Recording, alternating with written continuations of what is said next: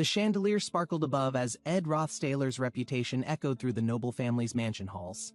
Sitting quietly alone, Ed once held power over the academy like a crownless, lazy king. Documents spilled across the desk, listing his faults and disgraceful actions in precise, sharp ink. He covered his face, overwhelmed by disbelief, feeling mocked by the gods and their whims.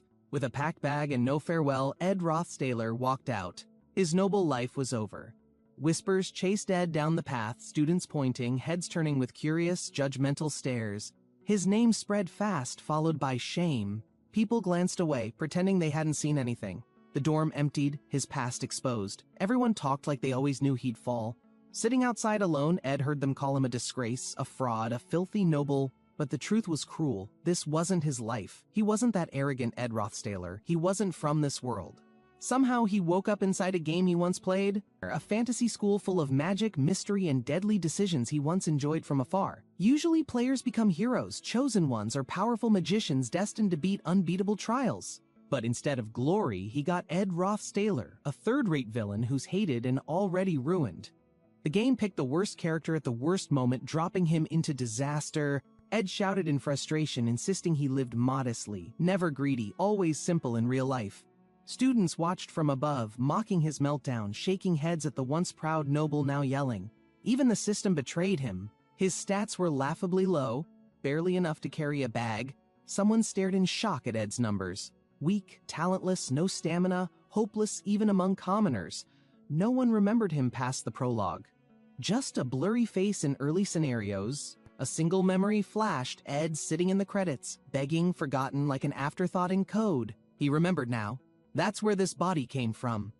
A ruined name tossed into trash, begging on the streets, ragged and cold. That was Ed Rothstaler's real in-game ending. They laughed at his misery. The once proud noble collapsed into a dirty corner of nothing. Why him? No answers, just questions and a worn diary, his only clue to what comes next. Ed clenched his fists and looked ahead. He refused to accept that pathetic fate. Determination burned in his eyes. He promised to survive, no matter how bad it gets. The academy wasn't just a school, it was an entire city of magical possibilities. He wandered far northeast into the untamed woods, hoping to escape gossiping students. Half a day of walking gave him time to reflect and grasp his grim situation. This was the game's beginning, before everything important unfolded or characters met their destinies. Though disowned, Ed was still enrolled. He hadn't been expelled from the school yet.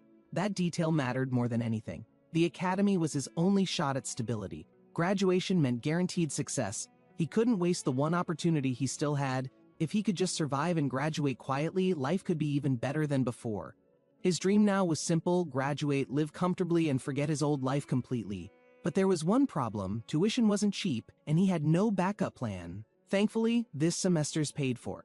He just had to earn a scholarship moving forward. With these stats, it wouldn't be easy. Even hoping was probably too optimistic. Still, scholarship or not, his current worry was more immediate: how to survive this week.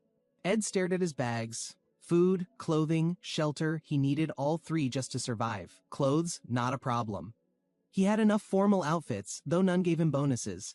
But he had no food, no roof, and certainly no warm bed to crash. Given his reputation, dorms weren't an option. He was stuck living in the woods. At least there was a stream. He'd drink from it until things got better. 10 days until the semester began. He needed to get stronger before returning. Ed practiced alone. He pushed his limits every day, refusing to waste a second. At least he could cast spells.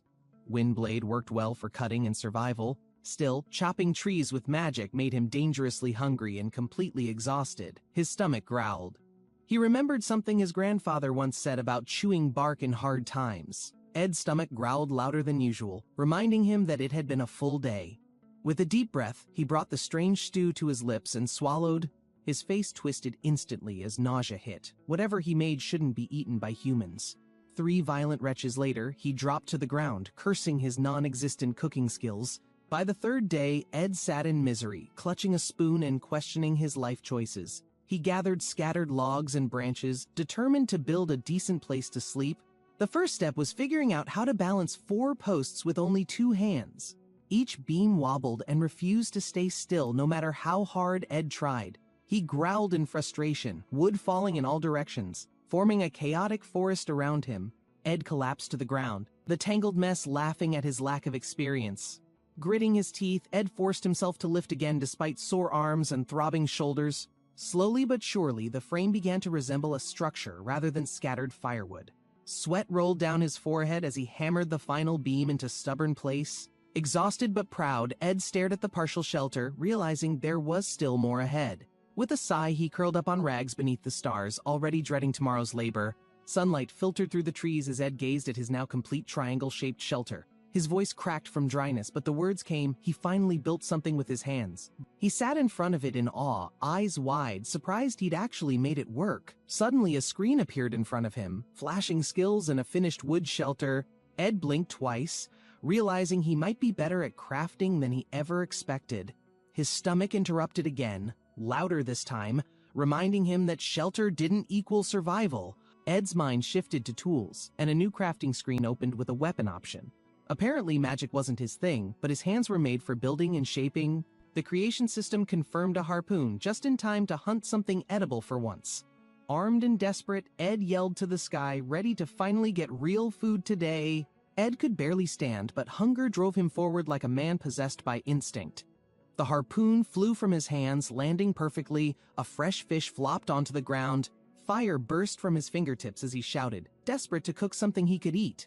The smell of grilled fish filled the air, warm enough to bring tears to Ed's eyes. 1 week left until school begins. Ed just had to survive with fire, fish, and stubbornness. As he took a bite, a familiar blonde figure appeared, catching him completely off guard. His eyes widened in shock. He'd been too focused on living to notice her arrival. It was the main heroine, appearing like fate, calling him by his full name. Of all possible encounters, Ed hadn't expected to meet her in this exact situation. Her cold stare returned, reminding him of the past and why she wanted him gone. Princess Phinia stood tall, her voice sharp, the very one who expelled Ed from the dorms. Ed Rothstaler was infamous the moment the game began, known as a noble-turned-academic disaster. Humiliated and bitter, he tampered with the exam, hoping to ruin someone else's future instead. But his actions were uncovered by Phinia, who saw through his petty sabotage instantly. She activated her insight skill, calm and poised, sensing deceit behind Ed's arrogant smile and posture. Her ability read lies like open books, and Ed's excuses were riddled with self-serving nonsense. Exposed and cornered, Ed was thrown out of the dorms with nothing but shame and bitterness. But fate had him bump into Phinia again, confronted him, demanding answers, her expression unreadable. He fumbled for words, saying he hadn't been expelled, just no longer welcome in the dorms. She didn't flinch. Her tone stayed cold. She said she'd speak with the academy about him. Ed's situation was growing worse, especially with his latest kitchen disaster ending in charred, inedible dinner. Meanwhile, Phinia had real power, enough to wipe him from the academy with one formal report. Knowing this, Ed tried to reason. If she acted, he'd truly have nowhere left to go. As the sun sank, he realized he might not survive another night without guards or support. Phinia raised her hand, energy flaring, making it clear she wasn't amused by Ed's attitude today. He panicked, arms raised in surrender, insisting he wasn't mocking her, only trying to say something important. She paused, suspicious, as Ed lowered himself to the ground and sighed through his exhaustion. With genuine intent, he said, "Thank you." Not sarcasm, but actual gratitude tangled in tired words. Insight activated again. Phinia's eyes sharpened, ready to catch every unspoken thought hidden behind his sincerity. To her surprise, no falsehood surfaced. Ed's thanks rang honest, simple, and slightly pitiful. She stood quiet, momentarily stunned, unsure how to process such plain truth from someone like Ed. The Rothstaler name still carried weight, wealth, influence, a family so infamous it tainted everything he did. Their legacy was darker than rumors suggested, built on experiments and selfish quests for eternal life. To Ed, they were rotten beyond redemption, destined for ruin no matter how grand they appeared. The protagonist had already planned their downfall. Every member would be imprisoned or destroyed eventually, but Ed was disowned, abandoned like garbage, left to fend for himself among cold stares and silence. Ed figured things weren't looking too bad, even if everything felt risky right now. Still, failing to win Phinia's trust meant everything could spiral straight to game over. He had to convince her without lies, or his fate would be sealed immediately. Based on timing, this was about 1 week before the big incident broke out. Ed noticed Phinia approaching, oddly dressed and clearly not here for something casual or friendly. Ed crouched to act natural, tossing out a harmless question about the placement test. The forest challenge involved finding beads, simple in theory but never easy in execution. Professor Glass's test always had some twist that caught even the confident students off guard. Phinia didn't trust him at all, but Ed kept calm, sticking to what he planned. She declared that without her help, he had no shot at reaching Class A. Ed stayed cool, telling her to check the southeast lake if she thought he lied. Near the lake's edge, Phinia would find a glowing magic bead if he was truthful. A large tree stood tall there, the Marilda's guardian tree, easy to recognize once nearby. Ed told her she'd find the present he left, waiting at the tree's roots. Phinia looked curious, still doubtful, but she held the bead like it meant something deeper. She remembered clearly, Ed from 3 days ago was nothing but trouble and empty words. But the Ed she'd seen just now. Something about him was different, surprisingly sincere. The forest test finally ended, and students returned, their expressions mixed with hope and worry. Inside the academy gates, anticipation rose as Professor Glass prepared to announce the results. With his usual cold glare, Glass asked everyone to present the beads they'd found. Everyone stood silently, clutching their beads, unsure what would count or be discarded immediately. Glass told them all they'd begin from Class F unless they proved something exceptional. He reminded them the test wasn't just about finding beads, but understanding the deeper goal. Only 3 students had found beads imbued with true magical value: Zix, Lortel, and someone else. Glass turned, eyes sharp, and pointed at someone, the one who uncovered the hidden magic bead. Glass declared his expectations, his voice steady, declaring Phinia would rise to the top of class. But Ed, fishing alone, doubted himself. He knew survival mattered more than any title ever could. Meanwhile, Phinia, 3rd princess of the Empire, had lived through trials that sharpened her judgment early on. Those experiences formed her insight skill, an ability so precise it pierced deception with terrifying accuracy. No lie could escape Phinia now. But honesty came with burdens heavier than any diplomatic armor. Despite her honesty radar, love remained her unseen weakness, one the Academy's system could never quantify properly. When fate threw her into Class A or F, Phinia's worldview and expectations began unraveling in small ways. Ed watched quietly. If she joined Class A, the story would break before it even began. He thought hard while holding his fishing rod, realizing that her choice might change everything forever.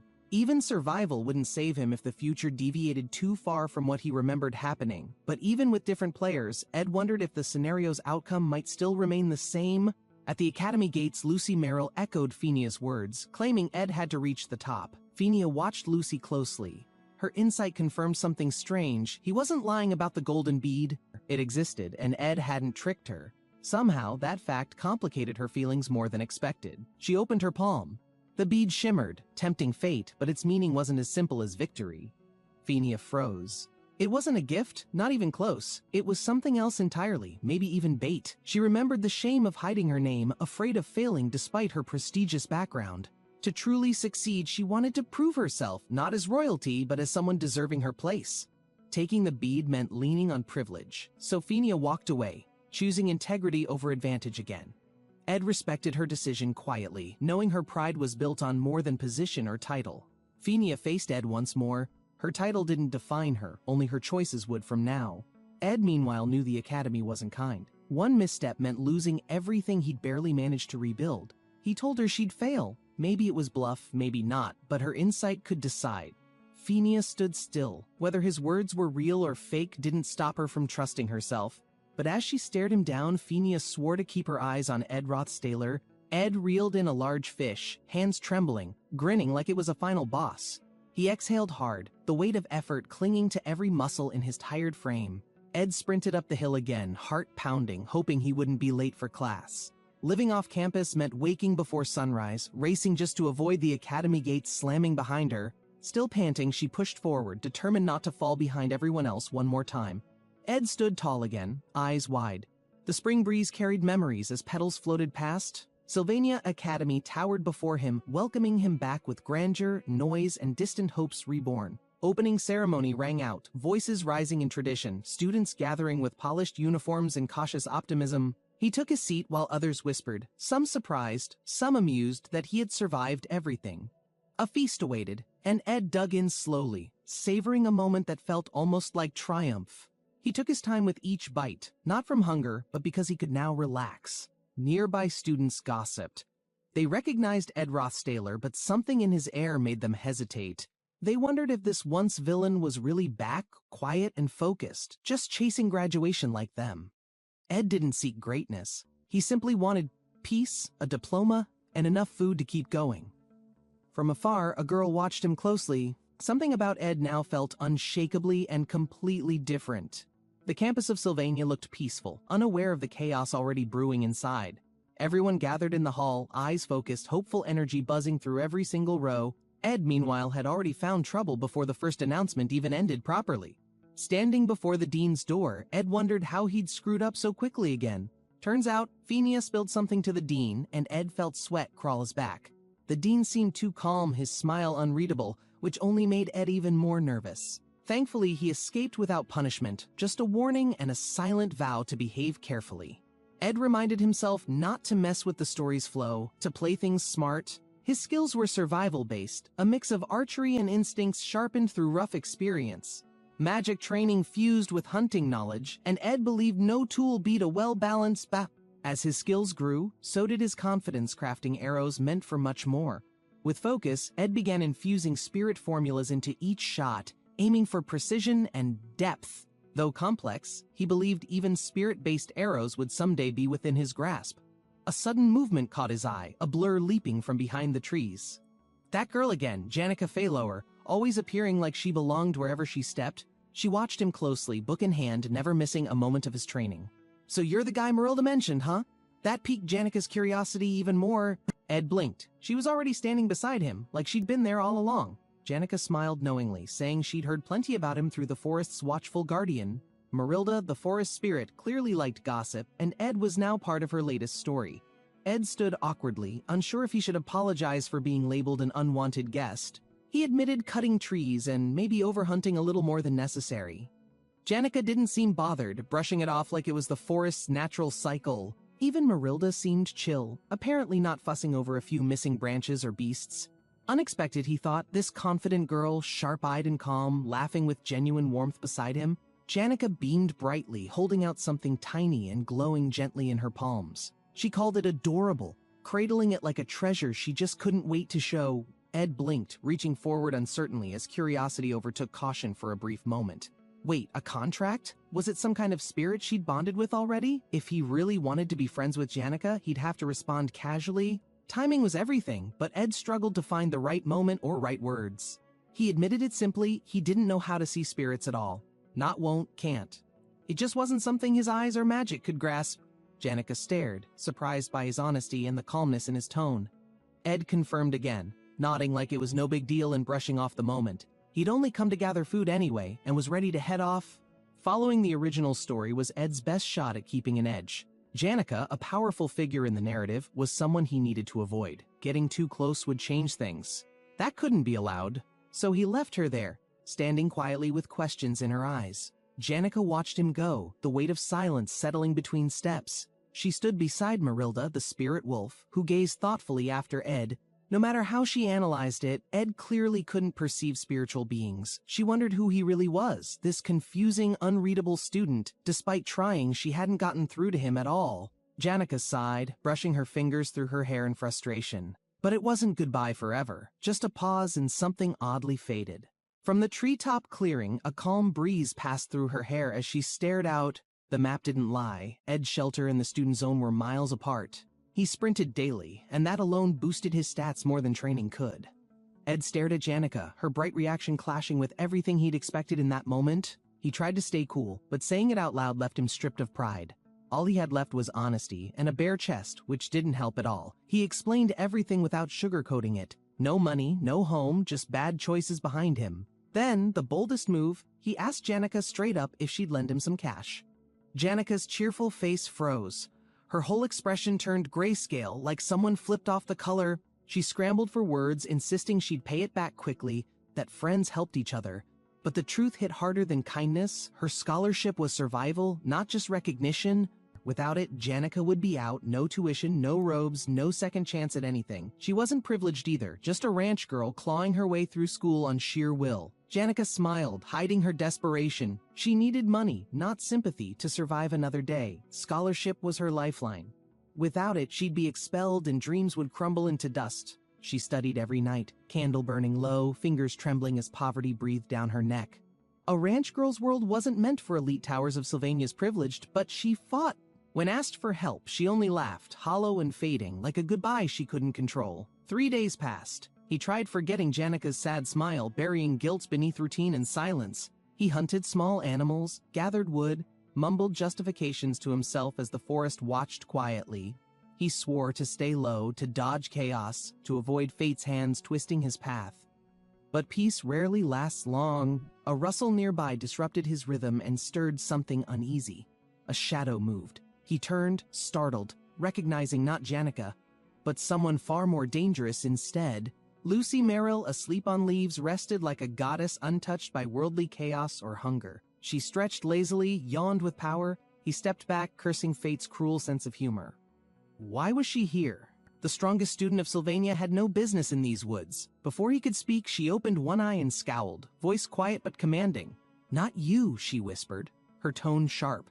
She hadn't meant to talk to him. Lucy pointed past Ed with a serious face, straight towards something he hadn't even noticed yet. A massive spectral wolf hovered midair, glowing and shifting, its gaze locked firmly onto Ed alone.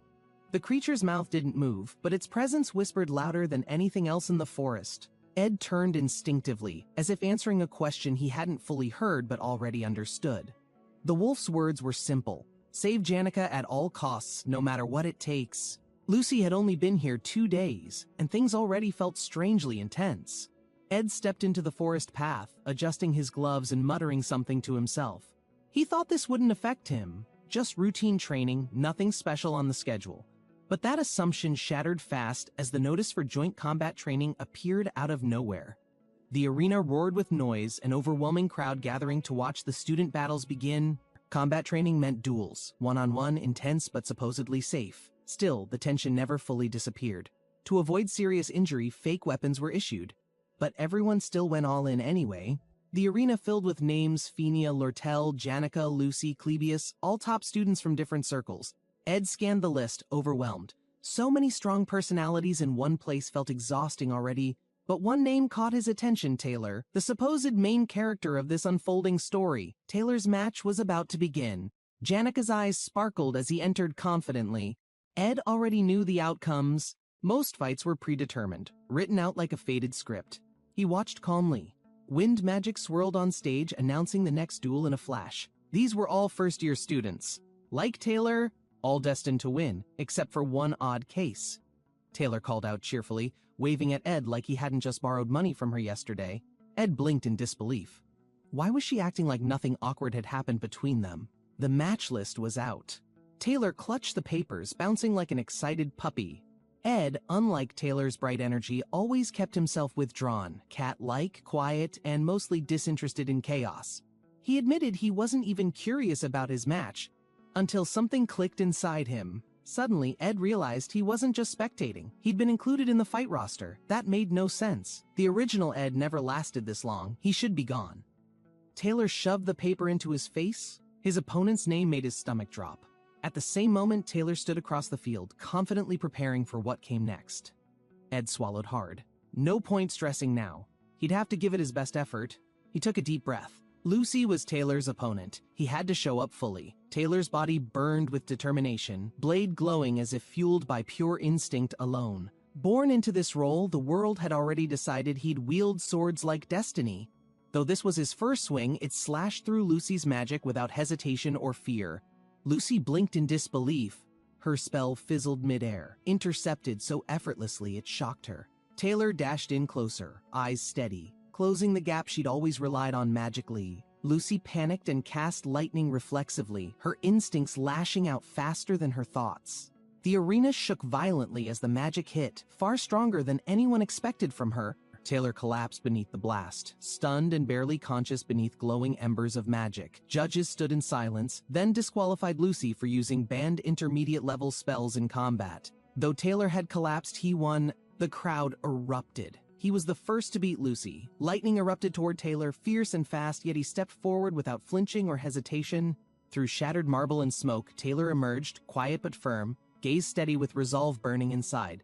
The class stared in stunned silence. No one had expected him to still be standing upright. Lucy yawned, bored by the moment, dismissing Taylor as just another pitiful, reckless fool. Taylor questioned his charge, wondering why he'd run at a powerful mage with bare fists. Taylor McClure's life was one long struggle, a storm of trials that shaped his resolve. He was mocked as a country bumpkin, a disgrace in the uniform of the academy. His grades were abysmal, his confidence shattered by failures stacking higher with each passing semester. Everyone assumed he'd lose, just another sad excuse for a student, undeserving of any real chance. But within that despair, a quiet strength formed, unseen by others, yet growing ever stronger. Taylor never once lost hope. Even when defeat seemed inevitable and odds impossible to overcome, he charged again, cloak blazing red, wooden blade clutched tight, heart pounding louder than war drums. Ed cheered from the crowd, voice sharp with belief. Taylor still had something to prove. The air cracked as Taylor launched upward, red streak trailing, barreling toward Lucy like a meteor. Lucy's eyes widened as her name echoed. Taylor came flying, even knowing lightning would soon strike. Ed's eyes widened in disbelief. Something unexpected had just slipped through their flawless defenses. A streak of energy shimmered, Lucy's instincts flaring as Taylor's sword pushed forward against surging magic. The clash erupted, green lightning cracking in spirals, Taylor's stance firm despite the overwhelming power surging in. Pain tore through him, a desperate scream breaking out as his blade clashed with magic. The spell shifted, and in the glow of power, a beast's shape emerged, terrifying, wild, dominant. Taylor was launched into the air, swallowed by the vortex spiraling from Lucy's outstretched hand. The impact sent shockwaves across the hall, Ed gasping as Taylor vanished in explosive wind.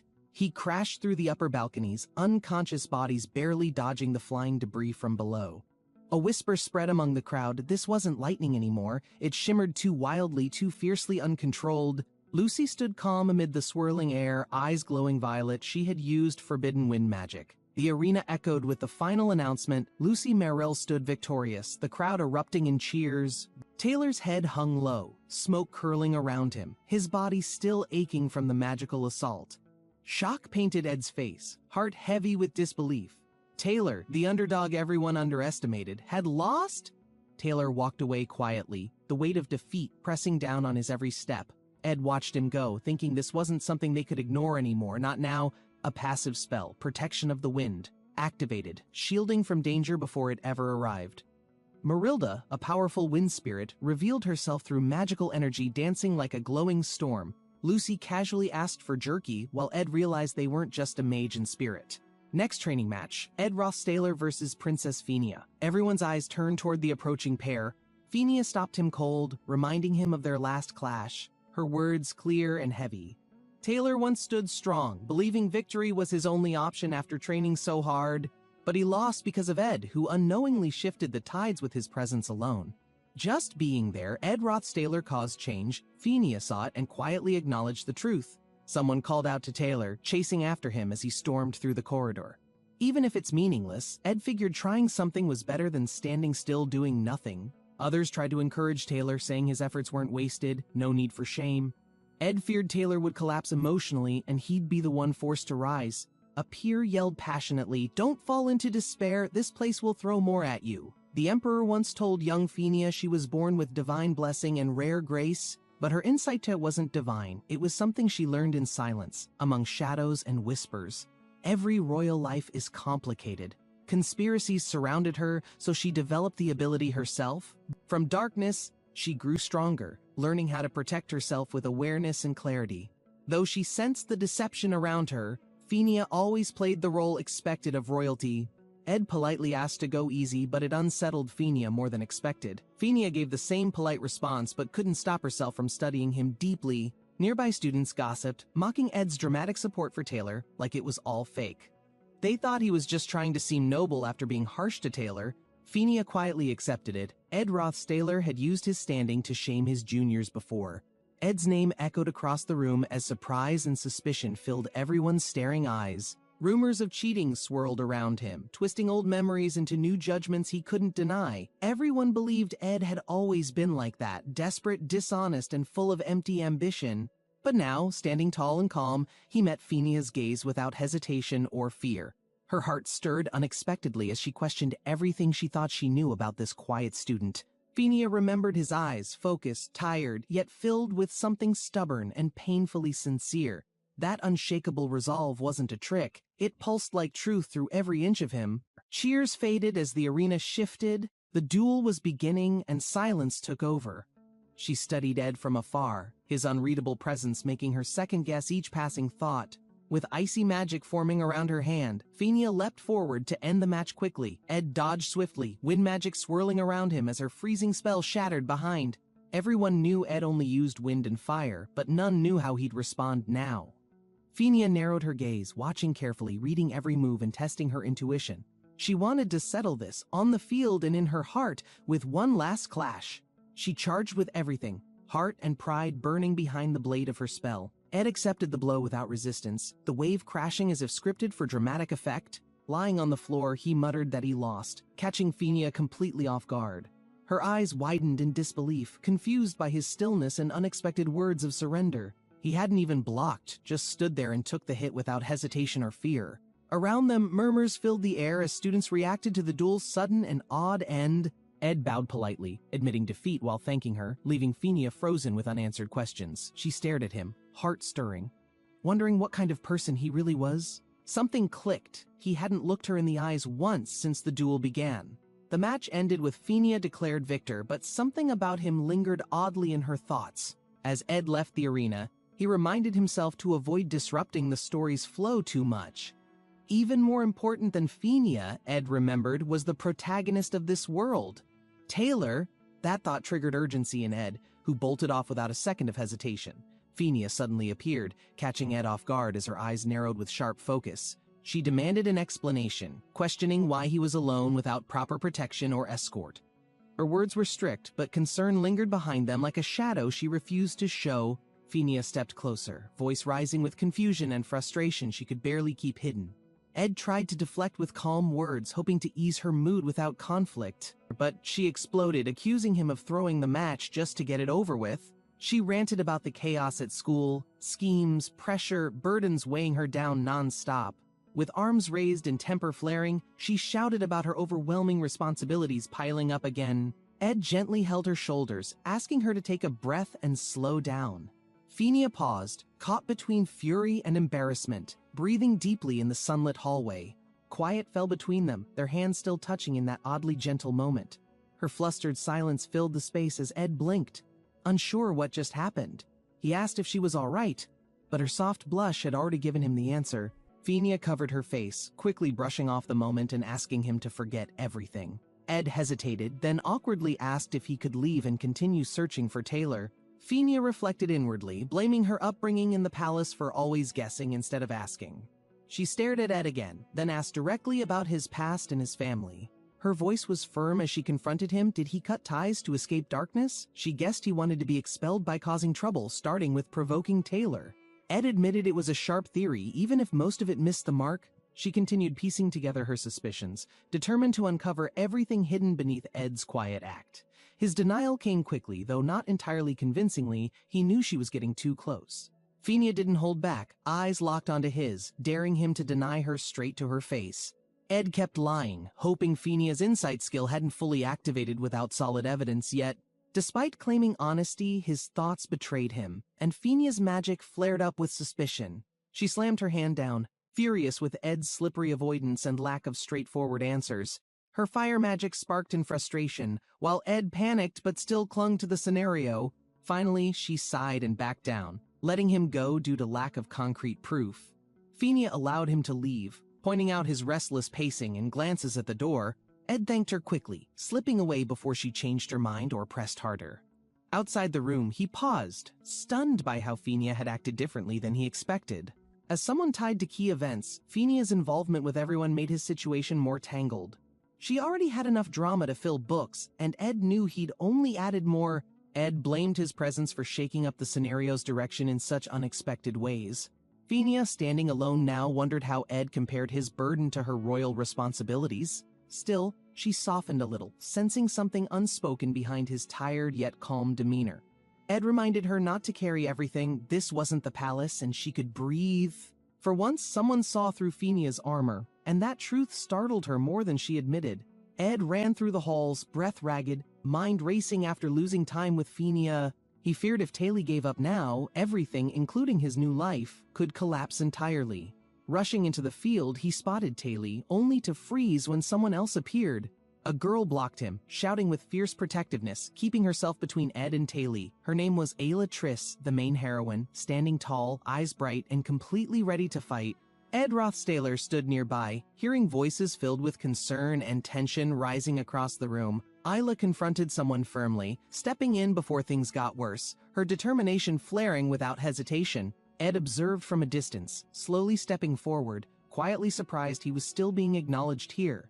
Standing under the lights again, Ed's presence struck differently, quietly strong, calmly focused, no longer wavering.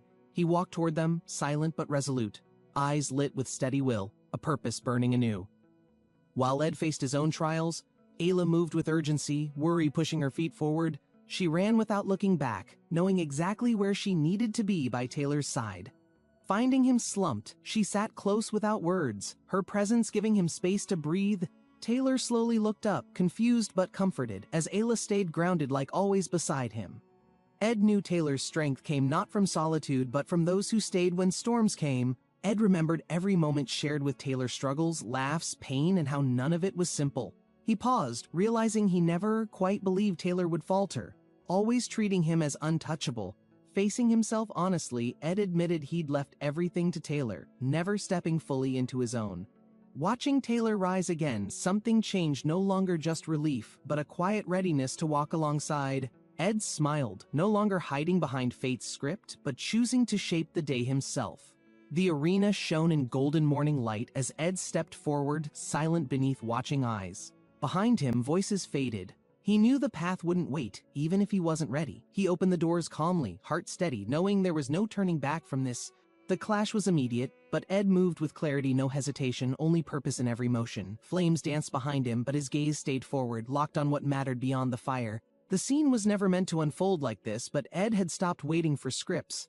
Power burst through the air as elements collided, chaos blooming in colors of ice and flame. Amid the frozen spirals, Lortel darted forward, fierce and fluid as the storm tightened around her. Her steps never faltered, blade tracing arcs through chilling winds and splitting the cold wide open. The clash intensified, her will echoing Ed's own, refusing to break even when everything else threatened to. Flames erupted wildly as Janica clashed with a massive threat, her magic pushing back with power. Calmly focused, Janica controlled the battlefield, proving her strength in a fierce, fiery confrontation. Ayla and Taylor quietly watched, their expressions a mix of worry, awe, and growing realization. Taylor's gaze sharpened, trials weren't over yet, and Ed's words echoed clearly in his thoughts. Fire surged forward, unstoppable and blinding, the true challenge revealing itself as the final act began. Janica stood alone, bathed in light, her face calm but fierce in quiet triumph. The moment solidified her name, whispered with reverence among peers who recognized her strength. Students gathered, cheering and celebrating, surrounding her with admiration and noisy congratulations. She smiled faintly, eyes soft, accepting praise, though her thoughts wandered somewhere more personal. Back in the arena, her path opened wider, no longer just a sorcerer, but a leader. Janica's name rang out, a beacon among students who admired her growth and drive. She hadn't followed the same road as before, yet reached far beyond the original. With every step, she became a symbol of the underdogs who could rise by effort. Even Ed noticed her path split from his, and yet it lit something inside him. Time moved forward, and Ed realized their paths diverged, leaving only reflections under moonlight. With others ahead, Ed embraced his quiet life, diving into routines, reading stats like scripture. Watching his stamina tick upward gave comfort, proof his quiet grind was starting to show. He stretched, energy flowing better than before, body lighter with each disciplined morning. No reason to slack now, he stayed focused, pushing quietly forward even if no one noticed. Then, a familiar voice caught him off guard. Janica's timing, as usual, never predictable. Fire crackled beside them as Ed listened, unsure why this hidden place always drew her in. She spoke softly, almost nervous, wanting advice without saying so directly, her words careful and open. Ed blinked, caught off guard. Why him, of all people, for something personal and delicate? Janica revealed more, vulnerable yet composed, explaining how a mistake still echoed in her heart. Ed sat quietly, firelight flickering sometimes. Listening meant more than fixing anything at all. As the duel replayed in her mind, Janica questioned if she had gone too far. Sitting near Ed, her doubt quietly surfaced, thoughts circling the fairness of her past actions. Unsure but open, she wondered aloud whether making amends would be the right next step. Ed, calm as ever, gave a simple answer-clear advice that felt oddly grounding in silence. Even surrounded by praise, Janica still sought honesty, and Ed gave her just that. No more, no less. If Janica ever stumbled, the world would rush in to defend her bright and bubbly smile. But even with support, she knew when guilt lingered, it couldn't simply be excused away. Some truths needed facing alone quietly, firmly, even when others said she'd done nothing wrong. That's why Ed's words mattered, because he never picked sides just to make someone feel better. A small laugh escaped her, thankful that someone like Ed stood just outside the echo chamber. Janica didn't feel hurt, just understood something deeper about Ed by how he simply stayed present. Ed's reserved nature said more than words, boundaries clear but warmth still felt in his stillness. She noticed what others didn't, his posture, his quiet space, his unspoken decision to stay distant. That space wasn't rejection, it was just how Ed showed his truths without saying too much. Under soft starlight she smiled, comforted by his strange honesty, choosing to walk away at ease. Morning broke with bright skies, but Ed already sensed trouble rumbling beneath the academy's surface. Stepping through the halls, unease clung tight. Something in the air felt heavy and out of place. A new trial loomed, one hidden within layers of decisions that could all go disastrously wrong. Ed recalled every hidden route and trap the game ever threw at early-stage players. One wrong move, and a secret could spiral into chaos. He'd seen the signs before. Bad endings came fast if you missed clues. Each choice led towards someone else's painful fall. Save one friend, another dies. Turn left instead of right, and flames erase progress. Every action felt like navigating a trap, memories of failure flashing in ominous red. But Ed knew the path, this time moving before disaster could right itself again. Even as someone followed closely behind, Ed pressed forward, determined not to fall into fate's loop again. Lortel Ketchuln appeared with roses and charm, casually offering business hours like favors. Ed stayed silently cautious. She smiles and looks straight with her green eyes. It looked so shining and brightly. Lortel offered time like a product, smiling, poised, confident in her purpose with polished grace. Known as the hidden heroine, her true nature always veiled beneath sharp instincts and strategy. Treated like a villain early on, her mask only dropped in the story's second half. Ed recognized the pattern and paused. He couldn't afford to dance to her rhythm yet. Staying alert, he dodged the charm. A single step could shift the entire balance again. Lortel pushed forward with cheerful insistence, trying to get even the smallest reaction from Ed. Ed remained unfazed, flanked by teasing twins, unsure what game was really at play here. She spoke sweetly, praised him openly, but Ed heard tactics behind every compliment given. Her words wrapped in flattery felt too smooth. Ed stayed grounded, wary of shifting tides. Gold coins glimmered in her palm. This wasn't charity, this was negotiation with subtle motives behind. The request was simple: help her make a connection, with charm wrapped in transactional shine. Ed examined the coin, its weight echoing deeper values others might abandon without pause. She offered more than gold, she offered alignment, understanding exactly how to gain from helping. But Ed, ever measured, declined the payment, knowing this was about more than simple favors. Lortel smiled knowingly. In her world, allies mattered more than riches, especially in the long run. Ed realized Lortel understood the game power wasn't enough. She needed influence, allies, and strategy. She moved with purpose, anticipating the Academy's future as clearly as any political tactician could. Her instincts were sharp: gather allies now, before the real storm began to stir. So when Ed offered his hand, it wasn't surrender, it was an equal understanding in motion, and Lortel, smiling with composure, knew exactly what that handshake symbolized for her coming rise. For people used to comfort, a single moment of hardship could shatter their composure completely. Ed knew the cruel twist, how sudden change often became a trap too heavy to escape. One golden coin could unravel dignity, break resolve, and chain futures through desperation. That's why manipulators found it easy. Preying on need was cleaner than fighting with swords. But surprisingly, Lortel returned the coins untouched, defying the pattern she was expected to play into. Lortel found Ed's refusal oddly entertaining, rare resistance in a world used to easy leverage. Ed walked away quietly, weighing what he had declined, aware it could have simplified things. But temptation had a cost. Changing storylines could ripple across everything he worked to avoid. His eyes narrowed in the dark, silently reaffirming his goal to not derail fate. Meanwhile, Lortel stared out under moonlight, unfazed, plotting new angles around Ed's stubborn stance. That night, Janica crossed paths with Lortel under the stillness of silver-blue moonlight. Lortel, ever the strategist, saw a valuable opportunity where others only saw lingering tension. One sincere apology became her opening, another chance to bring Janica into her growing circle. Janica's surprise shifted to reflection as Lortel offered something honest beneath her calculating exterior. Her curiosity piqued. Janica paused, wondering just how different this golden daughter truly was inside. Their conversation grew slower, more personal, Lortel nudging gently, reading Janica with careful, patient precision. Janica admitted past guilt still lingered, heavy despite time and distance from that one mistake. Lortel's mind spun. Was guilt something to comfort or something to leverage for future gain?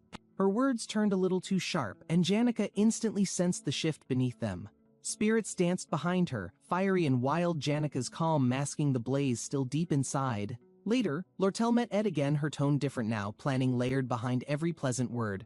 Her eyes gleamed with ideas, one goal hidden behind another, never showing her full hand. She pulled out the same coin, still chasing something neither gold nor words could buy. Janica quietly reflected on everything, comparing sincerity not by action but by the person's heart behind it. And Ed? He watched silently, knowing sincerity wasn't a coin you could measure in weight. Coins gleamed again, an echo of earlier intent, but now weighed with a deeper meaning. Janica mused aloud, admiring Ed's honest ways so different from the usual negotiations and masks. She'd need more time to fully gauge Lortel, who shifted between charm and strategy. Janica knew this encounter had planted something, a rival, or maybe a new kind of mirror. Still, she turned kindly and apologized, because even amidst calculation, kindness didn't have to be forgotten. Ed watched her leave with a smile, but something felt off beneath the surface. Behind the closing door, Ed's thoughts lingered on her forced cheer and dimmed expression. Janica walked alone, her steps heavy, muttering to herself as emotions weighed down her stride. Her cheerful mask cracked briefly, revealing an edge of exhaustion Ed couldn't ignore anymore. Determined to help, Ed clenched his fists. He couldn't let her carry this alone. Isla sat quietly, sighing, overwhelmed by expectations she never asked to carry. Her thoughts echoed with pressure, wondering if she'd meet the hopes people stacked on her. Outside, sunlight warmed the air, laundry swaying lazily under the clear morning sky. Ed paused mid-chore, sniffing the breeze. It carried something unfamiliar, sharp and unexpected. Rustling nearby, Ed turned swiftly, instinct sharp. Someone else was there, watching him closely. Belmaya stood firm, her basket steady, ever the composed maid of Alphalis Hall. Ed remembered the time she kicked him out. Watching her with mixed emotions and curiosity, she greeted him with formal ease, casually revealing Janica had spoken about him often. Belle's tone was cool, noting Ed's rough living state with subtle judgment he couldn't deny. Ed forced a smile, unsure how to respond, heart tugged between embarrassment and gratitude. Ed barely listened, Belle's voice fading as his focus drifted toward the basket she held. Memories of Ophalis Hall resurfaced, its strict routines, the flawless maids, the endless polished duties. Belle's basket intrigued him. Its contents held secrets too practical to be just supplies. Mushrooms and herbs, freshly picked, sat neatly packed. This knowledge surpassed any textbook explanation. Ed realized these overlooked details might shape his story more than grand magic ever could. Ed flinched at her piercing stare, unsure whether to feel honored or intimidated. He straightened up, voice soft. He respected her too much to act superior in any way. Belle's words rang true. She never once altered the story, just lived with purpose. Smiling sheepishly, Ed reached for the basket this time, with sincere curiosity and budding friendship. As Belle listed edible finds, Ed's screen pinged. A new skill unlocked. One step forward, Ed gathered fish and meat, feeling proud his meals finally looked stable and nutritious. He lit the fire with confidence, controlling the flame with practiced magical precision. The pot roared to life, bubbling over sparks as warmth spread through the camp. Despite having only 2 spells, Ed unknowingly reached mastery just by constant practical use. Herbal tea brewed gently, filling the air with comfort, aiding both health and survival rate. Sipping tea, Ed smiled. His progress felt real, and everything seemed under control. His work finished early, Ed relaxed under the evening sky, enjoying peace before sundown. For once, he admitted to himself it was actually kind of fun surviving alone. Something streaked across the sky suddenly, breaking the quiet and catching Ed completely off guard. A massive crash shattered the earth, smoke rising as Ed stared in disbelief. The shockwave launched Ed backward, tumbling through dirt and ash with stunned confusion. Coughing through smoke, he scrambled to understand what just destroyed his peaceful evening. Dust parted slowly, revealing wreckage where his neatly organized camp used to be. Wide-eyed and stunned, Ed saw the remnants of everything he had built scattered around. His heart sank deeper. His cozy camp was gone in an instant puff of chaos. Ed sat in silence, staring at the crater that replaced his once thriving campsite. From the smoke, a figure emerged, barely conscious, wrapped in glowing blue energy. Lucy groaned from the crater, and Ed stood stunned, unsure how to process everything. She muttered complaints, but Ed gaped. How could someone like her almost be defeated? Lucy brought up Belmaya, triggering Ed's mixed memories of her fierce attitude. A tense flashback explained her panic. Belle's unexpected wrath had forced Lucy's hasty escape.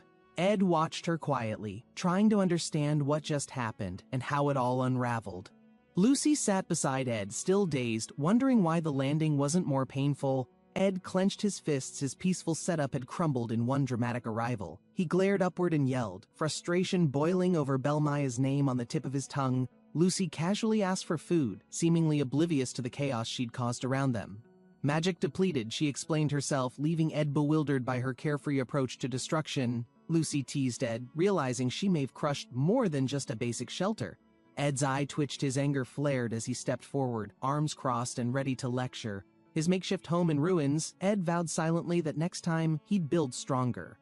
With determination, Ed envisioned a proper house, made of real wood, not flimsy scraps. Still, his schedule was full, and he'd need to plan carefully before anything new began.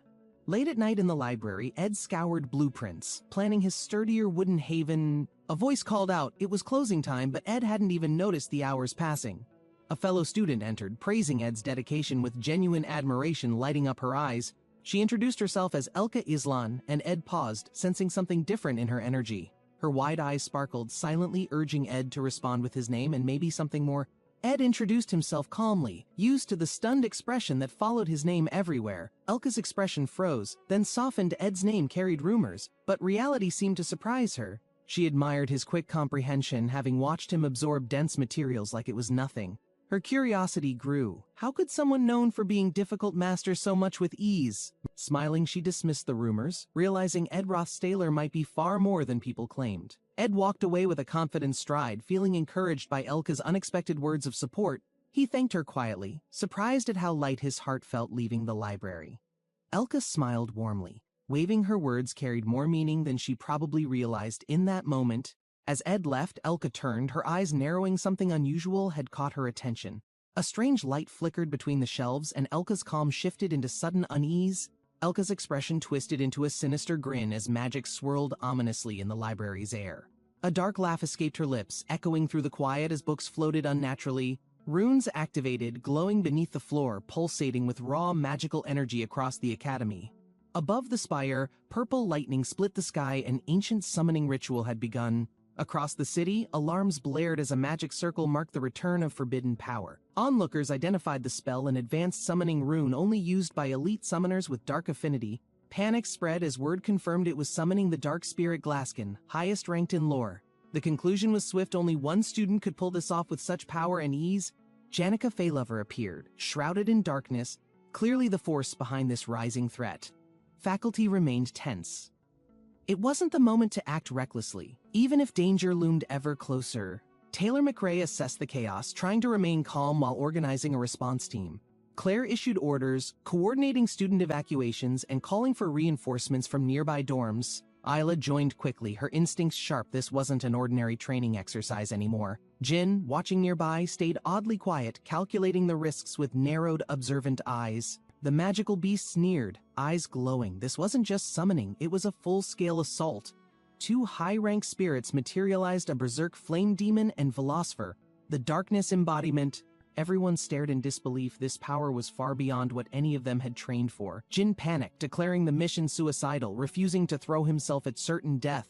Isla kept calm, analyzing the situation. It wasn't all Janica's doing. Something darker fueled her. She suspected Janica was simply the vessel. Velosfer was the one truly manifesting destruction. Velosfer's dark energy grew unstable, its overwhelming power distorting the ritual's balance entirely. Janica stood beneath the spiraling magic, struggling to maintain control over what she had summoned. The summoned spirits resisted her commands, pushing her mental and magical limits near collapse. Meanwhile, confusion spread. No one understood how she achieved control over such chaotic spiritual forces. All eyes turned to Princess Pacencia, waiting for guidance as silence stretched between tense breaths. The group braced for battle, uncertain whether to engage or wait for the signal. Pacencia's gaze hardened. There were truths she couldn't yet reveal, secrets weighing on her deeply. In a flashback, Ed walked away calmly, unaware of how complicated things were becoming. Pacencia reflected on his words how nice peace would be. Even if unrealistic for now, she issued orders calmly, giving them 1 hour to prepare mentally and physically for battle. With composure, Pacencia stepped forward and claimed responsibility for organizing the emergency response team. She reminded everyone that even top-tier students might hesitate under this high-stakes situation. The others doubted reinforcements would help, but Pacencia offered a rare glimmer of hope. She mentioned one potential asset, someone whose actions always defied logic but got results. Eyes widened as they realized who she meant it was. Ed, of course, quiet and unnoticed. Elka's name was shouted, jolting many into realization her life could be in danger too. Panic set in. She'd been near the library, right where dark magic first erupted. One student sprang up to act, desperate to reach and rescue Elka immediately. Yet the faculty insisted they prioritize Janica first, the root of this dangerous upheaval. One instructor suggested trusting Ed. His instincts were sharp, and his resolve often surprising. Suspicion spread through the group. Someone knew the missing student but hesitated to speak up. Pressed hard, one finally cracked, nervously whispering the name that stunned the crowd. Ed Rothstaler, she confessed, her voice trembling with mixed guilt and admiration. Her explanation followed. He'd been there all night, quietly preparing, bothering no one. Despite teasing him before, she defended Ed, now reminding everyone he wasn't ordinary, even if he acted like it. Doubts rose about Ed, but some students insisted Elka wouldn't care about baseless gossip. His name caused a stir. Many couldn't believe he was alone during all this chaos. Jix panicked, realizing Elka and Ed were both still trapped near the summoning site. Pacencia tried stopping the rash move, raising her hand to plead for calm.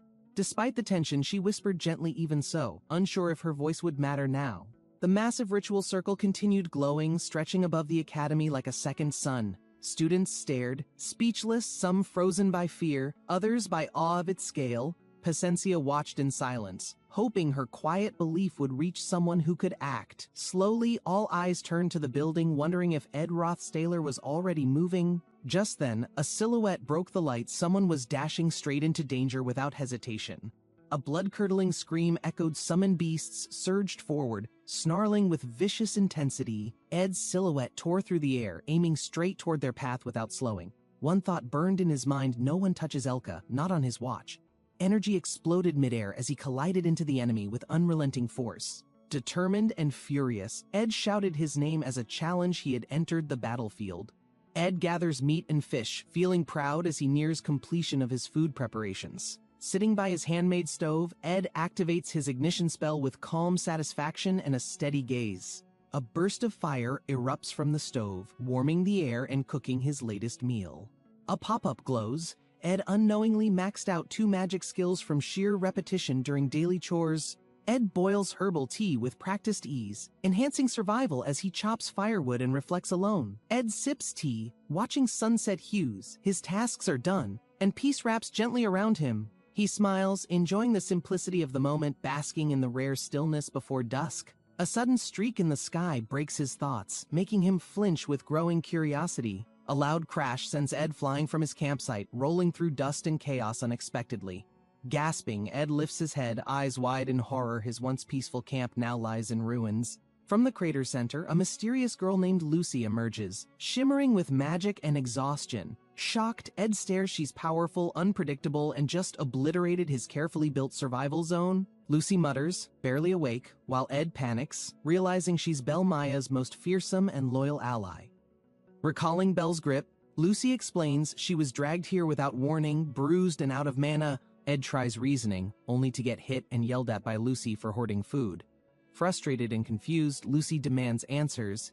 Ed rants about losing his handmade camp and jerky stash. Her energy spent, Lucy sits dazed while Belle scolds Ed for poor housing decisions and yelling. Her words soften Ed's mood. He smiles faintly, appreciating her sincerity amidst a day full of chaos. As he leaves the library, Elka wishes him luck. Ed nods, feeling a strange warmth inside. Ed sat quietly, deep in thought, until someone suddenly called his name from behind him. Confused, he asked who the person was, noticing the urgency in their voice and face. They demanded to know where Elka was, worry radiating from their shaking words and gestures. The person pointed, directing him toward the second room close by, where Elka had been. Bursting in, Ed rushed to her side, finding her lying unconscious but seemingly unharmed. Ed's knees buckled slightly as he let out a relieved breath, whispering a quiet thanks. He clutched his forehead, overwhelmed by emotions now that he'd found Elka safe and alive. He slowly started to realize the strange protection surrounding her subtle but intentional layers of security. Thick blackout curtains covered the room's edges, ensuring no light or sound reached her hiding place. A note lay on the desk, instructing Elka to stay calm and hidden once she awoke. The note's firm, protective tone suggested someone had risked everything to keep Elka out of danger. A wave of questions filled Ed's mind as he stared at the written instructions' details. He looked around, thinking, who would go this far and then disappear without leaving any trace? That's when he noticed the dried blood on the floor. It wasn't Elka's, that much was certain. It trailed toward the library's exit, leading him to a painful realization that made him freeze. Someone had fought for Elka's safety and vanished silently before anyone else could find them. As he pieced it together, Ed's name echoed in his thoughts. Could it really be him?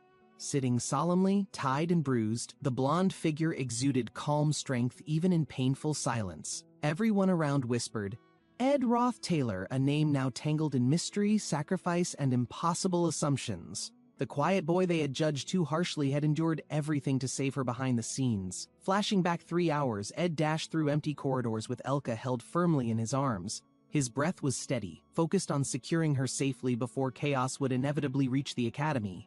Setting her gently down, he planned every detail of her shelter with meticulous care and purpose. He knew this episode would begin soon. He recognized the signs of the Glaskin's summoning approaching fast. Trusting Taylor to handle the confrontation, he headed away his path hidden from those central to the story. Ed watches grimly as panic unfolds around him. This final chapter has only just begun. Phinia identifies the magic's origin, dark summoning of Glaskin, confirming their most feared enemy's involvement.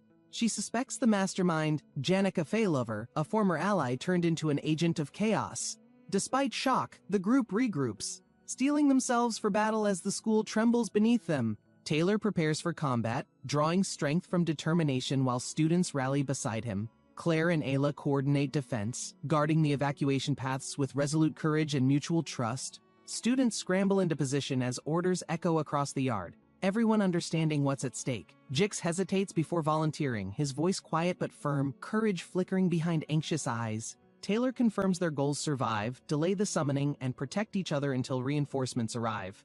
Shadows loom large as howling spirits storm the field, drawn by dark forces. Ed's eyes blaze with anger at the enemy, fearless, furious, and full of righteous strength. Magical force tears the sky as twin spirits materialize. Berserk Fire Spirit Tarkin and Velocipher awaken. One student recoils in horror, panicking at the realization they face 2 high-tier spirits alone. Ayla remains calm, analyzing Janica's overwhelming power, suspecting Velocipher's influence fuels her rampage. Claire confirms Janica is the medium manifesting Velocipher, her spirit bond unnaturally strong and dangerous. The battle begins, magic and fear colliding in a storm of rage and energy. Janica loses herself to Velocipher's power, her rational mind overwhelmed by darkness's pull. Princess Phenia's heart clenches, but she knows revealing secrets must wait for now. Jix remembers a time of peace and wonders if he'll live to see another. The group prepares to enter the battlefield in 1 hour, hearts full of uncertainty. Taylor rallies his allies, his calm demeanor hiding the storm of pressure inside. He takes charge, organizing students and forming a defense circle around non-combatants. Everyone nods silently, standing tall despite the rising tension in their hearts. Phinia steps forward to take responsibility, ready to lead this battle alongside her peers. One student panics, worrying the others won't join, too afraid of the consequences. But Taylor shouts, determined to act regardless of the odds stacked against them. One name breaks the silence: Elka Islan, drawing shocked reactions from those who'd forgotten her. Taylor's eyes widen in horror as he realizes Elka is in danger. Without hesitation, he runs toward the library to rescue her from Janica's summoned spirits. Jix nods and rushes off with Elka, leaving Ed to rest and regroup. Meanwhile, Ash watches them go, something stirring in her heart. Memories of Ed's earlier deeds start to resurface, nagging at her conscience. She whispers softly, remembering how Ed used to sit quietly through the night. Ash finally speaks his name aloud, tears welling as the truth dawns. Janica fires another blast, determined to destroy the academy and everyone in it. Phinia gasps, whispering Ed Roth Taylor with dawning comprehension in her eyes. Bloodied and battered, Ed faces the monsters alone, his resolve burning brighter than ever. With one punch, he launches into the air, striking down enemies without fear. Every strike screams determination. He's fighting not for glory, but to protect what he values. Flashbacks reveal Jix's youth hunting mule deer across the vast empire, surviving on instincts. In the wild, he learned to kill fast and without remorse, guided by necessity. He remembers the day he met Elka, comparing him to a wolf walking upright. Jix recalls Ed's selfless efforts and prepares to return the favor with pride. In the present, Ed suggests splitting the raid team to increase their odds of survival. He volunteers to lead one side, bruised but unshaken by the danger ahead. Everyone turns to him, surprised by his unwavering leadership during such chaos. Steeling himself, Ed adjusts his gloves and readies his body for the oncoming battle. His eyes burn with purpose. This is his moment, and he will not let them fall. Ed stepped forward, proposing a plan to split the team and face danger smartly. The tension rose fast as others shouted his name, not expecting him to lead. Some doubted his call, thinking Ed wasn't the one to take charge here. A voice calmed the noise, urging others to listen before making any judgment.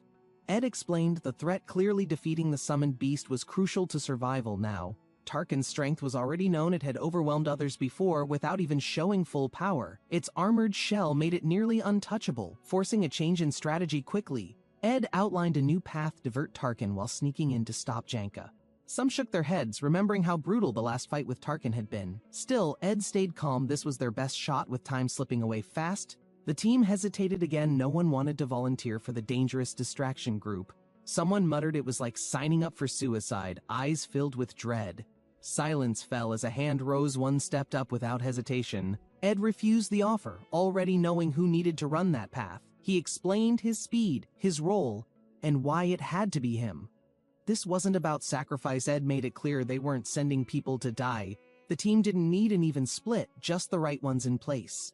Cleebus and Lortel were strong enough. Ed trusted them with the plan. Panic sparked again, but Ed spoke with certainty, keeping them from falling apart. Even if they didn't fully get it, they started to trust his resolve.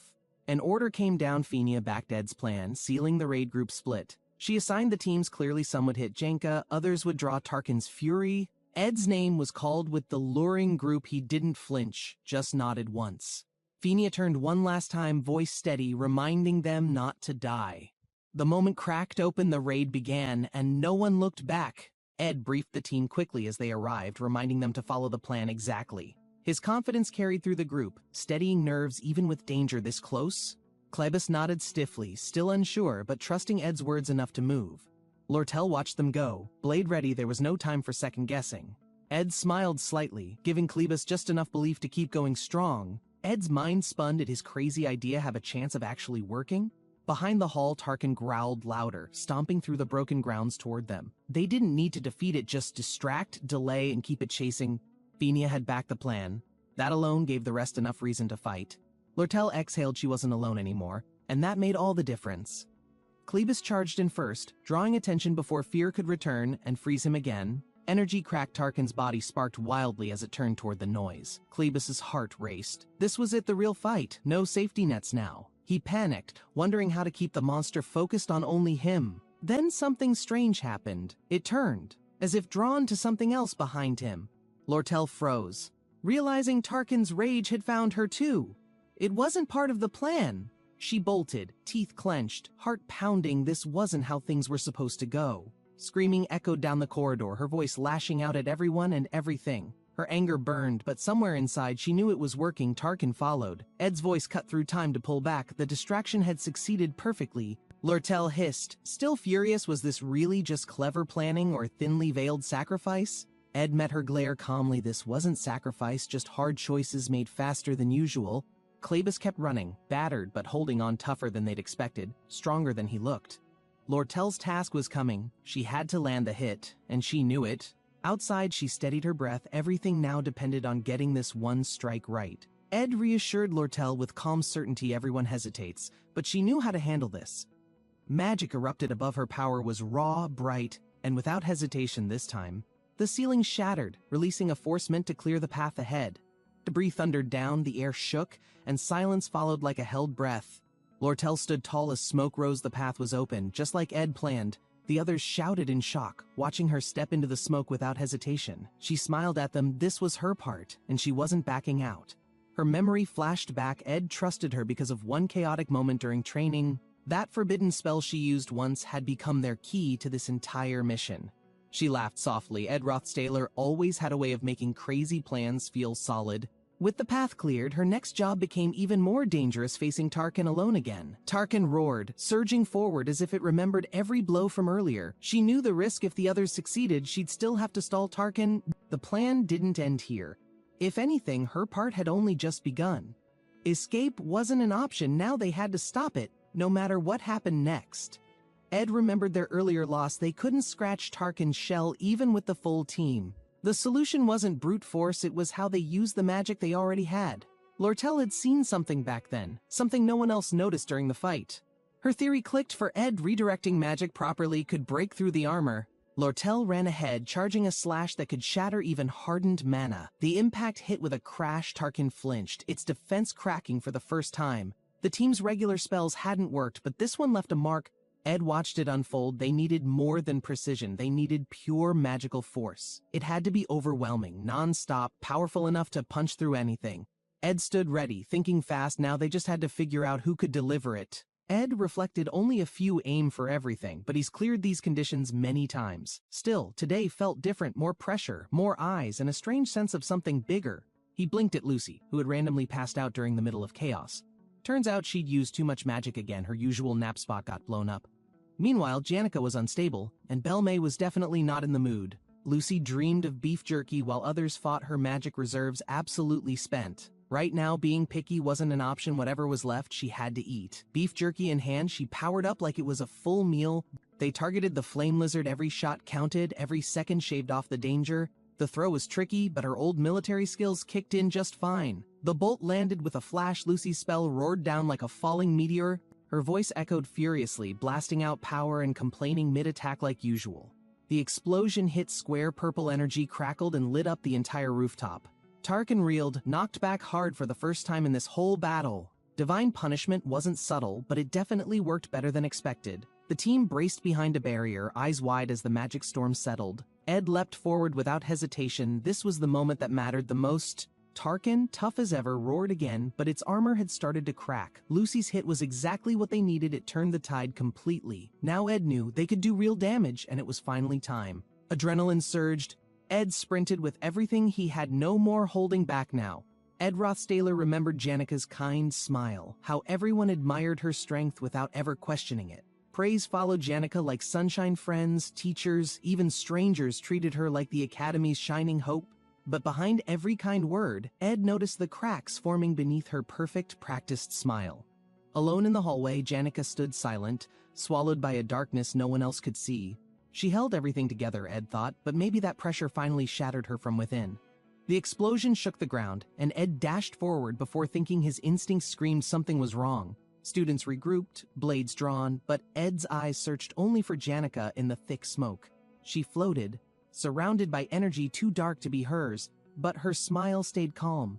A monstrous form emerged behind her, twisted magic warping everything she used to be.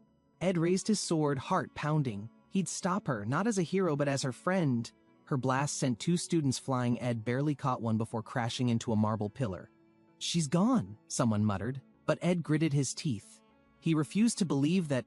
A student in shadows appeared just in time, matching Janica's energy with sharp purple spells.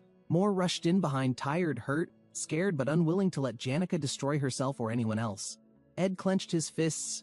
"We fight to save her, not to win," he thought, stepping forward. They debated plans, argued roles, but Ed knew only one person had the precision they needed. Everyone hesitated. Stakes were too high. But Ed stepped up, his voice steady despite trembling hands. "I'll do it," he said. "I'll end this if no one else will." Behind him, one classmate nodded silently. They understood it wasn't bravery, it was a desperate promise. Ed walked toward the chaos, hoping trust would be enough to reach what remained of her. "This isn't suicide," Ed muttered. "It's an investment," and he smiled like it actually made sense. The girl behind him stared, trying to understand what he meant by risking everything. "I trust you," she said softly, summoning ice-like blades around her determined footsteps. Ed steadied himself, grateful. He wasn't alone. If she was fighting, he could too. He charged in, shouting her name not as a command but a memory that still mattered. Ed forced himself to move, even as fear gripped his chest like iron chains. He wasn't the only one struggling, others were falling, pushed back by the overwhelming magic. Everything felt heavier now, like the air itself didn't want anyone to get closer. Still, Ed stepped forward, heart pounding, refusing to forget the girl who once laughed. "I'm not done," he muttered, charging in even though his legs screamed to stop. Light exploded ahead. Ed's instincts screamed, but his eyes stayed locked on the swirling chaos. Everyone stared at the red vortex, unsure if it was friend, enemy, or something worse. "That's Rothstaler's right hand." Someone gasped. Ed had drawn attention without even realizing it. Memories of trials, stress, and sleepless nights flashed through Ed's mind like pieces of glass. His vision locked onto the monster. This fear? It can't be stronger than my reason. Blades of wind cut the edge of the chaos, carving a narrow path through magic. Ed dashed in, timing his steps between blasts of energy, trusting his gut completely. Behind him, Lortel moved with calculated precision, her expression calm, posture sharp as ice. "Now," she whispered. Their plan wasn't perfect, but hesitation would cost lives. He leapt through the opening, green energy pulsing as he readied one final shot. Ed shouted, launching his windblade straight into the beast's chest with everything he had.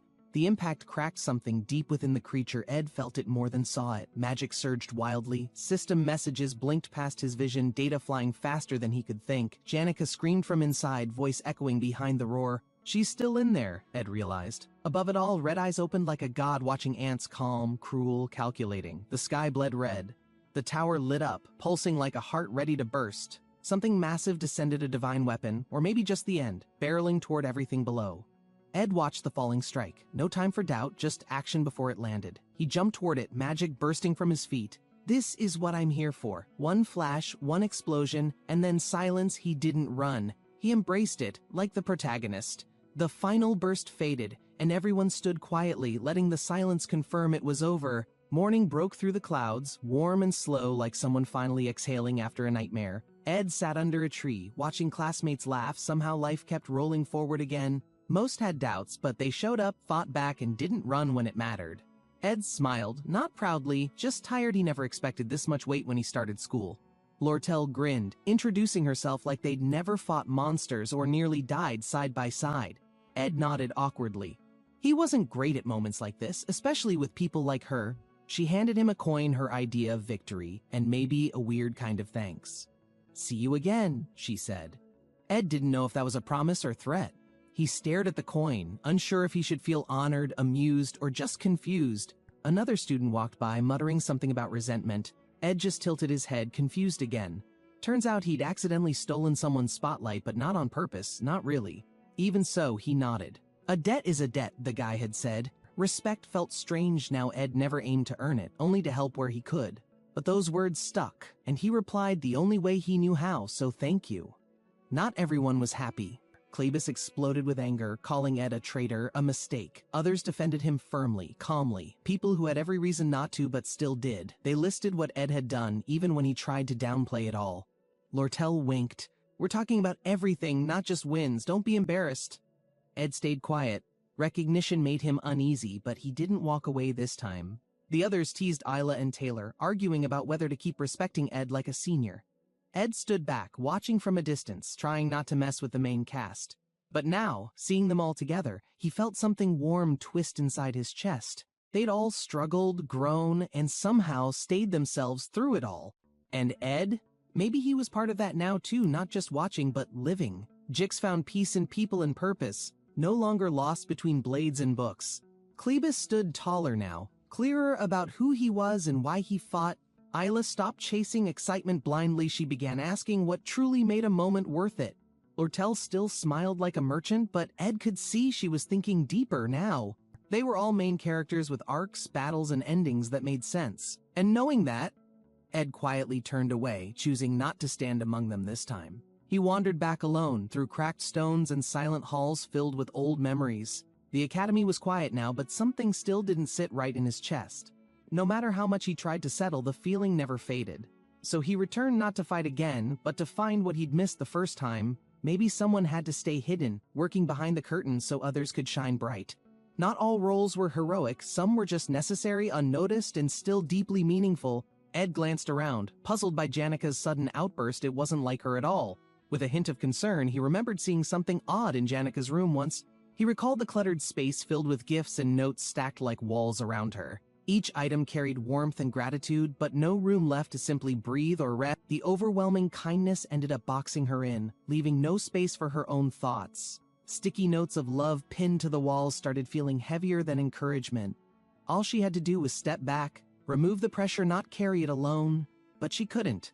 That pressure turned her fairy tale life into something suffocating. Obsessed with being perfect, Janica ignored how much that image was costing her inside.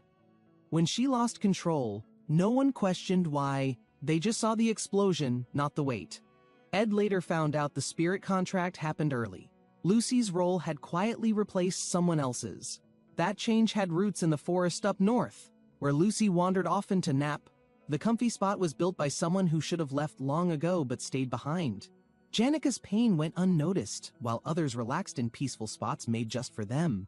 Ed finally realized she waited for someone to notice her silence, but no one really did. Ed stood alone, trying to understand why he'd never reached out to Janica before. She said it herself, she wasn't looking for help anymore, just peace from within. That wolf spirit had a message, one only Ed could hear and carry forward. Even if he couldn't change the past, Ed could be someone Janica might have trusted.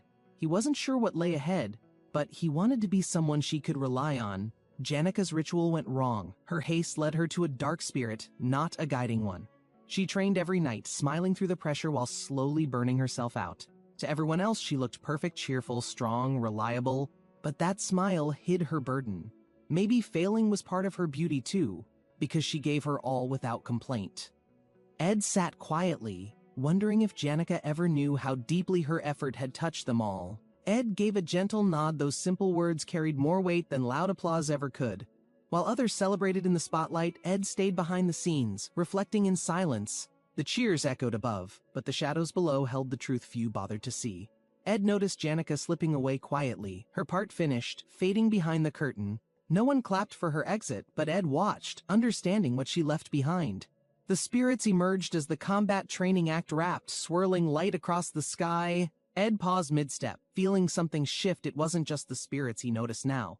For the first time, he truly saw Janica among the rest, not behind them. The spirits responded, drawn to quiet resolve instead of loud victories. Janica's essence lingered. Wind and flame spirits gathered, even high-rank ones, stirred by something deeper than success. The high-rank wind spirit, Maruda, locked eyes with Ed. Something in him called to her. Janica's trial had shaken the academy, but the consequences finally began to settle. She admitted her faults, ready to start over, but not everyone gave her a second chance. Some stood to judge, while others offered support. Both voices clashed in that cold hall. Through it all, Janica remained firm, not excusing the failure, but not hiding either. Laurel stepped up, softening the blow by compensating the damage with swift negotiations. The merchants covered everything, though not without quietly adding terms benefiting their trade influence. Still, the school's final decision was heavy. Everyone felt the cost of Janica's mistake. Awards stripped, honors revoked, and entry bans enforced. It wasn't just her who bore the weight. Even those uninvolved faced probation and suspension. Caught in the aftermath of one desperate moment, just as expulsion loomed, it was overturned. The breath everyone held was finally released. Laughter burst out like sunlight through storm clouds, lifting a weight no one spoke about. But behind Janica's small smile, Ed saw pain deeper than the verdict could reach. She had endured so much alone, now it was time for others to step forward too. Ed glanced at the tea table, thinking quietly, yeah, it's our turn to carry things. Clara warned Annis to avoid any sensitive topics. Janica still needed time to breathe. They prepared a practice run, acting casual, but their nerves peeked through their smiles. With a cheer, they welcomed Janica, carefully pretending everything felt perfectly normal. But Janica, smiling warmly, dropped a question that caught them completely off guard. What really separates love from liking? She asked, as if pondering something bigger than words. The girls blinked in surprise. Was she joking? Or was this something heavier underneath? Janica glanced away, voice low, pretending she spoke about a friend to ease the pressure. That friend had a dream, one too gentle to survive in a harsh world. She picked wildflowers in that dream, just sitting quietly where everything felt peaceful again. Ed's voice echoed in her memory, steady and warm, pulling her thoughts back gently. Janica looked up and there he was, Ed, smiling softly, calling her name. He offered her the flower crown, crafted carefully, like it mattered more than words. They laughed together, the kind of laugh that made things feel less complicated. Back in the moment, Janica smiled, still calling it her friend's story. "So, what happened to that friend?" Clara asked, nudging her curiosity a bit further. Janica panicked, dodging the question with sudden drama and a surprising burst of energy. Clara braced herself, trying to approach Janica's feelings like a delicate mission. One misstep and everyone would know this wasn't just about a friend anymore, but Janica was one step ahead, eyes twinkling as she flipped the question back. Clara froze, caught between honesty and panic. Janica smiled, waiting for her to figure it out. Clara stammered her way through, trying to protect Janica without hurting her own pride. But Janica's grin made it clear Clara had done enough just by caring. Janica waved goodbye, Clara whispering relief that the situation didn't explode. She thanked Clara and headed off to face her suspension with her head high. Meanwhile, Ed smiled softly. He'd been waived from fees thanks to someone's quiet efforts behind the scenes. Ed used his coins to buy tools, determined to finally start on something meaningful. He spotted Janica nearby, walking alone, fiddling with her fingers like she was unsure. He'd avoided her during her spotlight, unsure what to say or how to begin. But now, maybe it was time to take the first step and just say hi. Her surprised reply made him smile. It wasn't perfect, but it was something new. Janica waved awkwardly, clearly unsure what to say next, but willing to try anyway. Ed told himself to be honest, but Janica rushed off with a weak excuse. For her, opening up was harder than most things. They both knew that truth quietly. Ed watched her go, still amazed by how she kept pushing herself forward. With a soft sigh, he picked up his tools and turned toward his own path. Day 1, Ed chose a peaceful, shaded spot where no one would stumble upon it easily. By day 3, he'd already gathered a neat pile of lumber with practiced ease. Day 6 brought exam results, so he paused to check his grades were surprisingly great. Even with everything going on, he had somehow stayed on track without falling behind. Still, Janica ignored him completely. No hello, no nod, just silence hanging in the air. Day 10. Her friends gave him a glare that said he wasn't welcome around. He got the message and kept his distance, focusing fully on the hut instead. Day 18, he nearly finished the lumber work, feeling a strange calm in the rhythm. Day 20, vacation started finally. Full days to put his hands and heart into building. He checked the trap nearby and found Lucy napping peacefully, bait clearly too tempting. Day 27, Belle Maya visited with herbs and mushrooms, curious about Janica's silence. When Ed mentioned Janica might hate him now, Belle simply tilted her head. Day 30, a support pillar cracked and the walls collapsed. He hadn't secured it right. That one moment undid all his work. It stung more than he expected. Later that day, he saw Janica again, and she ran before he could speak. Ed worked on the roof beside Taylor, pretending like he wasn't tracking everything carefully inside. He wiped sweat, marked progress in his head 45 days, and still hammering towards something real. Each scratch on wood counted time passed. Effort given, Ed made sure none of it went wasted. Day 45 brought sore feet, tougher hands, and an oddly comforting rhythm to his daily steps. Every creak underfoot reminded Ed, this wasn't just survival, it was the start of something truly his. Ed stood inside, eyes adjusting to darkness, still unsure if it counted as a home yet. There was nothing fancy, no floor polish, no decorations, just logs nailed together with steady, unshaking hands, basic walls, rough edges, empty corners. But all of it was made by Ed's own hands. With a proper door in place, the bugs finally lost their nightly war against Ed's ankles. A ding from the system confirmed it. Ed had built a log hut, 3 stars in all. As the sun dipped low, the hut caught gold light warmth layered over the tired wood. Ed stepped outside, looking up at trees, swaying quietly, finally feeling something like peace. I have a home now, he thought, not loud, not proud, just quietly sure of the fact. Ed looked around and thought a woodshed might be the next upgrade on deck. He rolled his eyes, seeing someone using his hut like a weekend nap zone. Janica's sudden entrance nearly made Ed trip, but he played it off cool like always. She waved with a grin, carefree as always, dragging her sunshine right into his space. Ed turned, half smiling, realizing visitors were becoming a regular thing. Now guess word really got out. Janica laughed nervously, probably realizing how sudden her visit actually looked from Ed's point of view. She remembered seeing the hut while wandering and got curious about what Ed had built. Even her maid seemed surprised at the build. Apparently Ed's skill level caught them totally off guard. The structure had charm, sure, but the fact Ed built it solo made it impressive. Now everyone wanted a peek, including even Rona, maybe just to inspect the foundation, of course. Janica defended herself fast. It was totally expected to be curious about a random forest hut. She called it natural, not suspicious, like she was just passing by and couldn't resist. Ed scratched his head, unsure how to respond to that energetic flurry of justification. She praised it again, lighthearted but honest, and Ed finally relaxed, rubbing the back of his neck. Spirits didn't give her the full update, just a whisper, apparently, not the whole blueprint. Janica clearly wasn't being honest. Spirits told her plenty, especially about Ed's strength these days. She remembered how his arms looked building the hut, sturdy enough to trust with foundations. While she blushed and over-explained, Ed just stared, pretending he didn't notice the flustered energy. She brushed it off, then suddenly asked if she could see the place for real. Ed shrugged casually and stepped aside. "It's just a log hut," he muttered, half proud, half shy. Janica lit up like sunrise, her excitement way louder than her earlier hesitation had been. She bounced ahead, already acting like the hut was some secret mansion hidden in the woods. The sunset threw color across the roof, making the place glow warmer than ever before. Ed sipped quietly, watching the fire, thinking about how he didn't do this all alone. He smiled softly, remembering Lortel's help, the unspoken bond that made this little home possible.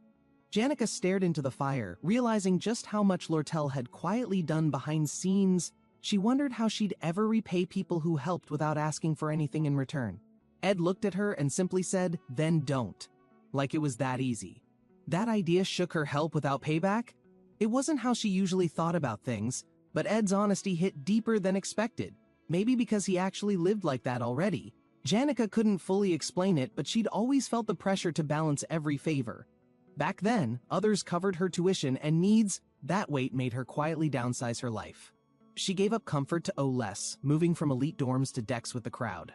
Dex Hall wasn't luxury, too many roommates, too little space, and too many eyes watching everything. Even with the shift, Janica still couldn't break the cycle of constantly repaying kindness with discomfort. Ed's invitation wasn't flashy, just a simple "come over if you need space," said kindly. She blinked, surprised. That offer stuck. Maybe no one had ever said it to her before. It wasn't a solution, but it was something warm, like sitting near the fire together. Janica smiled softly, feeling seen, maybe even a little understood under the stars and firelight. She promised to be there if Ed ever needed help without asking anything in return. Ed paused, thoughtful. Overwhelmed? He hadn't said it, but yeah, he knew the feeling too well. Second semester crept in fast, and with it, the weight of another chaotic chapter ahead. Rain poured down, a quiet curtain for the start of something far bigger than expected. Somewhere else, a sealed book shimmered, about to turn into a trigger for wild changes. A simple artifact, old pages, hidden magic was quietly preparing to shake the academy from its roots. She held the book like it was nothing, unaware it'd soon change everything they knew. But Ed sat calm by the fire, confident chaos wouldn't catch him off guard again. He whispered a promise to himself this time. He'd be ready for whatever storm rolled in. Staring into the flames, he smiled faintly, hearing someone cheer him on without even being there. The storm was coming, but Ed Rothstaler had his hut, his people, and his resolve. Ed Rothstaler walked confidently, chosen student of Uphalis Hall, basking in status and special perks. Heavy rain blocked the southern roads, messing up return plans just after school vacation ended. Only students from Uphalis Hall got carriages, the rest trudged through mud with barely any help. News about discrimination reached the merchants early, passed through whispers and careful merchant hands. With a sharp eye, someone noticed the real power play hidden in all the chaos. They had guessed it. Plans were already forming around the unrest bubbling across the school grounds. Merchants stirred the pot quietly, just waiting for a spark to set things fully ablaze. When flames rose again, Ed stood nearby. Words weren't needed. The fire spoke for everyone else. A sealed letter traveled quietly inside, a neat proposal suggesting rule changes for future returns. Ed had supporters. Even staff from Uphalis Hall secretly stood behind the reform idea. At this point, approval didn't matter. Even the mention of change stirred up deep resentment. The crowd took that frustration and aimed it straight at the heart of Uphalis Hall. Fancy walls, priceless art, none of it mattered now. All they saw were symbols of unfairness. Meanwhile, deep underground, the sage's sealed grimoire sat still untouched, still waiting for desperate hands. The storm outside didn't stop. Inside, someone wondered how long this cloudy mess would last. Watching raindrops slide down windows, she didn't notice the shadowy figure already moving through alleys. The academy looked magical from a distance, but not everyone lived in that bright illusion. She remembered her past muddy, cold, forgotten far more clearly than the school's glowing marble walls. The desk before her held papers, notes, and messy proof of manipulation stitched behind smiles. Nothing in her past taught her trust. Surviving meant doubting everyone. Every single time. Still, part of her hoped, even in dirty corners of Sylvania, maybe her mind could change. Beyond the fancy academy walls, Ed knew people like him weren't supposed to belong there. Still, He believed someone out there might understand how it felt growing up in filth. Even with no answers, he kept searching, hoping someone might reflect the same loneliness he carried. But the truth was harsh. People didn't change. Not the world, not himself, never. So Ed put on his mask again. They all called her the Black Veil now. Ed knew this wasn't how things played out before. The story had definitely changed paths. Tote stood among them, a hooded figure meant to stall the tide from bursting in. Mocked by others and cast aside, Tote now had his moment, bought off by Laurel. Inside, one guard dropped. The first door cracked open. The students were breaking in fast. Rain poured through the ceiling as cries echoed. Ophelis Hall had finally been breached completely. No one waited. They ran straight in, lighting torches, yelling like they'd trained for, and still, Ed never expected to stand here like this, alone in the pouring rain. Somehow, he'd become the obstacle instead of the one charging through, a middle boss. Seriously? Rain poured down as Ed stared blankly. Somehow now the middle boss of Act 2. To figure out why, Ed needed to rewind time. Just 2 days should explain everything. That day started like any other, birds chirping, skies clear, but something felt off. His status window popped up again. Bow novice, decent aim, good awareness, still unimpressive stats. Ed crouched down, brushing dirt. Even with upgrades, nothing felt right. Something was definitely coming. With his lackluster talent, Ed still practiced daily, bow in hand, hidden behind the trees. Every shot missed by miles, yet Ed kept trying, hoping effort would someday outweigh talent. Despite the struggle, visitors started showing up more frequently, which felt weird for someone so isolated. One by one, people passed through the trees, curious about the quiet guy in the woods. Shirtless or not, they always said, hello. Like Ed's place had suddenly become the neighborhood hub, Ed figured word had gotten out. Apparently lives in the northern woods was enough attention. Among the regular visitors, 3 people stood out. The first one literally flew in, glowing. She was a genius mage, her energy cracking through the air like fireworks every time. She'd just appear mid-air, casually chatting while warping the laws of physics around Ed's cabin. Somehow, she always had project ideas, like adding secret doors and debating chimney placement with Ed. Her ideas usually involved bypassing doors entirely, like teleporting through roofs. Magic logic, basically. The second visitor was much gentler. Ed smiled whenever she skipped up to the porch. She always brought eggs, snacks, and friendly chatter, talking like they were long-lost neighbors reunited. She'd summon spirits to wash clothes, clean dishes, or rearrange furniture without breaking a sweat. Ed appreciated her help more than she probably knew. She made his life easier daily. Ed watched her leave and felt peaceful, but something in her eyes looked oddly calculating. She asked casually about another girl, Lucy, and Ed didn't know how to answer. Her mood changed fast. 1 second cheerful, the next, her tone darkened without warning. Ed brushed it off for now, but she was definitely Visitor B in his records. That night, under the full moon, Ed sensed a presence. Visitor C had been waiting. Under moonlight, she appeared confident, composed. Ed knew trouble was walking straight toward him. She called herself the Golden Daughter. Her presence always meant plans and complicated favors ahead. This time, Ed stood firm. He didn't want to be dragged into anything again. She smiled knowingly. Of course she had backup plans. Ed wouldn't escape that easily. He tried staying uninvolved, but fate and a passed-out student already changed the script again. Things unraveled fast. The passed-out guy wasn't part of the plan, and Ed panicked. Ed demanded answers. She shrugged. Apparently, someone got too emotional during a staged dorm fight. The guy got insulted, shouted something dumb, then caught a full punch out of nowhere. That moment changed everything. The story spiraled off track, and now people were whispering Ed's name. Ed didn't know who messed up worse, the angry student, or the one listening. The drama spread fast. Rumors twisted the story, and everyone had a theory about Ed. Meanwhile, the girl handed him a key.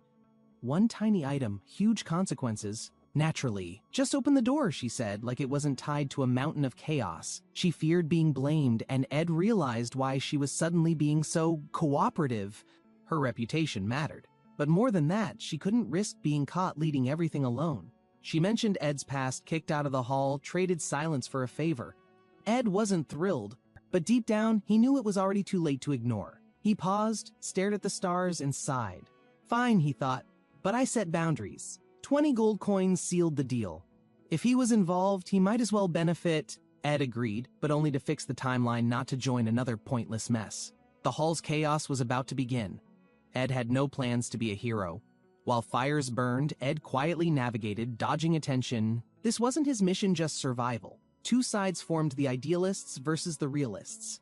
Ed didn't want to pick either. He figured as long as he stayed neutral, he could just wait things out peacefully. until someone showed up again, cheerful in the rain as if nothing crazy was happening. Rain poured as Ed shared quiet company, warmth from the fire easing the day's tension. Talks drifted toward the future cleaning, leaving, tossing things out before vacation fully ended. Supplies stacked up. Ed had no clue she'd prepared pillows, lamps, even clocks to spare. Ed thought it wasteful to dump furniture, though technically they weren't really his to keep. Still, something about her casual generosity made Ed smile. Maybe he could use the extra comfort. She offered again, joking about tossing it in a cart and calling it delivery service. Ed laughed. Her help felt less like kindness, more like someone used to fixing everything. The topic shifted Lucy. Her powers came with weight, though she pretended they didn't. Lucy never talked about it. Rainy days made her look like she was running again. Ed watched quietly, no judgment. Just recognition, sometimes retreating was just another way to cope. Ed mentioned Janica she was still inside the hall, and that worried him slightly. When the scenario activated, students would be trapped. He needed her out before that happened. Though Janica could probably escape easily, Ed didn't want to risk it, not this time. So he asked her to come out to the garden the next day. Discreetly, a simple favor, vague location enough to ensure safety, without tipping off the whole plan. She nodded, but Ed knew she was curious. He promised an explanation, just not now. He couldn't explain everything, not yet. The situation needed control before truth spilled out. Better to have her somewhere safe before chaos swept in. Rain gave cover, at least. With a cheerful goodbye, she sprinted off, sparkles fading behind her in the rainy woods. Alone again, Ed exhaled slowly. Something heavy in his chest finally began to ease. The rain faded. For the first time, Ed felt the shift semester was beginning. He'd missed sunlight like this. Soon the scent of autumn would settle into the trees. The quiet was brief. Clock tower struck 9. Ophelis Hall scenario was about to start. Somewhere else, a student snapped, rage boiling over, feet stomping toward what was definitely trouble. Ed didn't expect this reaction. He had a feeling things were going sideways faster than planned. Ed heard footsteps while passing by, catching something odd out the corner of his eye. A cloaked figure sprinted silently through the rain, like they didn't want to be seen. Ed narrowed his gaze, curiosity now mixing with concern. There was purpose in that person's movement. Meanwhile, a maid questioned the whereabouts of others, tension clearly rising in the room. The staff prepared quietly, unaware someone had already slipped past them with a hidden agenda. The hallways echoed with quick steps. Someone had already placed something near the center. A polite thank you disguised the intent, a simple bucket masking a far bigger plan. Alone now, the figure stood ready, taking a deep breath before setting everything into motion. Outside, the crowd gathered in the rain, eyes fixed on the building's shadowed upper floor. Ed watched from afar, hoodie up, steadying himself. "Here it goes," he muttered internally. Firelight flickered as students stormed forward, voices raised, fists clenched, anger burning through the dark. "We won't be ignored!" someone shouted, frustration pouring out of each protester's soaked expression. Ed blended in, footsteps calm, watching the outcry unfold around the courtyard with precision. Cries echoed louder, led by Willian, now the voice of the crowd's building frustration. Then bang. The door blasted open, a signal that the operation had entered its next phase. Gasps erupted as lights spilled out. Students blinked, confused by the sudden break in routine. Someone shouted the hall's doors were open. Chaos turned to momentum as they surged inside. The bucket plan succeeded, just as Ed predicted. One student caught his breath in awe. "Ed Rothstaler?" he stammered, realizing who had orchestrated the break-in from behind the scenes. Ed kept quiet, his expression calm, silently confirming everything was unfolding exactly as planned. Another student nodded, flustered but thankful. "I always believed in what you stood for." Ed admitted the truth. His past silence was comfort, but now it was time to act. He stood up straight. "I am," he declared inwardly, "the one who made this happen." The student regretted misjudging Ed before, realizing this calm guy was behind the entire spark. "Willian's the one who'll take the heat," Ed thought. "I'm sorry, but this is necessary." The maid slipped through unnoticed. Ed didn't stop her. Her superiors were all preoccupied elsewhere. Chief Maid Alice held the protection runes, but Ed knew whose hands really held control. As expected, the runes activated not to guard students, but to contain and lock them inside. Everything aligned perfectly. Ed watched as chaos followed the exact rhythm he quietly orchestrated. Black veils smirked in the shadows. Ed's planning had gone smoother than even she had expected. Footsteps echoed down the hall, steady and confident, someone familiar walking toward the spotlight. Black veils stepped into view, no longer hidden, proud of what had been set in motion. Ed stepped into the hallway, socks soaked, regretting every step he took outside today. The rain felt like a curse lately, cold, relentless. always arriving at the worst time. He noticed Lortel standing under the light, hood up, eyes calm but calculating as ever. "We've got a window," she muttered. "Finish quick before the staff comes sniffing around again." As they moved, her voice cracked, asking a question that chilled Ed's spine completely still. "Have you ever killed someone?" Lortel asked, like it was small talk on a bench. Ed paused, the question heavy, his steps slowing as he processed the absurd timing of it. "No," he answered after silence, unsure whether he should have lied to protect his fragile calm. She laughed, not mocking, not surprised, just like she'd heard a joke mid-chaos. "I haven't either," she said, eyes darker, "but I've done close things to stay breathing." She grinned, remembering backroom deals and fiery betrayal survival always came with a body count. To not get stabbed, Lortel struck first, smiling through chaos, always 2 steps ahead. She built her name from gold and guilt, stepping over others who reached for salvation. Her success glittered like a lie, the golden daughter walking alone on her blood-stained throne. Still, Ed could see she wanted someone, anyone, to see the human beneath her legend. Ed knew loneliness didn't care about right or wrong, it found everyone in time. People clawed out of isolation, only to fall back in deeper, messier, dirtier than before. Redemption only showed up after someone accepted your mess, stayed anyway, and didn't flinch at all. "No," Ed said. "You made those choices, Lortel. Own them, or stay stuck forever." His words left a silence, the kind that echoed down marble staircases and quiet regret. Lortel exhaled, laughed softly, not from joy, just recognizing the weight of wasted breath. "Back to business," she whispered, her tone shifting back to the mission they couldn't abandon now.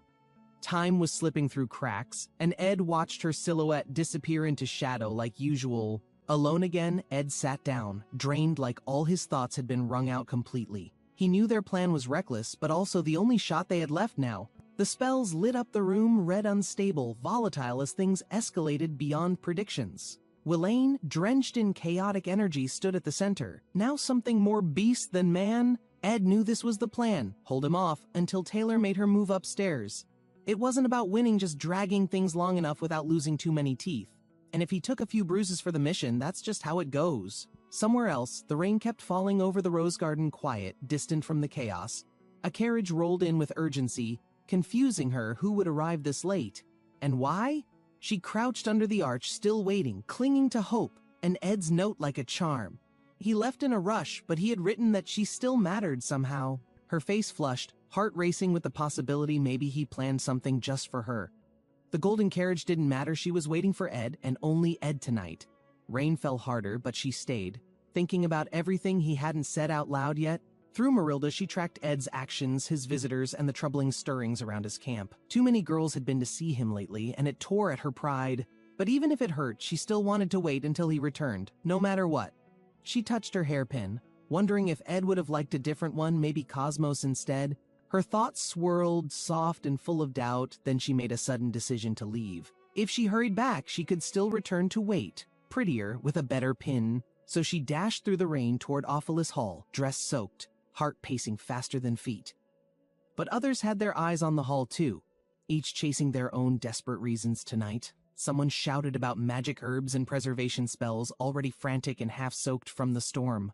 Another voice pushed back, warning of chaos, but urgency drowned out every bit of hesitation. Elvira charged ahead, her goals simple: save her ingredients, protect her research, no time wasted.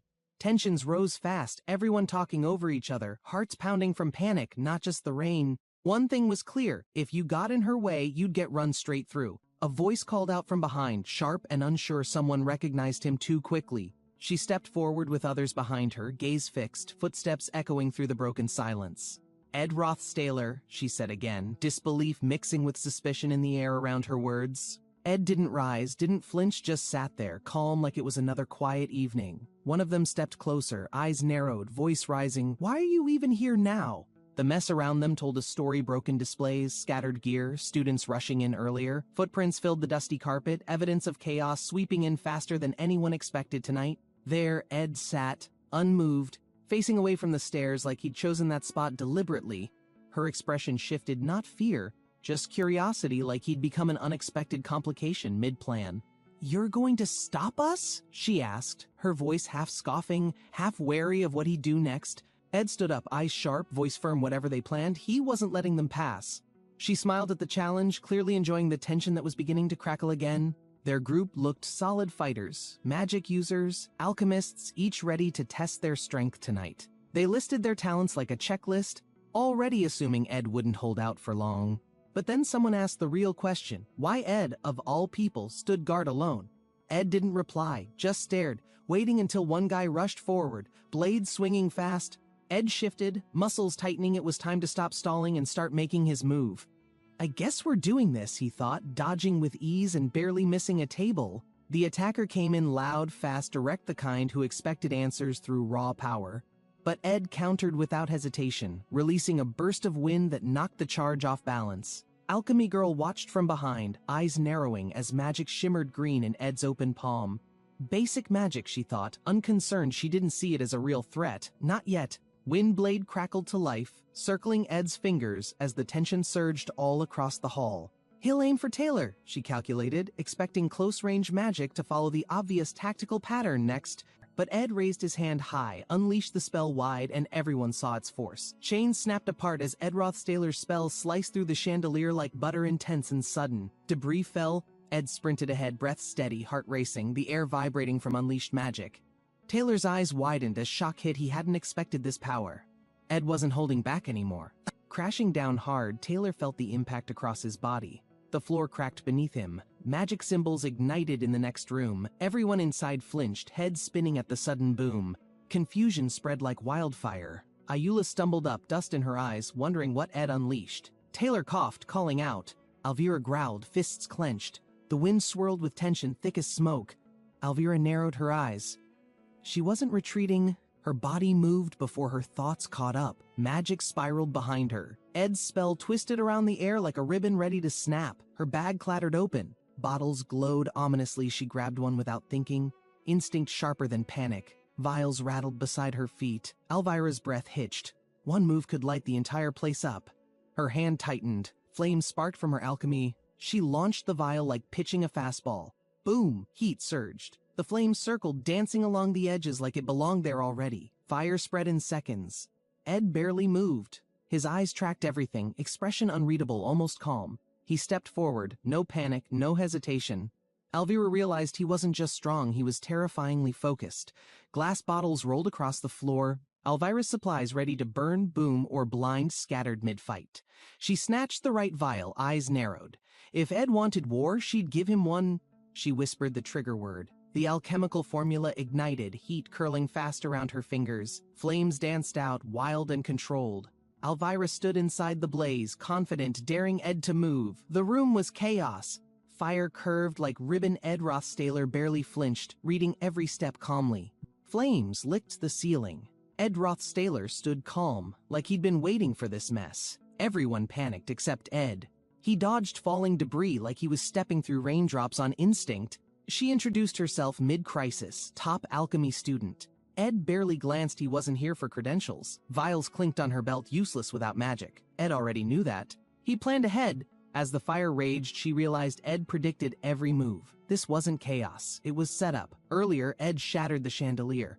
It wasn't random. It gave him a window to strike. One small spell, one tiny cast. Ed used fire not for damage, but direction. The girl flinched. Her bag was in danger. Or maybe Ed was after something deeper? No, she thought. If he wanted the bag, he'd grab it, not just brush it. She growled, he's just a nobody. But even saying it felt like a lie now. Ed Rothstaler! She yelled across the fire. He didn't flinch. He was already moving forward. Glowing green magic in hand, she activated her last resort. No room left for pride. I'm not done yet, she snapped. From smoke and sparks, her summoned beast took shape. The plan? Buff it. Coat in fire-resistant mix. Let it go wild. No holding back. Her rabbit beast charged, feral and fast, as she poured everything into amplifying its strength. Another student stammered, fire. I need a spell to stop the fire. Something, anything. Their palm lit. Magic surged, trying to snuff flames with raw power and nervous hands. Too much power. The spell burst brighter than expected, less precision, more explosion. A second student cried out, caught in the flare, eyes wide from the blast's heat. The blast echoed. Light spiraled out. Not destruction, just desperate energy trying to do something right. The flash cleared. Ed dashed past, blade drawn, flames at his heels, purpose in motion. "Hey, Ayla!" someone shouted. Ed didn't turn. His focus was razor sharp, cutting through hesitation and smoke. Ayla knew magic. But when it came to fights, she barely ranked among the average.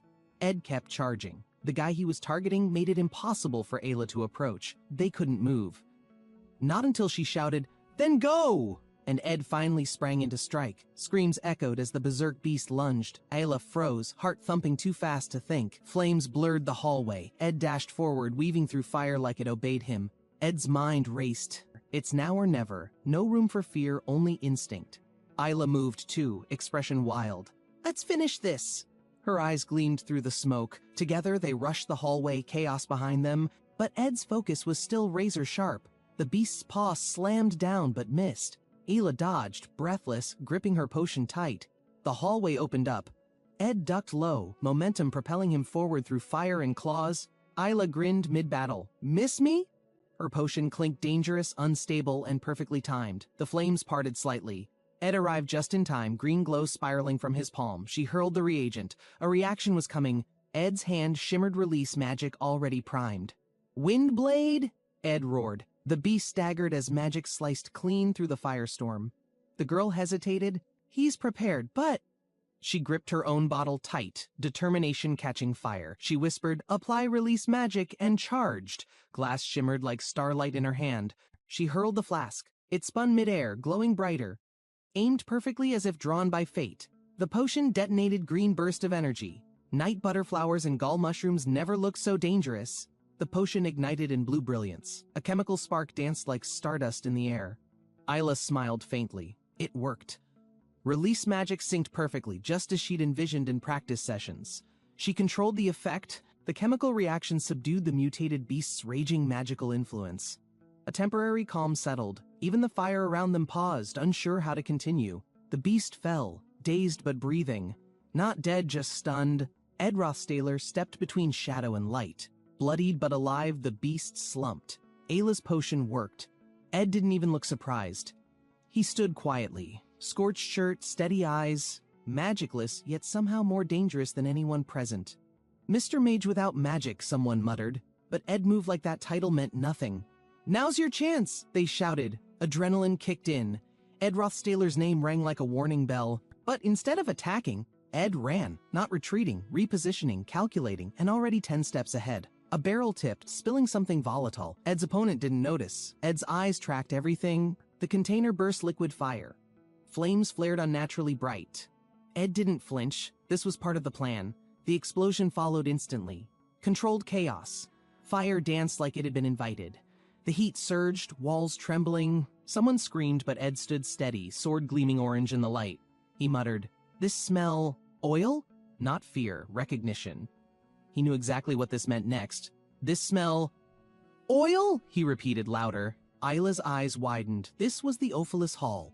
"If fire spreads here, people die," she warned, panic rising with the heat. Ed shook his head.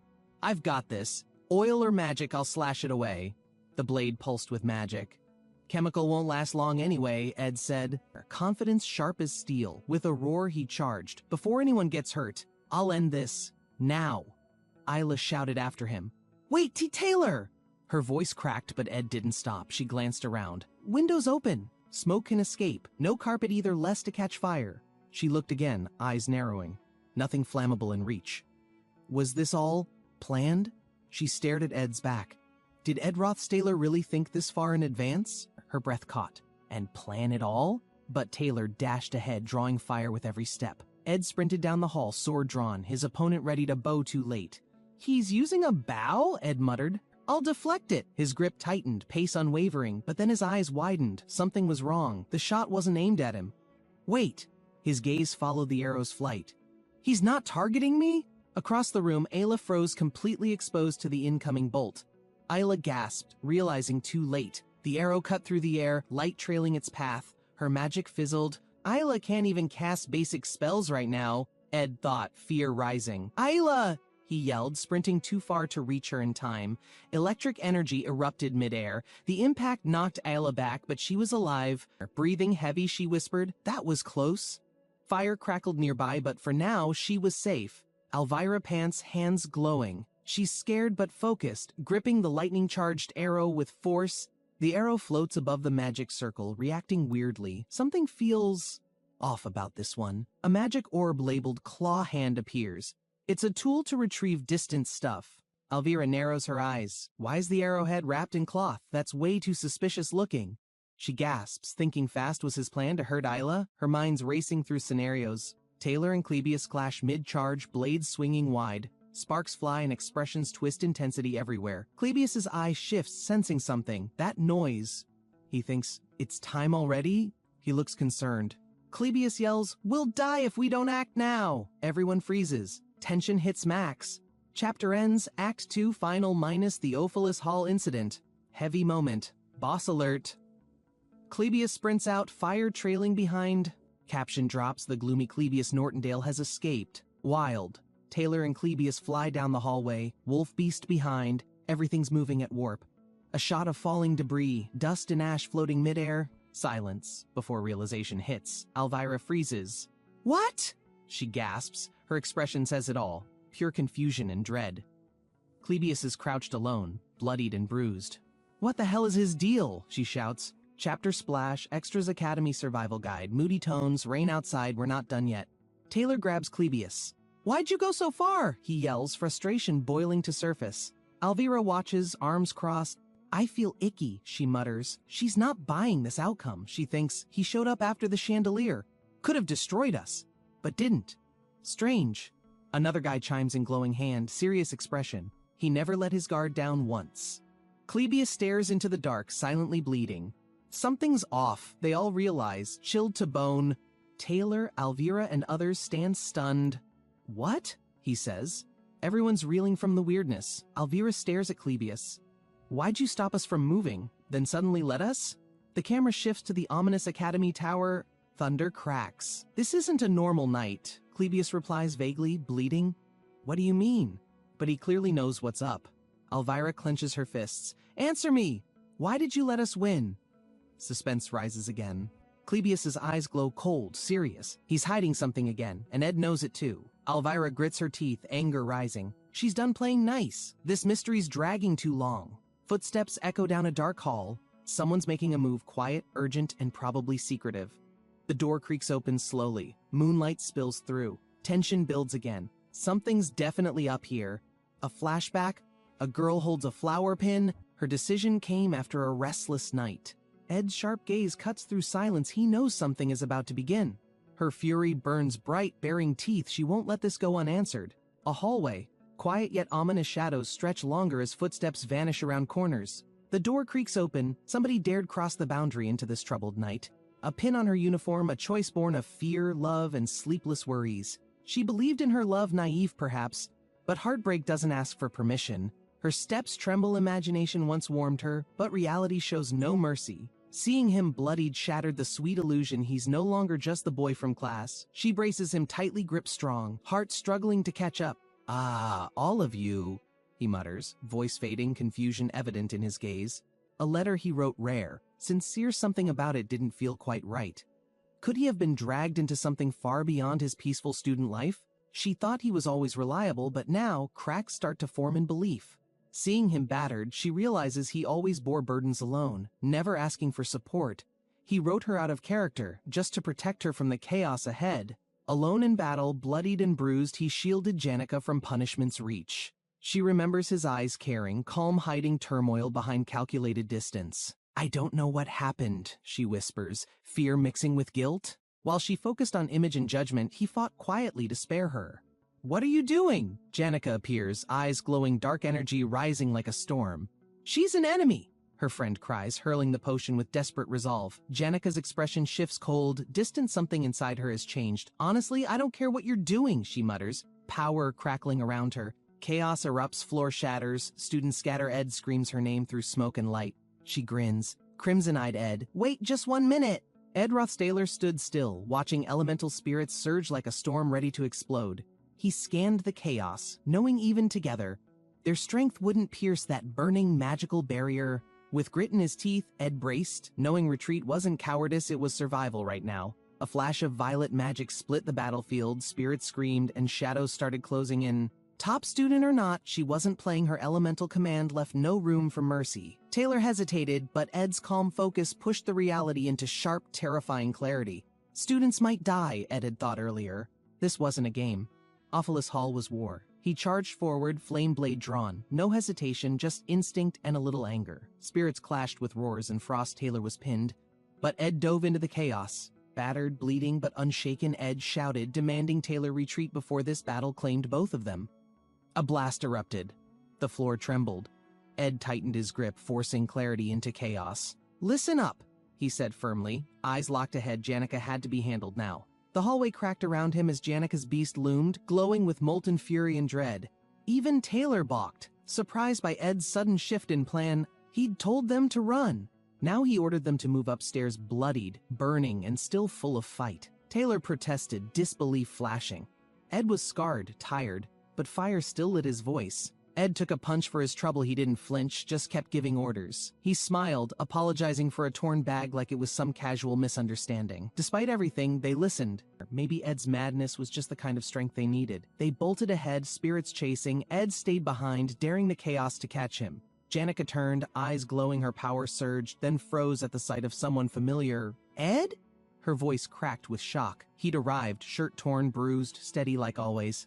"Let me handle this," he said, brushing past like the fight hadn't touched him. Janica's scowl softened, but she hesitated. Ed was always reckless, but never reckless with people. He raised his hand, scars and all, saying what needed to be said, "I'm fine." Here's the next continuation. 5 story panels from each of the new images you uploaded, written in a relaxed, flowing tone with Ed Rothstaler as the center of the story. Ed gave a soft smile, ignoring the sting in his muscles and blood on his shirt. "Maybe calm down a little?" he joked, as Janica's magic pulsed dangerously with tension. Her expression cracked confusion, frustration, something else. The storm inside her broke with a blush. Spirits howled around them, wind sharp as knives. Yet Ed stood steady, hands on her shoulders. "Janica, can you ease the wind?" he asked, barely standing as magic whipped the floor. The wind began to die down slowly, taking the pressure in the room with it. Shards of glass hit the ground as if marking the end of that magical standoff. Taylor peeked around the corner, jaw dropping. Wait, did Ed seriously stop her? Janica looked dazed, but Ed just nodded, waving them to move up without delay. "Now go," he muttered, eyes flicking upward. "There's probably something worse waiting beyond this mess." Outside, thunder rolled. Ed collapsed beside Janica. The air felt heavier, time ticking fast. She grabbed his shoulder, desperate he was fading fast. "Ed! Ed!" Lightning split the sky over Ophelis Hall, the whole academy tense and waiting. "Why do you keep getting hurt like this?" she whispered, barely holding him upright. Still, Ed managed a weak smile. "Yeah, thanks for worrying. I'm just doing my job." He leaned on her, breath ragged. "Now I can rest, my camp's covered." Janica turned. "By the way, Ed, I saw something strange in the garden earlier. A huge carriage flew past. Couldn't see clearly, but it looked like a golden crown." That single phrase hit Ed like a jolt. Merchant association, politics, and shadows danger was still lurking. A golden crest, a fake boss, and the past Ed hoped wouldn't surface again. Golden King Elite Ed remembered the name. A power player no one wanted involved. His arrival was too early. Plans were unraveling, and this wasn't part of the script. Rain poured harder, washing secrets into the academy's halls like whispers no one wanted heard. The carriage rolled beneath dark clouds. Someone watched from a high window, waiting, maybe listening. Inside Ophelis Hall, someone sighed and pressed their hands together. "Also, did you know I was dumped?" Ed overheard whispers in the hallway, his name mentioned with suspicion and curiosity alike. Lortel raised an eyebrow, clearly intrigued by how others perceived Ed's quiet, sharp presence. Even Belle couldn't hide the unease his demeanor brought, thinking deeper about their last encounter. Ed walked away from the voices, feeling the weight of misjudgment pressing against his chest. Alone again, Ed processed every word, every expression more familiar with heartbreak than he cared to admit. At Ophelis Hall, Alice ruled with quiet strength, her posture unshaken by passing years. She had started young, working hard to climb the ranks, never asking for shortcuts. Lortel had invested deeply in Alice, both financially and emotionally, despite Alice's rigid values. For Lortel, it wasn't wasteful. Alice was a rare anchor in her chaotic, shifting world. Bonds formed not through warmth, but through survival instincts wrapped in shared ambition and compromise. Lortel often found her comfort among coins, not people. Money never lied or left. Memories of scrambling through alleyways shaped her, trusting gold over hands and words. In that world, kindness could get you killed. Survival always came with a price. Now, cold plans formed: take over, strike first, and never reveal the scars underneath. The plan was precise, cruel even, but necessary to keep Ophelis from collapsing again. Lortel kept her act together, hiding ruthless intentions beneath practiced expressions and smiles. She slipped into the role pitiful, naive, playing the victim before slipping into the shadows. Words echoed behind her. A blade in the dark spoke louder than intentions. She wasn't innocent, never had been, and truth was just another tool in her arsenal. Ed moved through the stormy halls, knowing they'd reach the 4th floor sooner than expected. Clebius panicked, dragged into the party's pace, clearly outmatched by their momentum and purpose. Kelly stepped in, but without backup, she couldn't stop what had already been set in motion. The group didn't pause to question it was too easy, which made Ed more suspicious. Ed sensed the danger wasn't behind them, but waiting above, quiet and burning like fire. Panic erupted, something went wrong, horribly wrong, forcing Ed's group to retreat without second guesses. A trap activated, their formation shattered under sudden bursts of defensive spells spiraling around them. Fear overtook one of them, begging for help amidst the magical barrage they couldn't contain. Willan, twisted by the crystal's power, became the volatile force they were meant to stop. The defensive spells once meant to protect were now hunting everyone like blind, reckless sentries. Explosions rattled the building, magic spiraling unchecked while students scrambled across every floor and hallway. Outside, windows blew open with light inside. Tension cracked louder than thunder between crumbling walls. Screams echoed in chaos. Even calm students now feared everything would collapse under pressure.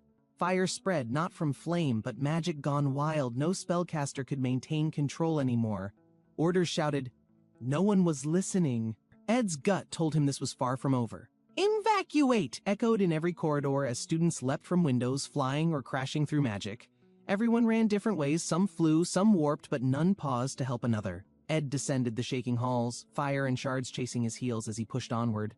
Behind him, someone screamed for reagent, any potion to hold off collapse even for seconds.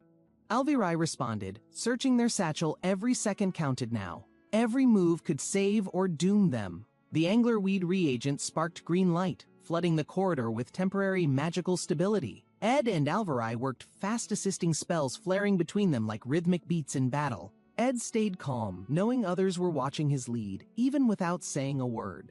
As protection expanded, he passed the offensive role to another, trusting they'd strike precisely. Ed charged through the chaos, focused, fierce, but deep down wishing he wasn't always the one. Flames erupted violently as magic clashed, Ed's group barely dodging the deadly spellstorm around them. One student grinned madly, thrilled by chaos, whispering relief as the explosion drew near. Finally, he sighed. His moment arrived, even if it meant everything else burned around him. Fire burst outward, swallowing hallways whole. This wasn't a battle anymore, it was pure destruction unleashed. Ophelis Hall's windows shattered as the inferno barreled across floors, lighting up the night sky. Outside, the building blazed while Ed emerged, drenched in blood and rain, breath catching hard. A friend called out Ed's wounds weren't healing right, concern rising beneath his calm exterior. Ed shook it off. Others needed saving more than his bruised body and aching ribs did. Lightning flickered over a grand carriage, ominous and out of place amidst the storm's fury. Whoever waited inside that carriage had deeper reasons for arriving just now, not before. Golden King Elti, a name as heavy as gold and equally capable of destruction, had arrived. His presence was too quiet, too strategic for someone meant to lead with grand flair. Lortel's adoptive father, yet soon to be betrayed by her, Ed knew the story's shape. As Elte lit a cigar, Ed wondered, had he planned this whole disaster from the shadows? A familiar maid stepped forward. Shenny, once trained under Alice, now standing beside Elte silently. Shenny's presence with Elte twisted the situation. Loyalty and betrayal danced behind the rain-soaked tension. Could Alice be the one who crossed lines? Was Lortel truly alone in this game? Ed sensed the future chaos, politics, betrayal, and saw only one conclusion: Lortel's inevitable downfall. She had been an ally once. Soon she'd stand against Ed in battles yet to come. Ed hated political roles, but fate kept pushing him into them, one step at a time. Janica listened as Ed asked a favor, rain soaking his battered figure and fading strength. Without hesitation, she agreed, not even knowing the weight of what she'd just accepted. Ed hesitated. How could he explain the tangled web without unraveling everything she believed in? "What do I need to do?" she asked, her calm steadiness a rare comfort in chaos. Somewhere else, the golden seal burned as orders shifted and the real game began again. Ed Rothstaler uncovered secret documents revealing Lortel's ambition to seize control of the merchantry. She manipulated powerful figures and spread rumors while pretending loyalty, masking her true intentions. Well, a stage deal brought Ed to the academy, leaving headquarters vulnerable to swift betrayal. The man confronting Ed held proof of the plan, demanding payment for his silence. Lortel, blade drawn, showed no hesitation, ready to strike unless a better deal emerged instantly. A loyal maid, aging and worn, shared her fading senses and final loyal intentions. With power slipping away, she stood torn between duty and vengeance, judgment clouded by pain. Her next move would ripple through institutions she secretly nurtured with hidden funds and care. Future donations would decide her path, allegiance swayed by the weight of gold offered. In the stormy silence, she left her trust behind as others closed in. Ed faced Alice, stunned by the cold look in her otherwise composed eyes. Words stung, accusations blurred intentions. Alice questioned motives as hallway tension thickened. Emotions twisted between revenge and doubt. Explosion bursting through still air before reactions formed. Ed watched the smoke rise, confirming deception. Something felt too clean, too well-timed. A young mage doubted the defense too sophisticated for one like Willain to conjure. Chaos erupted as Alice appeared, holding a hostage, unsettling everyone nearby. The surprise on Alice's face betrayed her as Ed moved with calculated speed. Ed shielded Lortel, eyes scanning the room, already weaving her next narrative. Lortel whispered, planning Alice's downfall while feigning pain to buy her moment. Doubts crept in, a shaken classmate confused by the sudden change in Lortel's demeanor. Lortel smiled faintly, her expression unreadable, even to those who knew her best. Amid battle cries, she moved silently, preparing for what came next without hesitation. Golden King Elti approached, distrust in his eyes, refusing to rely on anyone. Ed's plan neared its peak, evidence in place, blame ready to fall on Elti.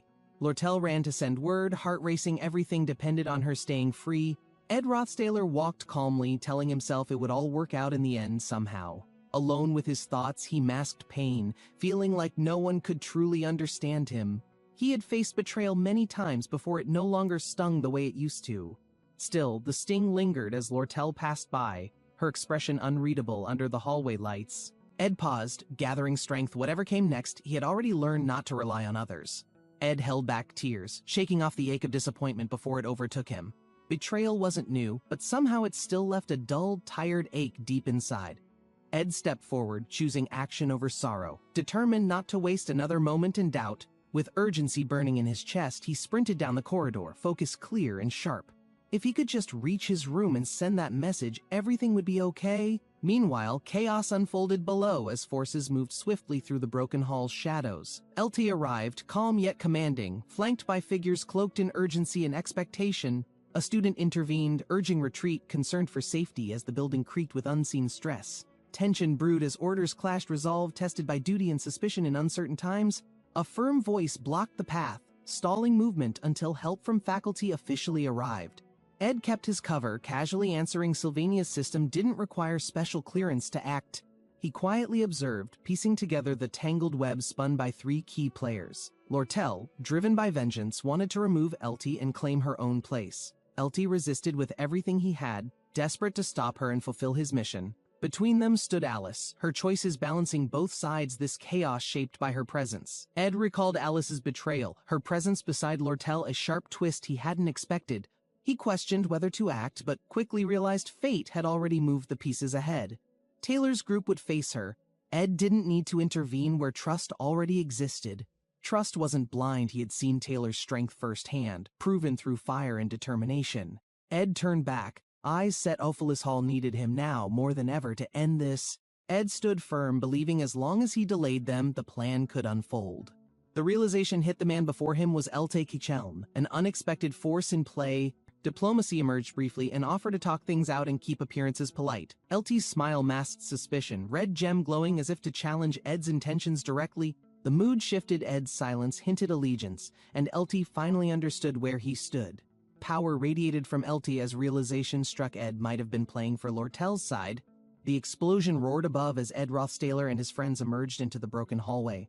Amid the flames, Ed stood firm, watching the chaos unfold with calm, analyzing the situation. He stepped into a ruined room, surprised to find someone calmly hanging upside down.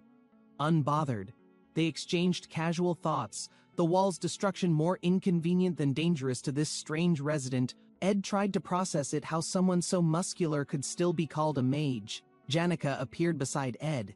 It was their first proper meeting under far less than ideal circumstances. Memories of past conflicts surfaced, but apologies came quickly, easing the tension between them. Ed reassured Janica the past had passed, and they all deserve second chances now. Their closeness sparked curiosity, and someone loudly wondered if they were secretly dating already. Flustered reactions followed. Ed calmly deflected, brushing off the awkward moment with composed maturity. A sincere bow broke the tension. A quiet apology offered for earlier recklessness and noise. Still puzzled, the muscular man asked why Ed would destroy a wall just to meet. Ed's eyes grew serious. He needed a favor, promising he'd repay it once things settled. Outside, the academy's grandeur loomed, students and teachers gathering after hearing the earlier disturbance. An older official approached, suggesting Ed bring his concerns properly to the academy leadership. Before Ed could speak, a chilling voice interrupted. Shadowed in power and authority, Ed stepped forward, unshaken, even as threats and insults about his loyalties were hurled at him. The man questioned Ed's support for Lortel, offering bribes and calling her appearance dull. He claimed to know her deeply, offering double rewards, trying to buy Ed's allegiance. Unmoved, Ed stood his ground, dismissing the offer without hesitation, unwilling to betray his beliefs. With bloodied shirt and calm resolve, Ed stated he never asked for gold from anyone. The offer meant nothing. There was nothing to double if no deal was ever made. Frustration brewed in the opponent's voice, realizing words wouldn't sway Ed's unwavering decision. Suddenly, magical forces moved. Soldiers surrounded them, blades drawn, summoned to silence the disagreement. Ed's eyes narrowed. Battle was inevitable. He prepared quietly to handle what came next. Ed Rothstaler charged through the chaos, dodging attackers as the hall filled with shadowed figures.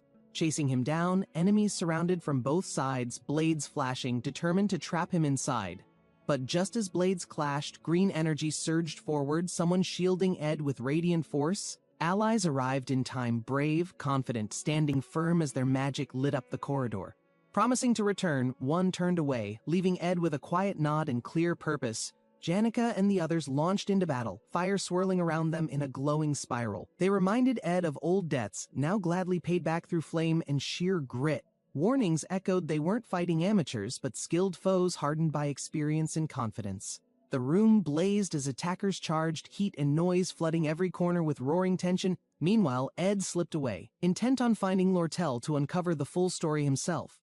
Ed ran through the corridor but paused, startled to find someone already waiting there. Lortel stood firm, her calm eyes meeting Ed's as tension settled between them quietly. She suggested an escape route, clear and swift, offering help without hesitation or question. Ed glanced back, then gave one final instruction: don't fall behind, just keep running forward fast. In the chaos, even survival needed strategy, and she matched his pace with silent trust. Even in friendly smiles, there lingered motives, profit, secrets, or hopes of something useful slipping through. Everyone around Lortel expected something from her: tips, advice, maybe a hint of market gain. Even the bird clung to her, not for love, but for her perfect feed quality. In Lortel's world, every kindness had a cost, every gesture weighed for benefit or return. But Ed had seen Janica offer something different: pure, honest warmth, without expectation of anything back. She once hoped for warmth, trusted Alice, and shared every thought, dreaming of companionship. But betrayal cut deep. Alice stood on the other side, sword raised, loyalty now fractured. Regret followed swiftly. She had never truly trusted anyone, and now her hopes crumbled. Looking inward, she saw the shadow of herself, not meant for such dreams or light. Now, even standing among mercenaries and Ed, she felt undeserving of anything resembling affection or trust. Ed considered his allies. Loyalty was hard to count on when personal goals clouded decisions. One by one, possible supporters were ruled out, each following their own ambition instead. From behind, she apologized to Ed, guilt settling in her voice as reality hit. Her reasoning spiraled, loyalty wavered, rewards vanished, yet she wasn't sure why she kept explaining. Ed's expression turned sharp. He didn't care about excuses. He just wanted honesty and action. She reached out and grabbed Ed's hand, grounding herself before panic pulled her away. If they got caught now, none of their future plans would even matter. They leapt together through the corridor, urgency in every step, escape their only priority. Even now, trust and goodwill weighed heavy on her, both precious and dangerous. Ed turned back to her. He needed answers, and he needed them now. She finally spoke. The market manipulation was orchestrated from the top, driven by her father. Armor prices crashed last summer, prompting secretive buying and planned artificial inflation. To execute the plan, her father searched for quick profits selling ancient tomes at high prices. She came to infiltrate and steal the grimoire, but Ed stopped her before more spilled. Diagrams clarified the scheme. Merchants looped trades, raising prices through controlled exchanges to fool the market. The cycle continued. Prices rose steeply, triggering panic buying and profit opportunities for those in control. Fear set in, buyers rushed to secure deals before affordability slipped from reach. At that peak moment, manipulators could sell everything for massive, nearly absurd profits. But the scam relied on perfect trust. One crack would collapse the entire scheme. If trust broke, leaders like Elite would fall, caught in their own inflated trap. Ed pieced it all together. Lortel aimed to destabilize finances to pressure negotiation conditions. By weakening the academy, she could force Elite into desperate deals for fast cash. Ed's insight stunned her. He understood the entire web of manipulation without missing a beat. She confirmed it. Now the only move left was to relay orders to headquarters. A hidden pigeon in her room held the key. One flight would tip the balance. Ed and Lortel exchange intense glances, tension thick. As the plan begins to unfold urgently, they whisper, strategizing escape, pressure mounting while trust starts taking fragile root between them. Ed listens intently, planning ahead, eyes focused despite exhaustion. He knows there's little room for error. Outside, the rain cloaks figures in the dark. Trouble lurks near the Arkan mountain-bound bridges. Ed sketches a decoy plan involving a carriage, intent on fooling Elite's hunting forces. In the narrow hallway, Ed speaks low and fast, revealing an old northern hut as shelter. His plan includes using Lortel's pigeon for coded communication to trigger a chain reaction. A simple command like "sell now" could shatter the merchants' alliance and upend the plan. They move cautiously, tension rising as Ed suddenly notices someone blocking the escape route. Resolute, Ed takes charge of the front. Lortel is ordered to run back to safety. As chaos builds, Ed's decisiveness leaves a mark. Lortel is quietly struck by his leadership. She wonders about his motives, realizing he's risking everything for her without asking for anything back. His bruised face and silence speak volumes. Trust grows silently in the stormy night. With quiet resolve, Ed avoids sentimentality, only saying he feels like he should help her. Lortel flees into the cold halls, the echoes of Ed's resolve ringing behind her. Racing through corridors, Lortel's breath fogs. Her heart races faster than her desperate footsteps. Sounds of battle echo violently. Her thoughts spiral toward worst-case fears about her allies' fate. She suspects the commotion belongs to Alice and Taylor, locked in their final confrontation. But no, it's too close. Danger isn't on the battlefield. It's practically in her hallway. She gasps, shocked to realize the pounding isn't noise, it's her own overwhelming heartbeat. Her pulse deafens her thoughts. Lortel's emotions swirl as anxiety turns to something much deeper. The hall flickers red. This feeling isn't fear or panic. It's a sharp, unfamiliar warmth. Her gaze softens. It wasn't the sound of battle, just her growing feelings for Ed. In a moment of clarity, she recognizes something new blooming amidst the tension. She clasps her chest, whispering a truth only her heart knows. It's my heartbeat. Because of him, the rain falls steadily outside the academy walls, shrouding the tension in quiet suspense. Ed steps into view, surprising the cloaked figure waiting in ambush near the carriage route. Maid Shenny stands ready, sword drawn, eyes calm, yet even she's caught off guard by Ed. Her expression hardens with acknowledgement. It's unexpected but not unwelcome. She prepares to test his resolve. Ed clenches his fist, unimpressed by the challenge, muttering that this final hurdle feels surprisingly bland. All of Opil's runes surge toward Alice, responding to her command with glowing intensity. She stood tall, skilled enough to rival even the combat faculty's finest young swordsmen. Alice wasn't only strong, her spells were perfect, her timing sharper than steel in battle. Everyone knew her name, Chief Maid Alice, the pride of the Rothstaler estate. But even she couldn't overpower Ed Rothstaler, whose strength kept rising beyond logic or expectation.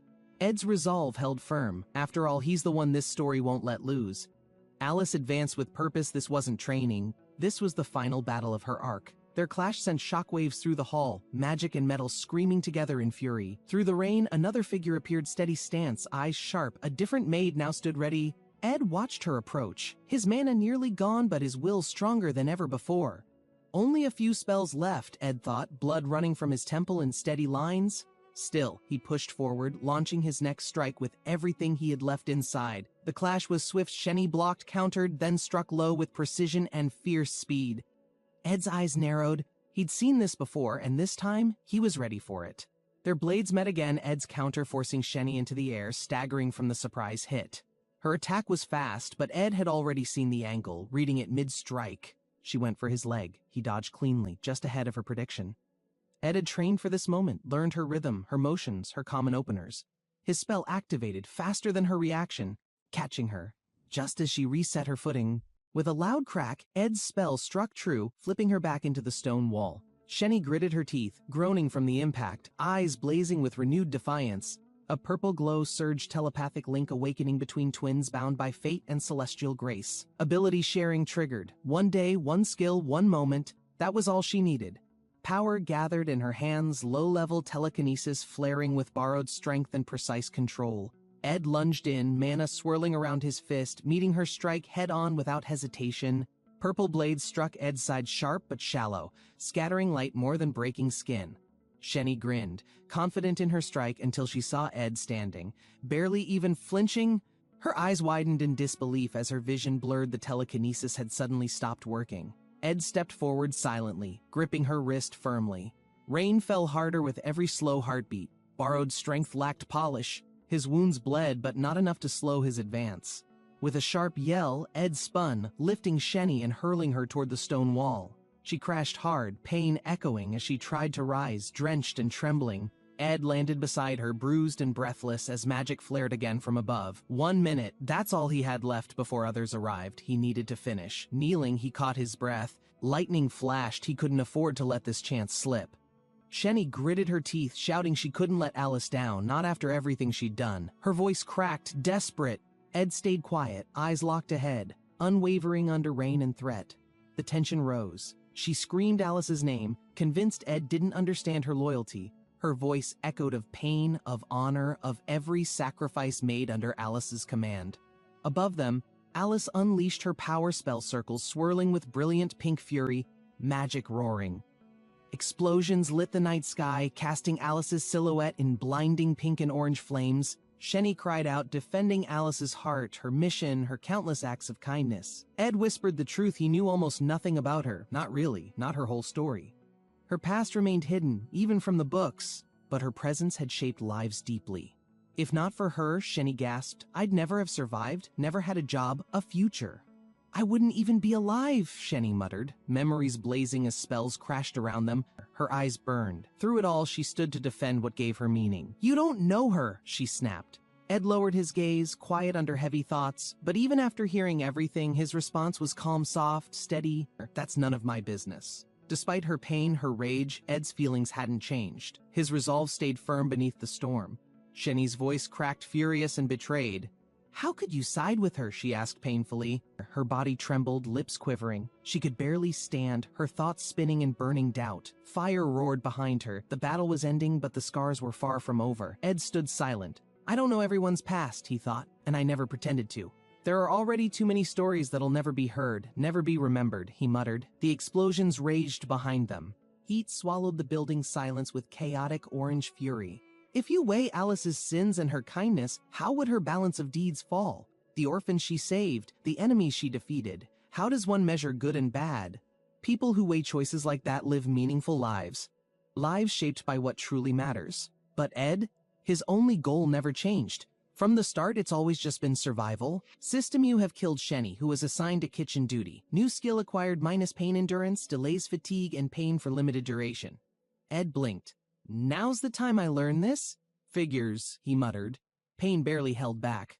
Glass shattered. Suddenly something crashed through the window, warning of danger still ahead. Ed leaned back against the wall, breath shaky. No time for rest just yet. Ed scanned the room slowly, eyes trailing the fancy furniture and scattered bloodstains. Everything was lined up with care, arranged purposefully like someone had tried to stay grounded. The desk was messier papers stacked in urgency, probably notes Alice kept hidden from others. Books stood in straight lines. It was clean, orderly, serious. It all suited her. He stepped past the window. A birdcage sat beneath, silent, except for its small white resident. Orders from a distant hand 3 days before LT returns to their base with news. Instructions scratched fast, sell the gear, hide the trail, leave nothing that could be tracked. A carrier pigeon cut through the wind, flying with speed only secrets ever achieve. That bird would carry vengeance, returning through storms with a single, silent answer. Ed exhaled, blood dripping down. His wounds stung, but healing would come at least physically. Without Jix, Janica, and others, Lortel would have already fallen into Elte's hands. Now her carriage races downhill, far past the reach of chasing enemies. Elte can only chase blindly, too late to realize it's all part of a plan. Even if he uncovers the truth, the pigeon will seal his fate. Ed breathes deep. If all goes well, Lortel's already waiting ahead, though someone stands in his way. Ed flinches. It's her. Lortel herself, not hiding, not running. He knows he's miscalculated. She's the true mastermind behind everything unfolding around him. Her dagger glints. She's calm, calculating, and unshaken by blood or betrayal. She controls the pieces. With Elte gone, Alice would have no choice but to follow her. Ed's presence? A problem. He's a variable one that can't be bought, bribed, or bent. If she kills Ed here, no one would ever find out. Alone, wounded, and surrounded by trees, he realizes the danger too late. Lortel would discard anyone. She only keeps people for their usefulness. Truly, she's a villain in her own league, and Ed's the only threat. I've got to think fast, he gasps, but my body won't keep up. Lortel's blade swings. Ed's instincts scream, but his body refuses to move fast enough. Just before it hits her hand, stops. She grabs the blade herself, trembling, conflicted. Why? Ed mutters. Stunned by the sudden change in her expression, she looks at him, voice soft. Let me help. You're hurt too much already. The rain finally ends.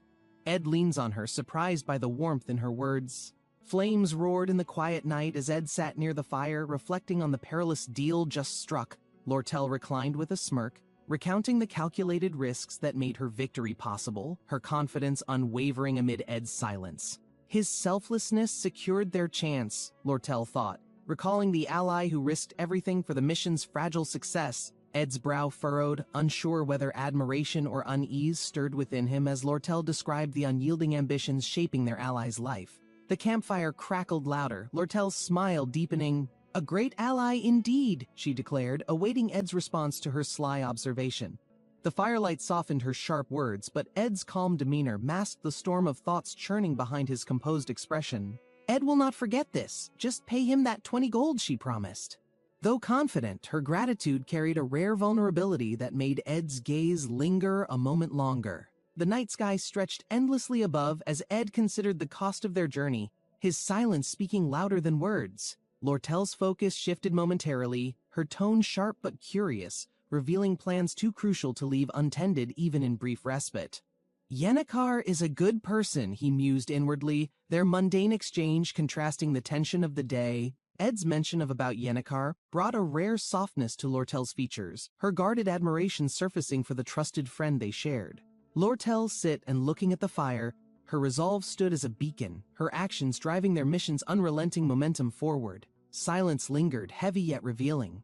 Lortel's thoughts turned inward, conflicted by her roles of ally. She said that she is not that nice. Meanwhile, in the shadowed halls of Ophelis, a new danger emerged, shattering tranquility as cloaked figures began their ominous descent. Cloaked figures gathered on Ophelis Hall. Elte received a report midway through the fight and suddenly hurried off. The fight's intensity surged as Ziggs faced the overwhelming force. Each strike pushed him closer to his physical and mental limits. He launched a final desperate maneuver, channeling all his strength. The arena trembled under the weight of his unleashed power. Spiraling red energy engulfed the surroundings. Ziggs braced himself, focusing on keeping the chaos contained as his spirit hovered on collapse. Yennecar observed with quiet determination, assessing every detail. Despite the turmoil, she remained focused, knowing a single misstep could end everything. The storm settled briefly, tension lingering as the energy dissipated. Yennecar stood exhausted, but her resolve remained sharper than ever. Yennecar's aura shifted, her expression unreadable as she regained composure. The glow of a spectral bird illuminated the fading battlefield. She glanced at Ziggs, who returned her gaze. She is not angry. Words passed between them, but understanding hung thick in the air. In the aftermath, a sense of calm returned. Small victories often carried greater weight, paving the way for larger battles. The halls of Ophelis echoed with restrained energy as the consequences of their actions rippled far beyond what they anticipated. Meanwhile, Willain had to take most of the responsibility for destroying Ophelis Hall, and Eldris the headmaid had not said a word. Exhaustion gnawed at Ed's body as he surveyed the aftermath.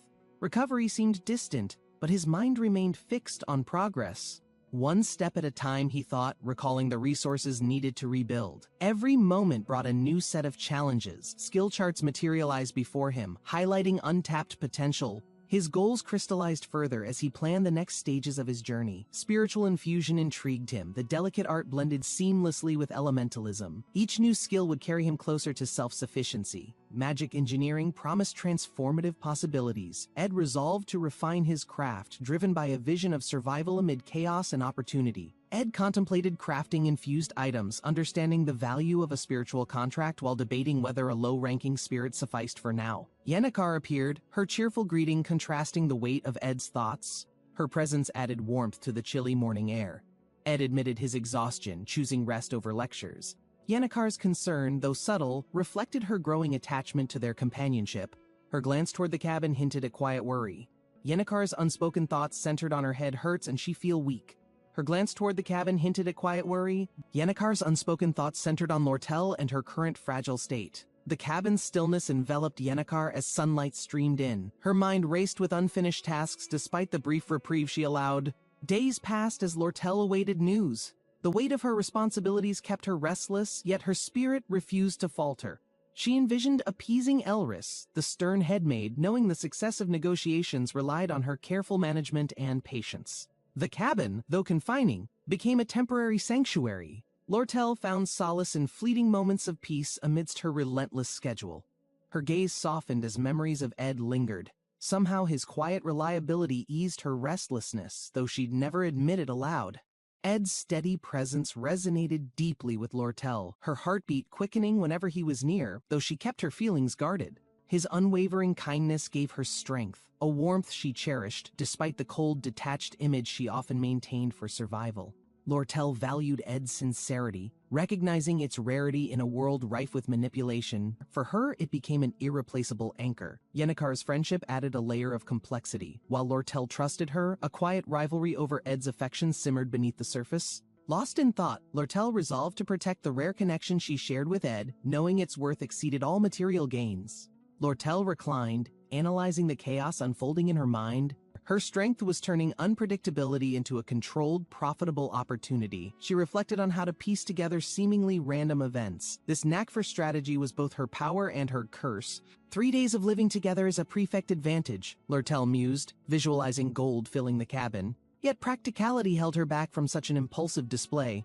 Lost in thought, Lortel chuckled at the absurdity. Dreams of grandeur collided with the stark reality of her current situation. She could pay for his tuition, she will be casual about it, she concluded, brushing aside wild fantasies. Focused resolve returned as she mapped out her next deliberate moves. Lortel practiced composed confidence. Though her heart raced, her meticulous plans anchored her emotions. She wouldn't let ambition blind her judgment. A fleeting blush betrayed her composure as her thoughts lingered on moments she dared not overanalyze. "That's so embarrassing," she groaned. Her retreat to calm was interrupted by a playful distraction, pushing her to refocus and guard her carefully constructed demeanor. Lucy's sudden presence startled Lortel. Her quiet steadiness always grounded her, even when her inner thoughts threatened to spiral unchecked. A subtle rivalry flickered in Lortel's mind. She cherished Lucy's calm influence, realizing how it balanced her restless determination. The cabin stirred as Lucy barreled in unannounced. Lortel bristled at the intrusion, her space disrupted by Lucy's boundless energy. Ed maintained his usual calm, reassuring Lortel with a glance. "She's here again," Ed said to her, masking her irritation with quiet resolve. Ed handled Lucy with practiced ease, leaving Lortel to observe. She marveled at his patience, contrasting sharply with her growing frustration. Lortel sighed, considering Lucy a force of nature. Despite her exasperation, she envied Lucy's carefree approach to the chaos around them. There's always one more, Lortel thought, resigning herself to coexist. Her ambitions remained intact, undeterred by the lively distractions surrounding her. Lortel's thoughts lingered on the ticking clock. Her confidence surged, vowing to conquer all challenges within the next 3 days. The second morning greeted her with tranquility. Yet, the cabin's stillness belied the unyielding determination fueling Lortel's plans. A cheerful greeting shattered Lortel's solitude. Despite the interruption, she mustered a polite smile, concealing her frustration at the intrusion.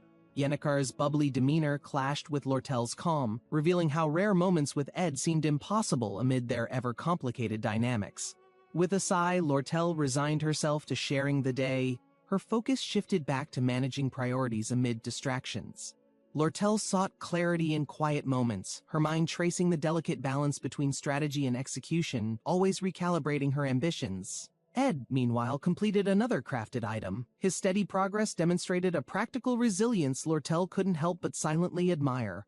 The handmade brick marked another achievement, small but significant. Each creation reflected Ed's resourcefulness and his unwavering focus on rebuilding. A crafted fireplace now stood as a testament to Ed's efforts. Functionality and precision combined into an enduring monument of diligence. Despite interruptions, progress was undeniable.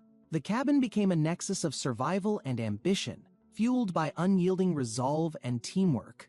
The aroma of grilled food wafted through the air, signaling a momentary reprieve as the group gathered for a meal. Lortel noted Ed's sharp sense for details, admiring his ability to remain grounded even as plans unfolded around them. Tensions eased but vigilance persisted. Lortel reminded herself that their achievements required constant adaptation to an ever-shifting landscape of challenges. Ed's straightforward request for materials highlighted his practicality. Lortel appreciated his clarity, valuing efficiency over needless complications as they outlined next steps. Lortel's thoughts flickered briefly, wondering if Ed's calm persistence masked deeper desires. She vowed to match his focus with equal dedication. Ed evaluated the stock carefully, Yennecar watching closely. Their collaboration began with shared trust and a mutual respect for practicality. Yennecar's enthusiasm spilled over as Ed asked for help with elementalism. She eagerly embraced the chance to teach and guide. Lortel's faint smile hinted at her approval of Yennecar's confidence, but her sharp gaze betrayed her careful observation of every detail. Yennecar's lively teaching turned serious. The energy in Ed's hands pulsed as he focused, a connection forming through spiritual resonance. The glowing spirit flickered, revealing an ancient primal presence. Ed's concentration grew deeper as Yennecar guided him through the critical moment. The spirit's voice whispered faintly, its resonance weaving into Ed's awareness. Yennecar cheered his progress, delighted by his natural aptitude. Lortel stayed in the background, processing the exchange. Her strategic mind cataloged every insight into Ed's unexpected growth and potential. The spirit's playful chatter and Yennecar's encouragement harmonized, hinting at Ed's untapped abilities. His rapid learning impressed even the skeptical Lortel. A sudden surge of energy startled everyone. The room crackled with life as the spirit fully revealed its luminous presence. Amid the commotion, Ed remained focused, adapting swiftly to the demands of elementalism.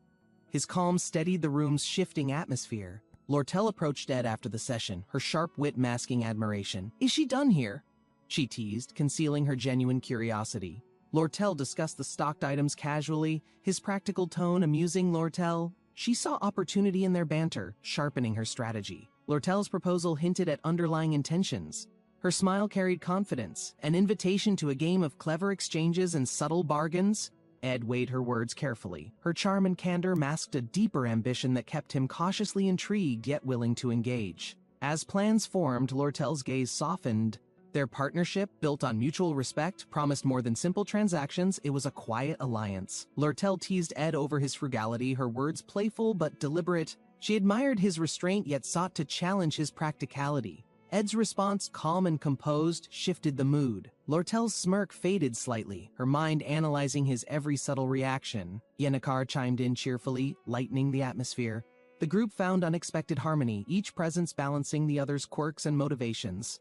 Belle's arrival introduced a formal edge. Her composed demeanor hinted at urgent news, shifting their dynamic towards something more serious. Lortel's sharp eyes met Belle's. The mention of the former headmaid's message carried weight, leaving Lortel cautiously intrigued. The wind carried a subtle sense of urgency as letters fluttered into the air, hinting at secrets about to unfold. Clara leaned closer, her curiosity ignited by the mention of a hidden truth that could shift the balance of her day. With a hushed tone, her confidant emphasized the need for discretion, their words laden with unspoken weight and anticipation. Yennecar has feelings for Ed. The confession landed like a sudden downpour, soaking Belle's mind with endless possibilities and intrigue. Belle's gaze lingered on Clara's distant figure, her thoughts swirling between surprise and the polite facade she wore like armor. Belle took a deep breath, her posture straightening as the calm facade cracked slightly under the weight of news. Ed's reputation isn't stellar, she mused, her mind wandering to Yennecar's quiet strength and how opposites often collided. The revelation of Lortel's involvement complicated matters. Her calculating nature hinted at something more elaborate than a simple friendship. Memories of their absence during the semester's opening ceremony sharpened her suspicions. The intrigue deepened, painting a picture of hidden intentions. Ed's obliviousness to Yennekar's feelings was frustrating. Belle couldn't decide if it was intentional or just an odd trait of his. Clara stifled a laugh at the absurdity of girls competing for Ed's attention. The thought was both amusing and absurd.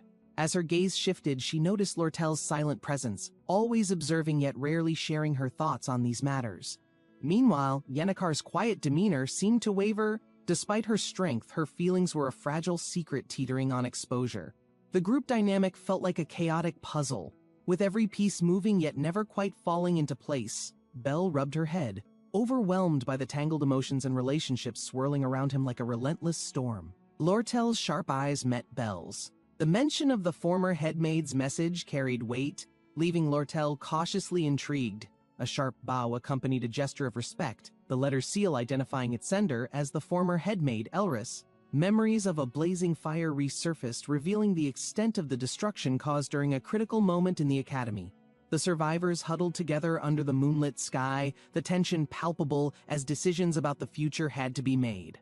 Considering Lortel's calculated actions, Ed couldn't help but wonder what strategic move awaited next in this intricate web of alliances. A carrier pigeon soared into the sky, bearing news of Lortel's latest victory, its urgency unmistakable to its intended recipients.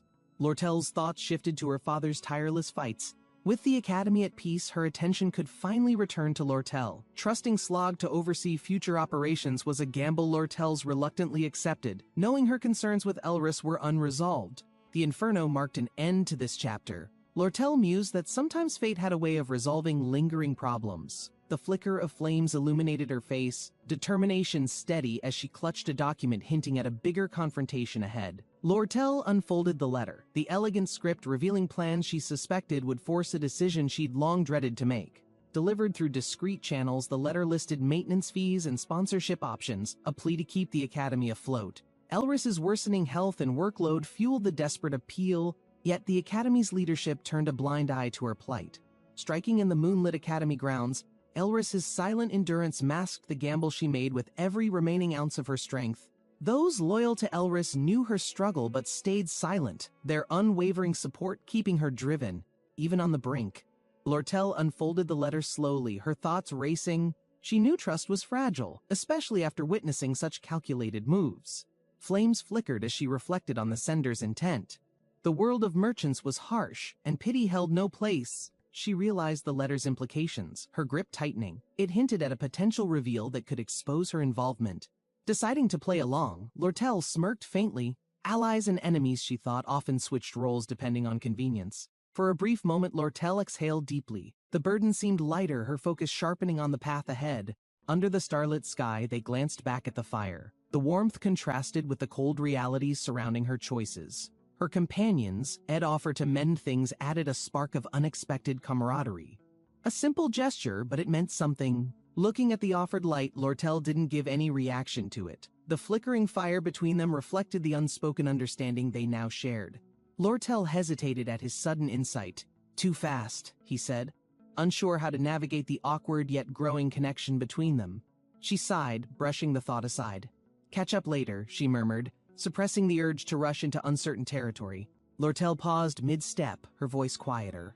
She didn't often confide, but moments like these demanded subtle vulnerability. Her fingers lightly adjusted his tie, feigning casualness. The motion concealed the swirling thoughts she couldn't entirely suppress. The crooked tie served as a metaphor, perhaps, for the misaligned paths they both seemed to walk separately yet together. His puzzled expression softened her guarded demeanor. Perhaps the academy, with all its chaos, left room for genuine connections. With a final tug on the tie, Lortel stepped forward, her heart steadying. She'd find her answers in time. The fire cast long shadows as the two stood silently, their thoughts drifting to the paths they had chosen. Lortel reflected on the small victories she had gained, weighing the steps she'd need to take to maintain her composure. A flicker of warmth crossed her face as the firelight mirrored her resolve, strengthening her focus for what lay ahead. The subtle dance of the flames reminded her of the delicate balance between actions and consequences in this turbulent academy. Lortel turned her gaze upward, the night sky offering a quiet moment of clarity before she prepared for the unknown. The firelight faded as Ed watched her leave, his thoughts shifting to the challenges that awaited him the next day. The narrow forest trail seemed endless, a fitting metaphor for the complexity of her situation at the academy. The distant sounds of the forest reminded him to stay vigilant, her role in the unfolding events becoming increasingly precarious. Stars shone brightly above, offering an unwavering reminder of the constant passage of time, indifferent to the struggles below. Ed stepped forward, determined to navigate the chaos, his focus unwavering despite the unpredictable paths that lay ahead. The cool night air carried a stillness that Ed found comforting, a rare moment to gather her thoughts before moving on. His priorities remained steadfast: survive, adapt, and finish what he had started. Simplicity was her strategy in this intricate environment. The academy loomed in the distance, a place of trials and opportunities that would shape his next steps. Ed paused briefly, his gaze settling on the autumn leaves, a quiet symbol of change he could not avoid. The seasons turned as they always did, carrying with them new challenges. Ed knew he'd need to remain vigilant. A single leaf floated from the sky, carried by a soft breeze over the vast, serene landscape. The leaf gently landed near the edge of a calm lake, where a dragon rested beneath a tall tree. A glowing blue creature approached cautiously, its shimmering body contrasting with the fiery presence of the watchful dragon. Nearby, a young woman stood still, observing the strange scene unfold as tension filled the air.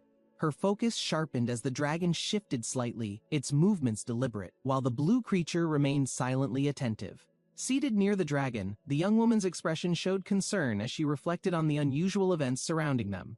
The blue creature moved closer to the water, its calm demeanor unbroken despite the overwhelming presence of the fiery dragon. The dragon exhaled softly, its massive form radiating heat, while the woman's thoughts lingered on the unfolding situation. Her gaze shifted as she contemplated the dynamics between the creatures, her mind seeking clarity amidst the growing tension. Despite the uncertainty, the woman's resolve strengthened, knowing she couldn't leave things unresolved with the stakes so high. The blue creature stepped forward, its glow illuminating the surrounding area, creating a stark contrast against the dragon's fiery aura. The woman adjusted her stance, carefully considering her next move, aware of the delicate balance between the opposing forces. A subtle blush crept onto her cheeks as a thought crossed her mind, her resolve firming with newfound determination. The dragon's fiery breath flickered briefly, as if sensing the shift in her demeanor, its attention never wavering. With steady hands, he gave a spoon, offering a gesture of calm amidst the chaos, bridging the distance between them. In the wooden cabin, the young woman leaned forward, inspecting something while her companion, Ed, kept a careful watch nearby. Her gaze suddenly shifted, purple energy glowing ominously, as the atmosphere in the room became charged with an unsettling presence. Outside, the cabin stood in quiet isolation beneath the vast sky, as a frustrated cry echoed from within its walls. A notebook was thrust into use, the man furiously scribbling down observations to improve his efforts despite his apparent annoyance. The glowing screen displayed his skill levels, revealing modest progress in various crafts, with room for significant growth over time. The screen highlighted dexterity, a key stat influenced by skill proficiencies, emphasizing the importance of balanced growth across multiple abilities. The tower loomed under the midday sun, marking the academy's sprawling campus as a place brimming with bustling activity. With the semester in full swing, the packed schedule left little time to focus on personal survival or broader preparations. His time for strategic planning had dwindled to a few hours each day, often stolen from much-needed sleep and rest. Glancing toward his companions, he monitored their interactions, ensuring the main events progressed smoothly without unnecessary complications arising. At the combat training grounds, Taylor sparred with classmates, honing his skills with impressive precision under his best friend's intense supervision. Nearby, another group watched as a sparring match unfolded, each participant bringing their best techniques to every calculated move. The Lortel observed silently, her composed demeanor masking her internal thoughts as she weighed the dynamics of the unfolding scene. Ed's sharp focus reflected his determination, though the challenges presented by others required constant vigilance to maintain his place. Beyond individual efforts, the Academy's competitive structure demanded teamwork, precision, and an unyielding commitment to constant improvement and success. The towering windows of the Grand Hall reflected the light, casting long shadows that hinted at an ominous revelation ahead. A faint voice echoed through the still room, as realization dawned on the figure holding a collection of vital documents. The truth became clear. Professor Glast, shrouded in mystery and power, stood at the center of the unfolding conflict. Professor Glass stood in the dimly lit study, deciphering cryptic notes as a faint glow illuminated his expression. The page revealed a hidden message about the mysterious events tied to Ophelis Hall, stirring a sense of foreboding. Professor Cleo Elpin, seated across the room, examined Glast's findings, her intuition confirming their growing suspicion of deeper conspiracies. Glast, urged by Cleo's warning, gripped the papers tightly, ensuring every detail of the celestial thesis remained intact. The professor's stern glare radiated a cold aura, his energy manifesting, pushing Cleo to promise swift completion by morning. Ophelis Hall gleamed under the midday sun, its serene facade masking the secrets unfolding within its hallowed walls. Professor Cleo lounged in her office reflecting on Narumi's findings while her assistant, Anise, diligently handed her new reports. Cleo adjusted her glasses, analyzing the report thoroughly, her mind racing with connections to the recent disturbances at Ophelis Hall. She pondered over whether such relentless investigation was necessary, given the tangled web of motives driving each actor involved. Exhaustion weighed heavily on her, the notes before her blurred as she struggled to stay awake amidst the chaos. Cleo's mind fixated on a name, Ed Rothstaler. There was something undeniably peculiar about his involvement in recent events. A sharp realization hit Cleo as she prepared documents, guilt flashing momentarily for having forgotten an earlier promise. Ed was an LT company, his composed demeanor a stark contrast to Lortel rushed apologies, their conversation teetering on forgotten details of their contract. Outside the LT company headquarters, sunlight bathed the streets, masking the storm of strategic discussions brewing within its walls. Lortel offered refreshments as a token of apology, her voice steady, masking the weight of unresolved mysteries surrounding Ed. Lortel adjusted her hair, her formal attire reflecting her intent to handle a significant matter in the bustling office. Ed observed her transformation, surprised by her unusual effort. Wondering about the critical tasks awaiting her that day, Lortel mentioned his unfinished cabin project, hinting at furniture needs and lamenting the unaffordable prices of high-quality company products. She noticed a flawed product, her abilities surging to dismantle it entirely, resolving its uselessness with a decisive crash. Ed sipped his tea, appreciating her gesture, as her silent gratitude lingered in her warm and steady gaze. The atmosphere thickened as Lortel questioned his calm demeanor, the slight tension between them hinting at unspoken thoughts and emotions. Lortel leaned closer, placing a firm hand on the chair, her determined gaze challenging Ed's detached composure. Ed looking at the chair the chair suddenly fell to its place as usual. He said that it is too high quality. The fiery sunset framed their silhouettes, her words carrying weight as she reflected on her emotions left unacknowledged. Her tone shifted, revealing vulnerability and resolve, as she admitted seeing Ed as a man despite their unresolved tension. Lortel leaned forward with a soft smile, her resolve unshaken despite Ed's reserved demeanor and her own hidden concerns. She silently reflected on her choices, masking vulnerabilities with calm expressions, her hands betraying faint trembles under the table. Ed's quiet acknowledgement hinted at a deeper understanding, though his words remained elusive, leaving Lortel's thoughts in restless circles. The fading sunlight illuminated that moment, framing their silent exchange with a warmth that softened the weight of the moment.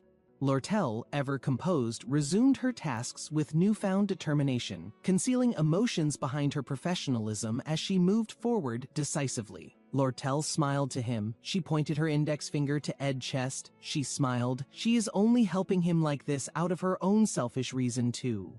Ed raised his face, commanding attention with grace, his confidence unwavering as he explained for now she is still very much different. Her fiery aura intensified.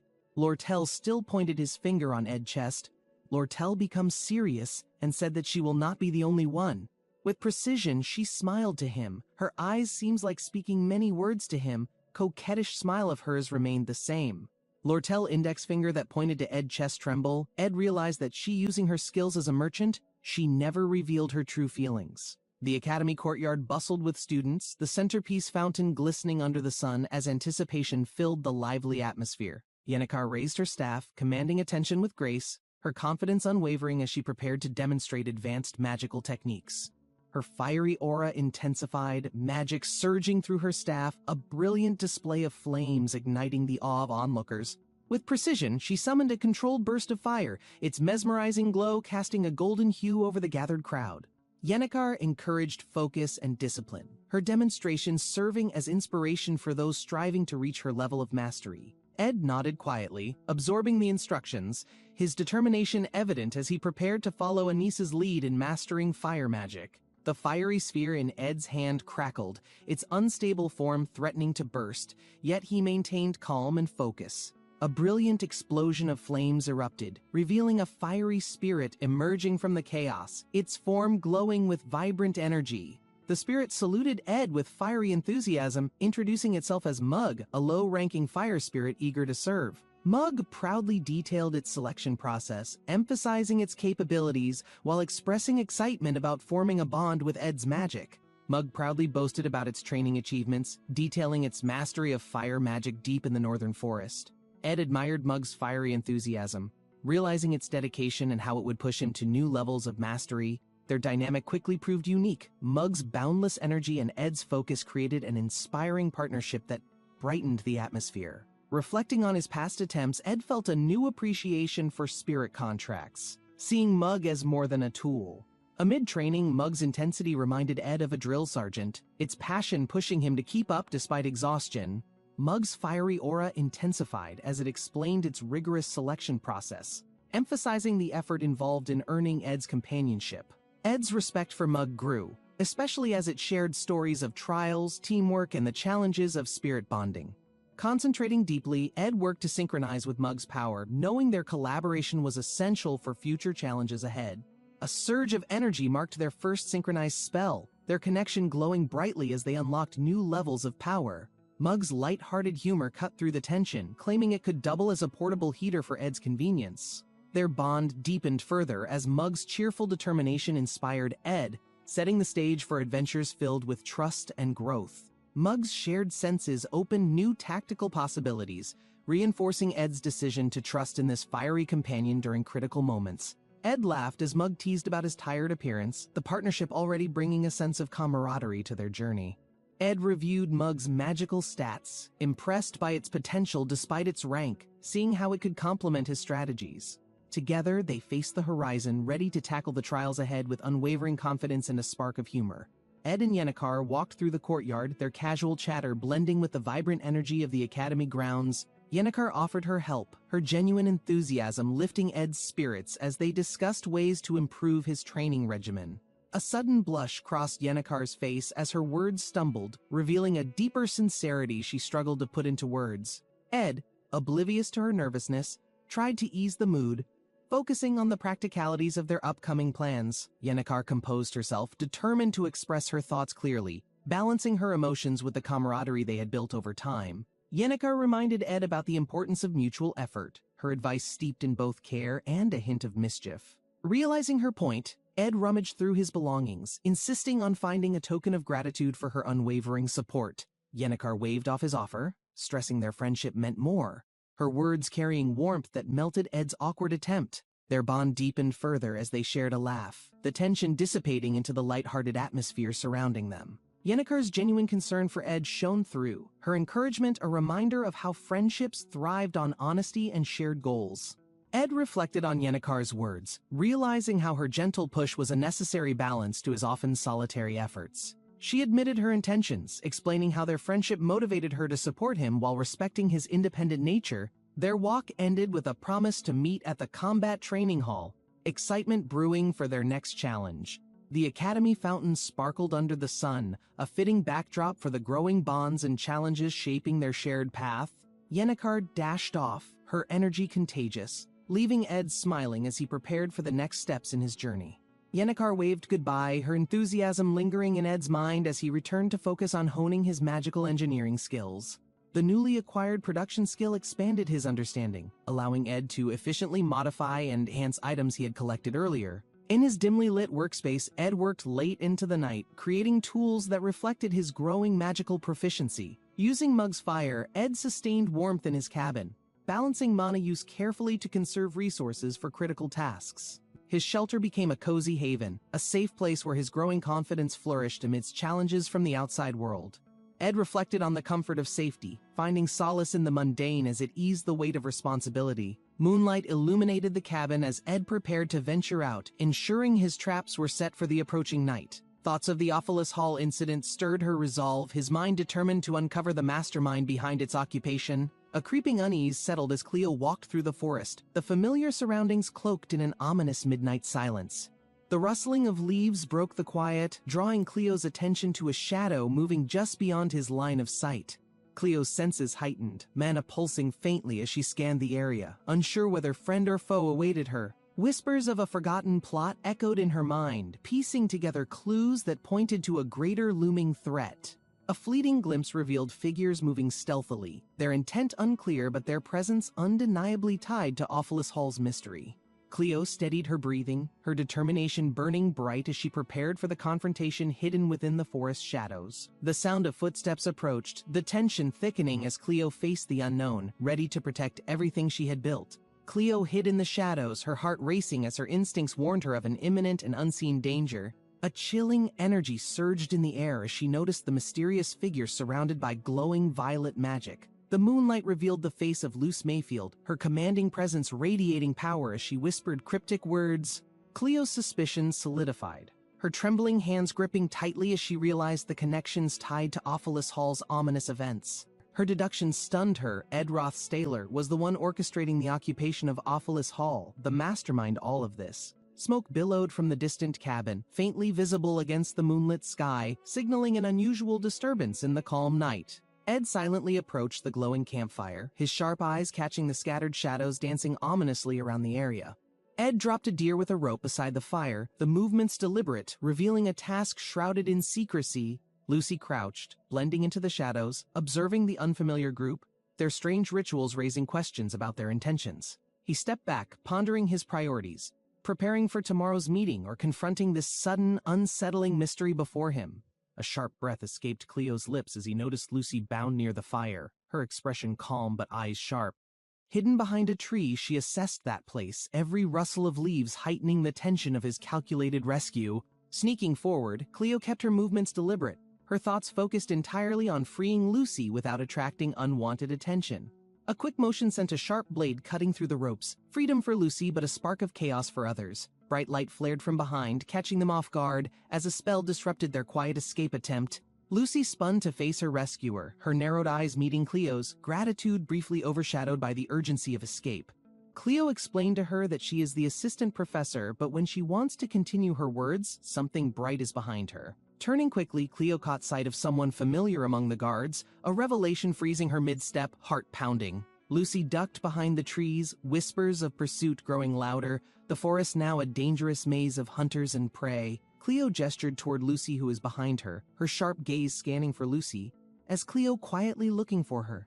Peeking from behind her hood, Lucy focused on the intense magical energy swirling through the night, signaling something unpredictable ahead. A burst of violet light illuminated the area, lifting Lucy effortlessly into the air as her form shimmered with raw power. Cleo below froze, stunned by the overwhelming magic cascading above them, turning the once lively campfire into eerie silence. Hovering mid-air, Cleo's gaze pierced to Lucy, her resolve hardening as she recognized the familiar faces amidst the chaos.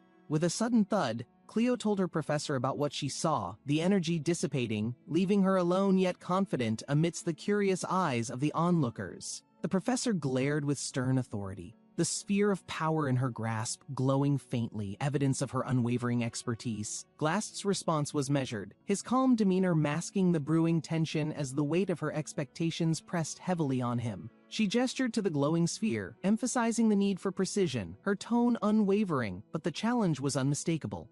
Cleo adjusted her stance, her expression neutral but her mind racing, preparing to demonstrate the very skill she demanded perfection in. The golden light blazed once more, marking the start of her focused attempt as everyone watched, silent and expectant.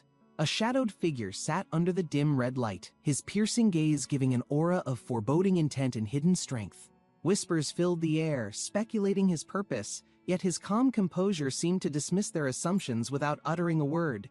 A tense conversation followed in the office, documents scattered on the table as conflicting priorities collided with unresolved past events. Glast looking at her silently, taking the parchment with a determined expression, his resolve stealing with every passing moment of their interaction. The slam of the door echoed as Cleo stepped out, focused on his task, the weight of responsibility clear in his stride. The shadowed figure, glassed, observed the scene with sharp eyes, analyzing every movement below with calm, calculated precision. The mission details aligned as expected. Taylor and his team were right on time, their actions deliberate and coordinated. With fluid movements, they engaged their targets, their teamwork and precision standing out amidst the tension in the dim light. The gifted swordsman, Ed, led the charge, his confident stance commanding the respect of his peers in the high-stakes moment.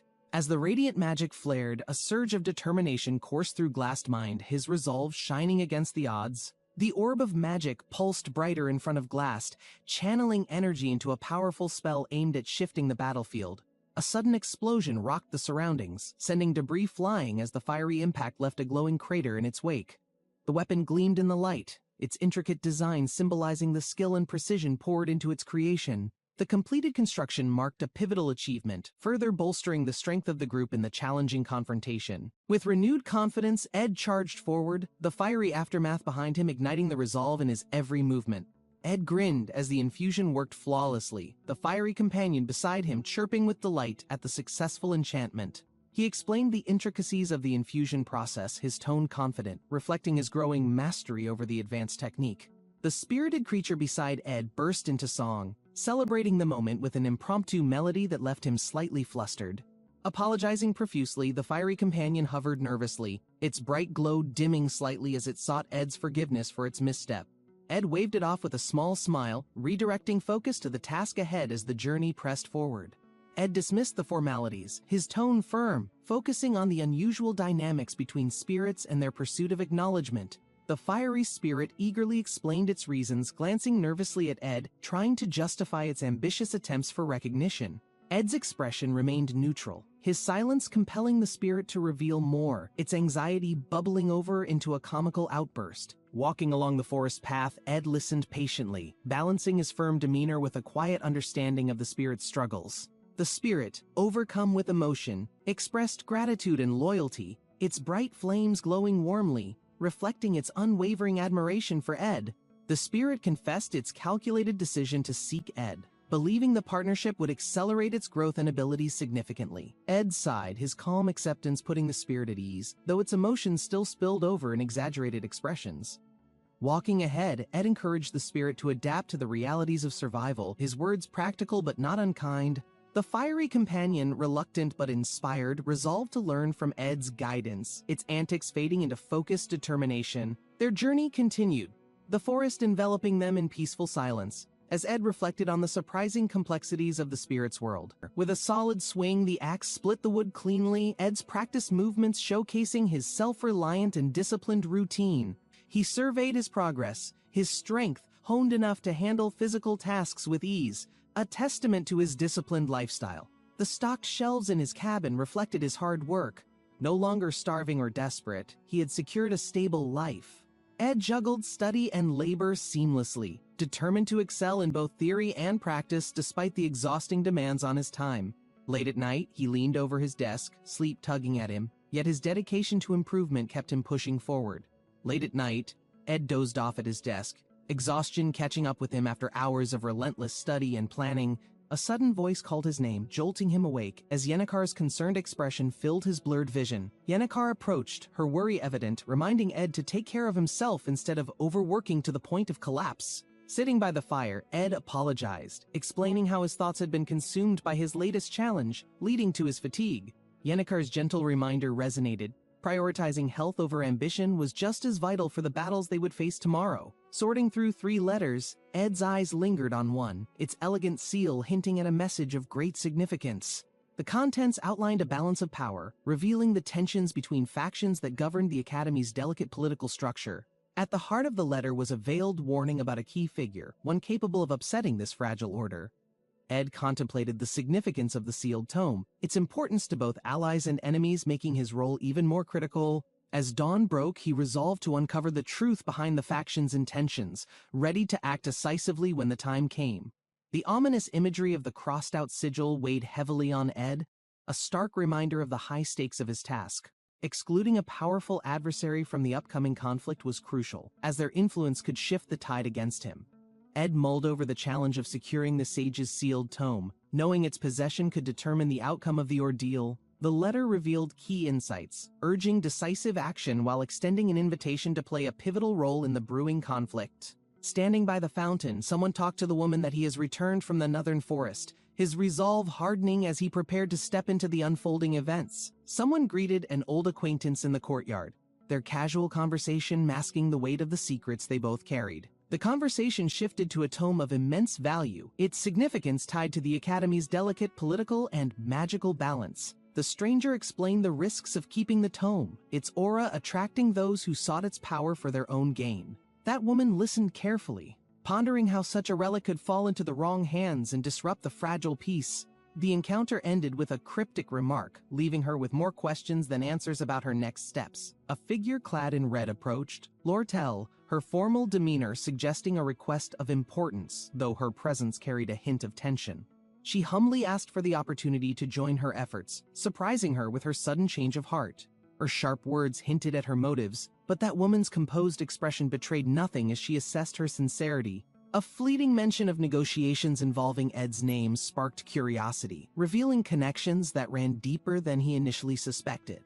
The conversation ended with full-on confusion on that woman's face, though she remained wary of the true reasons behind her unexpected alliance. The woman elaborated on the conflicts within the factions, each vying for dominance, their intentions masked by politics and alliances. She revealed her motivations, aligning with Ed not out of friendship but due to shared enemies and overlapping goals. Sipping her tea, she spoke of the ongoing struggles, her words laced with subtle warnings about the dangers ahead. That woman carefully considered her offer, understanding the necessity of temporary alliances, though trust would remain a distant possibility. Lortel looked at her, she reflected on the complexities of their world, where even allies could become adversaries in a heartbeat. Lortel explained her intentions to step in, concerned about Ed being dragged into the chaotic and politically charged situation. She expressed genuine worry for Ed, emphasizing how misunderstandings about his past affiliations could unfairly harm his current standing. Lortel's resolve to support Ed became clear, her willingness to use her authority showing her dedication to protecting his position. While that woman stayed composed, Lortel's persistence highlighted her determination to ensure fairness in a world often dictated by misunderstandings. She paused, looking across the table, awaiting that woman's acknowledgement of her efforts, the moment heavy with unspoken understanding. That woman's calm demeanor faltered slightly as Lortel declared her willingness to use every resource available to secure her goals. She reached for her cup, the small motion adding weight to her declaration, her confidence unwavering in the quiet exchange. The gravity of Lortel's words left a ripple of tension as her bold approach surprised even her for a moment. Lortel's subtle smirk hinted at her assurance, her words carefully chosen to challenge that woman's own approach to influence and control. With her gaze steady, Lortel conveyed her belief in her power, leaving her to ponder her bold and direct strategy. Lortel slammed the table, her sharp gaze commanding attention.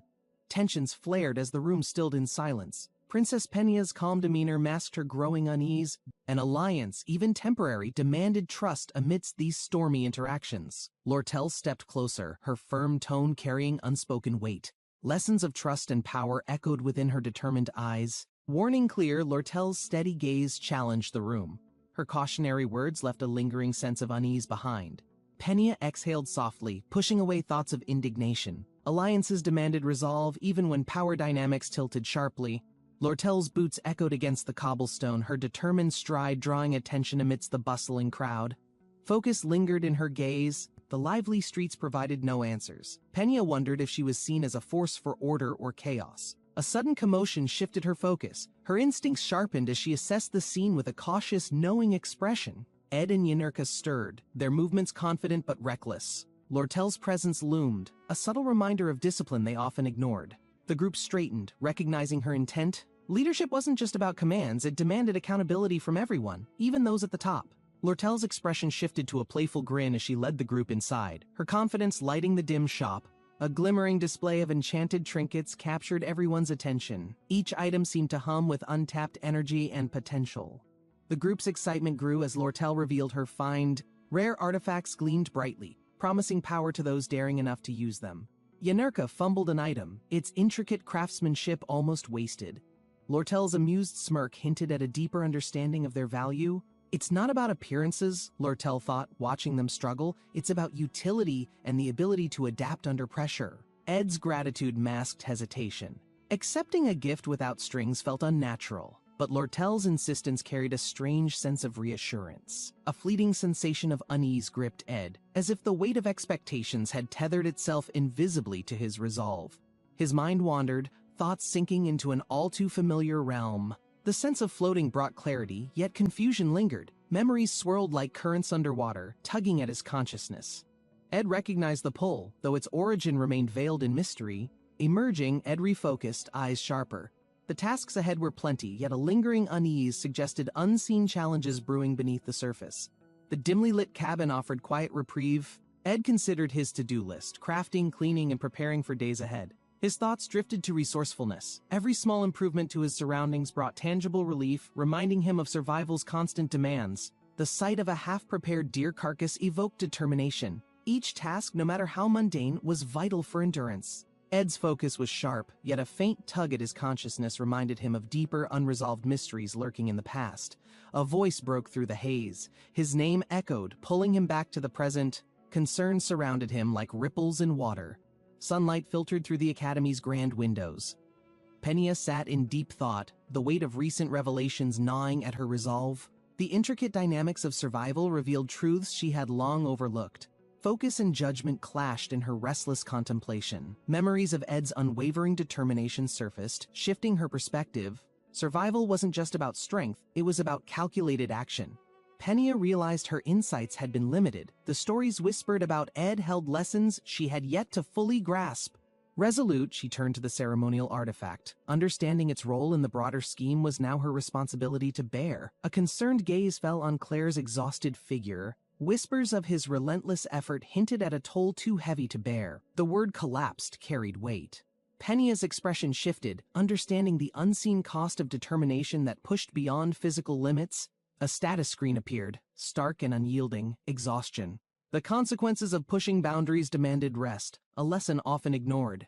In the quiet, Ed stirred faintly. The fragile balance between willpower and body's limits had been stretched dangerously thin. Rest wasn't optional anymore. The battle against his own limitations began, challenging Ed to prioritize survival over relentless ambition. Breathing felt labored as Ed awoke, body heavy and movements sluggish. The toll of overwork left undeniable traces on him. Sunlight spilled into the room, a faint warmth contrasting the cold fatigue gripping him. Rest remained elusive, even in slumber. A soft murmur escaped him as dreams melded with reality. The line between exhaustion and recovery blurred into a surreal haze. Nearby, his companions exchanged worried glances. Even in rest, Ed's struggle was apparent, a reminder of their shared vulnerabilities. The memories about Lucy, the serene morning masked the silent battles waging within.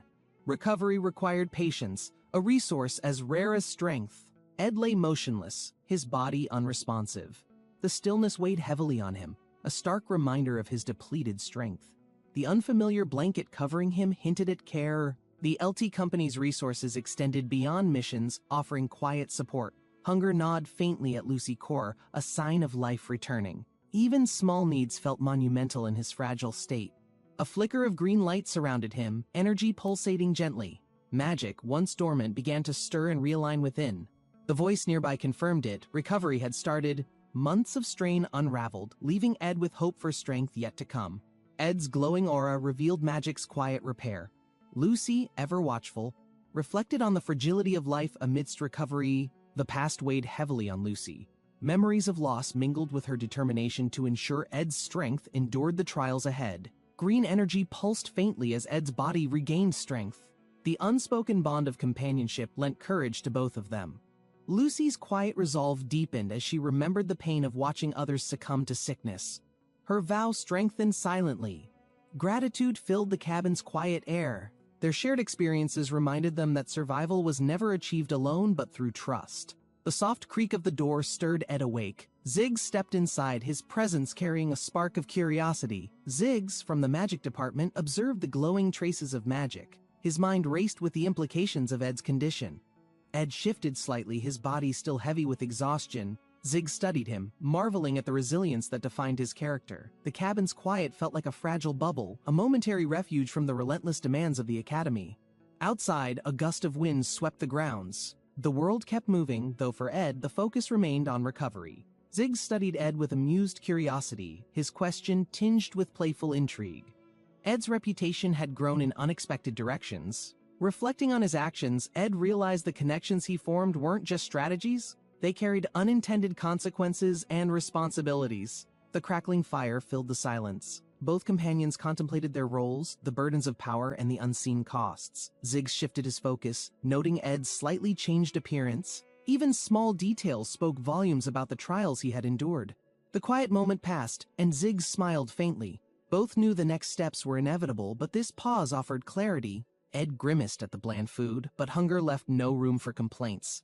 Survival often meant settling for less. Ziggs mused over recent developments, noting how small decisions carried ripples. Each choice moved their shared story forward, knowingly or not. A fleeting thought about Academy troublemakers brought a smirk to Ed's face.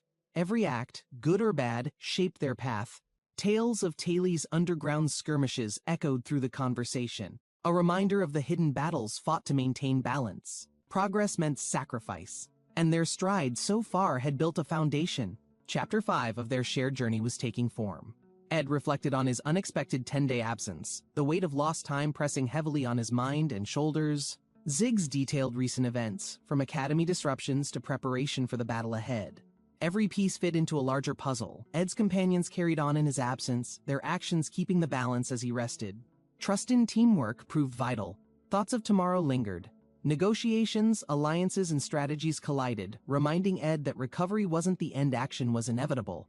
Determined, Ed ate all the food. The days ahead required focus and resilience, no matter how unprepared he might feel after his rest. Ed jolted upright, realizing the urgency of upcoming events. His recovery left no time to fully prepare for what awaited. The academy bustled with activity as news of the battle spread. The atmosphere grew charged with anticipation and unspoken tension. The LT Company's role became clear: protect their stake in the chaos to ensure their survival amidst powerful factions. Lortel's commanding presence was a stark contrast to the mounting uncertainty. Her leadership held the group together during pivotal moments. Steps echoed in the hall as the battle for the sage's sealed tome loomed closer. The stakes had never been higher. The ornate pendant gleamed faintly under the dim light, a symbol of authority and the burdens carried by its bearer. Kreppen Rothstaler stood tall, his calculated smile hiding decades of cunning and power, making his presence an overwhelming force. The Academy's spires gleamed in the morning sun, promising another day filled with challenges and uneasy alliances within its grand halls. Sitting at the dining table, Penia eating her food, her expression revealed years of burdens disguised under polished manners. A solemn pause filled the air as Kreppen reflected on the years gone by and the decisions weighing on him. The disownment letter of Ed Rothstaler lay before him, a stark reminder of the fallout from one reckless mistake. Straightening his posture, Kreppen brushed aside his guilt. The past was settled, but the scars it left remained fresh. The tension thickened as Kreppen locked eyes with another noble, Penia.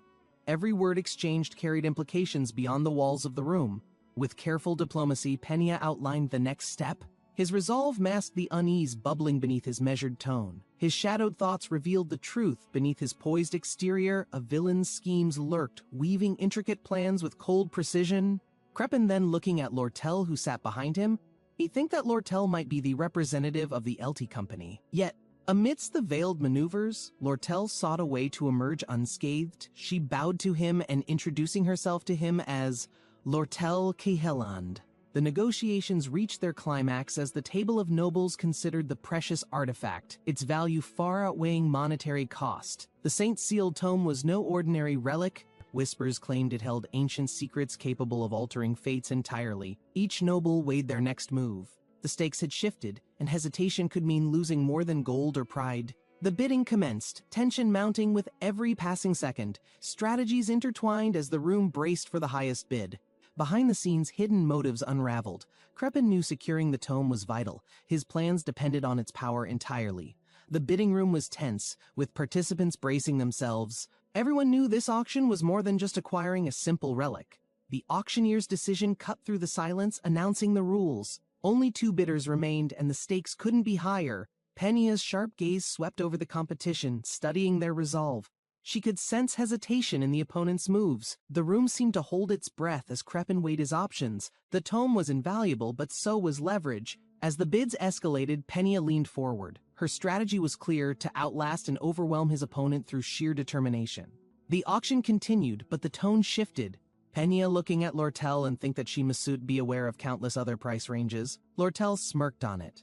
But Crepin seems didn't understand what the situation here. When he decided to sign up the document without thinking about anything, Crepin signing the document, calculating the consequences of pursuing this treasure, another battle of wits, another chance to secure dominance. The auctioneer's call echoed as bids surged higher. Nobles around the table threw caution aside, blinded by the lure of power. Pena remained calm, masking her anxiety. She knew this was no ordinary battle, it was a defining moment for her legacy. As the bids closed, tension reached its peak. Lortel's bold strategy faced its final test against her rival's audacious moves. The auctioneer revealed the bids, and a hush fell over the room. Crepin's victory or loss hinged on this moment. Crepin Rothstaler looking to in front of him, his subtle challenge signaling the start of an entirely new rivalry beyond this auction. Crepin Rothstaler, 8.500 gold. Relief washed over him briefly, but doubt lingered. Had his sacrifice truly secured his goals? Crepin straightened, resolved. Victory today was just the beginning. He would not rest until his family's name commanded ultimate respect. The room froze as the final bid, 9,400 gold, was announced. The LT company's dominance left everyone stunned. A quiet bow followed, leaving Crepin to silently fume. He realized her goal wasn't profit, it was something far more profound. Crepin stood abruptly, his plans unraveling. His opponent's composure hinted at a deeper strategy, one that unsettled him completely. With measured steps, the LT company's representative departed. Pena's thoughts churned. What connection did Lortel Kaeland have with this mysterious outcome? Suspicion crept into her mind. Could this series of moves be orchestrated for a purpose beyond the auction's scope? Lortel's smirk hinted at her real intentions. The seemingly random bids were calculated pieces in a larger plan unfolding perfectly. Sliding into the shadows, she clutched her notes. This wasn't just about the tome. It was about justice for her cause. Lortel trailed her movements, recalling past decisions that led to enemies in unexpected places. Trust was becoming a rare commodity. Somewhere, unseen forces aligned, stirring restlessness among nobles. The stakes went beyond wealth or prestige, they hinted at deeper treachery. Pena paused at the balcony, her eyes scanning the horizon. Remember about Lortel words before. Quietly, she vowed to ensure Ed's schemes unraveled entirely. Ed Rothstaler's name echoed in whispers, hinting at a defiance that once challenged Crepin's authority. The fallout was far from over. A sudden confrontation disrupted the hall, turning eyes to the chaos. The truth of Crepin's shadowy past loomed dangerously close. The princess stood trembling, grappling with her role in this web of deceit. Guilt pierced her heart like a blade. Beyond the turmoil, a revelation stirred. Misunderstandings layered with secrets might shape the future in ways no one anticipated. As the academy loomed in the distance, the stage was set for a battle where resolve and truth would collide. Lortel calculated the profits from selling the tome, considering every gold piece gained from her bold maneuver against Crepin. Her sharp glance revealed deeper plans, each step carefully laid out to ensure nothing disrupted the balance of power. The parchment bore intricate details outlining promises and alliances. A single misstep could unravel the delicate threads she'd woven. Her lips curled in amusement. Securing favors from unlikely allies she knew would soon tip the scales in her favor. As the sun set, Lortel reclined, her resolve unwavering. Every move brought her closer to achieving her ultimate vision. The fiery horizon mirrored the uncertainty lingering over the academy. Every victory revealed hidden motives, and alliances shifted like sand. Morning letters delivered subtle messages. The words carried coded warnings, their meaning understood only by those entangled in the intrigue. Ed watched the flames dance. His silence reflected both resolve and a growing awareness of the forces closing in. Though his heart carried guilt for past actions, Ed's focus remained on surviving this elaborate game orchestrated by unseen hands. Rising, Ed steeled himself. The path forward required more than strategy. It demanded he trust in those he'd once doubted. Yennecar arrived breathless, her excitement evident. Her presence reminded Ed that, amidst chaos, moments of genuine camaraderie still existed in the academy. With laughter and relief, the companions exchanged stories. The weight of past misunderstandings lifted, at least for now. Rumors swirled around them, each whisper twisting truths. Ed's connection to Yennecar became both a strength and a vulnerability. A playful scuffle interrupted the serious undertones. For a brief moment, the world outside their group felt less menacing. As they stood together, Ed realized bonds forged here would decide not only their survival, but the fate of their world. Mug's arrival startled Ed, though his exaggerated guilt seemed more of a distraction than genuine remorse for his absence. Mug rambled on, his fiery presence emphasizing his sincere apology. Ed sighed, unsure if he could stay annoyed with him. The mention of 10 days unconscious jolted Ed, his mind racing through missed opportunities and critical tasks left undone. Realizing the deer carcass had spoiled, Ed grimaced. Resources were scarce, and losing them set his survival plans back. A faint buzzing from nearby interrupted his thoughts. Something ominous seemed to be brewing, demanding his immediate attention. The fishing net floated empty in the water, torn from neglect. Ed's carelessness had cost him yet another resource. Staring at the ripples, Ed reflected on his dwindling supplies. The weight of rebuilding from scratch pressed heavily on him. Yennecar and another friend approached, their supportive smiles easing Ed's frustration. Survival felt more manageable with willing allies by his side. Offering their help, they began strategizing for the next exam. A sense of teamwork brought clarity to the chaos. One task at a time, Ed reminded himself. With their encouragement, his resolve to overcome challenges strengthened. Ed stood before the ramshackle shelter from his past. Its fragile frame reminded him how far he'd come since then. Memories of solitary nights plagued by insects returned, each moment a testament to his grit during those desperate early days. Despite the hardships, Ed had persevered. The contrast between his lonely past and present support left him feeling grateful. His friends stood beside him now, their warmth a reminder that survival wasn't meant to be faced alone. Ed smiled faintly. Though progress was slow, every step forward proved his determination to thrive against the odds. Ed smiled faintly, determined to press forward. Exhaustion lingered, but he trusted his resolve to guide him through challenges. Yennecar watched him closely, noting his tired posture. The trials had left their mark, yet Ed refused to waver. Discussions shifted as a majestic creature emerged, its azure form radiating power. This was no ordinary beast, it was Marilda. Marilda's calculating gaze unsettled Yennecar, who realized the importance of observing her behavior and learning from her clever, elusive tactics. First impressions matter, Yennecar thought, glancing at her disheveled attire. Adjustments were essential to leave a mark on Marilda's memory. Yennecar's confidence faltered briefly, but Marilda's sharp intellect drew his admiration. A fleeting exchange sparked an unexpected mutual respect between them. With a playful remark, Marilda hinted at hidden tests, challenging their wits. The dynamic between her and Yennecar became captivating. Marilda's lessons were practical and steeped in strategy, emphasizing the importance of understanding both allies and opponents in critical moments. While Yennecar absorbed her wisdom, she reminded him to tread cautiously. Impulsiveness, she warned, often led to missteps in high-stakes situations. Their dialogue ended with an unspoken understanding. Both had much to gain from one another's insights in the days ahead. A sudden shift in Marilda's demeanor brought tension. Her keen senses picked up on an approaching force hidden in the shadows. A sharp howl pierced the air, Marilda signaling danger. Yennecar braced herself, realizing this trial required both courage and composure. Shadows loomed, and a mysterious figure emerged. Marilda's stance reflected a mix of authority and readiness to confront the intruder. Recognizing the stakes, Yennecar steadied herself. She understood this encounter could shift alliances or reveal critical truths they had long sought. Yennecar leaned in, whispering a plan. Marilla nodded, trusting her strategy to navigate the impending confrontation without needless conflict. The evening air was crisp, the forest illuminated by soft moonlight. Marilda paused to admire the cleverness of Yennecar's plan. As the night deepened, Ed returned to the cabin. A warm fire flickered, casting shadows across the wooden walls. Yennecar's stew simmered over the flames, its aroma filling the room. Ed marveled at how it surpassed Ziggs's cooking. Ed realized he had much to learn from Yennecar, especially in practical skills. For now, recovery took priority. Resting in bed, Ed felt a mild fever creeping in. Fatigue lingered, but determination to improve kept him grounded. The creak of the door jolted Ed awake. His heavy eyelids lifted, struggling to focus on the shadowy figure entering. A faint voice broke the silence. Yennecar leaned in, her playful gaze catching Ed off guard as she teased lightly. Peeking mischievously through the doorway, Yennecar's grin widened. Her intentions seemed unclear, yet her energy was as infectious as ever. Yennecar entered the dimly lit room, her warm smile a stark contrast to the tension hanging in the air. Sitting beside Ed's bed, she softly placed a comforting hand on the ground, her presence like a calming balm. Ed tried to act composed, but Yennecar's gentle demeanor made it hard to hide the exhaustion etched on his face. Yennecar's steady gaze pierced through Ed's mask, her concern evident as she quietly reminded him he didn't have to pretend. As Yennecar recounted her own struggles, she leaned closer, her words a soothing reminder of the strength found in company.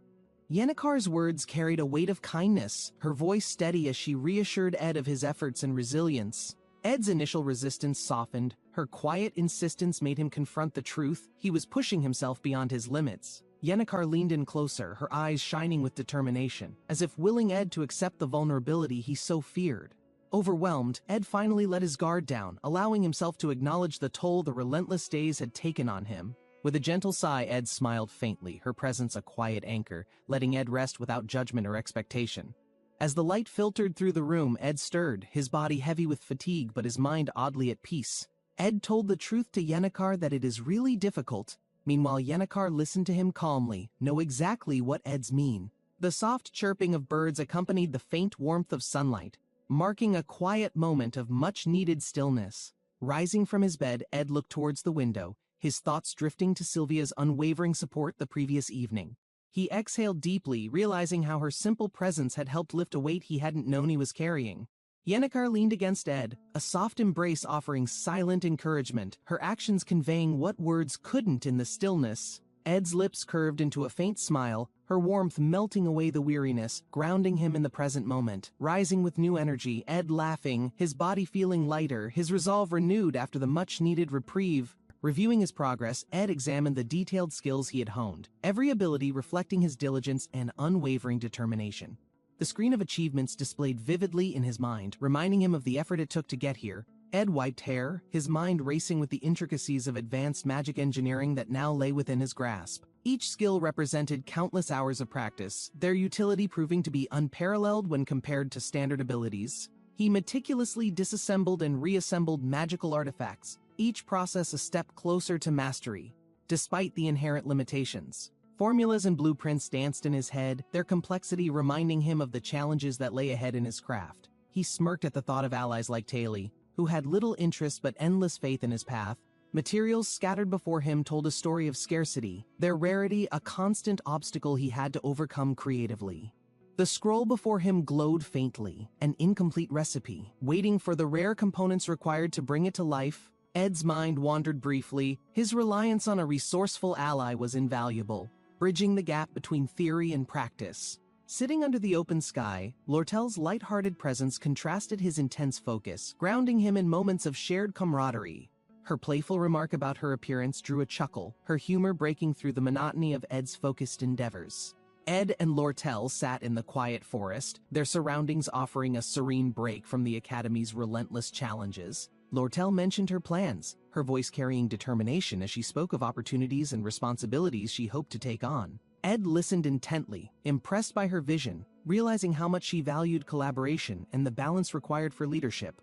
Lortel's boldness made her plans sound enticing, her energy contagious as she outlined her vision for managing a successful group. She smiled confidently, her face glowing with excitement, as if daring Ed to imagine their potential future partnership. Lortel leaned back, her expression shifting to one of mock concern, teasing Ed about his own dedication to their shared efforts. Ed kept calm, shaking his head at her playfulness. He asked to her that going so far with him is going to be a little strange. Lortel tugged her hood forward, her expression softening, a reminder of the trust and respect that underscored their growing bond. She whispered her commitment to their cause, her confidence in Ed evident as she vowed to remain a steadfast partner. Ed looking at her, her words are right, especially when Lortel said that Ed has no intention of being anything but business partners. Lortel described a world ruled by ambition, where trust was scarce, and alliances were forged only when necessary for survival. Her words painted a vivid picture of betrayal, greed, and the challenges of navigating a cutthroat society driven by power. Yet, she emphasized the importance of loyalty, someone who would stand beside you even when the odds were overwhelming. Ed felt her conviction, her voice tinged with both wisdom and vulnerability, revealing fears that drove her determination to succeed. In that moment, Ed resolved to honor her trust, silently vowing to support her dreams, no matter the cost. Lortel's gaze softened, her words laced with vulnerability as she requested something simple yet deeply meaningful, to stay by her side. Ed observed her carefully, caught off guard by the sincerity in her eyes, realizing the depth of her unspoken emotions. Lortel chuckled, her attempt at lightening the mood almost working, though Ed's subtle smile betrayed his growing understanding of her thoughts. She teased Ed further, her confident demeanor hiding the earnestness of her request, leaving him contemplative yet silently amused. Her green eyes sparkled with mischief as she explained her tactics, knowing full well she had caught Ed off guard. Lortel's words lingered as they sat by the water, the steady trickle of the stream blending with the quiet moment. Despite her playful tone, her words hinted at a truth she seldom expressed, a longing for stability amidst unpredictable challenges. Ed looked at her thoughtfully, deciding to match her vulnerability with honesty, his determination to support her quietly strengthening. The Academy's pressures might have loomed over them, but Lortel's resolve made her plans feel achievable, her trust giving Ed strength. As the sun dipped lower, Sylvia's expression turned contemplative, her thoughts on the path ahead mingling with quiet gratitude for Ed's support. Lortel smirked when Ed admitted uncertainty about his post-graduation plans, her confidence in the present moment contrasting her hesitation about the future. She rose, her movements deliberate, as if reinforcing her belief in the choices she had yet to make. With a teasing remark, she reminded Ed of his own unwavering commitment, her smile a playful nudge toward his determination. Her departing words carried an undertone of trust, her genuine warmth reflecting her gratitude for their shared camaraderie and understanding. As she walked away, Ed stood motionless, grappling with the quiet weight of her trust and the path they both pursued. Lortel smirked as she walked away, her triumphant expression hiding the swirling emotions that followed their heartfelt conversation. He is hers now, she thought to herself, her determination renewed, though the thought carried an unexpected warmth she didn't acknowledge. Ed sat quietly, reflecting on her words, his mind wandering to the impact her presence had already made in his life. She realized her trust had changed him, breaking down walls he didn't know he had built around his goals and emotions. Watching her retreating figure, Ed sighed, knowing their bond had solidified into something unspoken yet unbreakable in its quiet depth. The silence was shattered as another figure, Yennecar, burst through the door, disrupting the stillness of Ed's thoughts. Lortel, back from the river, caught the commotion, her curious gaze falling on an unexpected visitor in the midst of chaos. The tension in the room escalated as Lortel questioned the intruder, her sharp gaze conveying authority despite the situation's absurdity. The interruption left Ed on edge as he grappled with balancing the bonds he valued and the challenges that persisted. Lortel's sharp instincts kicked in, preparing for what felt like the beginning of yet another unpredictable and turbulent chapter. Morning light filtered through the trees as Ed worked diligently, chopping wood while mulling over the increasing demands of daily life. The voice in his mind nagged him to maintain balance, reminding him that overworking would only weaken his already strained body. A golden aura, mugs flickered nearby, as if the forest itself held secrets waiting for Ed to uncover and utilize. Reflecting on recent days, Ed felt gratitude for Lortel's unwavering presence, knowing her support had made his burdens lighter to bear. As Ed glanced at the letters in his hand, he sighed deeply, anticipating the challenges still waiting to be addressed.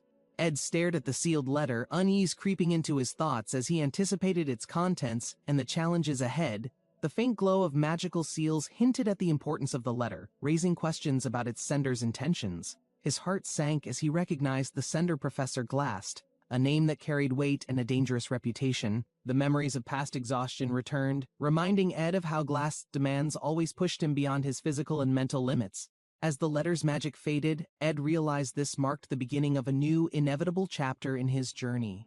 Glast, revered as the great sage's foremost scholar, stood as a controversial figure in the world of magic and academia. With celestial magic bending natural laws, he aimed to revive ancient powers and reshape the future with his grand ideals. However, his ambitions often clashed with morality, his willingness to risk everything leading to desperate, questionable decisions. In pursuit of his goals, Glast defied all boundaries, stealing forbidden knowledge and betraying allies to achieve his impossible dreams. Yet beneath the scholar's brilliance lay the dangerous obsession of a man blinded by his vision of progress. Glast's relentless pursuit of magic led him to summon a colossal tower, the culmination of years of research and ambition. His ultimate plan centered on extracting knowledge through resonance rituals, aiming to manipulate the fabric of magical existence itself. Opponents challenged him at every turn, but the tower became a stage for Glast's defiant final stand against them. As the tower crumbled, Glast's last words were cryptic, leaving behind an enigmatic legacy that would haunt the world forever. Ed clenched his fists, knowing the final battle had only set the stage for greater struggles in the days ahead. At the same time, Ed faced his own challenges. Ayla found herself entangled in an eerie confrontation with unsettling figures. Her usual confidence wavered as she yelled at the shadowy figure, her emotions a mix of fear and defiance. The dimly lit room amplified the tension as she tried to assert control, but her voice betrayed her growing panic. Suddenly, the name Ed Rothstaler echoed, her desperate cry breaking through the eerie silence, revealing her faith in his support. Slumped against the cold floor, Ayla's exhaustion showed, a quiet resolve forming as she admitted her own predicament. She had been captured. Ed took a deep breath, steeling himself. The weight of what lay ahead was suffocating, but his resolve remained unbroken. The academy stood tall, its walls radiating power. 3 days ago, the fate of Glast was set in motion. A rustic wooden cabin served as his retreat, where he reflected on missed days spent recovering from intense training. Holding the intricate gear, he lamented wasted time yet resolved to refine his skills before the subjugation began. Balancing magic engineering and combat felt impossible without better blueprints. The lack of resources weighed heavily on his plans. A sudden memory surfaced, an old formula that could drastically enhance his progress if he dared to retrieve it. The intricate blueprint etched into his mind revealed a technique to boost magic stats quickly, but it carried risks. The subjugation of Glast loomed, divided into phases. Each stage would test their strength and resolve beyond limits. Phase 3, the secret laboratory, was infamous. Securing it required precision, stealth, and mastering the dangers lurking within. The library's spectral guardian, a formidable opponent, guarded invaluable knowledge that many sought yet feared to challenge directly. His focus wasn't on the guardian but on the rare scrolls that held secrets of unparalleled magic engineering. The desk scattered with alchemy supplies reminded him of the formulas left behind, essential to his rapid development plan. He weighed the danger, recalling the formula's location. The odds were against him, but time left no choice. With a glance, his resolve solidified. He would embark alone, trusting his instincts to navigate the peril ahead. The academy loomed in the distance, its grandeur masking the struggles within. He knew returning victorious would demand everything. Standing at the podium, the instructor outlined their mission. Determination burned within him as the path to Glast began. The Academy's LT class was filled with talent, each student excelling in unique ways, shaping an intense atmosphere of competition. Zig suddenly raised his hand. It feels like he wanted to ask about something to that class. He supposed he heard something about Ayla being very susceptible to celestial magic. Glancing at his peers, he wondered if pure talent alone dictated their future, or if effort could truly surpass limitations. A question lingered. Was it fair to value only natural talent, dismissing those who worked tirelessly to overcome their inherent weaknesses? The weight of decisions hung heavy on his mind, reflecting on the burdens placed on students who sought to prove themselves. The lecture hall quieted as the instructor emphasized the dangers of misplaced encouragement, warning against pushing unprepared students toward unreachable goals. Lortel sighed, remembering stories of students who collapsed under pressure, their failures haunting both themselves and the mentors who guided them. Details about Glast's daughter surfaced. Though ordinary, her father's belief in her talent propelled her into challenges beyond her ability. As a parent, Glast's faith was understandable, but his misplaced expectations led to decisions that ultimately put her in peril. Believing in her potential, she joined a raid too early, her lack of preparation becoming a catalyst for devastating consequences. The raid became a grim reminder of recklessness born from ambition. Her loss left Glast consumed by guilt and regret. The tragedy shifted Glast's focus, driving him to research celestial magic, an enigmatic field that promised answers to unspeakable losses. His obsession with talent became evident, a reflection of his desperation to avoid repeating the pain of his past mistakes. Celestial magic, though mysterious, seemed less about power and more about redemption, a tool to rewrite the rules of fate.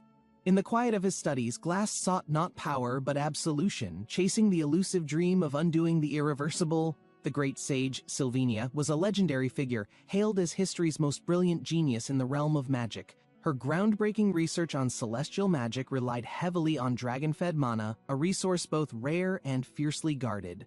Lortel reminded the class of Sylvania's unmatched achievements, stressing the importance of their own pursuit of magical understanding.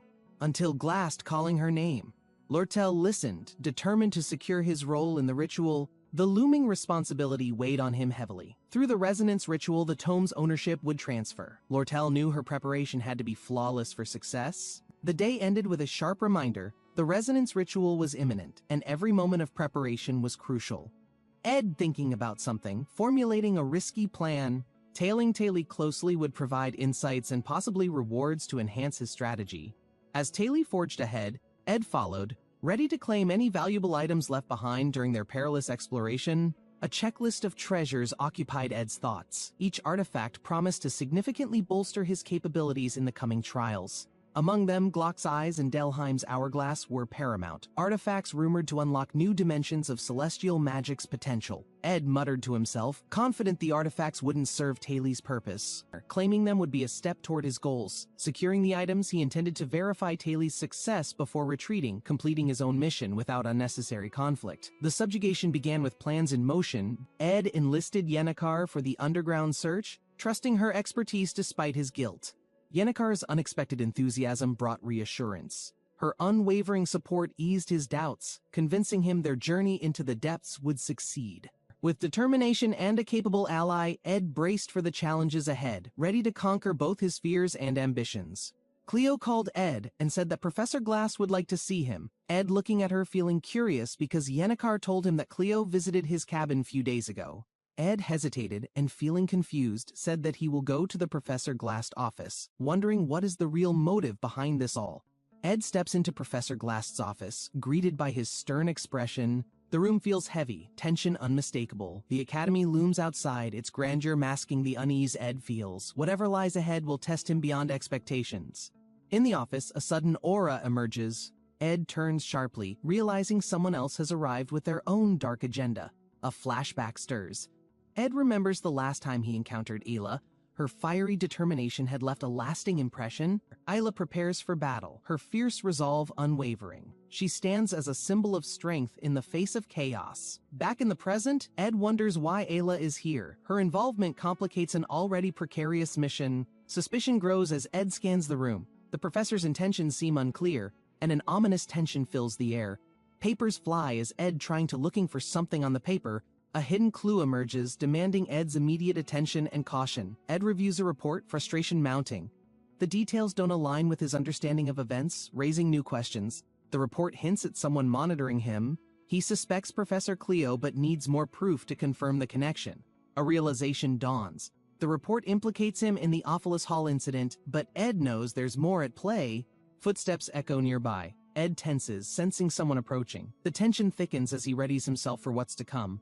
A glint of steel catches Ed's eye. He braces for confrontation, knowing the next moment could change everything. Ed narrowly evades a sudden slash, instincts kicking in, waiting for that person get into the room, leaving no room for hesitation. A dagger clatters loudly to the floor. Ed spins to face the shadowy figure, trying to decipher their intent. Professor Glass enters the scene, his presence commanding the room. His gaze sharpens as he assesses the unfolding chaos. Ayla run forward to Professor Glass, but Glass remained calm, halting the advance. Magic hums faintly in the tense atmosphere. A dark aura surrounds Professor Glass, their identity shrouded. Ed braces as a sense of dread begins to rise. The room fills with radiant purple energy, pulsating with overwhelming power. Ed shields his eyes, struggling to stay on his feet. Glass's magic surges forth, his control unwavering. Celestial sigils illuminate the space, locking the attacker within a mystical barrier. The time prison spell traps to the Ayla. Ed marvels at the complexity of Glass's magic, which feels ancient and unyielding. The dagger slips from the Ed's grasp as their movements are bound. Glass's eyes gleam with determination and hidden intent. A strange object descends into the room, bathed in golden light. Glass senses its significance, though its purpose remains unclear. A sudden flash engulfs the room, forcing everyone to pause. The artifact begins to activate, its patterns glowing fiercely. A powerful explosion tears through the air, sending Ed flying backward. He lands, dazed but instinctively preparing for another attack. Flames and light swirl, forming a chaotic vortex. Ed steadies himself, realizing the situation is more dangerous than it first seemed. Ed remains calm, his magic holding firm. Ed wonders just how much preparation went into this moment and its deeper purpose. The glowing artifact emits a final surge of energy. Ed understands this isn't over, it's only the beginning of something larger. Ed's thoughts race as he pieces together Glass's cryptic remarks. He realizes there's a deeper, concealed plan at play. Glass's focus shifts to Ayla. Ed begins to suspect her sensitivity to celestial magic holds the key to everything happening. Ed questions the professor's intentions, but Glass remains vague, offering little explanation. The tension between trust and suspicion deepens. Ed acknowledges that escaping now would only escalate matters. He resolves to confront Glast head-on to uncover the truth. The air thickens as Glast's expression hardens. Ed steels himself, prepared to challenge the professor's carefully laid plans. Ed considers the implications of letting Glast capture him. This path might lead directly to the core of his schemes. He visualizes the professor's secret laboratory, a shadowy place where truths might finally be unveiled. Ed prepares for the gamble. Accepting the risk, Ed decides to feign surrender. It's his only chance to unravel Glast's intricate plot from within. Glast observes Ed's compliance with a sly grin, recognizing a challenge. Both know the battle has only just begun. Magic swirls around Glast, his aura intensifying. Ed clenches his fists, sensing the sheer power he's about to face. The time prison spell crackles to life. Ed freezes mid-motion, trapped in a timeless void of celestial energy. Glast effortlessly manipulates the artifact, his mastery of magic evident. Ed begins to understand the professor's unparalleled abilities. Reports about Ed's academic performance flash in the professor's mind. It's clear Ed has surpassed expectations in unexpected ways. A bystander marvels at Ed's achievements, commenting on his rapid progress. The conversation highlights just how far Ed has come. As the artifact glows brighter, Ed braces himself. He knows his journey has only begun, and greater trials lie ahead. Ed's calculated combat instincts are praised, though criticized for relying on strategy over raw talent, showcasing his unique approach to battles. His careful analysis and resourcefulness draw admiration, but also a reminder of what Glast once valued and ultimately lost. Glast reminisces about his daughter, her determination to make him proud, and the parallels he sees in Ed's confidence. The memory stirs deeply within Glast, leaving him conflicted as he observes Ed's resilience and relentless pursuit of his goals. Haunted by the past, Glast's hardened expression falters. Ed's presence seems to challenge not only his plans but his regrets. A sudden flash of light disrupts the tension. Ed quickly reacts, sensing an opportunity amidst the chaos to gain advantage. The energy streaks across the sky, cutting through the peaceful academy grounds, heading toward an unknown but critical target. The magical projectile pierces the air with unmatched speed, leaving a glowing trail as students below marvel at its intensity. The impact shakes a distant structure, hinting at the spell's power. Ed wonders who or what was the intended target. A quiet determination fills Ed as he watches from afar, knowing this event could shift the Academy's balance forever. Yennecar stirs the bubbling pot, her thoughts lingering on Ed's absence. The flames flicker, reflecting her quiet anticipation and concern. As that person wrote in his journal, he reflected on how much he still needed to understand about magic. His thoughts drifted to Sylvania, the wise mentor who once guided him with patience, teaching him the foundations of magic. The image of Sylvania in her youth lingered in that man's mind, reminding him of fleeting moments lost to time. That man thought of the grief he once carried. Its sharpness had dulled, leaving only a faint ache in his heart. Even now, occasional longing resurfaced, stirring a deep desire to remember the great sage and those unforgettable years. Lucy clenched her hand, the weight of her resolve pressing her forward. She needed to become stronger, no matter what. In the quiet of her room, Glock dedicated every moment to preserving Sylvania's teachings, immortalizing them within his journals. Her name, Lucy, echoed in his thoughts, a reminder of the bond they shared, unbroken despite the years. The Lucy swing her legs, she really miss Glock. She sleep on the roof tiles and looking at the sky, remember their past memories together. Outside, a gust of wind shifted the air. Lucy wondered whether the grief of his loss, determined to face the challenges ahead. Lucy reclined against the roof tiles, the warmth of the sun and her sack of snacks bringing a fleeting comfort. As she reached into the sack, her brows furrowed, empty. The realization brought a soft chuckle despite her mild annoyance. Her eyes caught the sunset. The golden hues stirred a strange mix of serenity and the pull of responsibility. A shadow loomed behind her. Lucy stiffened, sensing a presence. The air seemed to shimmer with unspoken tension. A dark figure emerged, whispering words only Lucy could hear. Power surged around her as she readied herself for confrontation. Lucy tilted her head, puzzled by the sudden change in the air, her instincts sensing something unusual approaching. Inside Trix Hall, the atmosphere grew heavy. The main meeting room was illuminated by the golden glow of afternoon light. Documents covered the central table, detailing the complex agreements under discussion. Everyone's focus sharpened on the stakes of this meeting. Lortel observed silently from the corner, her gaze scanning the room. Her role as an observer carried weight and responsibility. Obel sat nearby, his steady presence a reminder of order amidst the tension. His calm demeanor kept the meeting balanced. The conversation flowed cautiously, veiled beneath formality. Lortel listened closely, her sharp intuition deciphering the motives behind Crepin Rothstaler's words. Crepin's cold expression revealed little, but Lariel knew his request for the sealed tome carried significant consequences beyond its worth. After the meeting, Lortel agreed to the exchange. Negotiations required skill, and she demanded proper compensation to protect Princess Penia's interests. Crepin agreed immediately, surprising Lariel. His nonchalance suggested deeper plans, but her focus remained on securing the princess's benefit above all. As Lortel talking to him, her mind raced. Trusting Crepin was risky, but the sealed tome's value justified her calculated decision. Crepin's smirk lingered in her thoughts. Something about his ease unsettled her, but Lortel brushed it aside for now.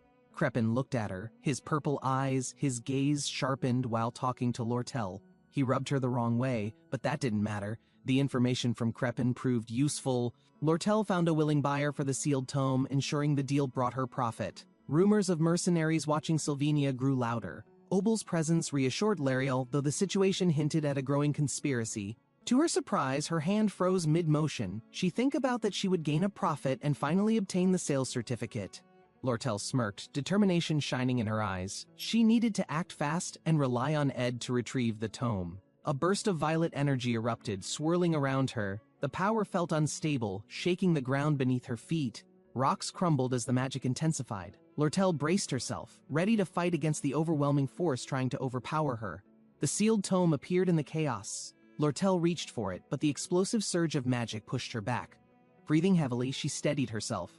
The tome was still intact, but the storm of magic showed no signs of calming.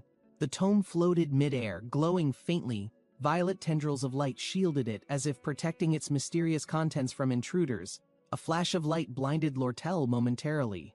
She sensed someone else nearby, their presence wrapped in ominous magical energy. The intruder's figure emerged through the haze. Their smirk sent a chill down her spine, but Lariel held her ground. Despite the overwhelming pressure, Ayla's mind raced. At Professor Glass's secret laboratory, the book fell on the ground, while the name of Ed Rothstaler echoed in that place. On that place, Ayla tried to protect herself and asked what happened to Ed. She really hates this. Meanwhile, Ed listened to her, didn't give any reaction. In the underground chamber, Ed observed the sealed tome's absence. His frustration grew as he realized Glass's involvement in its theft. The dim light flickered as Coombe, the crystal magic researcher, entered. His imposing figure radiated a cold and calculating presence. Coombe addressed Ed, his voice measured. Glass's plans were progressing, and their group needed to move cautiously to avoid failure. Ed, seated in the corner, stayed silent. The weight of the situation pressed on him, though his resolve remained unshaken. As Coombe left, Ed glanced at his surroundings. There was no time to waste. He had to act swiftly and decisively. The chamber hummed with energy. A sinister plan began to unfold, leaving the soul library on the brink of collapse. Scattered scrolls and alchemical tools floated mid-air, their magical essence amplifying the brewing chaos. The situation grew increasingly unpredictable. A lone figure surveyed the chaos, calculating every move. The disarray didn't faze them, it was all according to plan. Ayla's piercing scream broke through the noise, shaking Ed from his thoughts. She seemed terrified of what lay ahead. Ed frowned, clearly frustrated by the mess. His annoyance grew at the idea of staying back to deal with it. Ayla glared at Ed, her fiery spirit undeterred. Her accusations made him pause, but he maintained his composed demeanor. Ed's expression softened slightly. Despite the tension, he tried to explain his actions, hoping to ease Ayla's rising frustration. Ayla's disbelief lingered as Ed reminded her of his past aid during critical moments. Trust remained fragile, but necessary. The room's energy shifted. Ed encouraged Ayla to stay calm, promising that reinforcements would arrive before the situation spiraled further. Despite their differences, Ed's confidence reassured Ayla. She reluctantly listened, choosing to believe his words, though doubt still clouded her mind. Ayla's shock turned to confusion. Ed's unexpected apology caught her off guard, leaving her questioning his sudden change in tone. Before she could respond, Mug popped up, his excited ramblings filling the room. The familiar presence brought an unexpected calm. Mug rambled about his delay, guilt evident in his voice. He apologized repeatedly, relieved to finally reunite with Ed. Ed patted Mug, the tension momentarily lifted. The chaotic events still loomed, but the small reunion was a welcome relief. A faint smile appeared on Ed's face as he whispered praise for Nug. The moment reminded him of old bonds. Ed glanced at Mug, his expression a mix of skepticism and mild amusement, unsure how to handle Mug's exuberance. Ayla, frustrated, argued they should act instead of waiting. Her resolve clashed with Ed's calm yet pragmatic demeanor. Ed sighed, unwilling to explain further. He reflected on how recent decisions led to this complicated moment with Ayla and Mug. Memories of the past surfaced briefly as he thought of Lady Sylvana, whose wrath during training had left a deep impression. As the energy around Mug memories, Ed braced himself, knowing that facing Yennekar's anger again was better than hesitation. Mug's carefree attitude brought lighthearted chaos to their tense waiting. Ed sighed as Mug's antics distracted Ed from the pressing matter. Ed muttered, his patience thinning as Mug teased him. Ed observed, amused by the sudden shift in their dynamic. Ed feeling annoyed because what Mug said to him, he grabbed Mug's head, while Ayla asking what's wrong with his face. Mug, sensing the rising tension, tried to lighten the mood again. This time, Ed's sharp glare quieted him. Ed threw Mug away, focused once more. The prison for action was shrinking, and the next move needed precision. The faint clinking of chains echoed as Coom appeared, his calm demeanor masking the urgency in Ed's sharp tone. Ed demanded release, frustration clear. Coom chuckled darkly, teasing Ed about his sudden desperation and the risks he now faced. Coom's words cut deep, challenging Ed's resolve. Still, Ed pressed on, determined not to be outwitted in this dangerous game. With a measured breath, Ed quieted his emotions. He knew the next steps required calm and precision to escape the chaos. Ayla, watching silently, grew uneasy.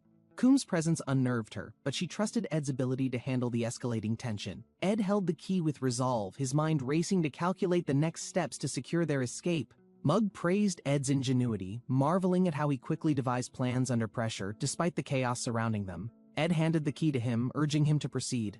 The weight of the decision rested heavily on both of them. As the lock clicked open, a creaking sound echoed, signaling the first step toward freedom from their confinement.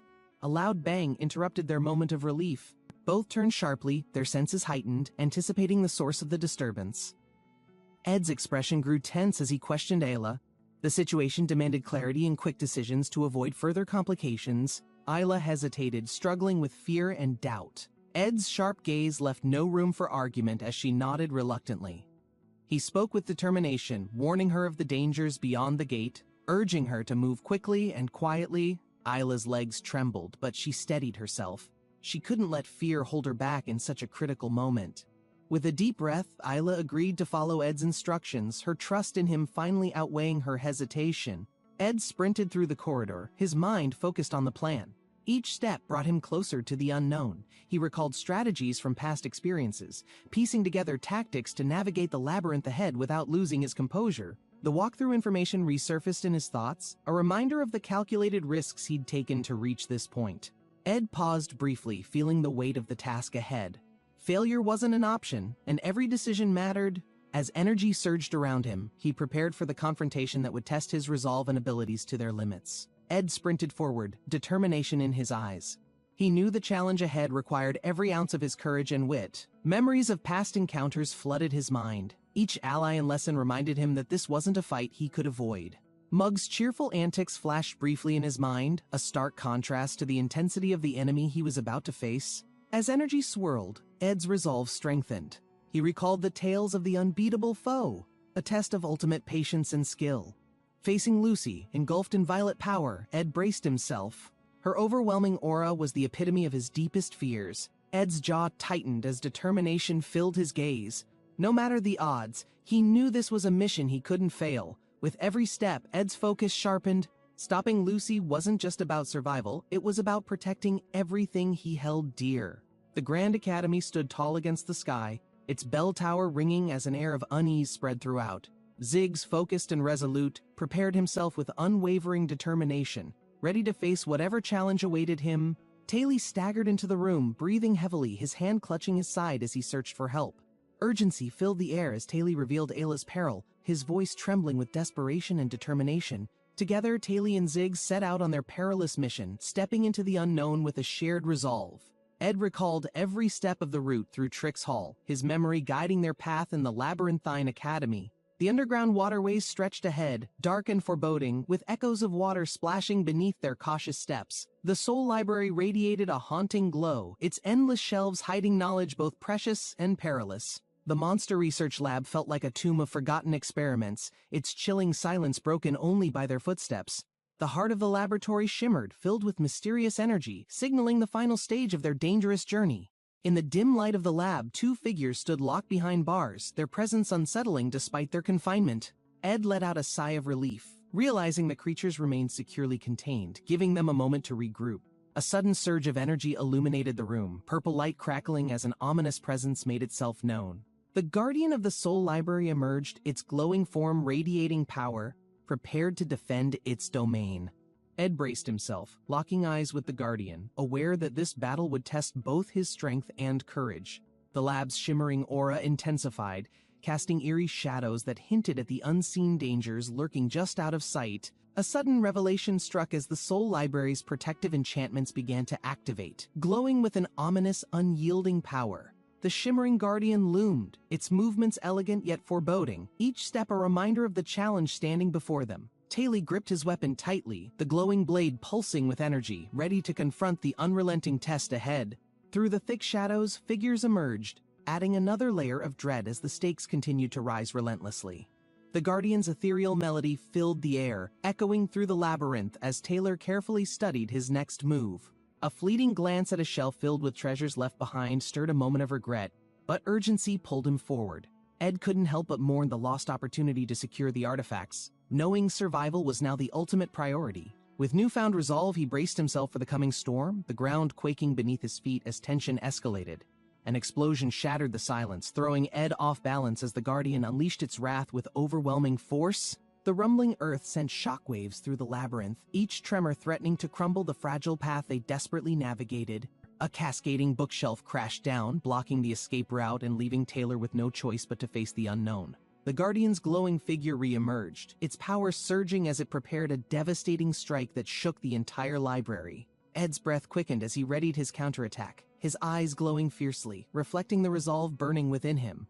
As light and energy collided, the fate of the labyrinth seemed uncertain, hanging in the balance of their next moves. The air grew heavy with tension as a sharp screech echoed, the fiery familiar warning of imminent danger ahead.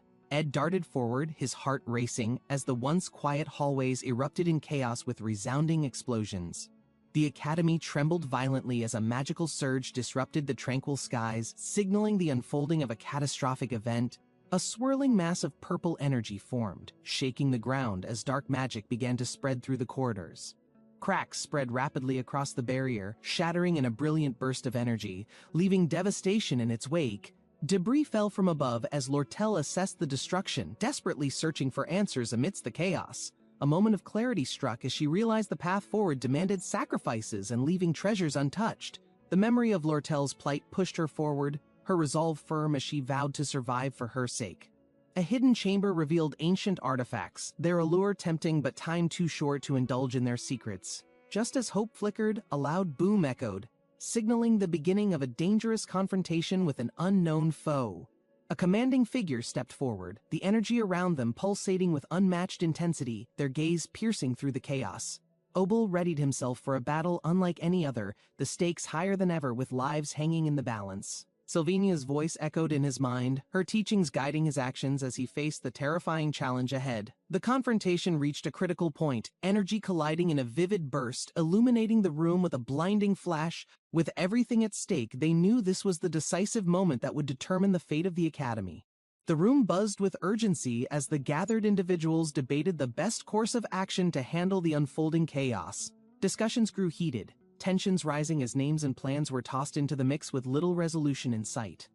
Amid the chaos, a calm yet firm voice cut through, commanding attention and presenting a plan to restore order. Lortel stepped forward, her fiery determination unwavering, declaring her intent to lead the mission and rally those willing to act. A resounding roar interrupted, shaking the walls and signaling that time was running out to act decisively. Lortel seized the binoculars, her sharp eyes scanning the horizon for any sign of an entry point into the waterways. The ground trembled beneath them as a massive fiery creature emerged, its presence a grim reminder of the stakes. She locked eyes with the beast, calculating the best path forward as others watched in awe and unease. Yennecar stood nearby, her gaze focused yet calm, her presence a reassuring constant amid the growing uncertainty. The determination in their group solidified, every member preparing themselves for the battle and rescue mission ahead. Lortel took the first step forward, her leadership igniting a spark of hope as others rallied behind her call to action. An unexpected slip threatened to disrupt the march, but quick reflexes and steady hands kept the group moving forward. Lortel ordered a few to remain behind for negotiations, leading a smaller, determined group toward the source of the quake. Dorothy appeared, her energy unmistakable, ready to face whatever awaited, embodying resilience in the face of danger. The golden light ahead marked the threshold of the unknown, their resolve unshaken as they stepped into the labyrinth's heart. Glass clutched the stolen artifact tightly, his determination unwavering despite the firestorm his actions unleashed across the academy grounds. The room vibrated with tension as the flames flickered, reflecting the gravity of his transgressions against the sacred relics. Yennecar stepped forward, her voice calm but commanding, demanding an explanation for his betrayal and the chaos he caused. A deep growl echoed as a fiery guardian emerged, its glowing eyes fixed on Dorothy, testing her resolve. Standing tall, she braced herself, her unwavering gaze meeting the beast's fury head-on with steely determination. The beast roared in defiance, its fiery presence intensifying as Yennecar took a step closer, unshaken by its display.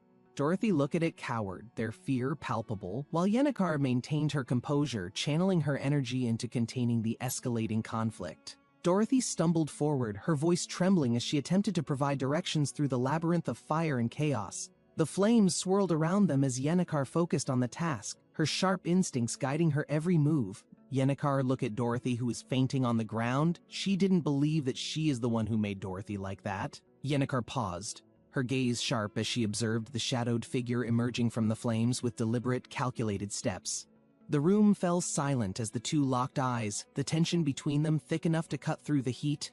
With a sudden surge of power, Lortel looking at Yennecar, who's still checking for Dorothy's condition. Yennecar looked at Lortel, who come to that place. Her allies watched in awe as she held her ground, her strength and determination shining brightly amidst the chaos. As the dust settled, Lortel's imagination show about Yennecar, who helping Ed, her resolve reaffirmed as she vowed to protect the academy at any cost. Ed felt the weight of the moment as Yennecar stood close, her determination reflected in the fierce fire behind her. The tension between them grew as their conflicting strategies became evident, both unwilling to concede their deeply held convictions. Yennecar's sharp glare pierced through the air, her fiery resolve amplifying the gravity of her words.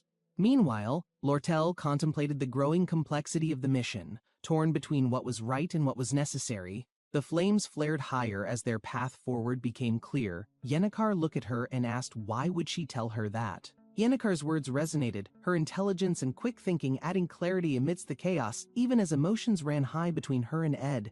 They moved swiftly, weaving through the labyrinth, their combined expertise revealing a clearer path through the dangerous terrain. The confrontation that Yennecar gave to Lortel make her feeling annoyed. She think that she has not said anything she can deny. With no time to waste, Yennecar led the charge. She said that Lucy never listens to anyone when she asked Lucy to help her. Their goal remained unchanged, to rescue Ed, who trapped in the chaos no matter the cost. They looking at each other? The final confrontation loomed as the group gathered their strength, Lortel standing firm as the flames illuminated their determined faces. Their resolve solidified, their focus sharpening as they prepared for the decisive battle alongside their allies. Lortel go away from that place, reflecting the high stakes and the unwavering courage of the team as they charged forward. Together, they faced the enemy head-on. Lortel start running, she will do this no matter what. Before Yennecar do it first. As the dust settled, Yennecar dashed ahead with renewed purpose, leading her closer to victory and salvation. Yennecar and Lortel mind raced as the ground shook violently, their focus narrowing to a single goal, rescuing Ed before it was too late. The glowing guardian loomed ahead, its ethereal presence blending with the chaos as Yennecar charged toward her objective. The earth rumbled once more, splitting open beneath her feet, forcing her to maintain balance and push forward with urgency. In the distance, Ed stood vulnerable, the tremors intensifying as cracks formed across the barrier protecting him. The Guardian's energy flared brightly, signaling an impending clash that would decide whether it could save Ed in time. A burst of light erupted, the Guardian's energy clashing with Lucy's as the battlefield grew chaotic with debris and fire. Ed struggled against the weight of the crumbling debris, his determination unwavering despite the odds stacked against him. Lucy stretched her hand forward, her power slicing through the chaos as she fought to reach Ed amidst the turmoil. The Guardian faltered briefly, giving Lucy the chance she needed to refresh her body and her mind as she stretched her body. As the dust settled, Lucy sat calmly. She touched her eyes, feeling sleepy, the remnants of the battle glowing faintly around them. Lucy's wiped the tears on her eyes, carried an air of mischief, her arrival diffusing tension as she effortlessly claimed that she came to rescue Ed. The academy stood beneath the golden sky as anticipation filled the air. Students prepared for challenges that would shape their destinies. A stern instructor observed, hands folded behind his back. He believed hardships molded strength, urging students to embrace their trials. The academy had seen generations grow through adversity. Strength emerged from hardship, pushing students beyond their limits to reach new heights. Inside the training hall, competitors clashed, testing their skills. Each movement carried determination, proving their worth in the rigorous academy. Lortel's fiery energy burned through the battlefield. Her opponent gritted his teeth, knowing only those who adapted would endure this test. The autumn wind carried whispers of unease. Fenny clenched her fist, sensing an unseen force looming over the academy's peace. Shadows stretched across the academy walls. Attention grew as if unseen eyes monitored every movement, waiting for the right moment. The instructor's gaze hardened. He knew something was coming, an event that required every student to sharpen their instincts for survival. The sky darkened over a distant hut. An unnatural silence swallowed the air, signaling a disturbance beyond what the academy expected. Leaves rustled as the forest trembled. The unknown presence stirred, its reach extending toward the academy, preparing to break the peace. A dark void cracked open in the ground. The very air around it distorted, hinting at an ominous force stirring within. The abyss deepened as jagged cracks spread across the ground. Whatever lurked inside was no ordinary presence but something far greater. From the ruined structure, tendrils of energy leaked. The academy's walls trembled, signaling the arrival of something beyond human comprehension. A brilliant blue glow erupted, cutting through the darkness. Energy surged as a powerful force prepared to challenge the impending disaster. Taylor exhaled sharply, gripping his temple. He knew this was only the beginning, and the academy's greatest trial was just unfolding. The underground passage stretched endlessly as Lucy stepped forward. The eerie glow illuminated the damp floor, revealing hidden dangers ahead. A cold breeze carried whispers of unease. Lucy adjusted her hat, sensing the lurking presence that watched her every move. The tunnel walls trembled slightly. Something had already entered deeper within, forcing Lucy to move cautiously through the dim corridor. The distant echoes of unseen creatures resonated. Shadows flickered as Lucy's footsteps quickened, realizing time was no longer on her side. Ahead, an opening revealed a chaotic battlefield. Creatures roared as the students engaged, each fighting desperately to clear their path forward. The battle raged as students pushed forward. Taylor's progress reassured Lucy, but the real challenge loomed just beyond their reach. A flicker of doubt crossed Lucy's mind. She hesitated, knowing her next move could change the course of this trial. She exhaled slowly, recalling past mistakes. If things unfolded poorly, the consequences would be irreversible for everyone involved in this mission. The weight of responsibility settled in. She needed to decide whether to charge forward or hold her ground for better positioning. Ahead, a new set of adversaries emerged. Their menacing figures blocked the path, forcing Lucy to prepare for the next confrontation. The enemy's presence intensified. Taylor readied himself, gripping his weapon tightly, knowing hesitation would only make the situation more dangerous. The underground space trembled. A surge of energy erupted from below, signaling that something much larger was about to awaken. Lucy steadied her breath, scanning the battlefield. Their only chance of survival relied on pushing through before the next disaster unfolded. A sudden movement caught her eye. Without warning, Taylor dashed forward, forcing Lucy to follow closely behind without hesitation. The path narrowed and the escape became clear. With one final sprint, they raced against time, leaving destruction in their wake. Taylor moved swiftly through the dark passage, his mind racing. He had no time to hesitate with danger looming nearby. He clenched his fists, determined to retrieve what was necessary before facing the next challenge. He could not afford mistakes now. Lucy adjusted her stance, scanning the dim surroundings. Something felt off, as if unseen creatures lurked beyond the shadows watching them. A swarm of winged beasts emerged, their piercing shrieks echoing. Taylor reacted immediately, summoning fire to counter their rapid assault. Flames erupted from his fingertips, engulfing the creatures in an intense blaze. The heat illuminated the dark corridor with fiery brilliance. The raging fire spread, consuming the creatures entirely. Rothtailor exhaled, steadying himself as the heat crackled through the cavernous underground. His magical resonance surged, amplifying the flames further. He could feel the power coursing through him, stronger than ever before. The glowing embers faded as Rothtailor assessed his surroundings. The enemy forces were thinning, but something even greater was approaching soon. A powerful aura emerged from the depths. Glast recognized the overwhelming energy, sensing the shift in magic surging toward the battlefield. Lucy remained cautious as she observed. The unfolding chaos meant their mission had become even more complicated than originally expected. Lortel moved through the passageway, her thoughts scattered. She was never one to hesitate, yet something different stirred inside her. Her instincts told her to leave, but a strange feeling rooted her in place, compelling her to stay and watch. The realization struck suddenly. She had acted not for personal gain, but because something deep inside told her it was right. Lortel's heart pounded as she grasped her emotions. This moment felt unfamiliar, unlike any transaction or calculated move she had planned. For the first time, she felt close to something meaningful, something beyond her usual schemes, something real in this fleeting moment. Lortel's heart pounded as the energy explosion sent shockwaves through the underground. The battlefield was shifting faster than she expected. A bright surge of energy crackled in the distance. Lortel turned, her instincts sharpening as an approaching presence filled the air. A familiar figure emerged from the light. She blinked, surprised by the sudden encounter, realizing things had changed drastically. The presence of Rothtailor was unexpected. His expression remained unreadable, but his tattered appearance hinted at an ordeal he had faced. Lortel felt a strange unease. Something about Rothtailor's situation did not sit right, and she braced herself for the next challenge. Rothtailor rummaged through his belongings, quickly handing supplies to Lortel. The urgency in his actions showed the seriousness of their situation. Lortel hesitated as she examined the high-grade formulas. They were powerful, yet their purpose remained unclear in the current predicament. The realization hit her. Something had changed in Rothtailor, a shift that made her wonder how he had managed to escape. Lucy's presence added to the tension. Lortel noticed her expression darken, sensing an unpredictable reaction brewing within the chaotic moment. The underground trembled slightly. Lortel had no time to hesitate. Every second counted as the events unfolded in ways she never anticipated. The weight of recent battles sank into Lortel's thoughts. Her choices had been calculated, yet now emotions complicated every decision. She thought back to past negotiations, where power and influence dictated every outcome. This situation, however, demanded something entirely different.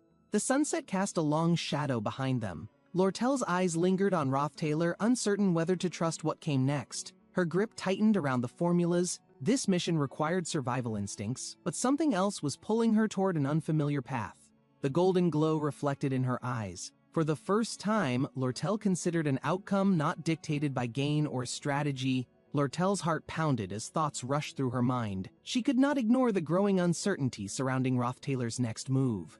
The situation demanded careful negotiation. Lortel masked her concerns, knowing every action here could shift the balance of their survival. She forced a smile while offering the formulas, keeping her composure despite the tension creeping into her thoughts with each second. A voice suddenly called out, breaking the moment. A figure emerged from the shadows, their urgency signaling something unexpected had happened. The air grew heavy as the approaching presence carried grave news. Whatever had occurred was significant enough to disrupt everything.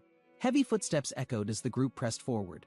The dark corridors stretched endlessly, each turn revealing more uncertainty than before. The warning lingered in their minds. There was no room for complacency, not with the stakes growing higher with each step. Clavius tightened his grip on his weapon. His instincts urged caution, but the tension among them hinted at a deeper conflict.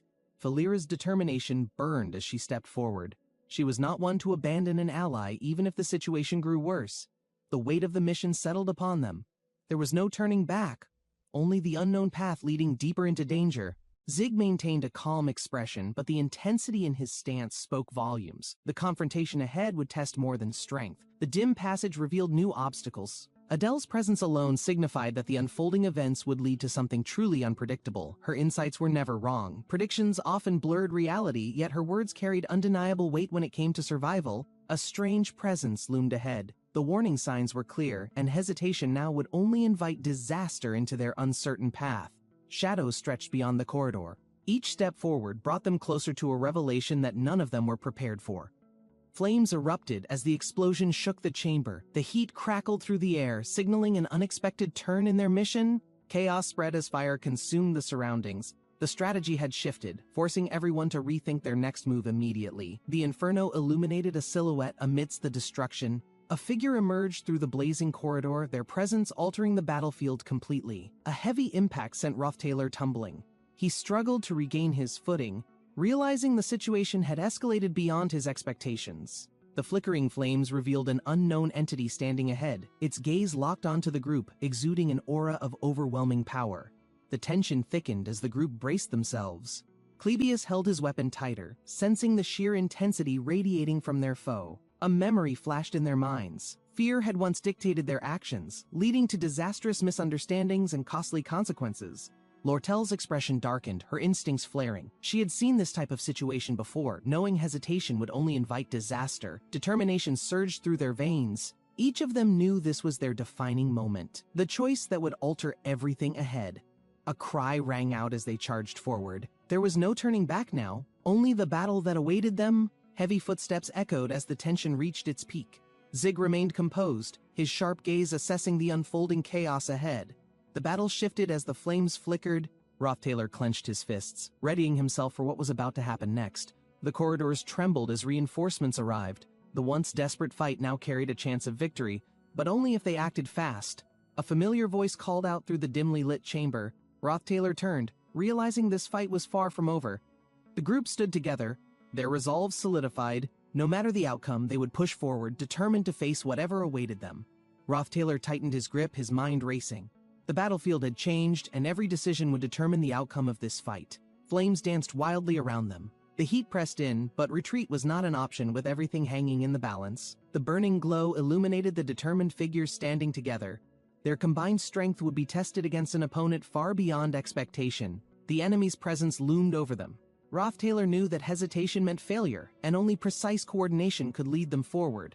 Clebius readied himself, sensing the pressure in the air. Their battle would determine who walked away victorious and who fell here. Shadows stretched across the battlefield as Rothtailor's gaze sharpened. He could not afford to let doubt cloud his next decision. His mind calculated every possibility. There were no second chances, no guarantees, only the sheer determination to see this through. Zig's presence added a layer of reassurance. With each ally standing strong, the chances of survival seemed far greater than before. The weight of responsibility settled in. Rothtailor exhaled sharply, realizing that all their efforts had led to this defining moment. Their paths were set. With unwavering resolve, they surged forward, ready to bring everything to a close in this final confrontation. The figure moved through the shadows, his presence concealed by the darkness. His mission required precision, leaving no room for mistakes. His sharp gaze focused ahead, determination unwavering.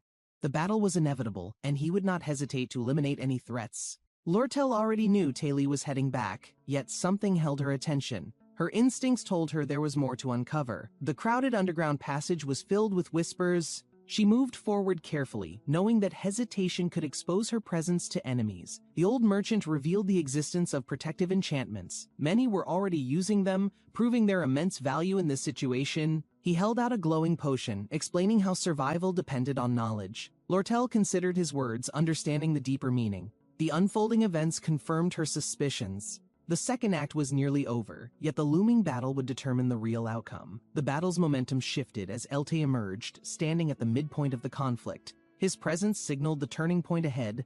The past dictated that his downfall was inevitable, but Rothtailor knew nothing was absolute. He needed to ensure history played out correctly. He steadied himself, recognizing the importance of this moment. If things deviated too much, the consequences could be far worse. Clebius turned to Rothtailor, sensing his resolve. The group understood that their actions now would determine the battle's true outcome. Lortel saw the approaching conflict and tightened her grip. If they played their roles right, victory could be secured in time. Energy surged through the battlefield as crimson light illuminated the darkness. The confrontation with Elte was now fully underway.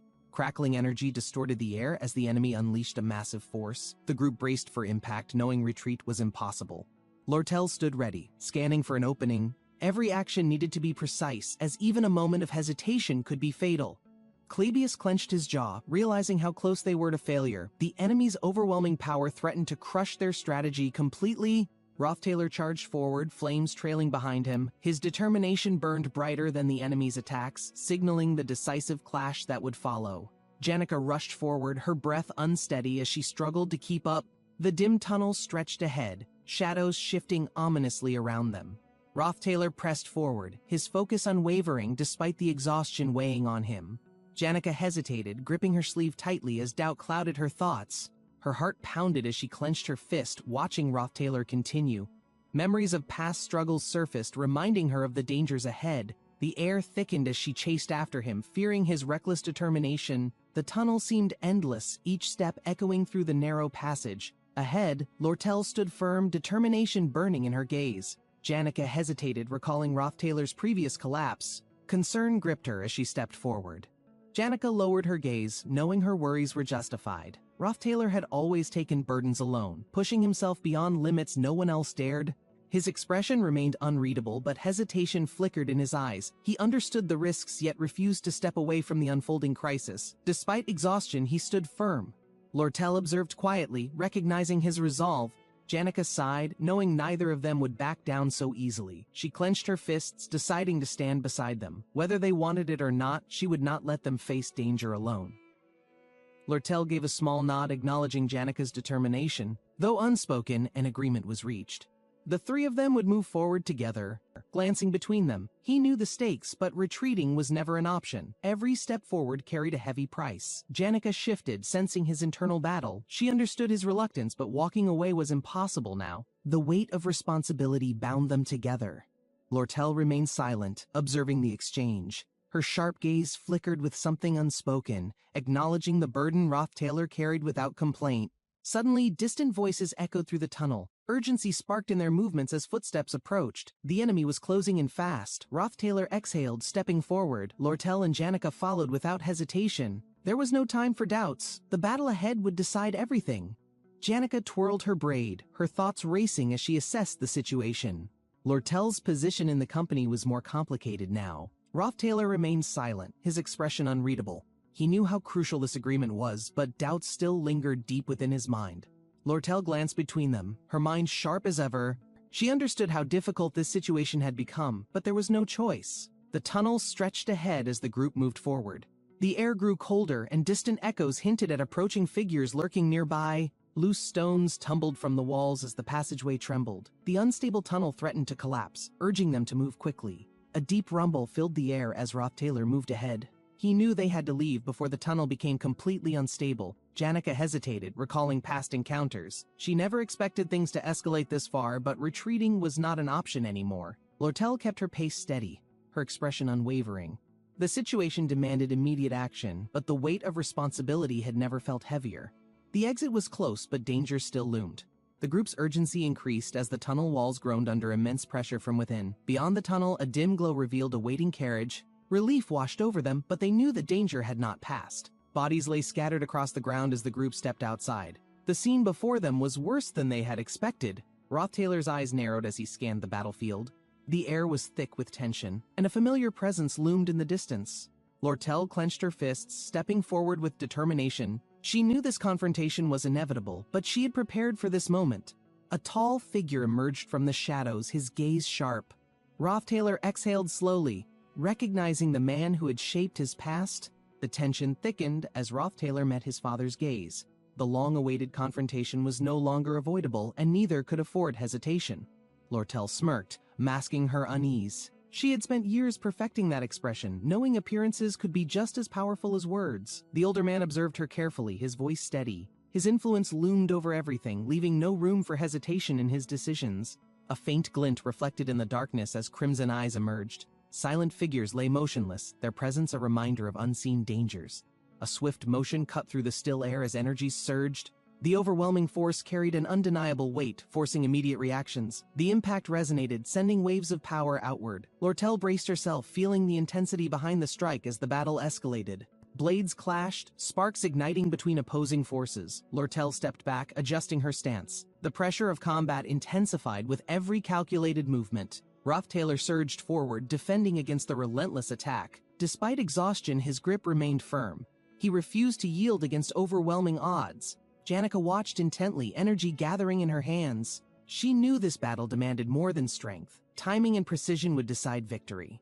A sudden realization dawned as shadows shifted around them. They were no longer alone. Unfamiliar figures emerged, altering the course unexpectedly. The hooded figures raised their weapons, their presence radiating danger. Unlike before, the situation had spiraled beyond their previous encounters, changing everything.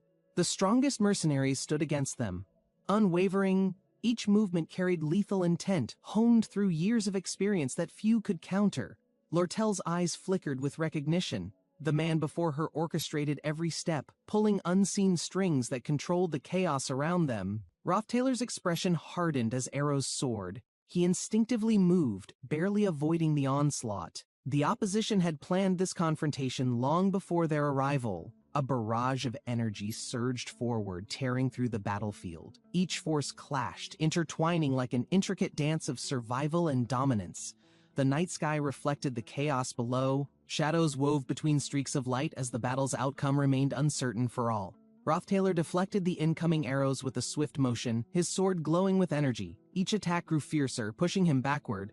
Janica channeled defensive magic, forming a shimmering barrier. The impact sent ripples across its surface as more arrows struck with force. Lortel moved swiftly, assessing the battlefield. Every action had a consequence, and hesitation now could mean the difference between survival and failure. The ground trembled as energy surged through the air. Their opponents maintained precision, adapting their attacks to test every possible weakness. Yennecar reinforced the barrier, her expression focused. She understood their tactics, but countering them required precise execution and perfect coordination between everyone. Taylor exhaled, nodding slightly. He had fought many battles, but elementalist magic always proved to be a complicated obstacle to counter. Janica noticed something unusual. The enemy's movements had shifted subtly, suggesting an unseen strategy unfolding beyond their current comprehension. Lortel's instincts flared as she caught a glimpse of a concealed object. The battle was not just about physical strength anymore. A scroll shimmered under the moonlight, radiating immense power. It was not an ordinary tool, but something far beyond their expectations. Valorous Prejudice, a rare scroll. Activated, the battlefield's energy twisted as magic began to fade, signaling a drastic shift in advantage. The magic-restricting scroll pulsed, altering the battlefield. Lortel recognized the danger, knowing time was against them before it completely activated. Taylor analyzed their odds. Fighting without magic was possible, but against veteran mercenaries, their chances of survival dwindled with every passing second. Janica clenched her fists, realizing their biggest disadvantage. Every member of their group relied heavily on magic to fight and defend. Lortel's expression darkened. Her father had planned for this confrontation, ensuring every factor would force them into an unwinnable situation. The battlefield crackled with energy as the scroll neared completion. If they failed to stop it, escape would become impossible for them. Taylor braced himself as the enemy's attack intensified. The Academy's authority meant nothing now. Only survival and strength would decide everything tonight. Janica reinforced her magic barrier, deflecting another deadly strike. The enemy's movements were calculated, exploiting every possible weakness with unrelenting precision. Lortel watched carefully, understanding the stakes. Her father's influence extended far beyond this battle, ensuring that their resistance would not last long. The golden flames in the distance flickered ominously. Their betrayals had already shaped their past, and this confrontation would determine their future path. Lortel's father remained calm, his calculated words carrying weight. He had orchestrated everything, ensuring that no mistake would go unpunished tonight. Taylor clenched his fists, feeling the overwhelming pressure surrounding them. The Golden Elite mercenaries had no intentions of letting them escape alive. Janica's mind raced as she assessed their position. Elite forces had been strategically placed, ensuring that retreat was nearly impossible. Lortel's father remained composed, aware that every step had led them to this inevitable conclusion. His plans had never failed before. The battlefield reflected years of conflict and betrayal. Taylor understood his enemy's motives, but he refused to submit to the predetermined outcome. A surge of magic coursed through the air as the mercenaries prepared to strike. The battle's intensity reached its peak. Lucy adjusted her hat, exhaling as she observed the battlefield. Her presence alone shifted the atmosphere, sending tension rippling through both sides. Lucy's gaze swept over the mercenaries, unimpressed by their formation. She raised a hand, magic swirling with controlled precision around her fingers. Lucy whispered something under her breath, the magic surrounding her growing denser. A pulse of energy formed, preparing to unleash its full strength.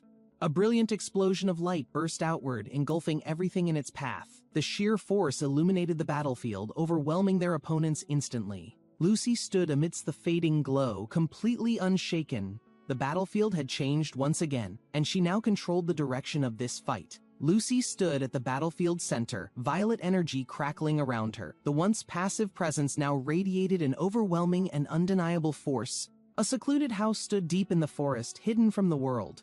Few knew of its existence, and even fewer understood its significance. Within the quiet home, an old man sat across from a younger figure. His wisdom was vast, shaped by years of careful study. The old man spoke with certainty, his teachings emphasizing responsibility. He believed that knowledge was not just power, but a duty to uphold. His words carried weight, shaping the young listener's future. He stressed the importance of self-control, warning about the dangers of reckless ambition. With a knowing smile, he raised a hand, signaling the lesson's conclusion. In return, a small hand reached forward. Lucy stood amidst swirling violet energy, her presence shifting the battlefield. The once calculated mercenaries hesitated, sensing something beyond their understanding. Her awakening disrupted everything, her magic warping the air. The mercenaries, once fearless, now trembled as their instincts screamed of imminent danger. Those trained in battle recognized the signs. This was no ordinary mage, but a force capable of turning the tide effortlessly. The violet energy intensified, crackling with barely contained power. The battlefield no longer belonged to the mercenaries, but to Lucy, who commanded every element. The fear in their eyes was undeniable.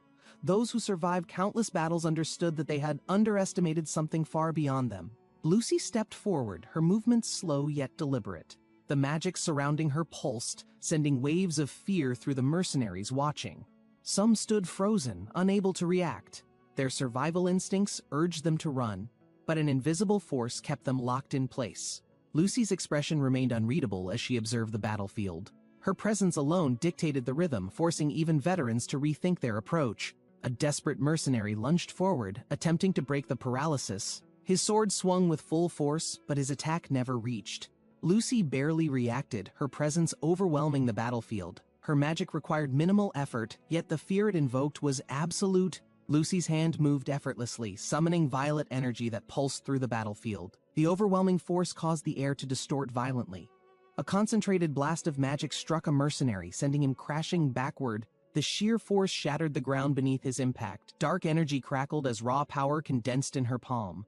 The compression created an unstable force, growing stronger with every second. An explosion erupted, sending shockwaves through the battlefield. The unleashed energy engulfed everything nearby, forcing even experienced fighters to step back cautiously. Lortel's father gritted his teeth, watching the battlefield shift. He needed more time before the spell could fully activate. Lucy's piercing gaze locked onto the leader, her magic intensifying. He realized this battle was no longer in his control. A swirling vortex of violet light surrounded her, growing denser. The sheer pressure made it clear that she had reached another level. She extended her hand, releasing a concentrated force of energy.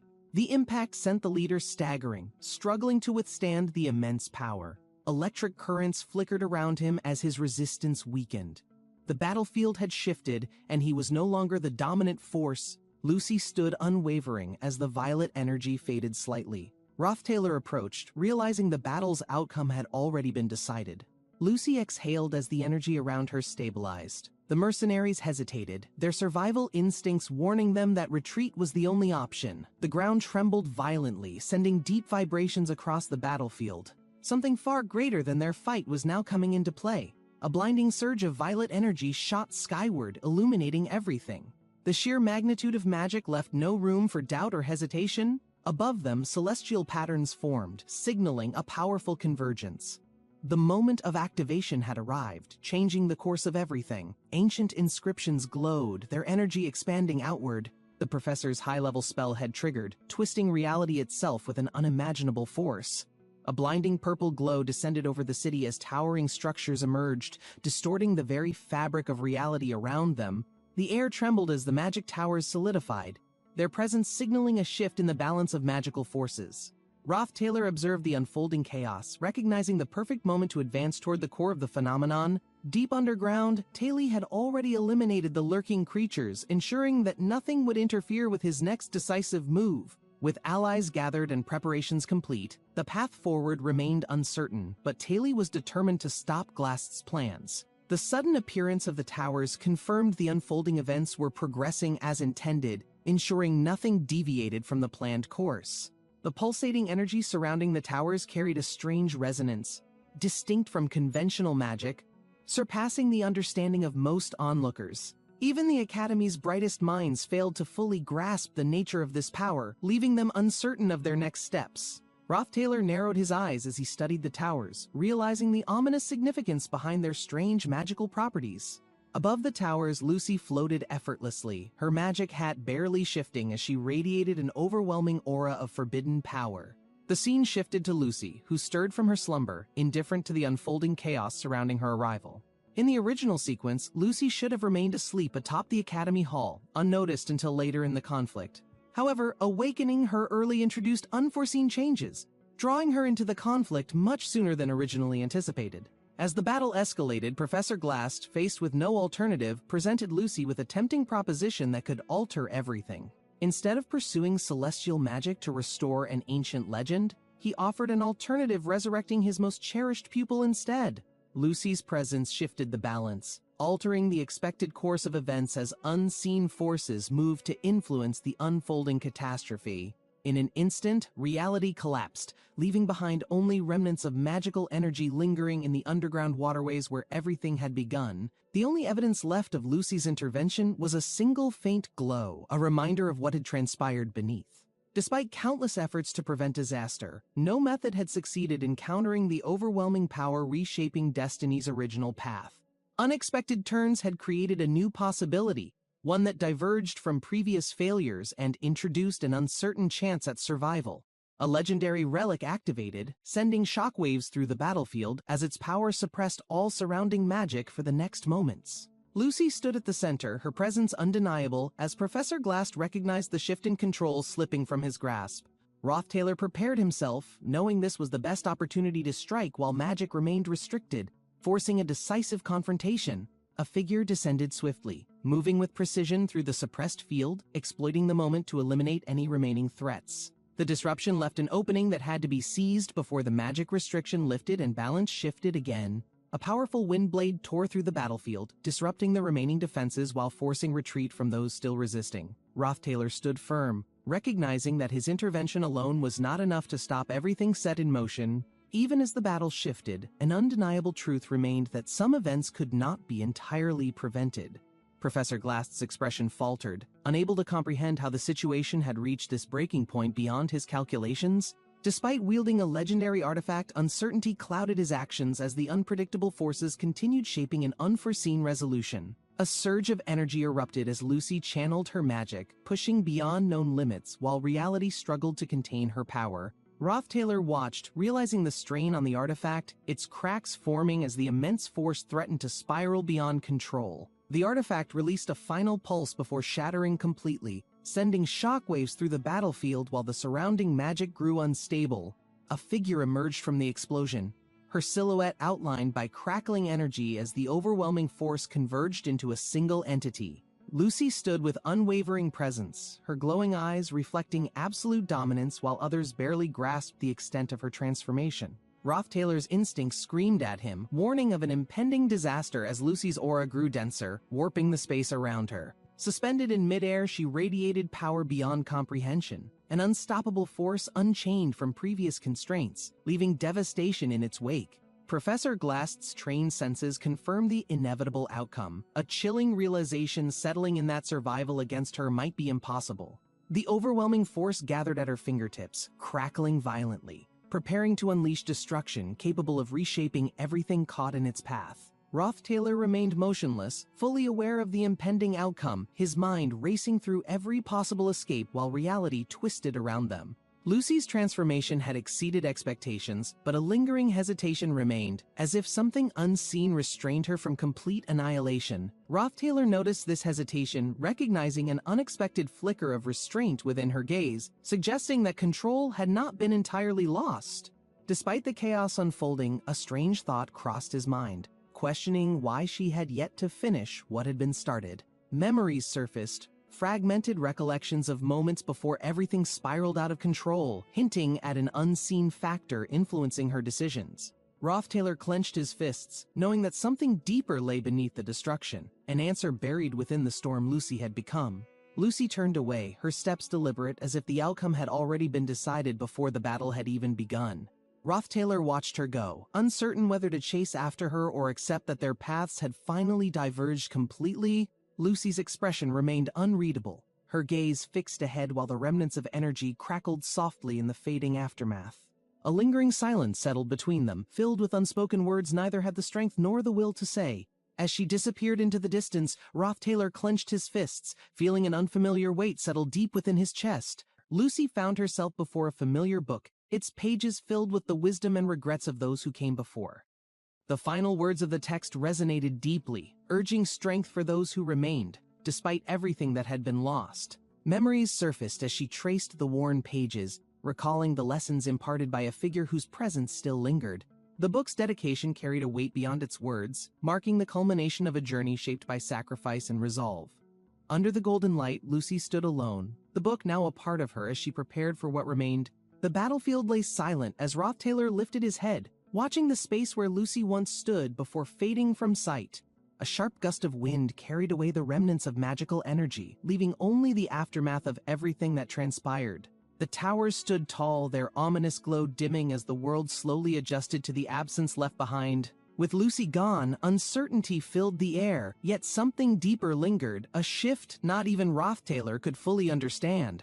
He turned his back to the ruins, deciding to leave the questions unanswered for now, letting time reveal its truths. The elite company maintained their watch, ensuring everything proceeded as planned while unseen forces continued shaping the course ahead. Lortel assumed responsibility, handling matters with calculated precision, understanding the weight of decisions that shaped the unfolding circumstances. Rothtailor pushed forward despite fatigue, his body strained from the relentless pace, yet his determination left no room for hesitation. Trix Hall stood tall, a silent witness to past conflicts, its structure holding secrets buried beneath years of forgotten history. Within its walls, Glast's theft of the sealed tome had set everything into motion, leading to inevitable consequences awaiting resolution. Taylor's pursuit began within these halls, a desperate attempt to recover what had been taken before everything spiraled beyond control. The wounded found solace in the Academy's care, their struggles momentarily eased while the larger battle loomed beyond their reach. Returning here had never been part of the plan, yet fate pulled him back to the place where everything started. From the secret laboratory to this final destination, the journey had come full circle, drawing all loose ends into place. The towering magic structures loomed ahead, their glow illuminating the night as an unspoken promise of an impending conclusion. Among the Academy's grand structures, one building remained untouched, an unspoken testament to its former owner's lingering influence. Black's contribution ensured uninterrupted education, a legacy left behind despite the turmoil that followed his past decisions and actions. Footsteps echoed across the Academy's grounds, remnants of history leaving invisible trails that guided those still chasing their unresolved purpose. Tracking Lucy's presence proved effortless, her lingering energy unmistakable amidst the shifting atmosphere surrounding the Academy's sacred grounds. From this vantage point, the Academy stretched endlessly, each pathway tied to a memory, a legacy shaped by Lucy's influence. Lucy walked forward as the swirling energy surrounded the towers, her presence steady despite the overwhelming force distorting the space. Rothtailor followed closely, their exchanges feeling unchanged despite everything shifting around them, as if the past still clung to them. The tension in the air remained unbroken, memories resurfacing in Lucy's mind as she traced steps from long-forgotten moments. The edge of the structure stretched before her, the drop below vast, a place where past sorrows had once taken hold. Rothtailor glanced down, realizing the sheer height, a place where falling meant the end. Yet for Lucy, it held meaning. Lucy's voice remained calm as she recalled past hardships, emotions that once overwhelmed her now feeling distant and unfamiliar.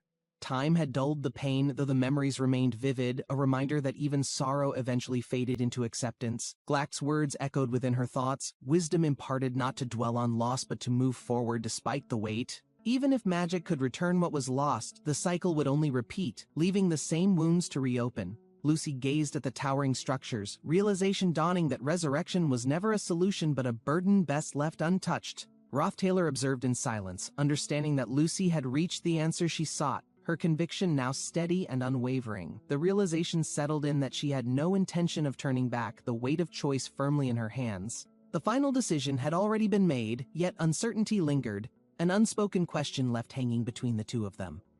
Roth Taylor tried to find the right words, but hesitation held him back. Knowing nothing would change the outcome, Lucy stepped forward, breaking the moment of silence, moving toward the conclusion only she could reach on her own. Lucy leaned against Roth Taylor's shoulder, her exhaustion evident as the magical towers pulsed with an eerie, mesmerizing glow around them. Roth Taylor hesitated but complied, realizing she needed the support, though he still wondered what had led her to this moment. The glowing pillars of celestial magic surged, their energy converging at the center, signaling the end of something long in motion. Professor Glass had dedicated his life to celestial magic, obsessed with uncovering its secrets no matter the cost or consequences. Resurrection magic had been sealed forever, ensuring the dead could not return, solidifying the finality of loss in this world. Lucy was well aware of this, her expression solemn as she accepted the truth that magic could not reverse everything. Roth Taylor watched her, understanding the unspoken emotions that lay beneath her composed exterior, knowing she carried burdens few could comprehend. The two of them sat in silence, gazing at the towering structures as the night stretched endlessly before them. The sky above seemed more distant than ever, as if the world itself had shifted, changed by everything that transpired. Despite everything that had happened, there was an undeniable beauty in the moment, something neither of them would forget. The ground trembled as an ancient mechanism awakened, long-dormant power responding to the remnants of celestial energy within the towers. A weapon created by Glass using celestial magic had been hidden, waiting for the moment it would be unleashed again. A figure emerged, commanding the towering construct, its energy pulsing in response, preparing for the battle that was about to unfold. The first strike of the awakened magic golem sent shockwaves through the area, shaking the very foundation of the academy. In the depths of the tower, unseen forces stirred, their presence looming as the final confrontation began to take shape. Taylor charged forward, the final phase of the battle beginning as the towering construct emitted a deep, ominous glow around him. The golem's energy surged, releasing a violent explosion that shook the entire battlefield, signaling the challenge that awaited at its core. Isla remained trapped within the golem's heart, her presence barely visible beneath the swirling layers of celestial magic and ancient power. A burst of light illuminated the battlefield as allies emerged, their combined forces pushing through the barriers keeping Ayla imprisoned. A green aura surged as support arrived, a final push needed to reach the core before the golem's power fully activated. Taylor leaped into the air, dodging the golem's massive attacks, his focus entirely on reaching the imprisoned Ayla before it was late. Sprinting forward, he weaved through falling debris, his every movement precise as he prepared for the decisive moment that would decide everything. His determination never wavered as he closed the distance, his mind focused only on freeing Ayla from the golem's grasp. A final strike was delivered, energy clashing as Taylor pushed through, ensuring the last barrier between them was completely shattered. At some point in the chaos, his vision blurred, his glasses lost amidst the battle, yet his resolve remained unshaken. The quiet routine of a professor unfolds, surrounded by books and symbols, a life dedicated to studying celestial magic and knowledge. Sitting alone at a desk, pages filled with meticulous notes pile up, forming the foundation for lessons that shape young minds. The process repeats endlessly, reviewing magical principles, analyzing celestial formations, and refining theories to ensure students receive the most accurate knowledge. Seasons change beyond the window, but inside, the academic world remains the same, built on principles of logic and structured learning. As the snow falls outside, a determined student frequently appears, eager to learn beyond the standard curriculum, driven by insatiable curiosity. The young student insists on studying advanced magic before her time, motivated by an inner ambition that refuses to be ignored. Time passes and the snow turns to rain, yet she persists, her dedication unwavering despite the challenges of mastering magic. A nervous assistant professor arrives, her presence marked by constant mistakes and repeated apologies, struggling to keep up with demanding expectations. The cycle of seasons continues, rain giving way to spring, a soft breeze carrying the scent of blooming flowers through campus. The headmaster, a figure of experience and wisdom, visits often, continuing his routine of tea before addressing administrative responsibilities. Even after his promotion, the headmaster maintains this tradition, a reminder that some habits persist despite the ever-changing academic landscape. Through these moments, the professor remains at his desk, watching the cycle of students, faculty, and responsibilities unfold before his eyes. Surrounded by the movement of academia, he immerses himself in research, believing that dedication to work is the key to purpose. The balance between solitude and interaction shapes his days, creating a rhythm that never quite changes despite the world outside shifting. The window remains his silent companion, a frame through which he observes time passing, each visitor adding another chapter to life. A book lay open on the desk, its worn pages containing knowledge tied to painful memories that never seemed to fade. Slamming the book shut, a surge of celestial energy crackled, resonating with suppressed emotions that had long been buried deep inside. The book lifted, its aura intensifying as ancient symbols glowed, forming an intricate barrier filled with overwhelming magical energy and chaos. Straining against the pressure, hands trembled while gripping a blade, forcing a counterspell to break through the arcane storm ahead. A violent clash erupted as the celestial force met steel, shaking the room while echoes of forgotten power stirred within shadows. Sparks scattered as the blade deflected energy, struggling against celestial magic's pull, forcing a desperate attempt to regain control completely. Pulsing waves of pink light twisted the air, forcing time itself to distort as magic attempted to rewrite the surrounding reality. The aura intensified, sending sharp pain through his body, reminding him that past wounds and painful memories could never truly disappear. A distant figure emerged within the energy's core, their silhouette framed against a storm of uncontrolled magic unraveling everything around them. The surge exploded outward, colliding with an unknown force, sending shockwaves that scattered debris and shook the very foundation beneath. A sudden force pushed back as celestial magic surged, overwhelming the battlefield with an unpredictable and volatile display of raw energy. Time fractured, layers of overlapping magic intertwining, creating a trap that compressed everything within its grasp, forming an inescapable magical prison. Shadows flickered within the expanding chaos, the arcane storm growing stronger, trapping those caught inside without a clear escape route. A voice called out urgently, struggling against the onslaught of compressed time, desperately reaching toward an ally amid the swirling magic. A powerful energy erupted, shattering restraints, sending green light surging forward as a final attempt to break free from imprisonment. Taylor's cold gaze met the swirling magic as energy surged, lifting his sword high to cut through the distortion ahead. The force roared around him, his blade slicing upward, creating an arc that split the unstable energy into scattered fragments. Blood dripped from Taylor's lips, exhaustion creeping in as the weight of magic pressed against him, distorting his vision. His breath grew heavy, eyes clouding as the overwhelming force of reality-shifting magic threatened to consume what little remained.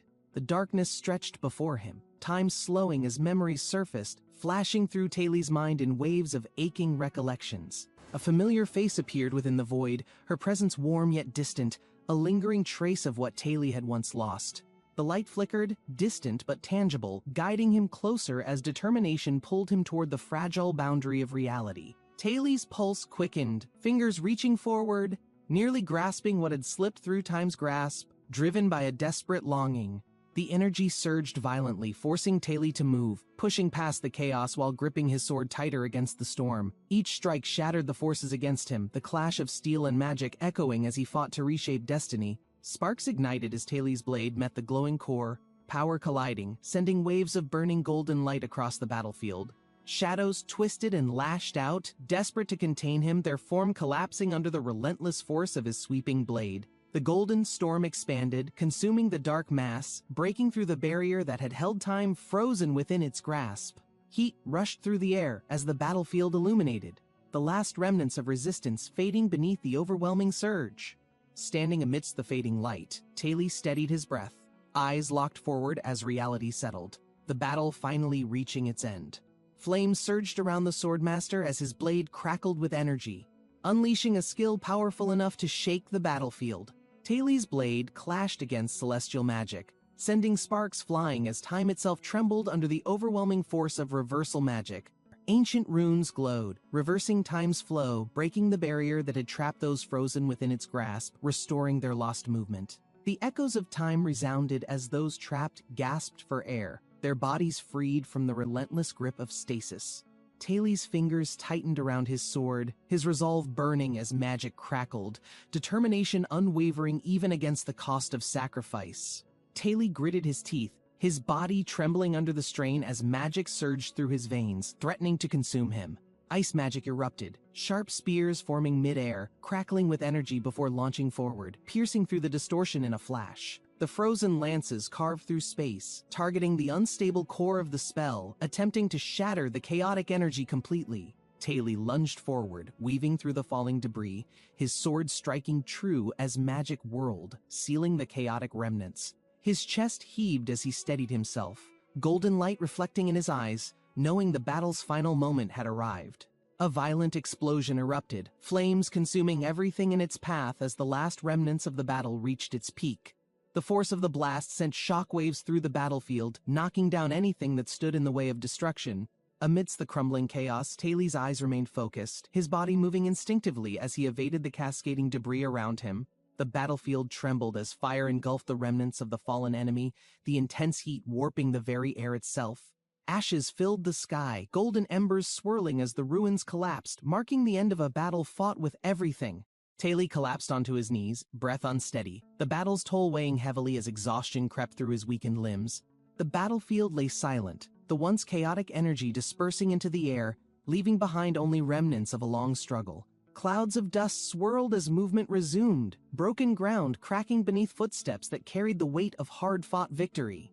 A deep breath filled Taylor's lungs, the pain lingering, sweat dripping down as his body struggled to remain upright. His opponent acknowledged the outcome, shoulders sagging in resignation, as the realization of defeat settled into his exhausted expression. A slight push sent him backward, momentum pulling his body toward the abyss, the sensation of weightlessness overtaking his senses. His figure descended rapidly, the towering structure looming above, fading into the distance as he was cast into the unknown. The wind howled past his ears, the vast expanse below rushing closer as gravity took hold, sealing his inevitable fall. A violet glow flickered beneath him, swirling with arcane symbols, its presence disrupting the descent, altering the course of fate. Eyes filled with longing gazed downward, emotions surfacing as memories clashed against reality, the past refusing to be forgotten. A name left his lips, carried by the wind, vanishing into the night as magic twisted around his falling body. Arcane energy crackled, distorting space itself, forming an intricate pattern beneath him, activating celestial magic's power before impact arrived. The runes flared, their intensity reaching a peak, shattering the limits of spatial movement, forging an escape from imminent destruction. A bright flash illuminated the darkened sky, swallowing his form entirely, leaving behind only traces of unstable magical remnants. The void spat him out beneath the vast branches of an ancient tree, celestial energy dissipating as silence reclaimed the night. Glass stumbled beneath the ancient tree, his escape barely successful, the magic circle fading as his body collapsed from exhaustion. Blood seeped through his wounds, mana failing to stop it, his breath uneven as the weight of battle bore down, his vision blurred as memories resurfaced, realizing this moment was where Professor Glass was always meant to meet his end. Roth Taylor stood beneath the moonlight, watching carefully as Glass forced himself upright, needing to confirm the lingering doubt in his mind. A towering magical formation pulsed with energy, its presence dominating the battlefield as an unseen force orchestrated the unfolding chaos. Lortel ensured the mercenaries' departure, handling loose ends while securing the remaining forces left scattered throughout the island's vast terrain. With her father contained, only final preparations remained, ensuring all critical escape routes were sealed before the last confrontation began. Lortel rushed through the corridors, her mind racing as she sought answers, uncertainty gripping her thoughts with growing intensity. A familiar voice called her name, breaking her focus as she turned, only to find herself confronted by an unexpected presence. Roth Taylor watched as tension filled the air, his gaze sharp while analyzing the situation unfolding before him with quiet calculation. Dorothy and Claire moved with urgency, their presence a sign that something deeper lurked beneath the surface of this battle. The underground waterways had been secured, their mission completed, yet an unsettling feeling remained, lingering beneath the surface of certainty. Tears streamed down Dorothy's face as uncertainty gripped the moment, emotions colliding against the stark reality of what lay ahead. Flames roared behind Ed, his arrival shifting the atmosphere, signaling the final confrontation that would decide the fate of all. Janica questioned the existence of the towering structures, her curiosity driven by past encounters and the deeper mystery surrounding them. The settlements had adapted, merging celestial magic into everyday life, redefining the way people thrived within their evolving world. Reports surfaced detailing unusual activity deep within the northern forest, sparking concerns about the origins of the unexplained celestial disturbances. If celestial forces were involved, there was only one possible culprit, someone whose presence had long been intertwined with forbidden knowledge. Roth Taylor's mind raced, uncertainty clouding his thoughts as the events no longer aligned with the expected course of the unfolding battle. The aftermath of battle remained evident, scars left across the land, a reminder of how close everything came to complete destruction. If Glass decided to leave, the balance of events would shift, altering everything in ways impossible to predict or control. The thought weighed heavily, pushing the need to confirm his fate before it became another unknown that disrupted the fragile timeline. Under the moonlit sky, Taylor approached cautiously, his gaze locked onto Glass, whose presence still lingered despite the overwhelming odds. A quiet moment passed between them, unspoken questions hanging in the air, as tension settled into the night's uncertain stillness. Lortel and Janica arrived, their presence breaking the silence as they took in the scene, confusion evident in their expressions. Glass sat beneath the ancient tree, his body weakened, yet his posture remained composed despite the severity of his injuries. A deep breath steadied him, eyes reflecting years of wisdom, burdened by decisions that had led him to this moment. Taylor observed carefully, searching for meaning in Glass's gaze, questioning how events had brought them both to this inevitable confrontation. A distant memory surfaced, moments that shaped everything, reminding him of the lines blurred between mentor, enemy, and fate's cruel hand. Glass acknowledged the inevitable, recognizing that despite his choices, destiny had brought them here, facing a conclusion that felt unavoidable. His voice carried resignation, accepting that every action had led him toward this fate, though he had never intended such an end. He had seen talent in Taylor long ago, seeking to shape him, yet now facing him as a reminder of failure. The weight of past mistakes pressed heavily, each regret lingering as the night stretched on, filled with quiet acceptance and unspoken thoughts. Despite everything, Glass found peace in the life he had lived, knowing that in the end, he had never been alone. Glass's mind drifted to the past, recalling the years that felt both fleeting and endless as time shaped his journey. Taylor listened as the memories unfolded, piecing together the history that had quietly influenced so much of his life. Cleo's presence had been constant, years of shared experience shaping their dynamic, though the passage of time had altered everything. The weight of unspoken emotions filled the silence, the realization of how much had changed settling heavily in the night. Dorothy's tears had told a story of their own, emotions unspoken yet deeply understood as everything neared its inevitable conclusion. Claire smiled softly, her memories filled with moments of relentless study and unexpected lessons that had shaped her over time. She recalled Glass's strict nature, his criticisms sharp yet unwavering, always pushing her to improve beyond what she thought possible. He had been the most difficult mentor, yet in every moment there was an undeniable belief in the potential of others. Dorothy's instincts had always been sharp, sensing things that others ignored, even when the truth remained just beyond her grasp. Though uncertainty lingered, she knew one thing: Glass had left behind something far greater than his mistakes and regrets.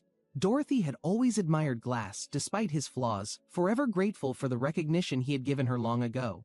His legacy carried contradictions, a man who sought perfection yet chose a path that led him to complete isolation. No one could deny his brilliance, though the decisions he made had often placed him at odds with the world. As he lay there believing himself alone, memories of his students remained, a silent testament to the life he had shaped. In reality, his influence had never faded. His lessons, his guidance, and the talents he nurtured lived on beyond him. Glass had spent his life proving his daughter's worth, ensuring that her value was seen despite the world's indifference. His years as a mentor and colleague shaped many lives, leaving behind lessons that continued to echo beyond his presence. Despite everything, he had never truly been alone, his legacy woven into the lives of those who had learned from him. Yet in his final moments, his vision blurred, the world fading as even his reflection became an unfamiliar shadow. His glasses lay shattered, a silent testament to the choices made, the burden of past regrets pressing against his weakening frame. Before the chaos unfolded, Glass had foreseen the fate of the Academy's library, ensuring its contents would remain protected. Taylor had managed to preserve the most vital knowledge, securing only the materials that held true importance within their hidden depths. The realization dawned that there was more left to uncover, remnants of forgotten wisdom still buried beneath years of secrecy. Glass acknowledged his failure, recognizing that responsibility now rested in another's hands, his influence lingering beyond the final moments of his life. With a final motion, he entrusted everything to Ed, passing the weight of knowledge and responsibility to him without hesitation. Glass's gaze held one last question, the unspoken inquiry of why his student had become the one to receive his legacy. Taylor remained silent, understanding the implications of what had been given, the burdens left behind from a man who once held power. There was still something hidden, something Glass had guarded, ensuring that only the right hands would eventually uncover its significance. The Academy's staff could never be allowed to disturb what had been left behind, a warning woven into his final words. As the night stretched on, Lucy's presence lingered in his thoughts, a reminder of moments that had long since passed. Glass's hand trembled as he closed his eyes. Lucy stood over him, her grip tightening on the hilt, unshaken.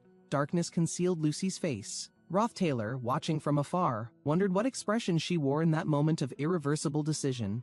A gentle squeeze, hesitation flickering for an instant, then resolve. Glass exhaled deeply, embracing the weight of his fading life. Blood glistened under the moonlight as Glass slumped. Lucy's heart pounded, uncertain if she felt relief or lingering regret. Against the old tree, Glass's lifeless body rested. Bathed in silver light, he looked eerily peaceful despite the grim reality. Roth Taylor stood on the rooftop, gazing at the academy. The dawn rose, yet the past clung stubbornly to his mind. From a distance, the academy remained unchanged, but inside, tensions brewed, and Lucy knew the weight of her next step. Sunlight stretched across the grand halls, masking unseen turmoil. Glass's absence cast long shadows, though few knew its significance.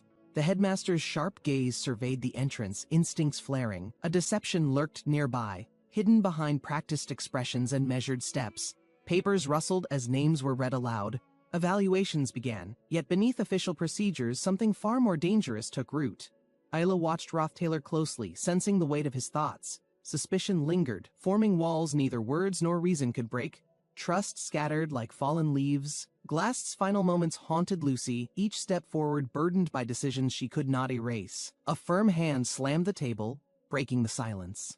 Accusations circled, yet truth remained elusive, buried beneath unspoken intentions.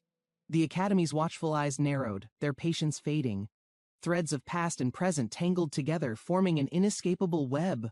Roth Taylor met the piercing gaze before him. What seemed like an outsider's ignorance concealed depths even he struggled to understand. Roth Taylor straightened his uniform, holding a document. His expression hardened as he processed the academy's decision regarding his recent performance. His eyes narrowed at the report. Something felt off, like an unnoticed flaw that distorted the reality of his efforts. The diary's words did not match his expectations. Confusion clouded his thoughts as he questioned the truth behind his assessment. Shock settled in as his fingers tightened. The report reflected unfamiliar details, raising doubts about the Academy's intentions toward him. He left the hall, mind swirling with thoughts. The Academy's recognition felt different from what he truly desired. Janica approached with a warm smile, concern evident. She studied Roth Taylor carefully, noting his exhaustion from recent events and struggles. A quiet moment passed as Janica observed him closely. His tired stance spoke louder than any words he could offer. She hesitated before speaking again. A strange feeling nagged at her, as though something important had been left unspoken. Roth Taylor shifted uncomfortably, avoiding direct eye contact. Janica's concern deepened, her instincts telling her there was more beneath his exterior. He finally acknowledged his fatigue, subtly admitting the toll recent events had taken. The weight of responsibility pressed heavily on him. Memories flashed vividly in Roth Taylor's mind. Janica had always been there, supporting him through moments he had taken for granted. He recalled her unwavering presence, realizing only now the depth of his reliance on her during life's most difficult moments. Guilt settled in as he reflected. He had been too focused on himself to truly appreciate the support Janica provided. Professor Glass's final moments replayed in his mind. The weight of unspoken words and regrets grew heavier with realization. A cold understanding settled in, loss taught lessons too late, and he now faced the consequences of his past actions. Janica stood there, her expression uncertain. Roth Taylor's words weighed on her mind, carrying guilt and unspoken burdens from before. Sweat dripped down her forehead as she processed everything. Supporting Roth Taylor had always been natural, but uncertainty now clouded her. His sudden bow startled her. He spoke earnestly, his posture showing regret, but the truth behind his words remained unclear. Janica's mind raced, watching Roth Taylor. The intensity of his emotions felt overwhelming, yet something about his words seemed strangely off. Realization dawned on her face. Roth Taylor's hesitant response confirmed her suspicions, and a strange mix of relief and anticipation settled. The autumn sky stretched endlessly. The Academy's chaos had subsided, yet the echoes of past events still lingered in memory. Roth Taylor exhaled, watching the last chapter of his struggles end. The Academy's affairs had closed, yet something felt unfinished. The man's voice was firm as he observed Roth Taylor's weary expression. His words carried finality, an unshakable decision already made. Roth Taylor listened, understanding what was being offered. The weight of independence clashed with the reality of returning to structured life. Thoughts drifted as he walked past wooden fences. The simplicity of solitude had been comforting, yet a new path awaited. Footsteps echoed in the quiet evening. Rothtailor approached his familiar hut, feeling conflicted as he prepared for inevitable change. His fingers brushed against the wooden frame. A sigh escaped as he realized this peaceful chapter was reaching its conclusion. Inside, dim light flickered, welcoming him back. The weight of transition settled, but an unexpected presence suddenly shattered his thoughts. The sound of something dropping made him freeze. His instincts sharpened as he turned, his body reacting before his mind. His eyes widened in shock as Lucy collapsed before him. Disbelief flashed across his face, uncertain of what happened. Lucy gazed at the cloudy sky. The distant mountains brought memories of her childhood, moments untouched by present hardships. She recognized the familiar path ahead. This was not the academy, but the northern mountains where her past remained hidden. Lucy's mind drifted to forgotten days. Childhood echoes stirred within her, though uncertainty clouded the reason behind this dream. Her steps felt weightless as she approached the old cottage. Familiar walls whispered memories she thought she had abandoned. The sight of the old man's room brought comfort. She decided to seek him, hoping for answers to lingering questions. Lucy's eyes widened as she stood frozen. The warmth she expected was absent, replaced by an eerie, unsettling silence. Darkness consumed the room as shadows loomed. Fear crept in as memories distorted into something far more terrifying than before. Glowing red eyes stared through her. The skeletal figure questioned her decisions, demanding answers Lucy struggled to give herself. The figure's rage echoed loudly, questioning her choices. Lucy's heart pounded as guilt clawed at her fragile, wavering thoughts. Lucy trembled, realizing this was no ordinary dream. It was a nightmare shaped by fears she dared not confront. Lucy's eyes fluttered open, the dream's weight still heavy. She sat in silence, unsure if it had truly ended. The maid's voice interrupted her thoughts. Morning light seeped in, pulling Lucy back to reality despite lingering unease within. Silence lingered between them as Lucy gathered herself.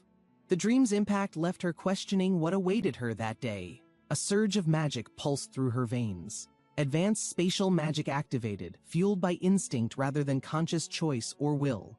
She felt an unexplainable pull toward the northern forest. Something awaited her there, and Lucy knew she couldn't ignore it. Lucy's bare feet touched the wooden floor. Rothtailor approached quickly, his steps determined, carrying unresolved emotions and unspoken thoughts. Rothtailor's arrival brought an unexpected sense of calm. Lucy's eyes softened, the tension from past events momentarily easing away. Her gaze shifted as she smiled gently. Relief washed over her, knowing familiar company was near after difficult days. Lucy's soft whisper acknowledged the weather. Clouds gathered, mirroring the quiet storm within her mind as uncertainty lingered. She acknowledged the end of an era. The peaceful solitude she once knew would now be left behind. Lucy's sudden fall startled Rothtailor. He moved instinctively, catching her just in time, realizing something troubled her deeply. She thought about cats, their independence. Like her, they resisted control, always unpredictable, slipping through expectations whenever least expected. Lucy recalled how cats feigned indifference but craved attention when ignored. Her thoughts mirrored her own complex feelings inside. Rothtailor's gaze remained steady, processing her words. He recognized the irony, realizing how emotions often resembled fleeting feline behaviors. He pondered her final thought. Sometimes control wasn't about force, but knowing when to step back and observe quietly. Professor Rubian's lecture captivated the class. His charm and wit turned complex subjects into engaging lessons that students easily absorbed. The students admired his charisma, even comparing relationships to taming elusive cats.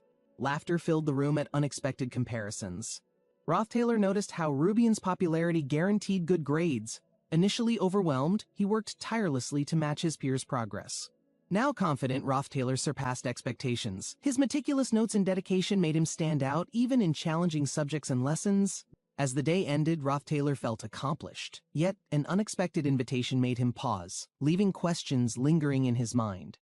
The Academy's scholarship program promised opportunities. Its towering halls symbolized endless responsibilities for students seeking financial support and stability. Rothtailor listened intently as Rubian explained. Balancing tuition with academy contributions seemed logical, but uncertainty clouded his thoughts about involvement. Rubian's confident stride reflected his certainty. Rothtailor's hesitation was evident, unsure of the demands this opportunity would place upon him. The mention of administrative work surfaced. Assisting Professor Glynn felt manageable, but deeper responsibilities lurked beneath the surface of expectations. Anissa's efforts were acknowledged, but the workload remained overwhelming. Roth Taylor realized accepting would mean embracing relentless tasks and constant demands. Roth Taylor contemplated the arrival of new students. He understood the challenges, remembering his own journey and obstacles faced when starting. His expression hardened as thoughts settled. He sensed someone significant among them, an individual who could change everything unexpectedly. Floating above his hand, the enchanted book pulsed. It amplified his abilities, sharpening his focus as responsibilities continued to grow. Roth Taylor recalled past struggles and newfound strength. Determination fueled his ambition, realizing success demanded more than talent. It required relentless effort. Thoughts lingered on future battles. Every choice now shaped what awaited, especially with potential rivals among the incoming students. Rubian's favor weighed heavily on Roth Taylor's mind. Trusting him meant navigating complexities, where every favor concealed hidden expectations and risks. Roth Taylor sensed Rubian's motives. His mind raced, realizing the favor wasn't merely assistance, but entangled in unseen personal ambitions.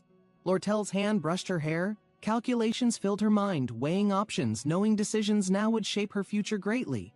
Ruthlessness wasn't new to Lortel. Her determination stemmed from survival instincts, pushing her to secure advantages without unnecessary delays. The signed document glimmered faintly. Lortel's eyes steadied, accepting any price necessary to secure her ambitions without hesitation or regret. Lortel leaned forward, scribbling notes. Her mind raced, calculating the benefits of the upcoming winter classes without Glast's presence. The pen danced across the paper.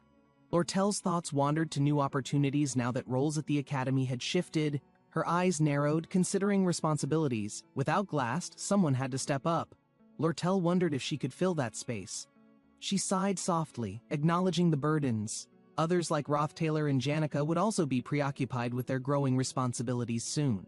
Lortel's pen cracked under pressure. Uncertainty lingered, but her determination remained steady despite the challenges approaching from every direction. An ominous feeling settled in Lortel's chest. The weight of upcoming decisions felt heavier than expected, gnawing at her thoughts. Roth Taylor's familiar voice echoed as he approached. His concerns about supplies for winter reminded Lucy of unfinished preparations for survival. Lucy processed his words, realizing shortages loomed. Roth Taylor's question lingered, highlighting her lack of focus on essential preparations recently. His curiosity unsettled her. She wondered why Roth Taylor suddenly paid attention to her habits, making her feel unexpectedly vulnerable. Questions swirled in her mind. Why now? Lucy rarely felt cornered, but Roth Taylor's presence stirred unexpected thoughts she couldn't ignore. The worn axe rested near the stump. Roth Taylor considered leaving the campsite behind, knowing changes would reshape familiar routines soon. Moving into Dex Hall meant losing the quiet moments spent at the camp, especially the fleeting interactions with familiar faces. Roth Taylor acknowledged how this change would create distance. Even encounters with Lucy and Janica would become rare once responsibilities pulled them apart. The thought lingered as familiar voices approached. The carefree steps and playful waves reminded him of simpler fleeting days. Memories of time spent at the camp resurfaced. Roth Taylor felt a bittersweet attachment, realizing how much he cherished that place. Janica's cheerful expression brightened the atmosphere. Roth Taylor listened, appreciating her support despite the uncertainty of moving into Dex Hall. The lively chatter around them filled the air. Roth Taylor's mind drifted to unfinished tasks, particularly the hidden safe in the library. Holding the key, Roth Taylor knew responsibilities awaited. He realized the decision to move could alter his future significantly. The application in his hands felt heavy. Roth Taylor contemplated the shift, aware that every choice carried unforeseen consequences ahead. Gratitude flickered in his eyes. He acknowledged Janica's thoughtfulness, realizing the complexity of decisions they all faced together. Janica's words lingered as she turned. A sudden surge of magic caught everyone's attention, breaking the calm atmosphere instantly. Lucy's panicked expression revealed her thoughts. She rushed forward, urgency in her steps, as if to prevent something irreversible. Roth Taylor's confusion deepened at Lucy's sudden reaction. Her determination made him reconsider the weight of his pending decision immediately. Lucy's bare feet shuffled quickly. She moved with haste, fearing the impact of choices made without full understanding or foresight. She reached out desperately. Her presence radiated urgency, as though stopping Roth Taylor was the only thing that truly mattered now. Roth Taylor's confusion grew. That moment marked the beginning of events that would challenge everything he once believed certain. Janica's cheerful demeanor masked her genuine admiration. She recognized Roth Taylor's rapid growth, impressed by his relentless dedication and perseverance. His spiritual resonance surpassed expectations. Janica observed quietly, realizing Rothtailor's potential already rivaled many experienced elementalists effortlessly. Her sharp gaze noticed every detail. She acknowledged the improvement in Rothtailor's mana reserves, impressed by his swift progress overall. Lucy's silent glare didn't go unnoticed. Janica wondered if her presence had upset Lucy, sensing unspoken tension between them. Lucy's usual morning routine was absent. She escaped the dormitory early, lost in thought, still wearing her simple pajamas. Rothtailor felt his magic surging. The power increase urged him to push boundaries, aiming to master intermediate spells with focus. The book's pages glowed.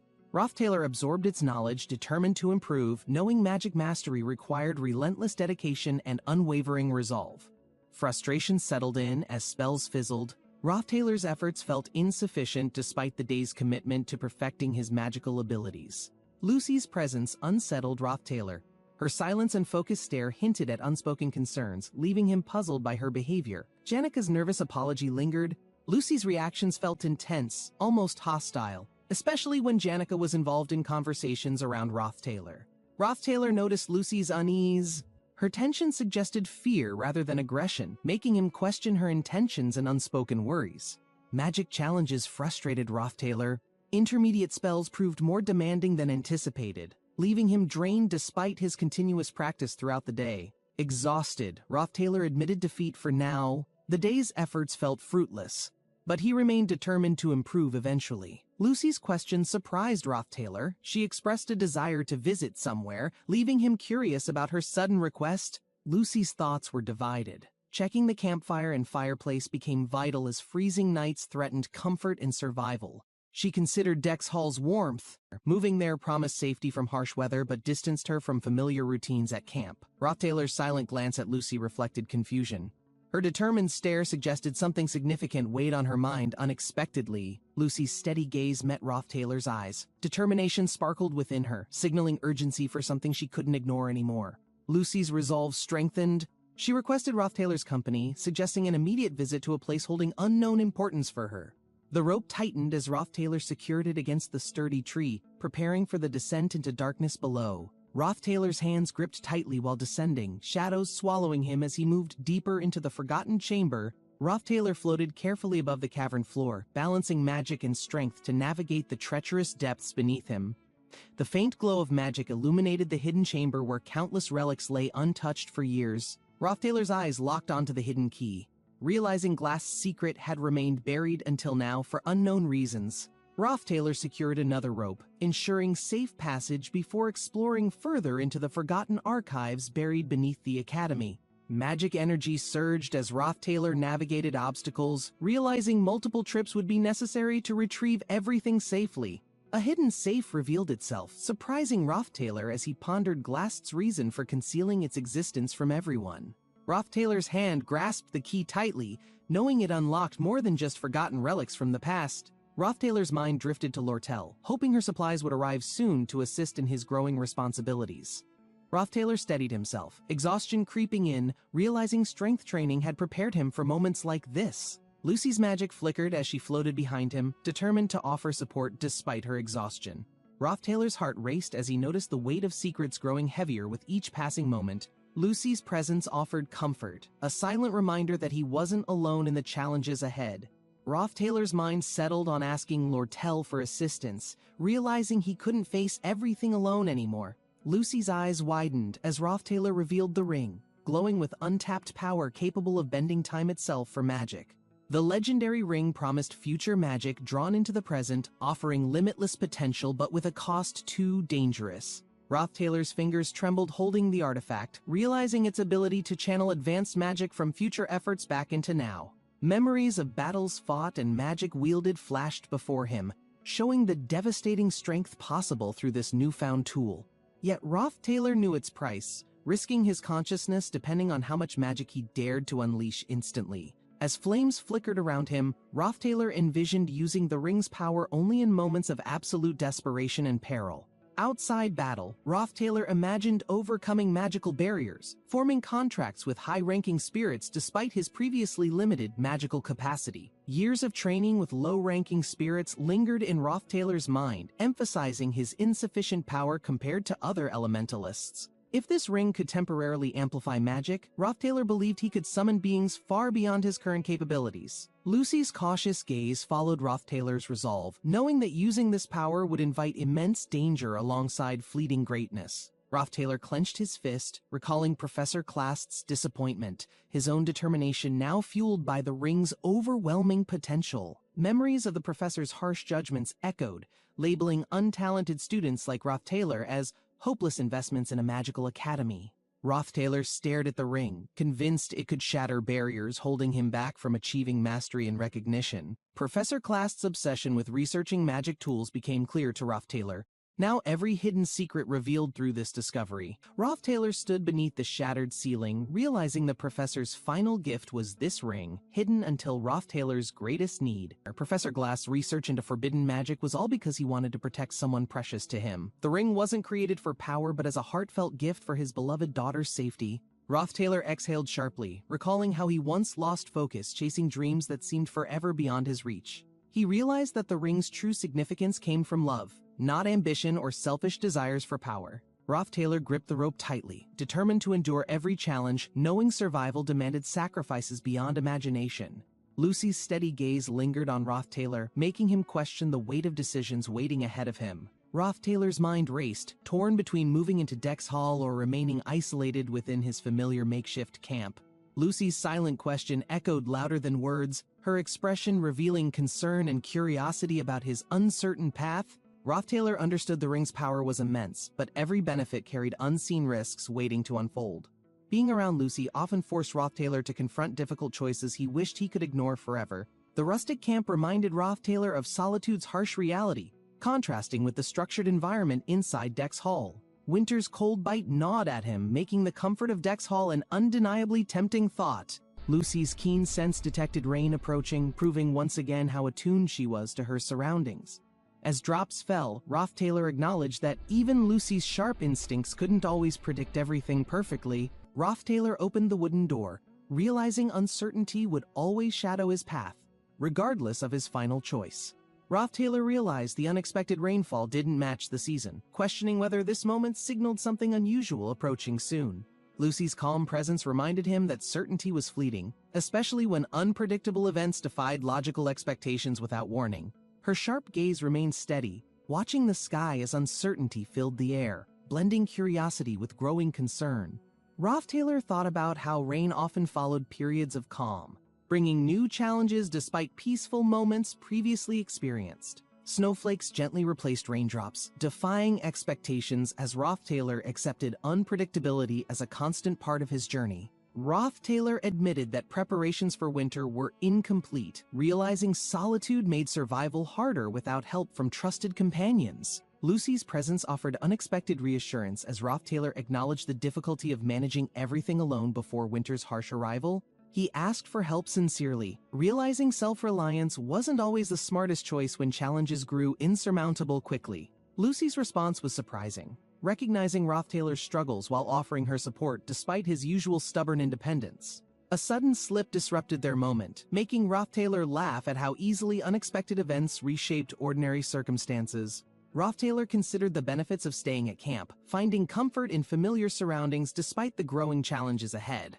Thoughts of the future weighed heavily as Taylor realized stability wasn't always guaranteed, no matter his preparations. Snow-covered ground brought momentary peace, but Taylor knew this calm would soon vanish with approaching responsibilities. New challenges awaited, including rivalries between Princess Penia and Lortel, both seeking power within the competitive academy.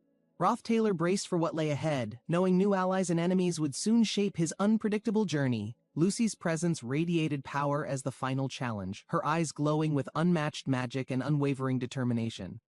Taylor's expression remained calm, knowing obstacles would come, but he decided not to dwell on them prematurely. Both believed they would survive the next chapter, enduring whatever trials awaited them in the uncertain future. A new side of Lucy's strength emerged, one unseen before, making Taylor trust their resilience even more. Taylor felt certain that no matter what happened next, they would both emerge stronger and unbroken together. Winter's arrival blanketed everything in snow, bringing both serene beauty and endless work for Taylor's camp preparations. Snowfall was peaceful at first, but as it thickened, the labor to clear it became exhausting. Taylor spent the entire morning shoveling tirelessly, knowing neglecting the camp now would cause bigger problems later. Despite promising not to overwork himself anymore, Taylor tackled every chore needed before tomorrow's scholarship duties. He focused on restocking firewood and properly storing food supplies, preparing for the harsh winter months ahead. The cold weather made preserving food easier, allowing Taylor to complete his tasks much faster than expected. With stored supplies secured, Taylor felt relieved, knowing his camp was ready for winter's relentless challenges.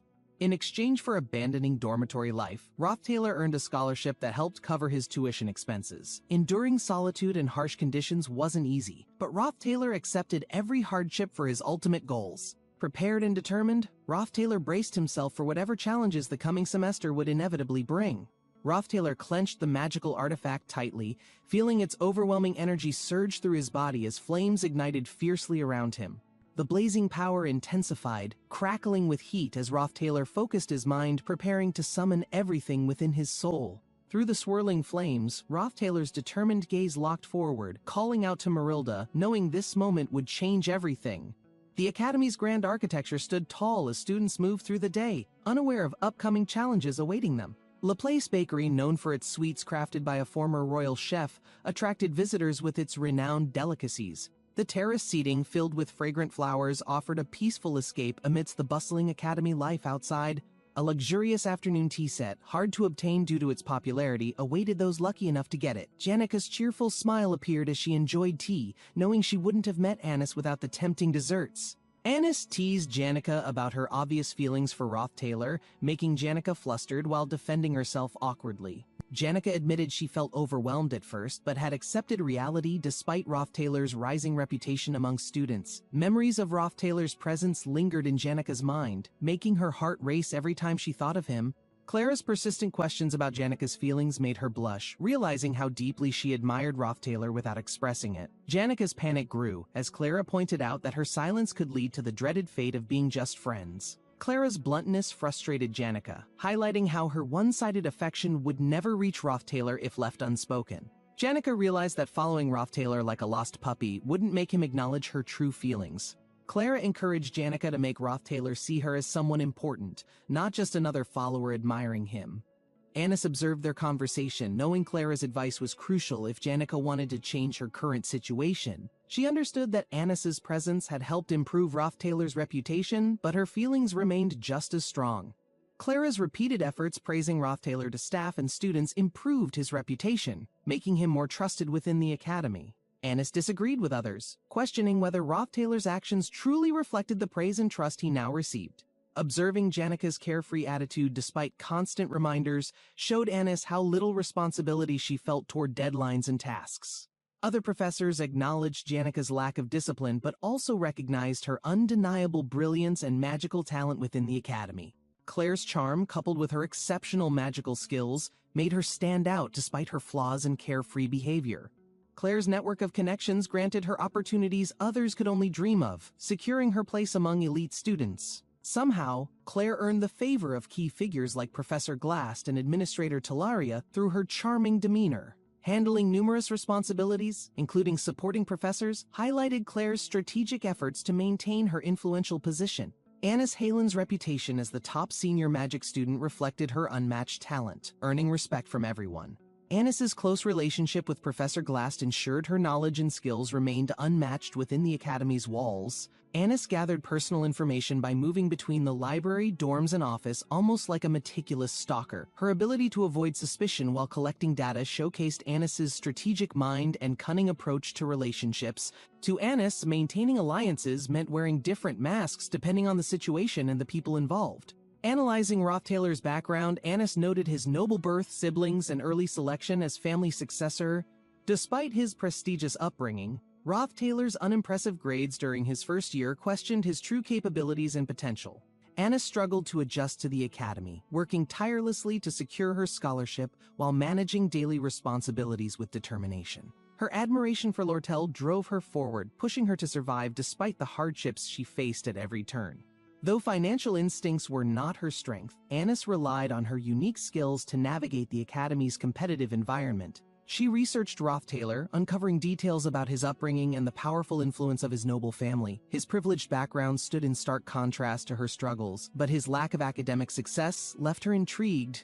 Anna studied his history further, piecing together the puzzle of his personality and his reputation within the academy. His oppressive childhood and expectations had shaped him into someone she needed to understand in order to move forward. Despite his noble status, he lacked remarkable achievements, making him a curious anomaly among the students. She considered his personality, analyzing his potential connections and preferences, trying to anticipate his behavior. As she processed her thoughts, the sudden appearance of Claire shattered her concentration, throwing her off balance. Annis reacted too late, realizing she had miscalculated her surroundings. As the sudden impact sent her stumbling backward, the unexpected encounter left her momentarily disoriented, struggling to regain her composure amidst the confusion. A sharp pain shot through her as she caught herself, barely managing to prevent a complete fall. The warm glow of sunlight illuminated the room, casting an ethereal light over Claire as she stood gracefully. She steadied herself, her gaze locking onto Roth Taylor, sensing that this moment was more significant than it seemed. Belle stood in the hall, her presence commanding attention as she addressed the matter with a calm and composed expression. She acknowledged the efforts of others, expressing gratitude while maintaining her professional stance in the academy's structured environment. Roth Taylor remained deep in thought, piecing together the clues that had been subtly appearing throughout his recent experiences. The growing pattern of small details made him question how much had gone unnoticed before he started paying closer attention. Belle's actions made him wonder about the choices people made when circumstances shaped them into something far beyond expectations. Roth Taylor observed Belle's role in the academy, recognizing the influence she carried among those who worked under her guidance. Though no longer bound by noble status, he still maintained formalities, respecting the hierarchy that remained deeply ingrained in the system. The academy structure ensured responsibilities were clearly defined, leaving little room for deviation from the expectations placed upon them. Belle remained firm in her stance, unwilling to let others dictate her decisions despite the pressures she faced from different sides. The lingering weight of unspoken thoughts remained between them as they continued forward, each carrying their own burdens in silence. The academy continued its daily routines, with new students preparing to enter, marking another shift in the ever-changing atmosphere. Roth Taylor turned his attention to upcoming arrivals, noting the presence of someone whose reputation had already begun to spread. Tanya Roth Taylor's name surfaced, bringing with it a wave of expectations that would inevitably influence the course of events. The energy surrounding the news hinted at challenges ahead, as the academy adjusted to another significant presence within its halls. With everything unfolding so quickly, Roth Taylor prepared himself for the inevitable changes that would come with his sister's arrival.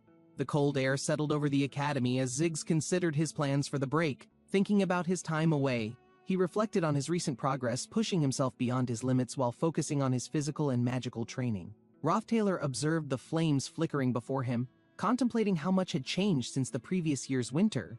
The conversation shifted toward magic, with thoughts lingering on the relentless effort required to master even the most basic spells. Roth Taylor remained cautious, sensing something unusual about Ziggs. Though he chose to stay quiet and wait for confirmation, Ziggs maintained his composure despite exhaustion settling deep into his muscles after another intense day of training and preparation. His relaxed attitude concealed the effort he put into refining his abilities while keeping his true progress hidden from others. Roth Taylor recalled a past conversation, remembering a time when another student had asked about his whereabouts with genuine concern. The memory resurfaced, bringing a reminder of relationships that remained unresolved, leaving lingering questions in the back of his mind. As the fire crackled, Roth Taylor considered the weight of expectations, knowing he still had unfinished business ahead. The bag landed with a soft thud, its weight confirming the payment for an upcoming task that needed immediate attention. Roth Taylor stood with Lucy, discussing the task ahead while carefully considering the best approach to access the underground library. Lucy remained behind, lost in thought as she contemplated the situation, weighing the risks involved in what lay ahead. Roth Taylor's gaze shifted downward, his instincts warning him as something unusual caught his attention beneath the darkened floor. A faint blue glow emerged from below, its ethereal presence stirring an uneasy feeling as energy pulsed through the air. Ziggs effortlessly caught the object, his focus remaining on the training ahead as the winter air chilled the academy grounds. Roth Taylor sat by the fire, contemplating how to best utilize the camp while balancing his studies and future responsibilities. he carefully planned his schedule, ensuring that his time would be spent efficiently without unnecessary distractions or delays.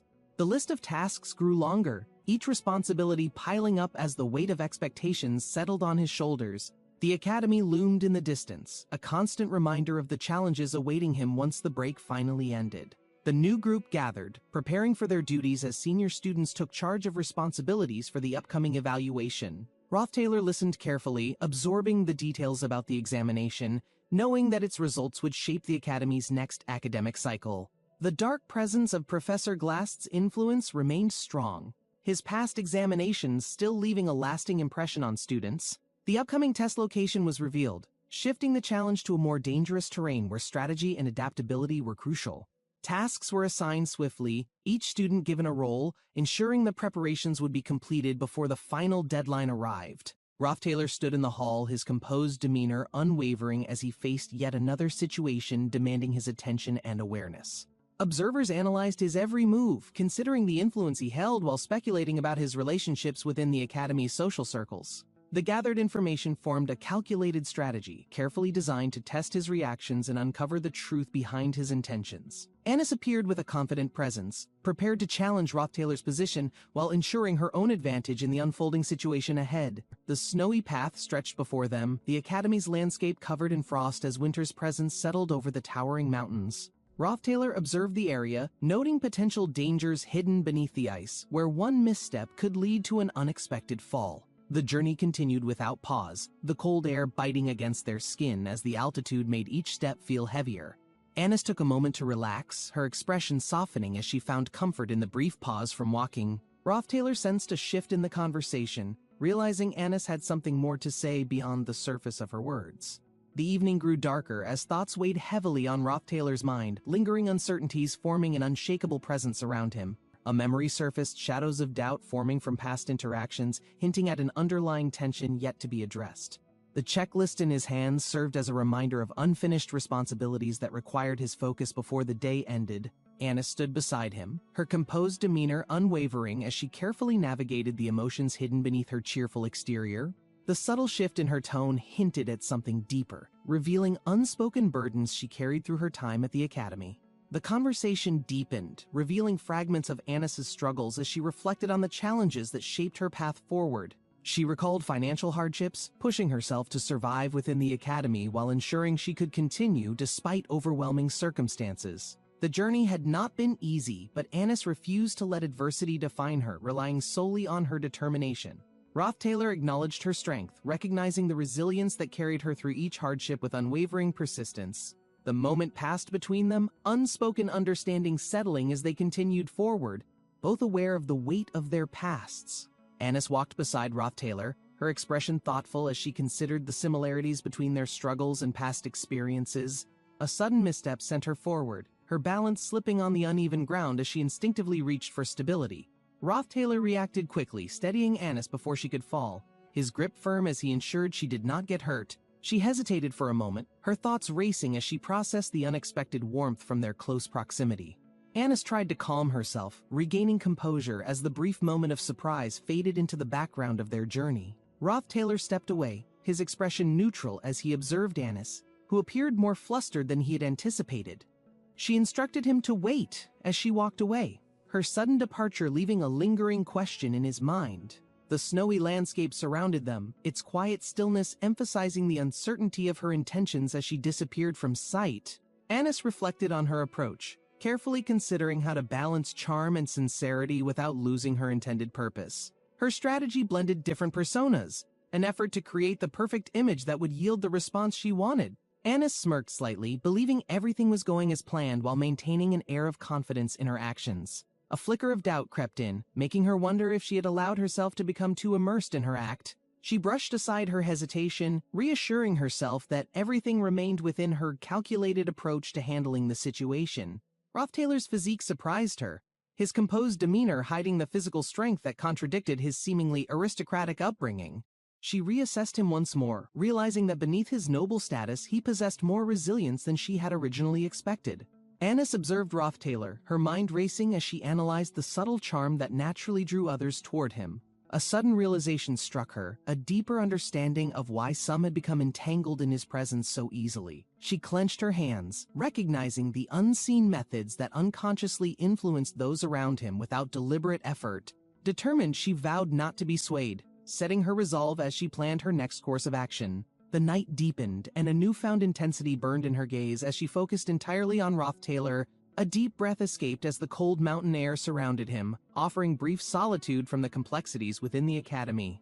The breathtaking landscape provided temporary relief, allowing him to push aside his burdens, if only for a fleeting moment. Yet some concerns remained unsolved, lingering in his mind, refusing to be dismissed by the beauty of the horizon. The issue surrounding Tanya Roth Taylor persisted, a challenge he could not yet fully grasp or find a solution for. Her cunning nature made her a formidable opponent, shaping her into a master strategist beyond her young years. Tanya's ambitions extended far, her calculated moves ensuring she solidified her influence before others could rise against her. Her next step would be decisive, gathering key figures under her command to strengthen her foothold within the academy. Bell had warned of Tanya's reach, emphasizing how quickly she consolidated power without hesitation or uncertainty. Roth Taylor had anticipated her movements, but an underlying concern lingered about how she would ultimately perceive and treat him. Uncertainty clouded his thoughts, the question of Tanya's intentions leaving him without a clear path forward. Roth Taylor was once insignificant, barely mentioned before vanishing, leaving little information about his true nature or his current ambitions. The records held no clues, no signs of a larger role, making it difficult to predict his actions or thoughts. The uncertainty left a growing sense of unease, as deciphering Roth Taylor's intentions became increasingly complicated.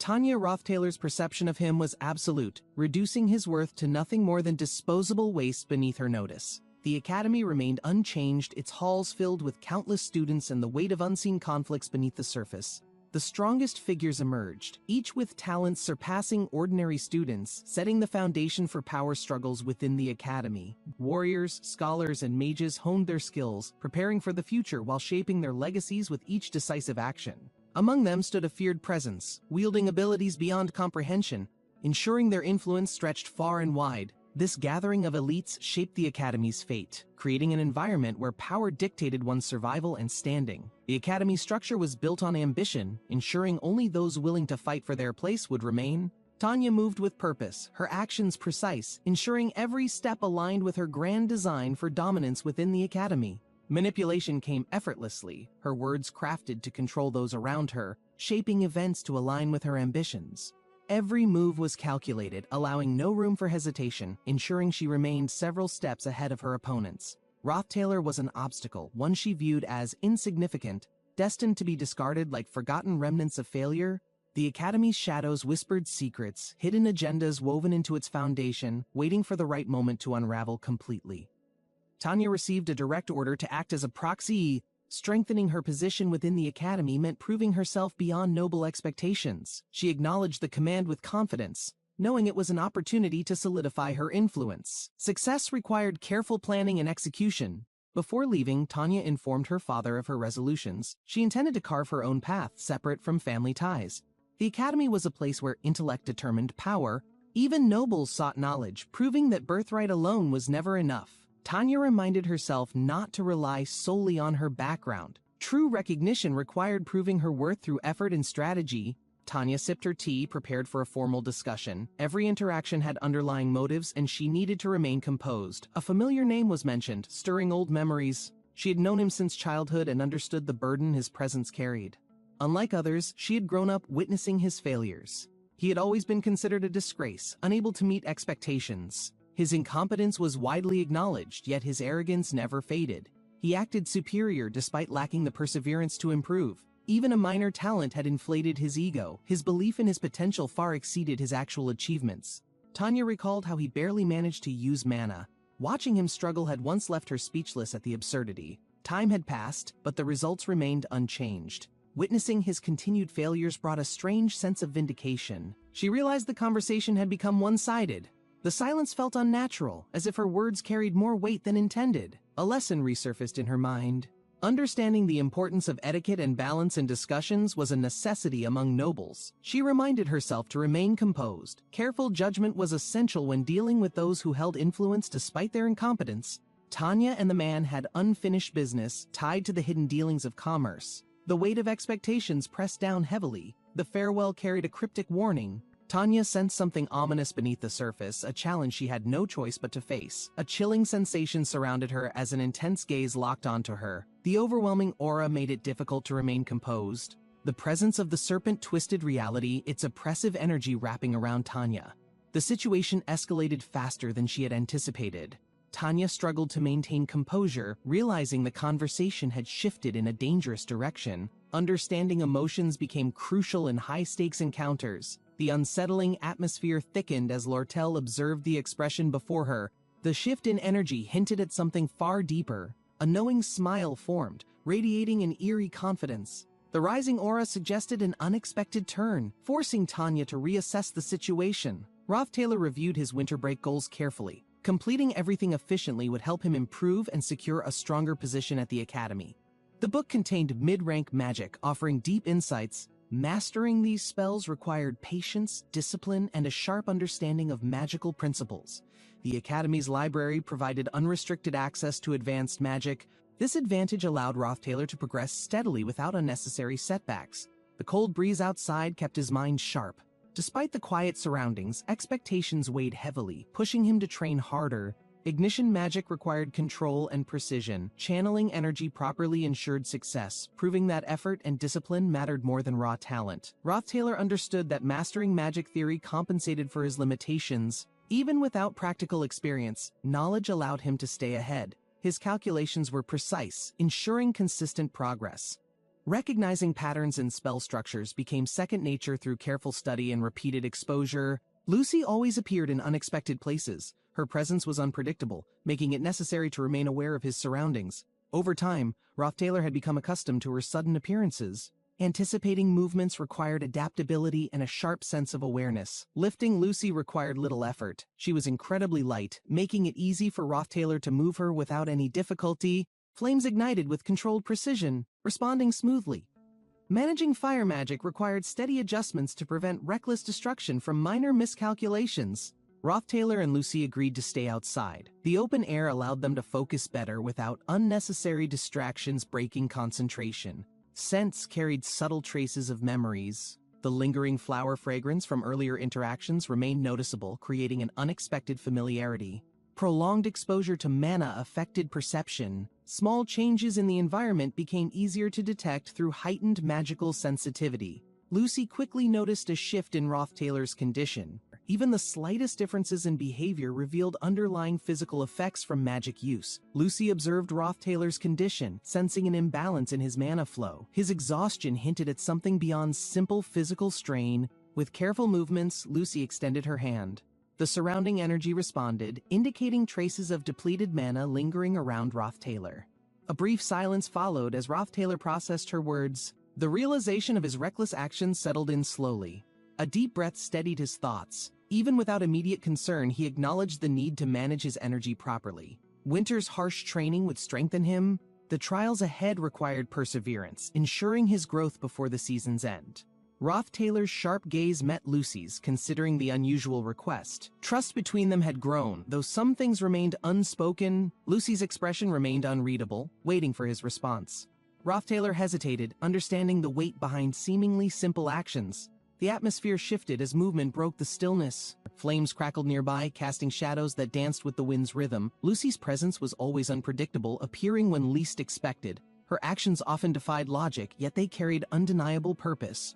Taylor observed her closely, recognizing the familiarity in her demeanor. Their connection had strengthened through countless encounters over time. Lortel approached, her presence breaking the moment. Her confidence suggested she had something important to discuss, shifting the mood instantly. The conversation moved toward pressing matters. Lortel had a way of steering discussions toward topics that carried significant weight. The Academy loomed in the background, a silent reminder of their obligations. Every decision had consequences that extended beyond personal choices. The objectives remained clear, demanding strict adherence to expectations. Taylor's role in the unfolding events had yet to be solidified. Tanya stood waiting, exuding an air of authority. Her expectations were unwavering, ensuring discipline remained a priority moving forward. Elka eagerly shared details about noble family secrets, her excitement clear. Some hidden truths within the Taylor lineage intrigued her deeply. The discussion expanded as Zig joined in, adding his perspective. His presence shifted the atmosphere, making the conversation more intense. Tanya remained silent, carefully processing the information. Her awareness of the family's history made her cautious about what was revealed. Tanya's expression hardened as she sensed the weight of the moment. The implications of this knowledge could not be taken lightly. Zig stood firm, dark energy pulsing around him. His well-trained body carried powerful mana, signaling his readiness for any confrontation. The realization dawned quickly. Zig had recognized Tanya's identity, immediately linking her to Roth Taylor, revealing awareness of family relations. Tanya maintained her composure, understanding the implications. A connection to Roth Taylor meant potential complications that needed careful handling. Zig's amusement grew, clearly entertained by the revelation. His smirk carried unspoken intentions, hinting at plans beyond the current encounter.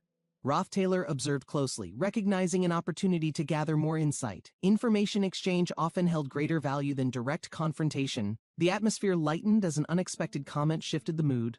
Laughter broke tension, redirecting focus toward another pressing matter. A magical item was presented, intended for new students. Its purpose remained uncertain, yet its presence suggested hidden significance. Tanya hesitated before accepting it, unsure of its true value. Her instincts warned against blindly trusting unfamiliar artifacts. The Academy's environment encouraged strategic thinking. Items like these often held deeper meanings, requiring careful analysis before use. Another casual remark redirected attention, shifting priorities toward an upcoming event. Lortel's expression hinted at concealed motives beneath her words. Tanya carried the artifact with uncertainty. The weight of responsibility lingered, reminding her of the many decisions still left unresolved. Zig smirked, acknowledging the situation. Managing relations within the Academy required skill, especially with noble families involved in conflicts. Tanya watched as Zig's confidence grew. Handling misunderstandings swiftly was key to maintaining order in unpredictable social dynamics. Zig noticed Tanya's hesitation. He understood the importance of influence, knowing even small alliances could change the course of events. Introducing himself properly, Zig ensured clarity. Acknowledging connections to others within the Academy strengthened his standing among those who mattered. Tanya prepared herself for what was coming. Stepping forward, she braced for the unexpected as the situation intensified rapidly. Tanya suddenly found herself disoriented. The shift in surroundings caught her off guard, making it difficult to assess her location. The Academy's faculty building loomed ahead. The unexpected transition hinted at someone's deliberate involvement in altering her course. Anis's office awaited. Tanya steadied herself, realizing this was not a random event but a carefully orchestrated move. A familiar voice acknowledged her arrival. Despite the confusion, Tanya remained composed, knowing she needed to analyze the situation first. Her mind raced, processing the circumstances. Understanding the Academy's power structure meant knowing when to act and when to wait. Anis observed Tanya's reaction carefully. Assessing students required patience, ensuring they adapted under pressure before revealing crucial insights. The rigorous training demanded resilience. Tanya's stamina, though tested, proved she possessed the endurance expected of those who excelled. Roth Taylor's reputation came into play. His strategic decisions set him apart, making him an anomaly among Academy nobles. Every document he handled remained flawless. Tanya realized his approach went beyond academic excellence, extending into precise execution of responsibilities. Anis recognized potential in Tanya. If handled correctly, she could rise beyond expectations, proving herself capable of much more. Claire leaned closer, questioning Anis about Roth Taylor. Comparing his abilities to hers sparked curiosity given their distinct but intertwined backgrounds. Anis hesitated before revealing observations. She had discreetly followed Roth Taylor while investigating an unusual Academy event tied to past occurrences. Roth Taylor's hidden campsite emerged during surveillance. His personal construction, despite lacking assistance, displayed remarkable craftsmanship and unwavering determination. The settlement spoke of resilience. Everything within the camp, from tools to its foundation, showcased his unwavering commitment to independence. Anis pondered over his achievements. Despite expectations, even influential figures acknowledged Roth Taylor's capabilities, hinting at hidden depths beyond his noble lineage. Anis discovered subtle clues that set Roth Taylor apart. His practical survival skills contradicted the expected upbringing of noble heirs. Such developments separated him from peers. His experiences extended beyond privileged education, forming a stark contrast to the sheltered, aristocratic lifestyle. Claire found unexpected similarities. Comparing her struggles to his, she acknowledged how determination shaped individuals beyond birthright advantages. Anis admitted his character stood apart. He defied conventional expectations, proving himself through action rather than relying on heritage. Doubts surfaced in Claire's mind. Analyzing her interactions, she questioned whether Roth-Taylor's nature was truly defined by external judgments alone. Claire reflected on Roth-Taylor's demeanor. His composed nature and disciplined habits suggested careful self-management beyond mere appearances. Even unexpected attributes, such as physical upkeep, hinted at dedication.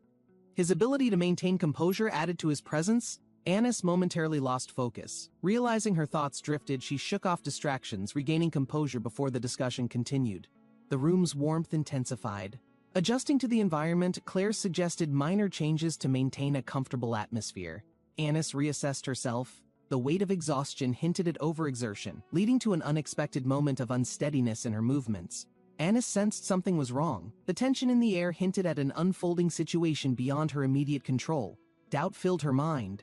The realization that this was no ordinary problem left her struggling to find a solution. Alarm surged through her as she turned. The sudden movement revealed an unexpected presence, one that caught her off guard. Roth-Taylor's ability to form a spirit contract shocked her. Such an accomplishment required immense talent and exceptional magical affinity. Janika's involvement became evident. A spirit with such potential indicated deliberate guidance, making this contract more strategic than mere coincidence. The spirit's abilities raised new concerns. Anis realized it could act as a messenger, relaying everything between Roth-Taylor and Janika. Understanding this link complicated matters. If Janika monitored Roth-Taylor's actions, controlling future interactions would become far more difficult. Claire approached Anis, curious about her progress. Concern filled her voice as she assessed the exhaustion evident in Anis's expression. The weight of the situation caused Anis to lose focus. Startled, she fumbled, sending important documents tumbling onto the floor.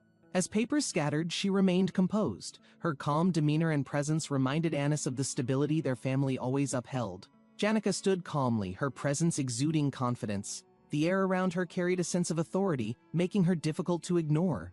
Observing the surroundings, Janika remained composed. She had always been someone who commanded attention without needing to say much. Tanya's gaze fixated on Janika. The realization of her influence and reputation made Tanya question how this meeting would unfold. A quiet determination settled in Tanya's expression. She understood that gaining Janika's support would be crucial for what lay ahead. Lortel stood beside Tanya, her presence unwavering. She knew Tanya needed guidance, ensuring she did not misstep in this delicate situation. Flames raged around Janika as she stood unwavering. The intensity of the fire reflected the emotions surging through her determined heart. Tanya watched in shock, uncertain of Janika's condition. The fiery aura surrounding her made it difficult to discern her true state. A shadowed figure emerged within the flames, their presence commanding. Tanya felt the heat intensify, realizing something significant was unfolding. Tanya's eyes burned with an eerie glow. She had always trusted too easily, but now she stood as something unstoppable. The crescent moon shone softly, covering the wooden house with a blanket of tranquility amidst the cold winter night.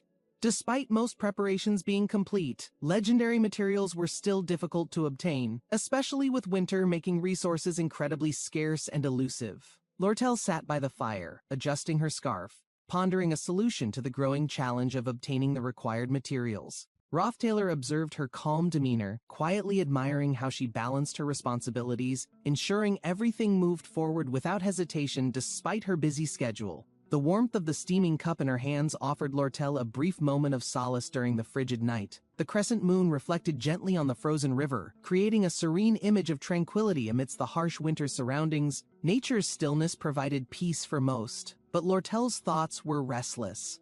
Contemplating challenges each individual faced during these difficult times, her gaze shifted to a detailed list outlining the numerous goals and tasks she needed to complete during this season. Adjusting her gloves, she prepared herself for the relentless cold, knowing diligence was essential to navigate the harsh winter challenges. For Lortel, winter's stillness felt magical, offering clarity amidst the chaos, like walking through a quiet, untouched forest path.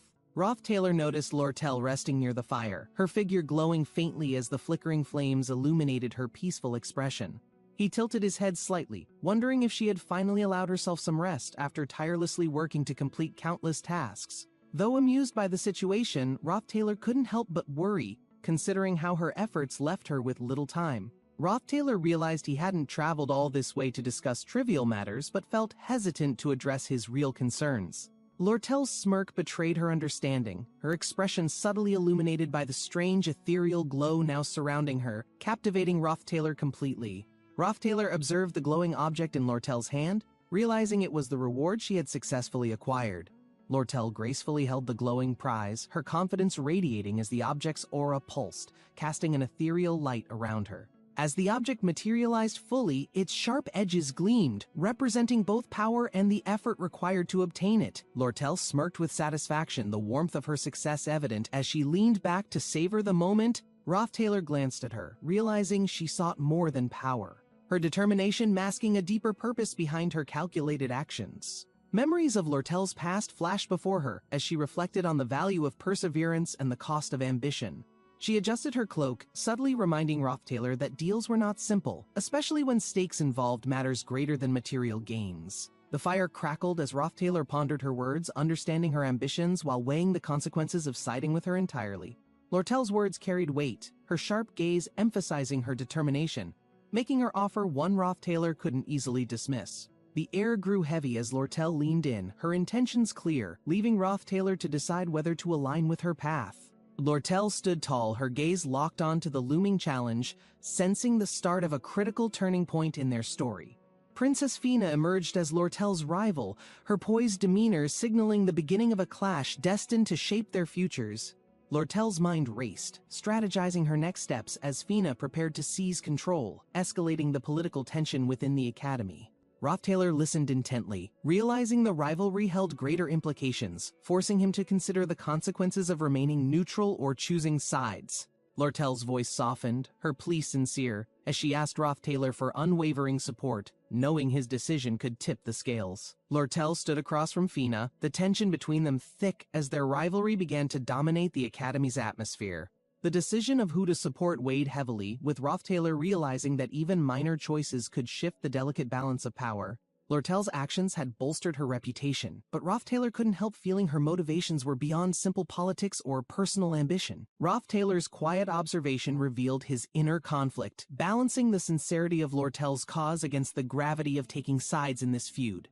Despite his doubts, Rothtailor's concern grew, understanding that the stakes weren't just about victory but the meaning behind her determined efforts. Lortel's confidence grew as she carefully stoked the flames of ambition, a spark symbolizing the calculated plan she had prepared. Her captivating demeanor masked a strategic mind, each move aligning her path toward the complex goals she envisioned for the future.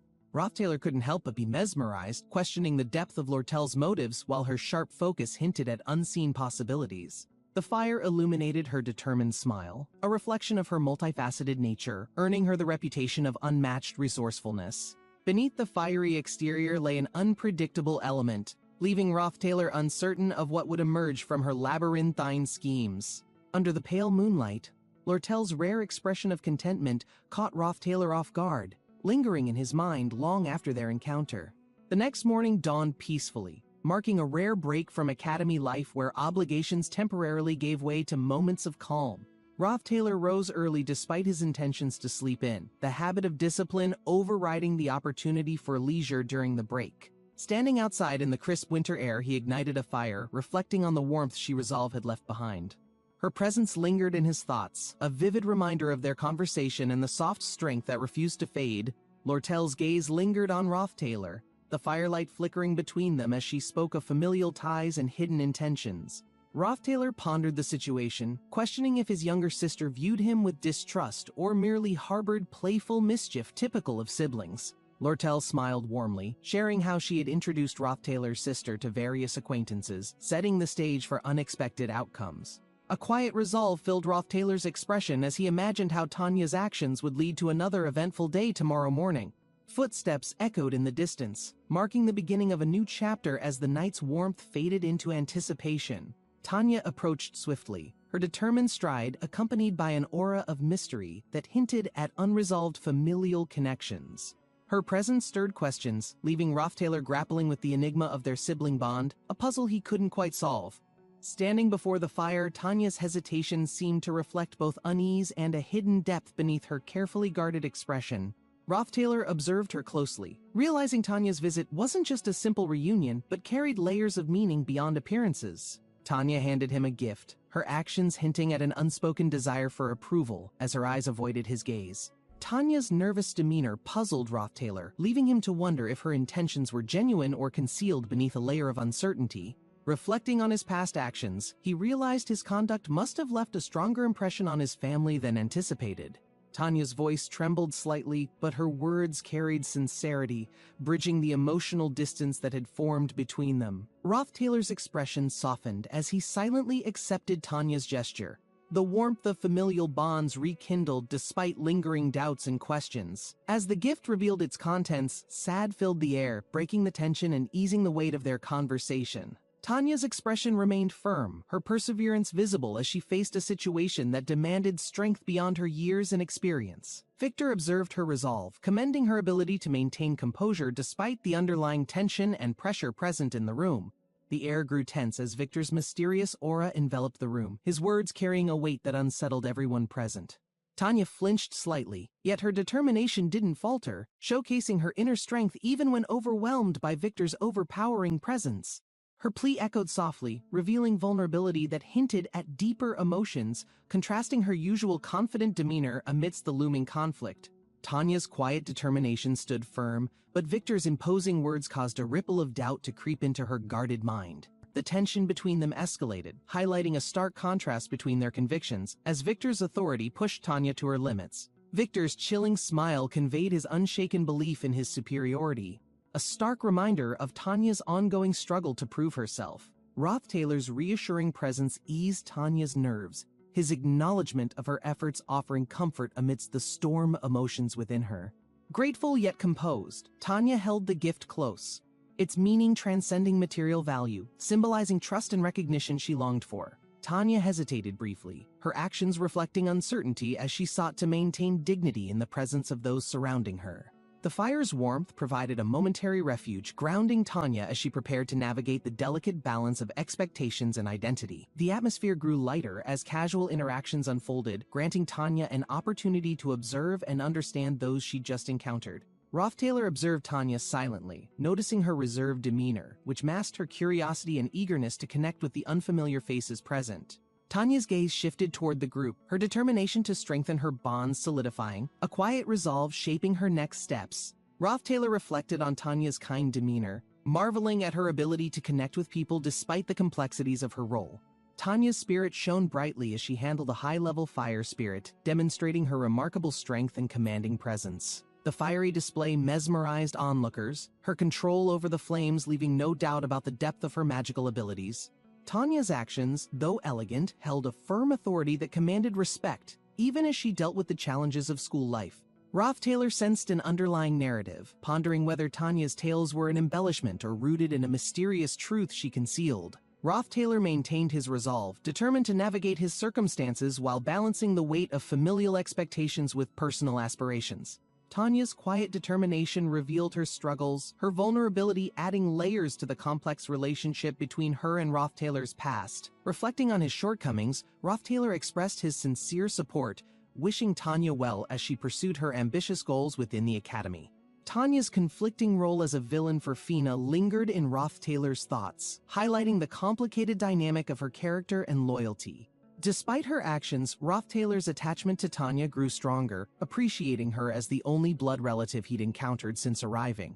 Tanya's uncertain gaze left Rothtailor pondering the future of their bond, unsure how their relationship would evolve under such circumstances. Her momentary fear emphasized the daunting challenges she faced, though her resolve strengthened as she prepared for what lay ahead.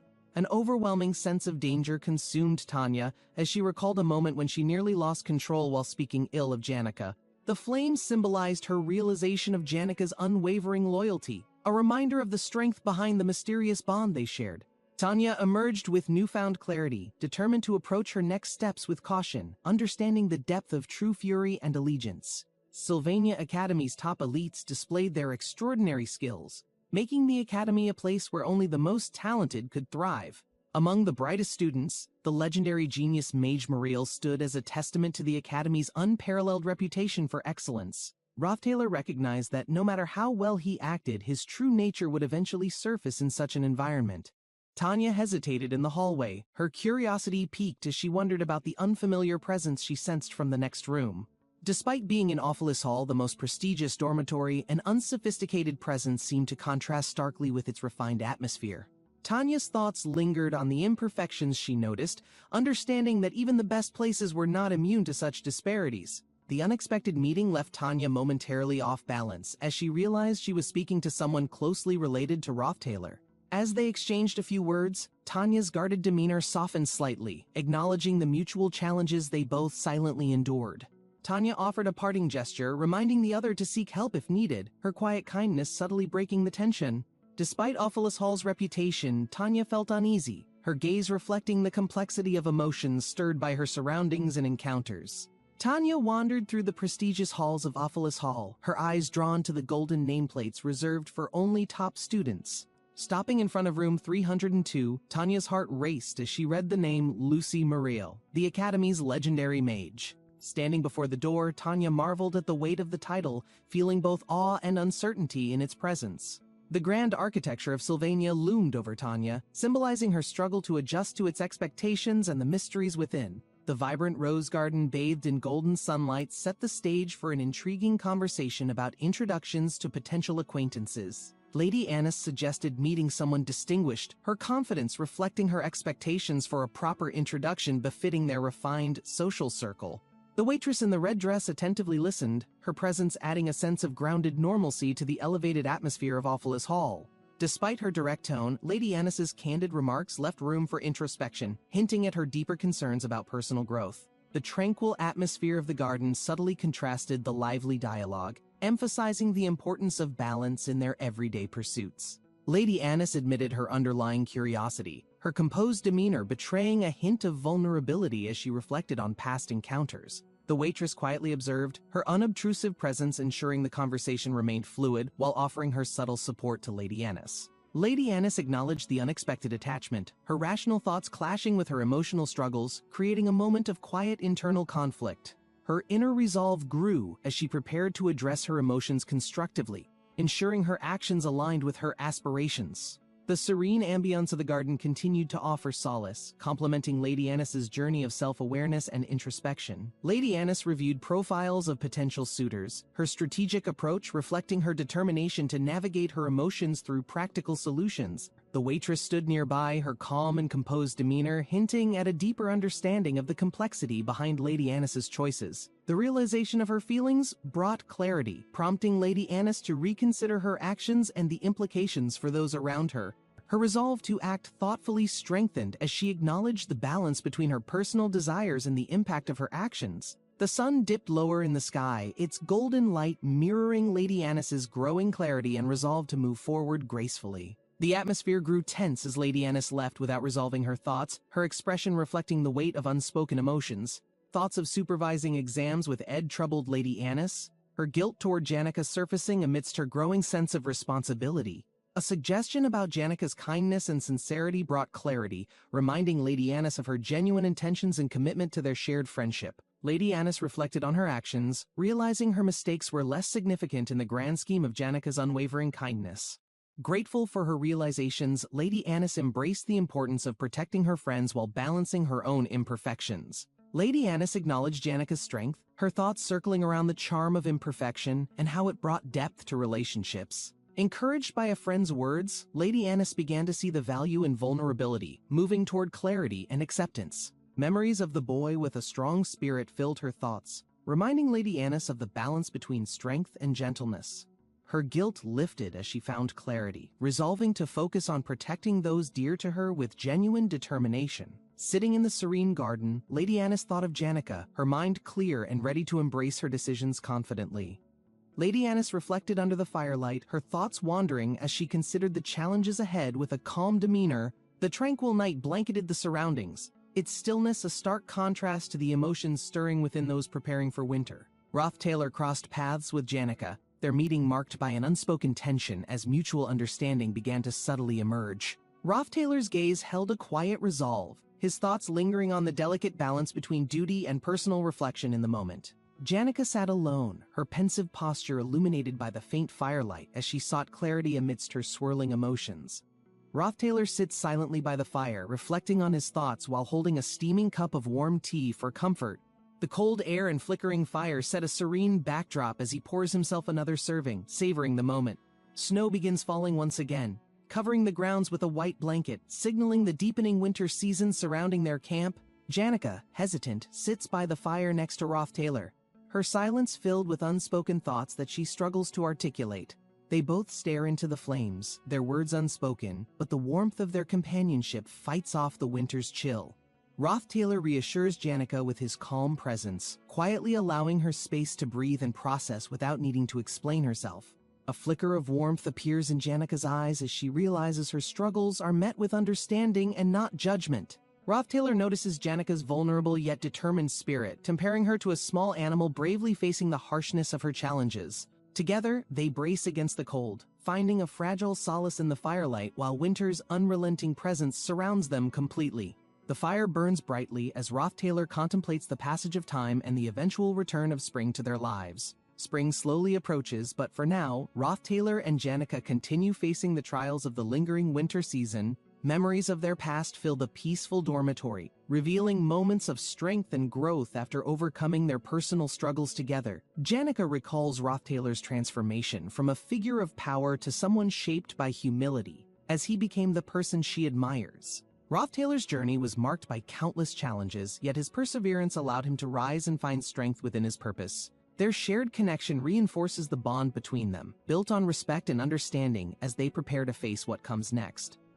Tanya's glowing energy weapon illuminated the room as tension built, making everyone brace for an unforeseen consequence. Tanya's magical force pulsed, creating an intimidating aura, causing onlookers to gasp at the magnitude of the power displayed. Tanya steps forward, her silhouette shrouded by a glowing purple mist, commanding an ominous and unsettling presence. Tanya challenges another, locking eyes with an intensity that filled the room, brimming with unspoken determination and anger. Chaos erupted as Tanya and her opponent clashed, their opposing energies sending shockwaves, breaking furniture, and leaving the audience in utter dismay. A haunting memory lingers as Tanya recalls an overbearing presence, the burden making her breath shallow with fear.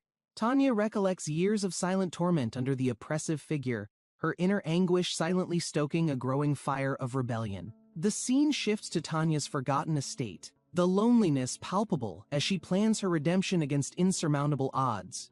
Empowered by newfound resolve, Tanya decides to participate in an election to regain control and reclaim her honor. Late into the night, Tanya sits under a dim light, strategizing her first move, with hope barely outweighing her doubt.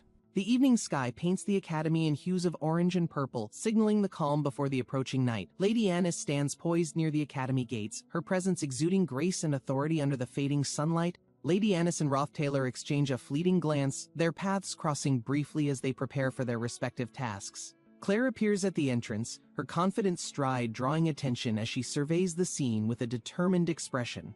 Claire and her friends gather near the courtyard, their lighthearted camaraderie offering a stark contrast to the weighty atmosphere. Claire, now overseeing the exam, reflects on the differences in the test compared to Professor Glast's original design.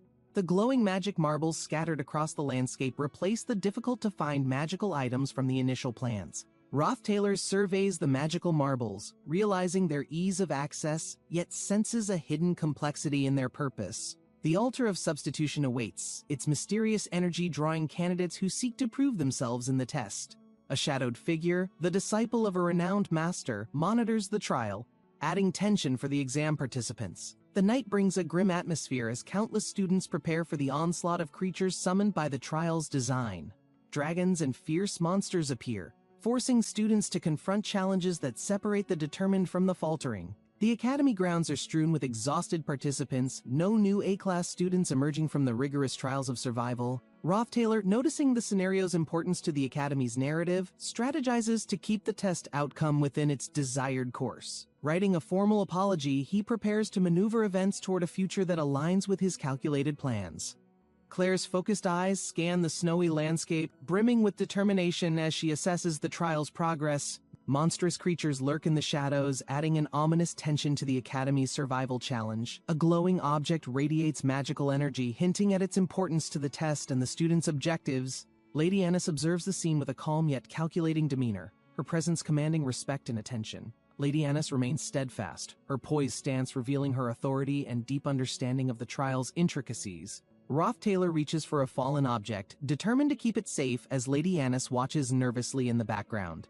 Lady Annis nervously smiles as she glances at Roth Taylor, feeling uneasy about the situation unfolding around them. A tense moment ensues as Lady Annis tries to keep up, but a sudden movement catches her attention. Roth Taylor's quick reflexes come into play as he steps forward to shield Lady Annis from imminent danger. Lady Annis steadies herself, realizing the gravity of the moment as Roth Taylor takes charge of the unfolding scenario. A sudden clash sends Lady Annis stumbling, but Roth Taylor supports her, keeping her safe from the dangerous chaos around them. Roth Taylor warns Lady Annis about the danger ahead as she catches her breath, realizing the stakes of their task. The purple disc becomes the center of attention, glowing ominously as the situation grows more complicated. Another student steps forward, mocking the tension, but Roth Taylor's focus remains sharp on the task at hand. Roth Taylor and Lady Annis regroup, assessing the situation as they prepare for what seems like an unavoidable confrontation. Clebius steps forward confidently, his imposing presence casting a shadow as he surveys the area with an air of authority. Roth Taylor and Lady Annis exchange a cautious glance, bracing themselves for the encounter with Clebius as tension rises. A mysterious object emits a faint glow, catching the attention of everyone present and adding to the air of suspense. Another object, intricately designed, begins to resonate, hinting at its significance as the group tries to comprehend its purpose. Clebius approaches Roth Taylor and Lady Annis, his piercing gaze meeting theirs as the atmosphere becomes charged with anticipation. Clebius stands before Roth Taylor and Lady Annis, his presence creating tension as they try to read his unreadable intentions. Roth Taylor feels a sudden energy shift as the surroundings grow darker, hinting at a deeper threat Clebius might unleash. Taylor swings his sword for the first time, surprising everyone in the combat training arena with his unexpected strength. Lucy stands frozen, realizing Taylor's skills exceed her expectations as the crowd cheers in awe of his performance. Taylor's victory against Lucy changes the trajectory of their dynamic, sparking a shift in how everyone perceives his potential. Janica watches intently, her ambition ignited by the intense combat scene, paving her path toward a new and fiery determination. The combat training hall erupts with anticipation, marking the start of another year filled with rigorous challenges for all students. The elite first-year students clash fiercely in the combat arena, showcasing their powerful magical abilities and impressive tactical skills. Each combat match becomes an intense display of raw talent, with Taylor standing out as the strongest among his peers. The crowd gasps as Taylor's energy intensifies, his movements driven by unparalleled determination and a mysterious, fiery aura. Despite the competition's intensity, Taylor's focus sharpens, proving his unmatched abilities against the seemingly invincible elite students. The matches conclude with Taylor emerging victorious, solidifying his place as the top combatant of the year's training program. Taylor stands confidently, having become a symbol of growth and resilience for his classmates after a year of hard work. She, the enigmatic figure, observes Taylor's transformation, her veiled identity hinting at a deeper connection to his journey. The bond between Taylor and Clarice becomes critical, shaping the story's future as their intertwined destinies unfold dramatically. A celestial event sparks an awe-inspiring display of power, as Taylor and she prepare for the battles that lie ahead. The elite students face another challenge, their motivations driven by the chaos and frenzy brought by their intense competitive environment. The assistant professor Claire Elfin's determined gaze intimidated students, as the results of the class placement exam were revealed to everyone. Purple discs, glowing with strange energy, were used during the exams to assess and rank the participants' capabilities. A malfunction during the exam left students frustrated as the discs' circuits broke, rendering the entire process chaotic and unreliable. The group gathered, lamenting their wasted effort. Their confusion grew as the situation became increasingly unclear and tensions began to rise. Lady Annis sighed, taking responsibility for the oversight. She regretted her mistake and reflected on the impact it had on students. Lady Annis stood with composure, observing the aftermath of the exam as uncertainty loomed over the group's next steps. Roth Taylor examined the broken devices, his mind racing with possible solutions to prevent the situation from escalating further. Clebius Nortondale hesitated but stepped forward, offering his knowledge in an attempt to assist in resolving the technical failures. Roth Taylor and Clebius joined forces, combining their efforts to find a way to restore order amidst the growing tension. Snow blanketed the surroundings, a serene yet ominous backdrop to the group's struggles as they prepared for the next challenge. Finica Pena Clol reflected quietly, her thoughts filled with the growing responsibilities she had undertaken as part of her journey. A student approached the group cautiously, bringing news that added urgency to their already pressing challenges. A butterfly sign appeared, glowing faintly, symbolizing a deeper connection to an unseen power that would soon play a pivotal role. Janica Faylover observed the group, her presence bringing both reassurance and an unspoken promise of guidance through the unfolding crisis. The students looked down at the ground, their expressions a mixture of determination and uncertainty as they faced the unknown together. Janica observed Tanya's confident posture, intrigued by the boldness radiating from the young woman introducing herself to the Saintess. Tanya adjusted her ribbon, presenting herself as the next head of the Rothtailor family, her determination evident in her voice. Janica's eyes softened, recalling the family's lineage. She noted how Tanya's predecessor, Crepin, was baptized under her guidance years ago. Tanya stood firmly, her thoughts fixated on her own baptism as a rite of passage awaiting her future responsibilities. Janica smiled faintly, sensing Tanya's ambition. She silently acknowledged the girl's potential, eager to witness her growth into leadership. The announcement of the day's main event echoed through the academy grounds, causing students to focus their attention immediately. The instructors raised their hands, signaling the start of the trial, their voices stern as the first challenge officially began. A brilliant flash of magic illuminated the sky, fireworks marking the commencement of the competitive exam for the incoming class. Students scrambled toward their designated locations. Each faculty's challenge varied, but the goal remained the same, proving their worth through skill. Tanya charged forward, her heart racing as she outmaneuvered opponents. Her focus sharpened as she sought to secure a position. The academy insignia gleamed brightly, reminding all participants of the privileges awaiting those who passed the trials with distinction. He glanced around, analyzing the chaotic scramble. His strategy formed quickly as she identified a clear path to advance. With determination, he sprinted past a distracted student. He knew reaching the summit before others would solidify her position. The tension heightened as Joseph, another participant, broke into a heated rush, disrupting others and attracting unwanted attention to their race. Tanya clutched a glowing artifact tightly. She felt overwhelmed by the number of competitors ahead, each as driven as herself. Tanya studied the glowing artifact carefully, suspecting the altar required a hidden mechanism to activate, making the challenge trickier. She piercing scream echoed, drawing Tanya's attention. Tanya realized something unusual had occurred, interrupting her calculated strategy. Tanya dashed toward Kylie, carefully keeping her footing steady, knowing the icy terrain could sabotage her efforts at any moment. Tanya discarded her shoes to navigate the slippery ground better, ignoring the biting cold as she refocused on her goal. Kylie observed Tanya with curiosity, wondering about her peculiar actions and admiring her determination despite the unorthodox method. Tanya balanced herself barefoot, feeling the icy ground beneath her feet, her focus unwavering despite the challenging environment. Kylie noticed Tanya's unusual decision, puzzled by her reasoning but impressed by her adaptability under pressure. Tanya smirked, determined to outpace her competitors. She approached the task with a mix of practicality and a bold streak. Kylie felt both admiration and confusion, interpreting Tanya's actions as unpredictable yet oddly inspiring in their sheer audacity. Tanya finally introduced herself formally, asserting her presence with confidence, ready to establish her standing among the Academy's fiercest competitors. Kylie's mind wandered as she reflected on the challenges that came with her family's reputation, now carried by Tanya's boldness.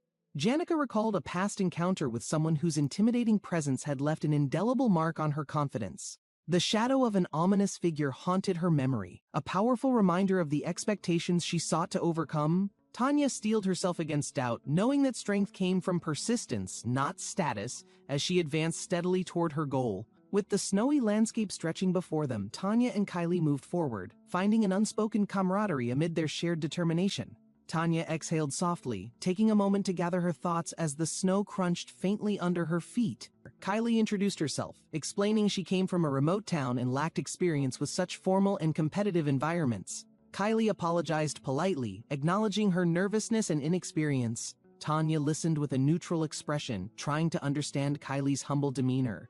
Tanya suggested they work together and asked for informal communication. Kylie agreed cautiously.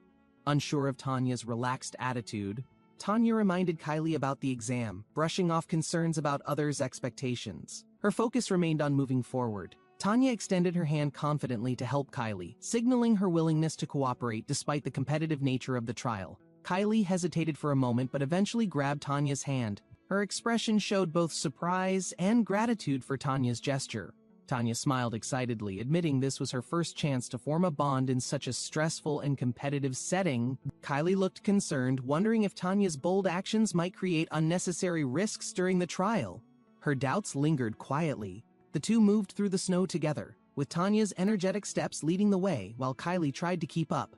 The red-haired man faced a ferocious monster, its glowing eyes filled with malice as it towered over him menacingly. The monster unleashed a devastating attack, red energy crackling and tearing through the air with unstoppable force. The red-haired man fell to the ground, his strength fading, as Clebius watched him from a distance with a sharp gaze. A hand reached out, its intent unclear, either to help or finish off the fallen man as tension built. Clebius stepped forward, his expression calm but focused. As he prepared to confront the escalating situation before him, Clebius struggled fiercely, held tightly by Rothtailor, his desperate attempts to escape adding tension to the chaotic situation. Rothtailor stood calmly, his confidence unwavering as he prepared to respond, his presence commanding attention amidst the escalating commotion. A powerful attack erupted, sending shockwaves through the area, shaking the ground as the challenge grew more intense.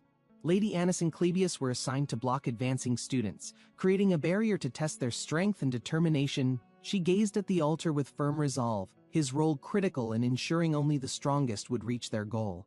Onyx soared through the air with precision, his mastery of flight magic allowing him to oversee the trial from above. Claire reviewed the documents outlining the trial's updates, her sharp focus ensuring all adjustments were clearly communicated to participants. Clebius, stationed at the southern entrance, stood imposingly, observing the students as they attempted to advance toward the altar. Rothtailor, at the altar, resolved to stay and guard it, aware of its importance in determining the students' capabilities. Rothtailor remained vigilant, his unwavering focus on his task ensuring no one bypassed the obstacles he and Lady Annis had created. Claire adjusted her glasses, inspecting the details of the updated trial mechanics with a keen focus on their implications. Rothtailor confidently reassured the group, his calm demeanor showing he had considered every angle, even without his full magical capabilities. Rothtailor observed the trial's progress, his determination unwavering as he prepared to face the challenges ahead with resourcefulness and grit. A set of glowing purple objects floated ominously, their presence signaling advanced magical tools capable of altering the trial's course. Rothtailor held a radiant magic stone, marveling at its power and precision, a testament to Sylvania's exceptional craftsmanship. Rothtailor activated the Altar of Substitution, a glowing magical platform designed to extract and recharge energy from enchanted items efficiently. Examining the altar, Rothtailor noted its ability to continuously replenish his magic reserves, making it a critical resource for survival. Rothtailor reflected on the time past, his concentration unwavering, while preparing for the prolonged battle against advancing opponents. Lady Annis and Clebius strategically delayed others, while Rothtailor relied on his ample supply of magic stones to maintain the upper hand. Encased in a glowing aura, Rothtailor resolved to hold the line firmly, determined not to let a single opponent succeed. Rothtailor's aura glowed brilliantly, his eyes filled with resolve as he declared his readiness, the culmination of precise and careful preparation. A defeated student collapsed on the snowy battlefield, gasping for air, urging others to escape the escalating danger ahead. Another group of students hesitated, catching their breath while preparing for the next challenge, their focus shifting to survival instincts. A powerful red aura enveloped a monster-like figure, its menacing presence signaling the start of an intense and deadly confrontation. A scream pierced the air as the terrifying figure attacked, its destructive energy overwhelming those too slow to react. Clebius observed from afar, recognizing the attack's magic as unfamiliar. He pondered its origin, ruling out Lady Annis as the source.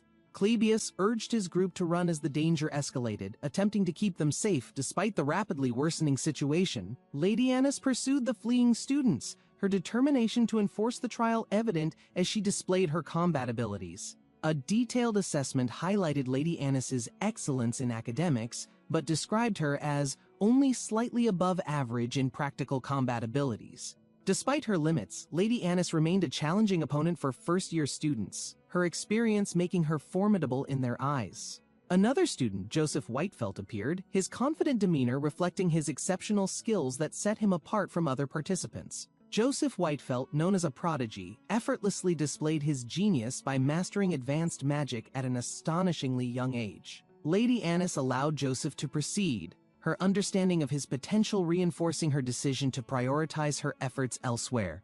Joseph continued upward confidently, while Lady Annis reflected on her own shortcomings, feeling burdened by her earlier missteps in the trial. Lady Annis clenched her fists, realizing her failure to maintain control of the trial while others advanced despite her efforts. Her thoughts lingered on the broken magic reinforcing item, lamenting her inability to devise a proper alternative plan amidst the chaos. Roth Taylor stood near the altar, calmly explaining the purpose of the exam and the process for completing the trial successfully. Joseph Whitefelt, unimpressed, questioned the trial structure and the difficulty of defending the altar while opposing advancing competitors. Joseph's demeanor shifted as he analyzed the glowing vision disc, noting its subtle differences and potential use in the exam. Roth Taylor observed Joseph warily, sensing his growing confidence as Joseph's analysis of the trial mechanics became clearer. Joseph examined the vision disc closely, realizing it was an improved model and deciding to proceed with heightened awareness and caution. Roth Taylor observed his opponent closely, noting their low magical energy but remaining cautious of their strategies and potential resourcefulness. Joseph identified traces of magic stone use on the altar, deducing his opponent's reliance on external sources for power. Frustrated by the lack of challenge, Joseph decided to unleash a mid-rank magic spell to create a more engaging scenario. A fiery explosion erupted, illuminating the battlefield as Joseph's magic displayed its intensity, forcing others to react swiftly or face consequences. Joseph warned that his spell, Particle Explosion, required precise dodging, challenging his opponents to react quickly or risk being overwhelmed. A determined student raced forward, avoiding obstacles as they focused on reaching the altar despite the treacherous path ahead. Roth Taylor observed the chaos from a distance, his composed demeanor contrasting with the student's frantic attempts to advance. Lady Annis stood firm, her gaze sharp and resolute as she evaluated the situation and prepared to take action. Frustrated by the unfolding events, Lady Annis reflected on her inability to control the northern entrance, feeling the weight of failure. Roth Taylor maintained his calm stance, his sharp mind analyzing the situation and preparing for the next phase of the trial. Roth Taylor evaded the fiery blast with swift precision, demonstrating his combat experience and sharp reflexes in the heat of battle. Joseph prepared his next attack, summoning flames in his hand, ready to unleash the destructive power of fire magic. The intensity of the fire revealed Joseph's use of ignition, a high-level technique known for its devastating precision and power. The flames spread with controlled force as Joseph displayed his mastery of fire magic, dominating the battlefield with fiery energy. Joseph stood confidently amidst the blazing flames, his fiery aura emphasizing his overwhelming presence and determination to claim victory. The flames from Joseph's attack burned brighter than expected, revealing his disciplined training and mastery over mid-level fire magic techniques. The sheer scale of the fire suggested it was a mid-rank spell, showcasing Joseph's elevated skill and strategic planning. Despite the powerful flames, Roth Taylor's defensive magic barrier absorbed the attack, rendering the fire ineffective against his advanced protection. Roth Taylor calmly analyzed the situation, confident in his ability to endure Joseph's ignition spell while conserving his mana reserves. A comparison of mana reserves showed that Roth Taylor's superior capacity allowed him to maintain control despite Joseph's relentless fire magic. Roth Taylor assessed Joseph's reliance on ignition, recognizing his opponent's lack of advanced combat experience despite the impressive display of flames. Confident in his defenses, Roth Taylor believed Joseph's mana would run out before causing any significant damage to his barrier. Joseph unleashed another fiery strike, but Roth Taylor's defensive magic absorbed the blow effortlessly, maintaining his calm and focused demeanor. Joseph switched tactics, landing a physical strike that bypassed Roth Taylor's magical defenses, forcing him to reevaluate his strategy. Roth Taylor winced from the hit, realizing that Joseph's unpredictability could turn the battle, demanding both skill and adaptability to win. Roth Taylor charged through the flames, his determination and resilience showcasing his ability to withstand intense magical attacks without faltering. Joseph, shocked by Roth Taylor's fearlessness, prepared to retaliate, realizing his opponent's strength exceeded his initial expectations in the duel. Joseph summoned mid-rank ice magic, channeling its power to create an icy barrier against Roth Taylor's fiery onslaught. Roth Taylor countered with ignition, a potent fire spell, its flames roaring as he sought to break through Joseph's icy defenses. Joseph analyzed the situation, noting Roth Taylor's strategy of using steam to obscure visibility and gain a tactical advantage. Roth Taylor unleashed Scorch, a powerful fire spell that erupted in a destructive wave, forcing Joseph to adjust his tactics. Flames surged as Rothtailor intensified his attacks, the battlefield illuminated by the radiant orange glow of his destructive magic. Joseph activated Blessing of Recovery, using its regenerative properties to recover stamina and maintain his focus amidst the fiery chaos. Rothtailor, empowered by fire tolerance, stood unharmed within the flames, his immunity rendering Joseph's attacks less effective. Joseph summoned a physical shield, deflecting Rothtailor's attacks while preparing for a counterstrike, demonstrating his adaptability in battle. Joseph's frustration grew as he questioned the origin of Rothtailor's newfound strength and his ability to keep up. Determined to end the fight, Joseph relied on his superior casting speed to unleash a series of rapid magical attacks. Rothtailor closed the distance, shattering Joseph's defenses with a physical attack powered by Spirit Formula Explosion. The Spirit Formula unleashed a devastating explosion, launching Joseph into the air, the battlefield erupting in a cascade of fire and debris.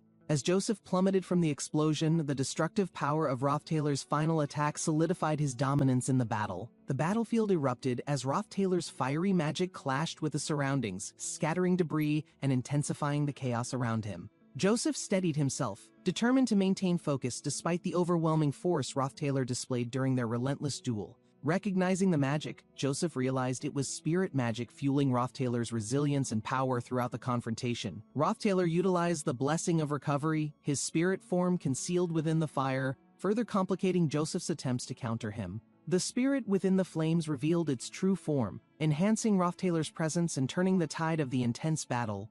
Joseph observed the aftermath, his mind racing as he analyzed Rothtailor's tactics and hidden magical items still unused. Rothtailor's movements were deliberate, his confidence unwavering as he maintained control over the duel's pacing and flow. Facing defeat, Joseph acknowledged his loss, placing his magic stone on the ground as a sign of surrender. Rothtailor prepared for the final phase, his aura intensifying as he readied himself for the next challenge. Summoning his full power, Rothtailor's energy surged, signaling his readiness to face the next wave of competitors with unmatched determination. Rothtailor unleashed a mid-rank ice spear, its shimmering brilliance highlighting the precision and power behind his spell. Joseph countered fiercely, his screams of frustration echoing as he struggled to withstand Rothtailor's relentless assault. Rothtailor's physical strength overwhelmed Joseph, demonstrating a rare combination of magical and physical prowess rarely seen in mages. Joseph was stunned by the unexpected impact, questioning how Rothtailor could deliver such a powerful blow with sheer force. Rothtailor stood tall, his calm demeanor masking the immense effort required to dominate the duel against such a formidable opponent. A burst of green energy emanates as Joseph prepares an advanced defense, its aura spreading across the snowy battlefield. Joseph activates the Deep Protection of the Wind, an ethereal shield encasing him while dispersing nearby attacks in a surge. The shield intensifies, sending a spiral of energy outward, forcing Rothtailor to reassess his next move strategically. The unleashed wind manifests into a towering figure, a guardian spirit enveloping Joseph with unparalleled magical strength. The green beam of energy blasts forward, reshaping the terrain as its force carves through the frozen landscape ahead. Rothtailor, battered but standing tall, steps forward, determined to face Joseph's relentless magical barrage head-on with his willpower. Joseph, clutching a shattered crystal, acknowledges his limits, realizing the outcome as the tide of energy dissipates around him. He lets the broken shards fall, their glow fading as he silently admits defeat, lowering his head with a sigh. Rothtailor approaches, acknowledging Joseph's effort with a composed demeanor, recognizing the fierce competition they endured. Joseph, defeated but not disheartened, seeks Rothtailor's name as respect glimmers in his eyes for his worthy adversary. With the battle concluded, Rothtailor walks away, leaving Joseph behind to recover his strength in the aftermath of their duel. A lingering shadow looms over the battlefield, a sense of quiet tension returning as the echoes of their clash fade.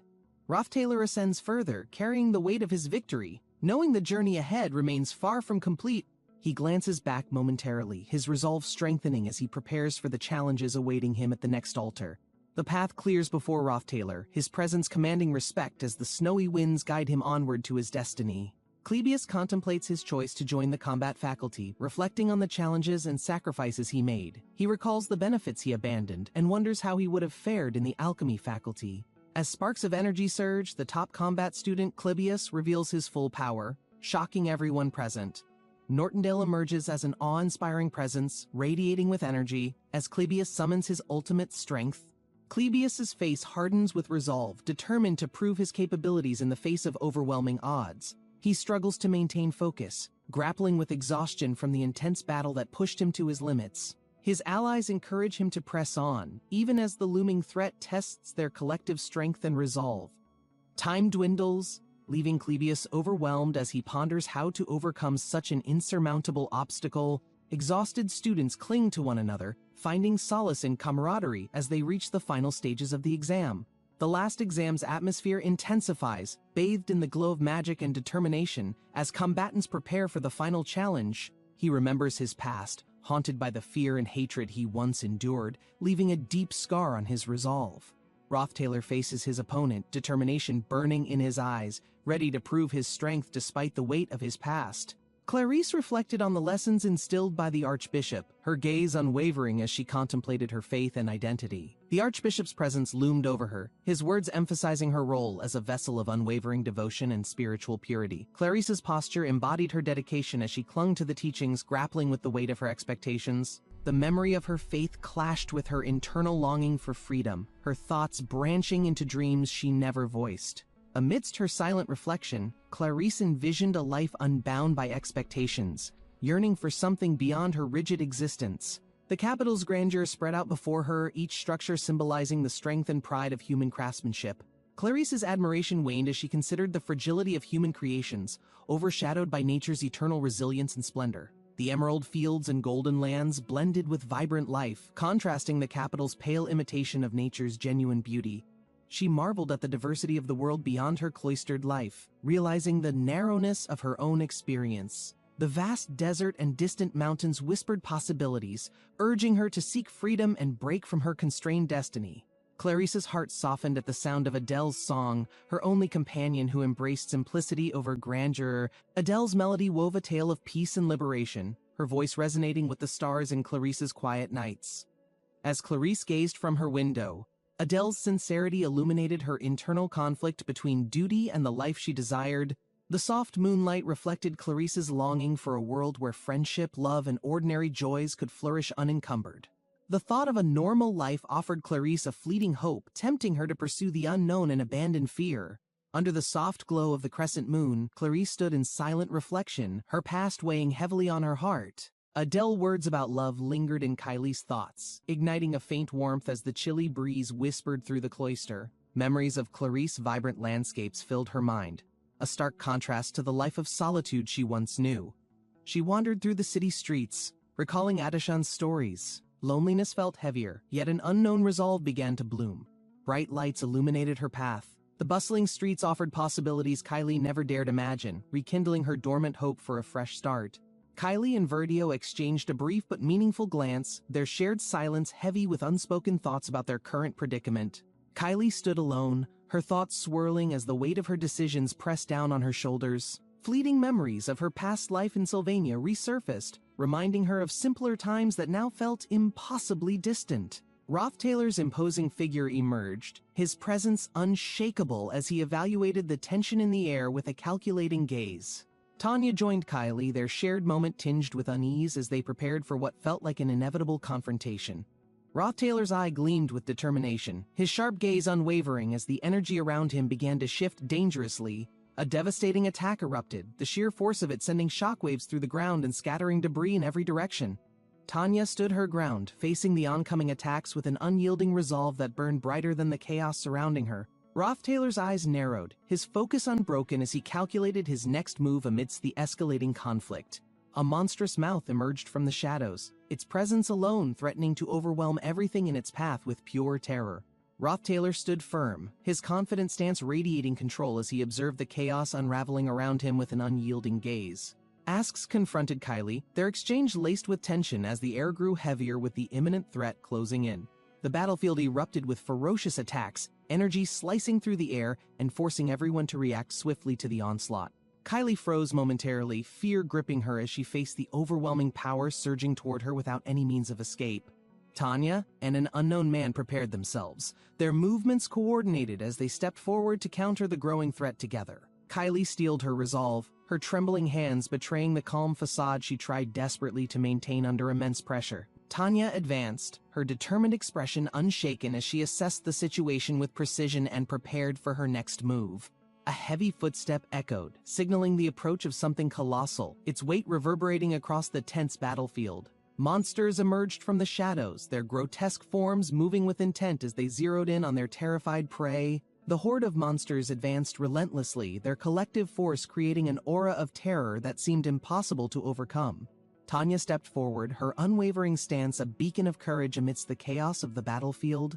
Her presence demanded attention, as even the monsters seemed momentarily stalled by the sheer force of her confidence. A questioning gaze flickered in her eyes, reflecting the confusion and determination sparked by the unexpected twists unfolding. The monsters roared louder, their forms more menacing as they surged forward with unchecked aggression. Powerful forces clashed on the battlefield, shaking the very ground as the fight reached a crescendo of unimaginable energy. Kylie had always fantasized about noble men, imagining them as embodiments of grace, composure, and impeccable charm. A neat appearance, a generous smile, and refined manners were qualities she envisioned in the noble men of her dreams. However, her expectations crumbled when she discovered that the man before her, Roth Taylor's son, was nothing like her fantasy. This person, standing amidst chaos, was nothing short of a scoundrel, utterly shattering her once romanticized perception of nobility. Tanya's simmering hatred toward this so-called scoundrel burned brightly, rooted deeply in her experiences and shaped by her unwavering disdain.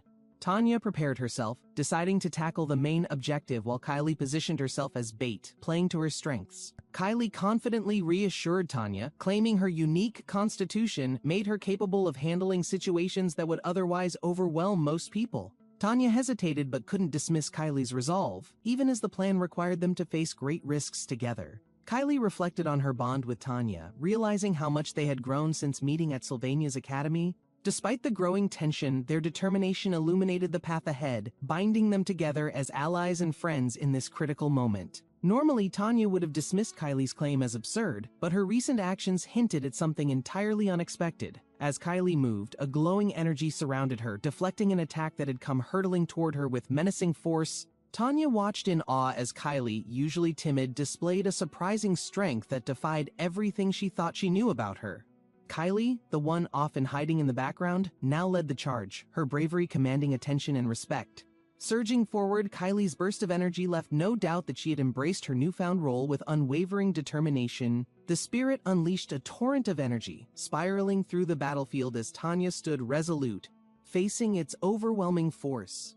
Kylie's focus shifted to the looming spirit as it roared, its colossal form readying to strike with unmatched ferocity. A sharp, fiery attack clashed with the spirit's energy, creating an intense blaze that shook the air around them. The clash of forces lit the sky in vibrant hues, a battle between light and darkness pushing everyone to their limits. The holy magic's blessing emanated across the battlefield, empowering those brave enough to stand firm and resist the spirit's devastating wrath. The spirit's overwhelming presence sent shockwaves through the air as its attacks collided with the fiery resistance Tanya summoned. A burst of radiant energy surged forward, scattering the shadows as Tanya braced herself for the relentless onslaught. Kylie reeled momentarily, caught in the intensity of the clash, but her resolve burned brighter with each passing second. Roth Taylor emerged from the chaos, his expression defiant, as if mocking the idea of surrender in the face of adversity. The battle escalated as energy crackled through the air, both sides refusing to yield despite the toll on their bodies. Emit magic radiated through the air, its vibrant green glow creating a powerful surge that commanded attention across the battlefield. Tanya and Kylie moved in unison, their combined strength amplifying the magic's intensity as the air grew dense with energy. Kylie's magic burst forth, weaving intricate patterns as it clashed with the spirit's overwhelming power, forcing it to recoil. A brief pause in the battle revealed Tanya catching her breath, her determination unwavering despite the relentless challenges ahead. The vision disc shimmered into focus, an enigmatic tool revealing new possibilities amidst the ongoing chaos on the battlefield. Arrows of pure energy formed in midair, crackling with power as they streaked toward their intended target with precision. She startled eyes followed the trajectory, her mind racing as the magical arrows revealed an unexpected level of skill. The realization hit hard. Someone once unable to wield a sword had now mastered such precise and advanced magical abilities. A single arrow glowed brighter, emitting a forceful warning that showcased the wielder's unmatched control over its trajectory and strength. The revelation of magical arrows left Kylie questioning everything, her disbelief giving way to admiration for the sheer mastery on display. A towering spirit loomed over the battlefield, its presence exuding a power that dwarfed anything Kylie had faced before. Ed Rothtailor stepped forward, his figure radiating confidence as he prepared to confront the overwhelming force before him. Kylie, catching her breath, reflected on how little had changed since her earlier struggles, the weight of her past heavy. Despite her efforts, a deep sense of inadequacy lingered, reminding her of the times when she felt utterly powerless. The memories haunted her, resurfacing in vivid flashes as she struggled to push past the fear and stand her ground. Tanya's eyes glistened as she acknowledged the hardships endured, her voice steady as she explained the reasoning behind her actions. Her resolve was evident, a testament to the strength she had built while overcoming her connection to Ed and her past. The fiery clash continued, every move highlighting the raw determination of those refusing to yield in the face of adversity. Ed stood firm, addressing Tanya with surprising sincerity, his words resonating deeply as he acknowledged her courage and perseverance. The tension broke momentarily, revealing a newfound understanding between them as the battlefield crackled with residual energy. Rothtailor stood amidst the fiery battlefield, reflecting on the unexpected strength of those around him and how much they had changed. Tanya stood amidst the glowing sunset, reflecting on her journey. Every challenge brought her closer to unraveling the mysteries around her. Tanya's presence was unwavering despite the illusionary attack. Her determination to stand firm sparked a faint glimmer of hope. Rothtailor surveyed the scene, recognizing the challenges everyone endured. His composed demeanor masked the exhaustion from his own trials. Kylie struggled to make sense of the events as Tanya supported her. Exhaustion and doubt clouded her thoughts as reality blurred. Tanya's embrace brought Kylie back to reality. Her protective stance radiated strength, grounding Kylie in the moment. Rothtailor, Tanya, and Kylie faced the aftermath of the exam. The fading sunlight cast long shadows over the exhausted group. Kylie felt a shift as something within her began to change. An unfamiliar sensation crept in, sparking confusion and unease. Kylie and Tanya stood together, observing the outcomes. Their bond remained steadfast despite the trials they had endured. A devastating attack flashed in their memories, serving as a reminder of the danger they had narrowly escaped. A gold object shimmered in the aftermath, its presence holding an air of mystery and significance. A valuable object glimmered in the fading light, its intricate design stirring memories and questions about its true purpose. Kylie's memories flooded back as she recalled the warnings tied to the object's immense power and potential consequences. Professor Claire appeared, her demeanor calm yet commanding, as she inspected the mysterious artifact with a look of concern. Kylie held her breath, grappling with the possibility that her identity might be revealed as cracks in her facade began to show. The valuable object pulsed with light, resonating with Kylie's emotions and hinting at a fateful decision looming on the horizon. Rothtailor reminded Kylie to stay cautious as she held the small gold object, its significance yet unclear to her. Kylie's eyes widened as she examined the object closely. Memories surfaced, linking the artifact to her past and present. Tanya rushed to check on Ed, noticing his injuries. Despite his reassurance, concern filled the air around them. The class assignment exam ended with relief and exhaustion settling among the students. Sunset painted the sky with warm hues. A slight change in the scenario left a gap in their fates. Rothtailor and Kylie unknowingly faced new uncertainties. The small change brought new intensity. Ruby-like eyes glimmered as a hidden force began to focus its attention on Ed. Kylie felt her heart racing as the atmosphere shifted. The weight of her choices now felt heavier than before. Tanya stayed close to Ed, supporting him as others dealt with the aftermath. Tension simmered among the group. An ominous silhouette appeared against the sunset. Doubts about its existence gnawed at Ed as he questioned his perception. The world around them remained still, but uncertainty lingered. Kylie couldn't shake the feeling of impending change. The sunset skies carried a quiet serenity, masking the chaotic undercurrent that would soon ripple through their lives. Kylie recalled words about life's fleeting nature and its beauty, finding solace in the connection between moments and memories. A radiant glow of the artifact resonated with a sense of purpose.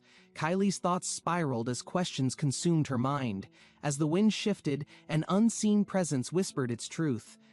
Kylie stood still, grappling with revelations about her destiny. Ed remained steadfast, reflecting on the hardships endured. His gaze held a quiet determination as the world settled into night. Janica stood gracefully, her advice resonating as she emphasized the importance of companionship and emotional resilience in overcoming life's challenges. Mug acknowledged her wisdom, affirming her statement, Their bond, though unconventional, carried a weight of mutual respect and understanding.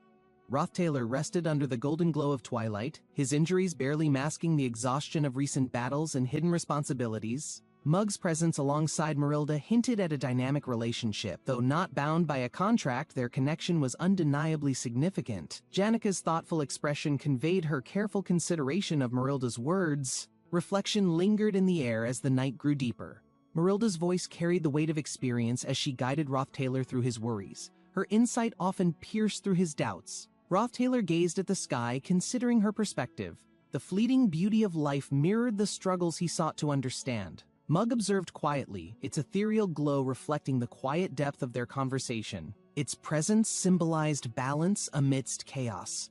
The world's unpredictability weighed heavily on Rothtailor. He realized that enduring hardship was necessary for growth and eventual renewal in springtime. With newfound resolve, Rothtailor embraced the stillness. His thoughts remained fixed on navigating the delicate balance between his duty and dreams. Mug shifted forms, embodying a graceful blend of beauty and strength, a reflection of its multifaceted role in Rothtailor's journey. As the mana swirled around them, Rothtailor felt the artifact's pulse synchronize with his own, sparking deeper self-awareness. Memories of past battles resurfaced. The scars born in silence were a testament to the resilience he nurtured throughout his journey. Mug's aura emanated wisdom and power.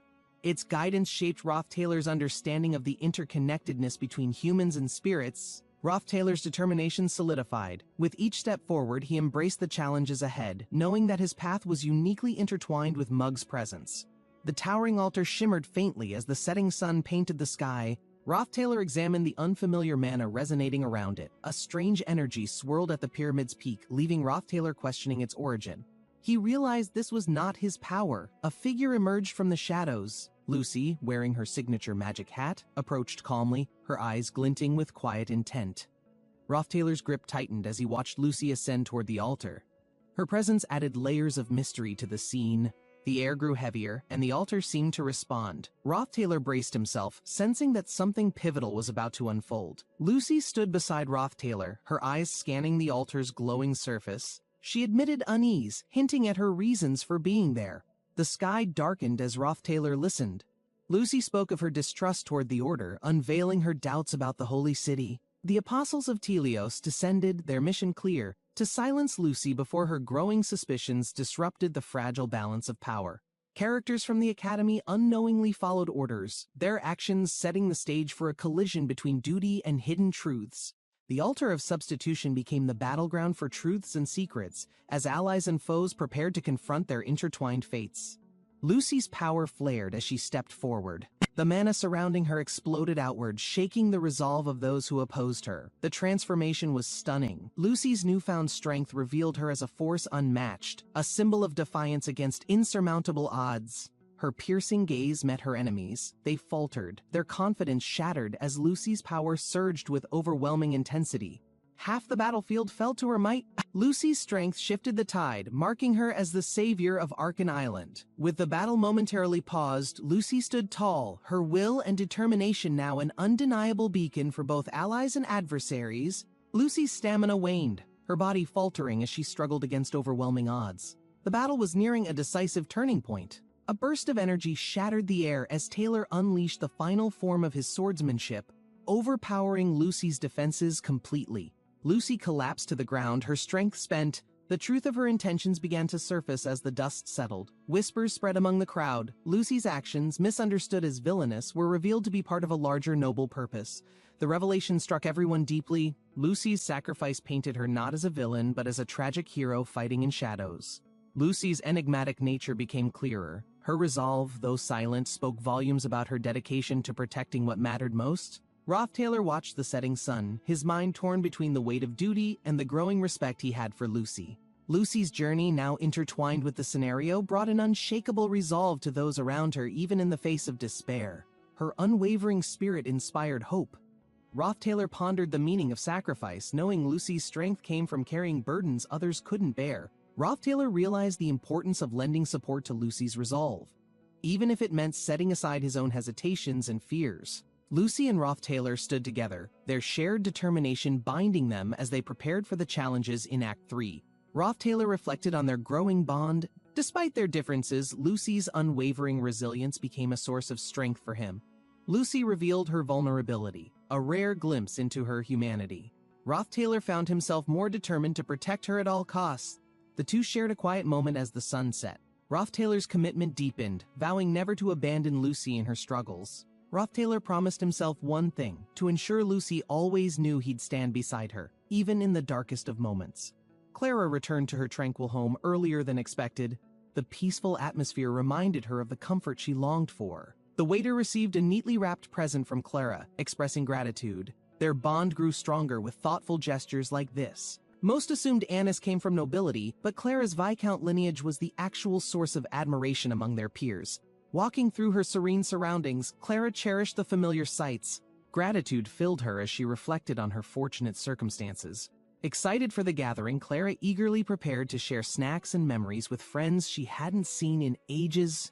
Clara felt a sharp pang of discomfort, her body reacting strangely. Her heartbeat quickened as anxiety began to take over. The once delightful blueberry pie suddenly tasted bland. Clara's heightened sensitivity made her question what could be causing this disarray. Uncertainty clouded her mind as her friends remained silent. The lack of warmth in their eyes left Clara unsettled. The tension grew as flames of disagreement flickered between Janica and Anis. Their usual banter had taken on a harsher tone.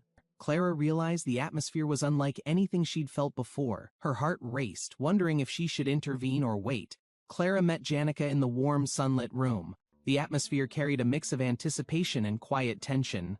Clara and Anis shared a brief, uncertain glance. Their silent exchange hinted at unspoken concerns lingering between them. Janica's sharp gaze focused on Clara, her observation unyielding. The weight of her words added to the rising tension. Rothtailor studied the details of his progress, noting his strengths and weaknesses, determined to improve his survival skills. The assessment highlighted Rothtailor's adaptability and talent, but his average stamina remained a glaring limitation in harsh environments. A wooden wall rose to block the icy winds, ensuring the small hut remained secure during the coming storm. Rothtailor inspected the setup, wondering if this protection would suffice or if he needed to construct something even sturdier. Despite doubts, Rothtailor decided to focus on optimizing his supplies, confident he could manage whatever challenges lay ahead. Lucy approached, her guarded demeanor revealing the weight of her assignment as Rothtailor kept his eyes on the horizon. Rothtailor sensed Lucy's unease, knowing her responsibilities required vigilance as the Academy prepared for an unusually harsh snowstorm week. The icy winds intensified as Rothtailor evaluated their survival strategies, pondering how the team would endure in these conditions. Lucy glanced at the sky, her calculated expression suggesting she had doubts about the barricades protecting them from the storm. Together, Rothtailor and Lucy reviewed the environment, the harsh wind battering the walls and testing their plans to the limit. Rothtailor tied the roof securely, knowing every precaution mattered as the storm threatened to sweep away their fragile shelter. He carefully stored his hunting tools and essential items inside the hut, prepared for the days he would remain indoors. The Spirit Library became Rothtailor's focus, its magical resources promising answers to the challenges posed by the relentless snowstorm. Lucy observed Rothtailor's preparations, her concern evident as she considered his unyielding resolve to adapt to the hostile environment. Snow began to blanket the area as Rothtailor and Lucy exchanged determined glances, ready to face the coming trials. Lucy expressed her deep worry for Rothtailor, holding onto him tightly as the weight of upcoming challenges loomed over them. Her thoughts trailed off as she considered whether her concerns were overstepping, but her unease continued to linger. Her apprehension only grew, turning into a quiet hope that Rothtailor would overcome the trials they were about to face. Flames flickered vividly in her imagination, symbolizing the immense challenges and intensity of the days that lay ahead. Janica appeared suddenly, catching sight of the scene and silently processing Lucy's closeness to Rothtailor, her expression unreadable. Janica approached, her piercing gaze fixed on Lucy and Rothtailor, trying to make sense of the atmosphere she had interrupted. Clara stood nearby, observing the situation quietly as Janica's protective instincts began to manifest in her growing suspicions. Anis struggled to explain herself, her tone uncertain as Janica's intense scrutiny made the tension in the room palpable. Janica's doubts about the situation continued to grow, leaving the air heavy with unspoken questions and unresolved tension. Rothtailor observed silently, realizing that the dynamics within the group were more strained and complicated than he had anticipated. Anis fumbled for words, her explanations becoming more awkward as Janica's sharp gaze demanded clarity and justification. Janica's protective instincts were clear in her unwavering stance, as she continued to question Anis's motives without hesitation. Anis hesitated, realizing that no explanation would be enough to fully ease Janica's lingering doubts. Clara watched as the growing tension between Janica and Anis revealed deeper rifts within their fragile alliance. Despite the unease, a subtle understanding seemed to emerge as they all prepared to face the challenges ahead together. Janica slammed her hand on the table, expressing frustration over Anis's actions, which had caused unnecessary concern and confusion. Her voice trembled as she admitted how much she had worried about the situation. Feeling betrayed by Anis's approach, overwhelmed with emotion, Janica questioned her place in the group, wondering if her concerns even mattered to those around her. Rothtailor stepped in to reassure Janica, reminding her that her care and support were valued more than she realized. Janica's eyes widened in surprise, taken aback by the realization that her efforts had not gone unnoticed by those she cared for. Janica tried to hold back tears, reflecting on the situation while Anis stood by, struggling to find the right words. Anis hesitated before admitting her mistake, explaining her reasoning and trying to mend the trust she had strained. Janica's tension eased slightly as she considered Anis's explanation, grateful for the honesty but still cautious about moving forward. Clara joined in, lightening the mood with a small remark, helping Janica and Anis to shift the tone toward reconciliation. With the tension fading, they began to laugh awkwardly, realizing their misunderstandings might have strengthened their bond after all. Anis announced she needed to leave, quickly gathering her things while Janica and Clara watched her with puzzled expressions. Clara waved her off cheerfully, wishing her a safe journey and wondering about the sudden urgency in her departure. Anis hesitated at the door before turning to ask Clara an unexpected favor, catching her completely off guard. Clara looked surprised but nodded, agreeing to the unusual request as Anis prepared to take the next step. As Janica left, Anis and Clara shared a confused glance, silently wondering what kind of adventure she was planning next. Anis apologized to Janica, expressing regret for her actions and acknowledging the strain they had caused in their friendship. She reflected on how distance had affected their feelings, wondering if the upcoming Academy event might mark a new beginning.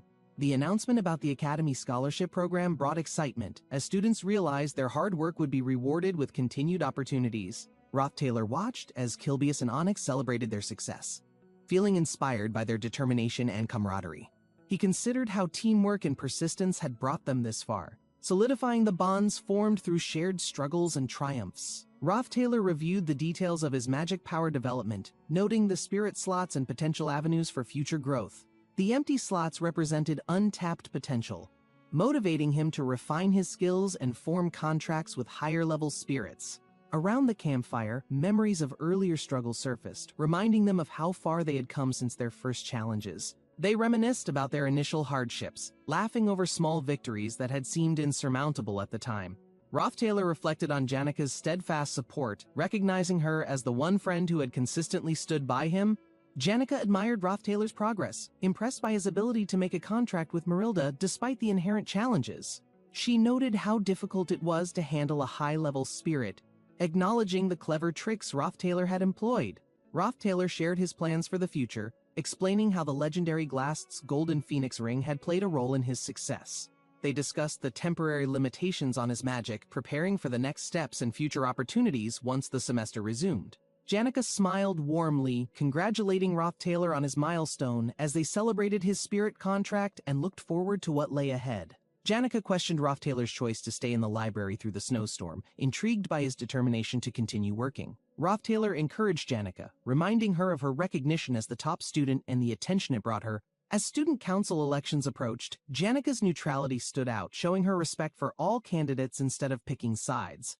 Rothtailor mentioned Janica's sister's ambitious involvement in the elections, bringing a new layer of complexity to their conversation. Janica reflected on her relationship with her sister, feeling conflicted but acknowledging their connection despite the challenges of their bond. Janica admitted she couldn't fully express their relationship confidently, considering her sister's impact after being disowned from their family. She reflected on how their lives would always be intertwined, whether they liked it or not, because of their shared history. Despite their past, Janica expressed her hope to maintain a good relationship with her sister, valuing the connection they still shared. Rothtailor listened, understanding Janica's resolve, as they continued discussing how these relationships shape their present and future paths. Their conversation deepened as Janica sought advice about what her sister might like, eager to mend their relationship with a thoughtful gift. Rothtailor asked Janica about her intentions, Sensing she was hiding something, though her demeanor quickly betrayed her lack of subtlety, Janika's poor attempt at deception made her guilt evident, leading to her quick confession, unable to bear the tension. Taylor reassured her, realizing the issue wasn't serious and appreciating her honesty despite the initial misunderstanding. As the storm began outside, preparations were made for the coming day, with everyone resolving to remain indoors for safety. The snow fell heavily as Janica and Taylor reflected, preparing for the challenges ahead and the choices they would face. Taylor held the golden emblem tightly, his thoughts racing back to the terrifying events of the past few days. The sight of the enormous spirit beast still haunted him, its presence a reminder of the Academy's overwhelming challenges. Beyond fear, Taylor felt discomfort, questioning his own understanding of what had happened during that intense confrontation. Kylie's expression reflected confusion as she replayed the events in her mind, struggling to make sense of what she saw. Taylor's formal words at the end lingered in her thoughts, a stark contrast to the chaotic moments leading up to them. Lucy clutched the emblem, fear creeping in as she questioned whether Taylor had uncovered her closely guarded secret. She reflected on the efforts she made to maintain a normal academy life, hiding her true identity from everyone. The weight of potential discovery loomed.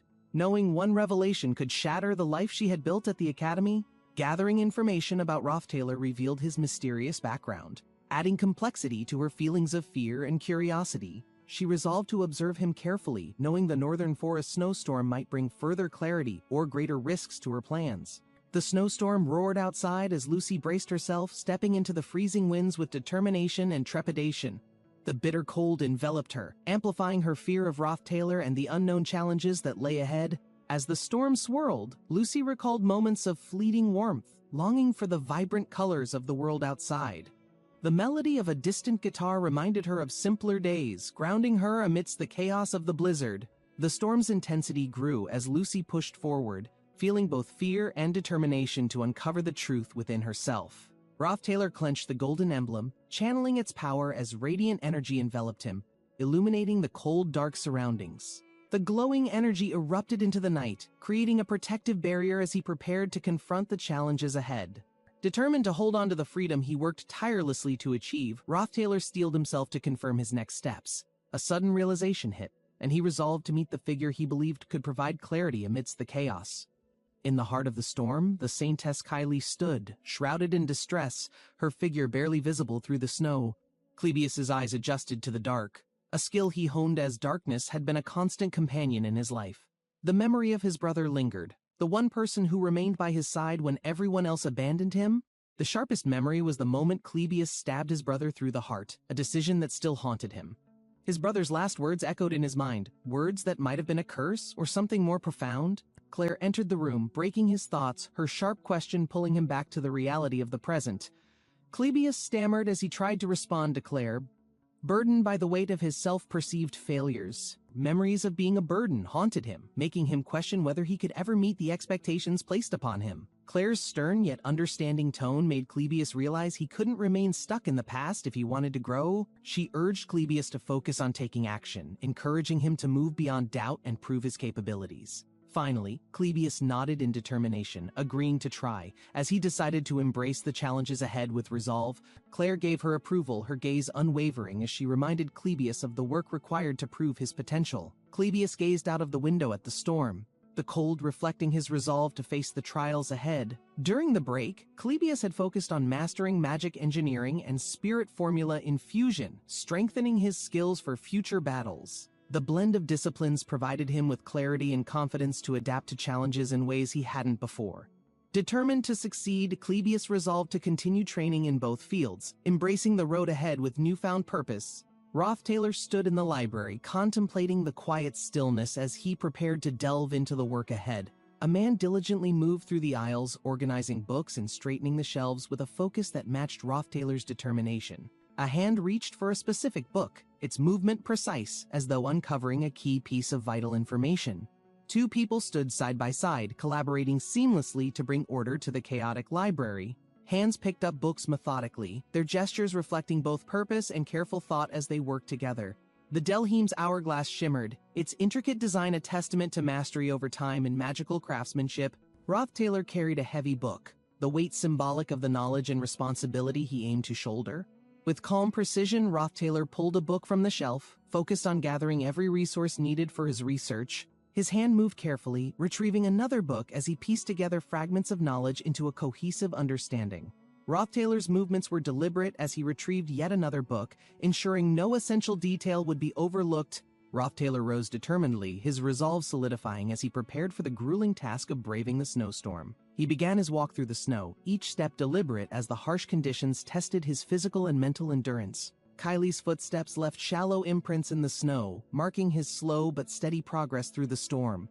Kylie's foot sank deeper into the snow, the increasing intensity of the storm making each step a struggle. Despite the relentless cold, Kylie ran, the urgency of his mission driving him forward against the unyielding forces of nature. Kylie trudges through the unforgiving snowstorm, her figure barely visible amidst the swirling winds and relentless icy shards.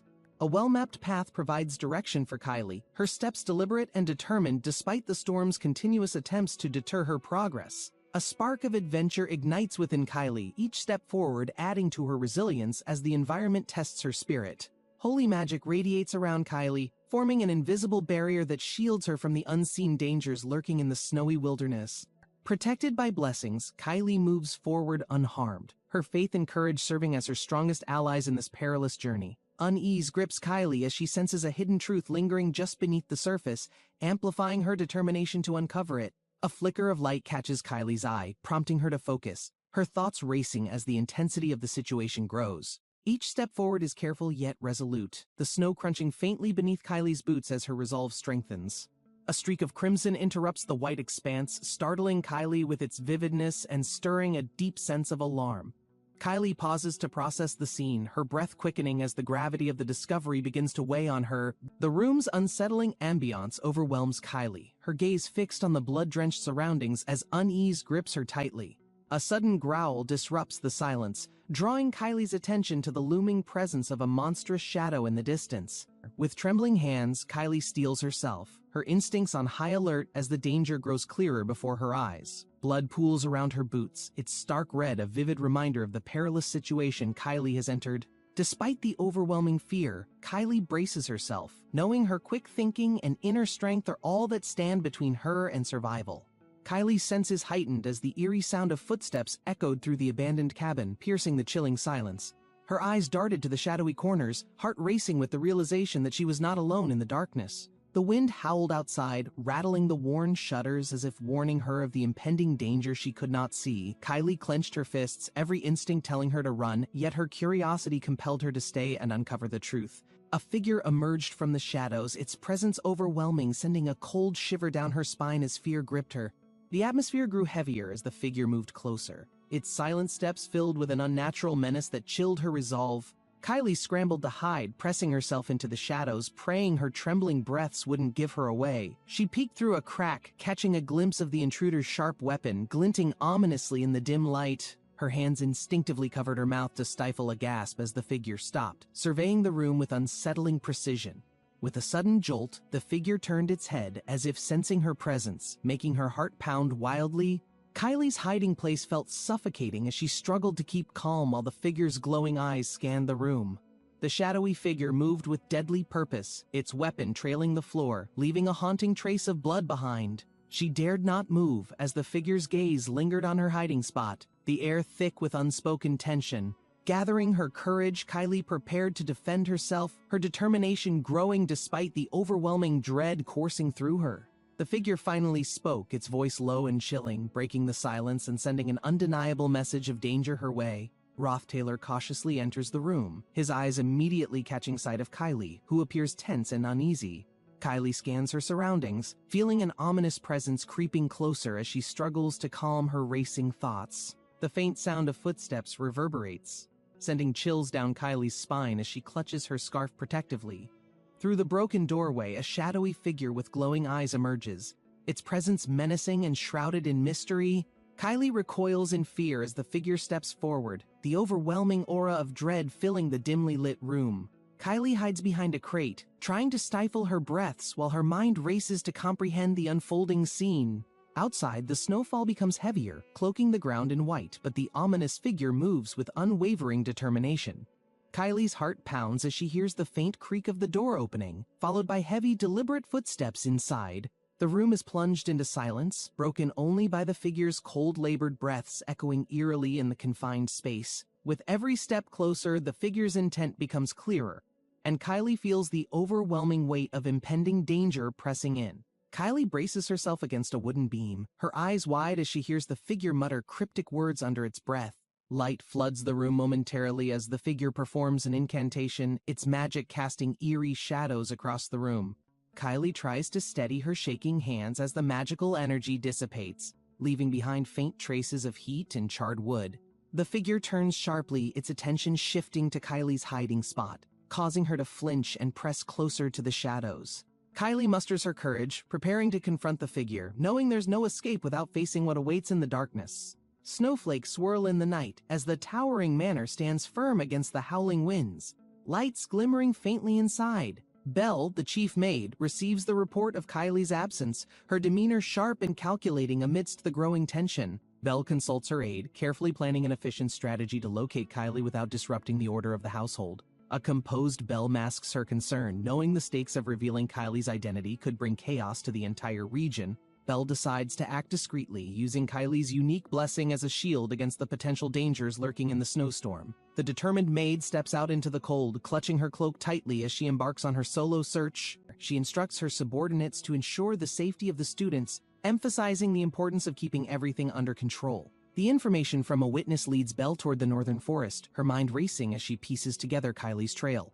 The realization strikes hard. Kylie has ventured into territory belonging to a man known for his uncanny charm with women. The scene transitions to a solitary cabin, isolated in the forest, where Kylie faces the harsh snowstorm alone, awaiting help. Inside the glowing warmth of the cabin, Kylie adjusts her scarf, bracing herself to step out into the frigid storm. The snow deepens, but Belle moves forward, her breath heavy with concern as she searches tirelessly for Kylie's trail. Belle pauses, eyes darting in all directions, her heartbeat quickening as the cold air carries faint sounds of movement nearby. Determination surges within Belle as she pushes forward, realizing the urgency. Kylie, the saintess, is in imminent danger amidst the storm. A man in a red coat silently approaches through the snow, his gaze fixed ahead with an unsettling intensity. The man carefully examines the trail of footprints, each step deep and firm, as the cold wind howls around him. He grips a flaming torch tightly, its flickering light casting long, distorted shadows on the icy forest floor. Belle peers out cautiously, her mind racing as she pieces together the suspicious man's presence and her next move.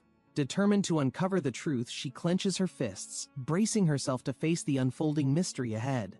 The flashbacks of the man flood her mind, his stoic demeanor always at odds with the warmth of his actions. He had earned trust through his unwavering sense of duty, yet his enigmatic nature left others unsure of his motives.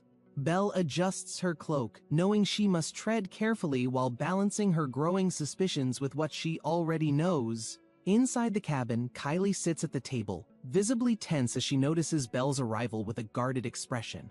The young man beside her looks startled, his body shifting defensively, as though shielding Kylie from Belle's questioning gaze.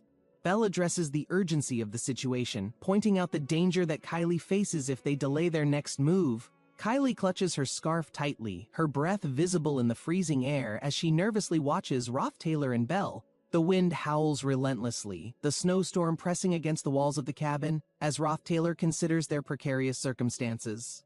Taylor rests his bandaged hands on his knees, his calm demeanor hiding the turmoil of the situation's complexity. Belle glances at Taylor one last time, silently questioning his motives as the storm outside continues to rage. Kylie cautiously places the chair down, her movements precise, revealing her awareness of the fragile dynamic in the tense room.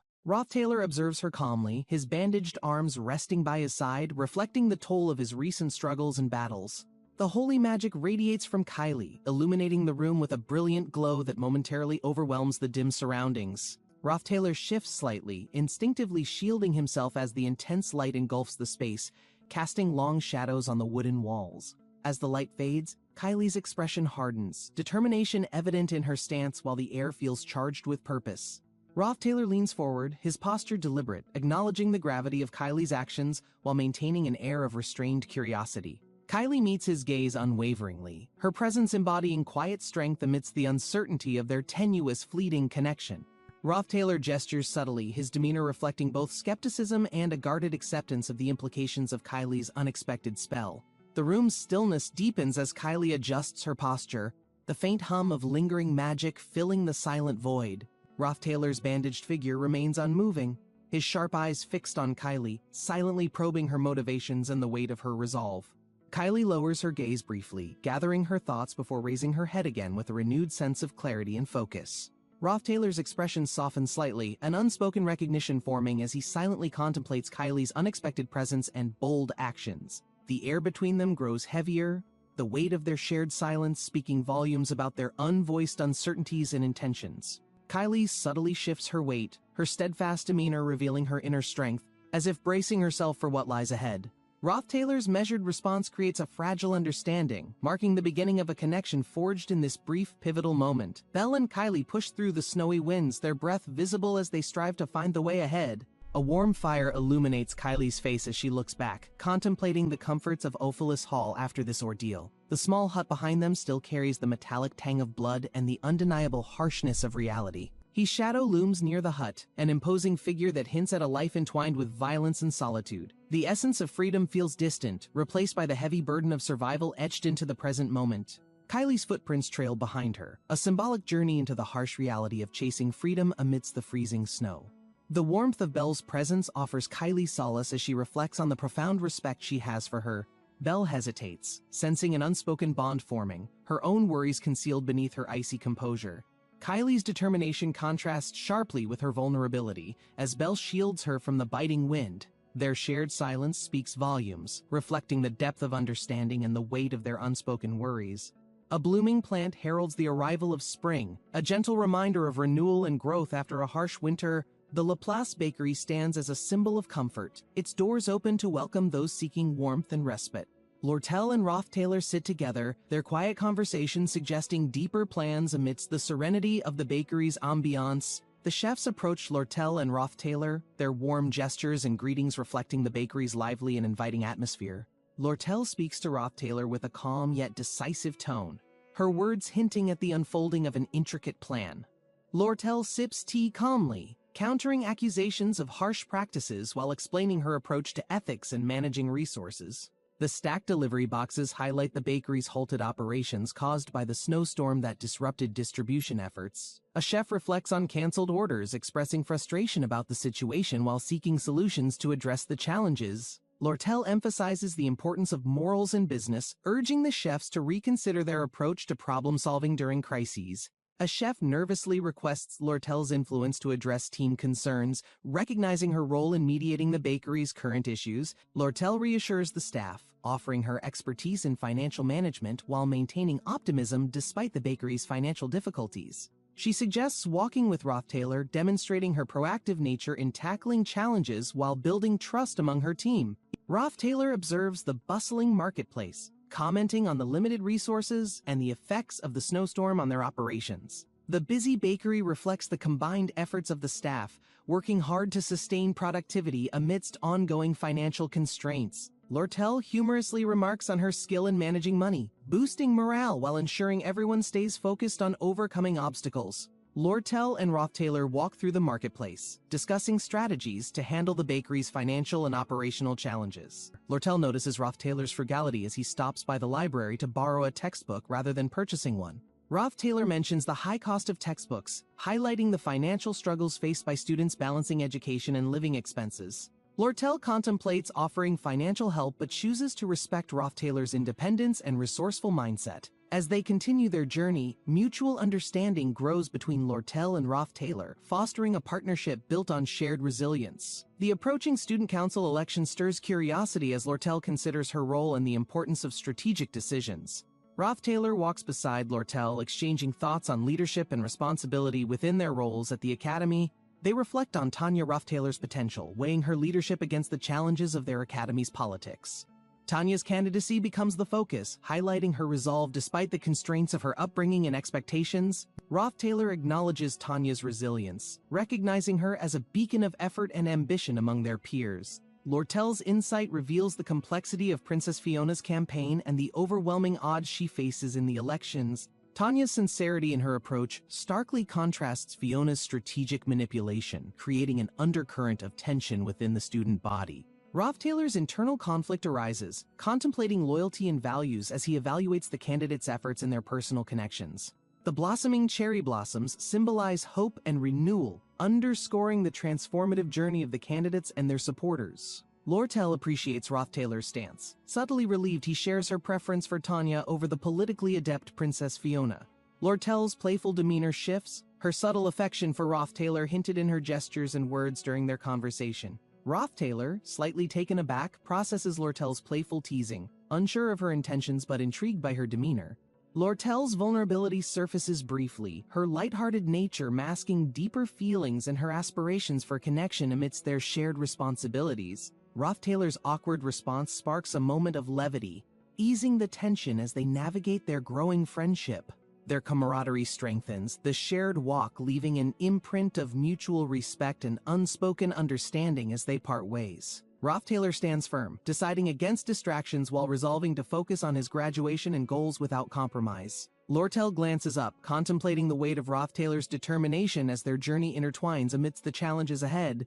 The sky brightens with subtle hues as they walk together, forging a silent understanding in their shared struggles. Roth Taylor visualizes the towering obstacles awaiting him, determined to conquer the hardships required to fulfill his ambitions. His resolve solidifies as he considers his future, promising himself he will not waver despite any emotional complications. A vivid image of a fiery dragon flashes, symbolizing the magnitude of the trials Roth Taylor must endure to graduate. Roth Taylor imagines himself confronting formidable foes, realizing the sheer effort required to protect peace and ensure his success. The classroom scenes merge with glimpses of Clarice and Fina, each representing pillars of support he needs for triumph. Roth Taylor envisions a future where unity and strength lead to overcoming challenges that once seemed insurmountable. His determination burns brightly, fueled by the thought of emerging victorious in this symbolic battle for both himself and others. Tanya and Kylie discuss the shifting dynamics of the student council elections, their ambitions intertwined in the academy's intricate politics. Roth Taylor reflects quietly on his own role, balancing his ambitions against the complex relationships surrounding him. Penny daughter sits silently in her room, the weight of her family's expectations evident in her contemplative posture. Penny gazes out at the dimming sky, his demeanor steady but his thoughts turning inward. Penny muses over the unfolding events, considering the impact of his family's legacy on the Academy's ever-changing landscape. Jix crouched in the dimly lit room, frustration building as the overwhelming pressure of expectations pressed heavily on him. Slamming the table, he glared at the glowing dual request form, the flickering light reflecting his growing resentment. The words on the form blurred as Jix's thoughts spiraled, the Academy's harsh demands feeling impossible to overcome. The glowing paper illuminated the room faintly, reminding him that the upcoming duel might be an unavoidable part of life. Clenching his fists tightly, Jix resolved to confront this challenge head-on, knowing the duel could shape his future forever. Wade stepped forward, his bluish-gray hair catching the light as his sharp gaze bore down on Jix intently. Jix rose to meet Wade's gaze, sensing the tension in the air and recognizing the formidable opponent standing before him. Wade announced his intentions clearly, declaring his desire to prove himself by challenging and defeating the Academy's strongest students systematically. He mentioned Janica and Drake as targets, two legends whose unmatched skills represented towering heights Jix could only dream of reaching. Jix realized Wade's ambition wasn't personal. Defeating every top student was his plan to dominate the Academy and earn recognition. Wade calmly explained he had already issued challenges to other students, starting with the formidable top faculty of magic studies. Jix listened in quiet frustration, knowing Wade had a specific plan and that his involvement in the process was inevitable. Wade clarified his strategy, explaining how Jix was next because even second-tier students played pivotal roles in shaping his rise. Though Wade's approach seemed arrogant, Jix couldn't help but feel a strange admiration for his unwavering confidence and determination. Meeting Wade's piercing gaze, Jix stood firm, bracing himself for the difficult duel that would determine both of their futures. Jix's hand tightened on Wade's arm, his firm grip emphasizing the silent tension building between them in the confrontation. Both Jix and Wade faced each other, their contrasting emotions clashing, as students nearby began to notice the escalating moment. Wade's composed stance and sharp features reflected his unshaken confidence, making his quiet resolve even more intimidating. Jix stood firm, determination flashing in his eyes, ready to push forward against the challenges he knew lay ahead. Turning a corner, Jix stopped as Rothtailor approached, his reputation and commanding aura filling the space with undeniable tension. Bright daylight streamed through the academy windows, illuminating the busy courtyard where students hurried between classes and training sessions. Rothtailor's face revealed calm composure, his piercing gaze reflecting his confidence as whispers of his strength spread across the academy. Wade stood motionless, his thoughts deeply focused, the sunlight casting a faint shadow that highlighted his unwavering determination. Wade remained still, his uniform ruffling slightly in the breeze as he prepared for the next steps of his journey.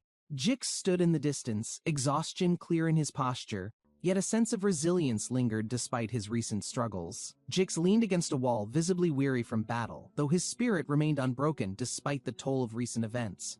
Facing Rothtailor, Jix spoke earnestly, his voice steady, seeking answers about the academy's shifting dynamics and Rothtailor's growing influence. The midday sun cast warm, dappled light across the academy grounds as students went about their routines under the vibrant sky. Rothtailor walked forward with purposeful strides, his confidence and focus drawing attention as he moved through the bustling courtyard. Rothtailor stopped at the edge of the courtyard, a determined energy surrounding him as he considered his next move. He walked thoughtfully across the courtyard, considering whether sharing a piece of information earlier would have changed Wade's reaction. He recalled his classmate Princess Penia, a peer whose withdrawn demeanor had recently caught his attention more than once. Sitting in the bright classroom, Rothtailor contemplated his next duel, focusing on Rothtailor, whose name frequently emerged in conversations. Princess Penia listened intently to the surrounding chatter, her sharp awareness of Rothtailor's reputation evident as she remained focused on him. Jix, observing from afar, noticed Princess Penia's subtle reaction to Ed's name, her composed exterior failing to hide her interest. Princess Penia remembered Ed clearly, her heightened awareness of his presence overshadowing her thoughts, reflecting on their complex connection in the academy. Jix, still pondering his earlier hesitation, decided there was ample time to address Wade, choosing patience over immediate action. A gentle breeze accompanied the warmth of spring, its soothing presence bringing a moment of peace to the academy grounds. A butterfly fluttered by, its delicate movements reminding Jix of the calm within the northern forest, a place of natural harmony. The northern forest's vibrant greenery reflected the beauty of spring, offering a serene retreat from the pressures of academy life. Lucy stood on the rooftop observing the area as she reflected on Jix's surprising growth and determination in their training. With her sharp insights, she acknowledged Jix's improved connection with his spirit, which enhanced his magical abilities significantly within a year. Despite her encouraging tone, Janica took pride in her role as a mentor, naming her guidance unteacher Janica Mode with quiet satisfaction. Rothtailor playfully accepted Janica's demeanor, appreciating her efforts in helping him build confidence and develop his unique mana flow connection. With Janica's guidance, Rothtailor committed to finding a spirit whose mana matched his own, realizing its importance for greater magical synergy. Rothtailor reflected on how his fire and wind affinity shaped his spirit contract but wondered about expanding into other elements. He imagined the complexities of elemental combinations, recognizing the challenges of balancing fire and wind with an entirely new spirit. Janica encouraged him to seek versatility, explaining how a broader connection could help him adapt better in different scenarios. Rothtailor considered her advice, knowing that mid-rank spirits required immense compatibility and were often regarded as symbols of destiny. The vision of a spirit sorcerer from ancient lore evoked memories of journeys through nature, rivers, and fate-guided connections. Rothtailor gazed into the northern forest, its tranquility inspiring him to focus on forming bonds with spirits reflecting harmony. Spirits swirled around him, showcasing unique attributes and potential, while Rothtailor felt both awe and pressure to choose wisely. Janica observed the spirits dancing, her guidance steady, as she admired Rothtailor's potential to harness their power strategically. Rothtailor hesitated as the spirits crowded around him, their energy vibrant, forcing him to confront the responsibility of his decision. With Janica's encouragement, he resolved to explore his connection further, knowing this decision would define his future capabilities profoundly. A radiant water spirit emerged, its elegant form reflecting power, drawing Rothtailor's attention to its potential as his partner. Janica introduced additional mid-rank spirits, explaining their abilities, while Rothtailor struggled to focus on the overwhelming possibilities presented. Rothtailor began to doubt, questioning whether this method of actively selecting a spirit conflicted with his belief in fate.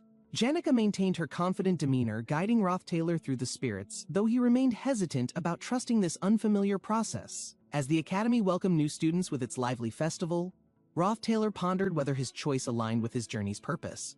The top student of the third year, Janica, was absent from the festival due to undisclosed personal reasons. Lucy, the top student of the second year, also skipped the festival, leaving a noticeable void in the celebration. The faculty worried their absence might dull the festival's liveliness, but Princess Penya's presence uplifted the atmosphere entirely.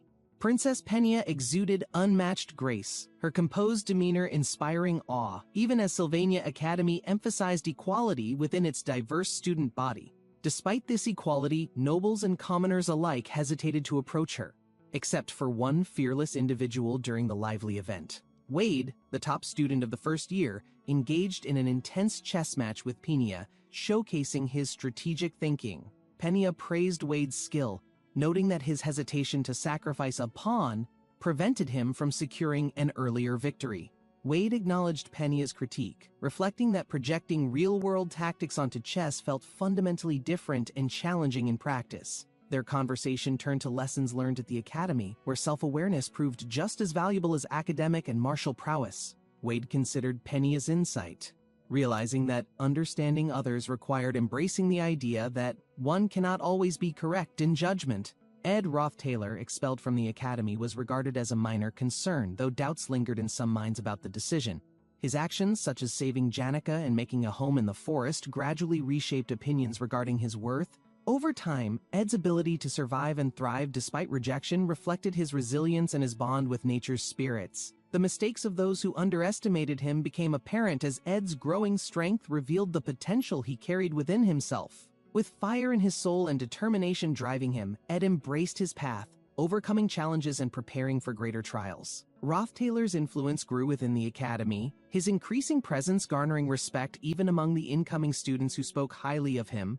As Rothtaler's prominence grew, others began reflecting on past misjudgments, with mistakes seeming more significant in the face of his success. Acknowledging the Academy's values, Rothtaler understood that resolving issues required maturity, rather than avoiding problems or behaving impulsively like a child. Regardless of one's social standing, Rothtaler believed deeply in the responsibility to learn, embracing his duty to grow and improve.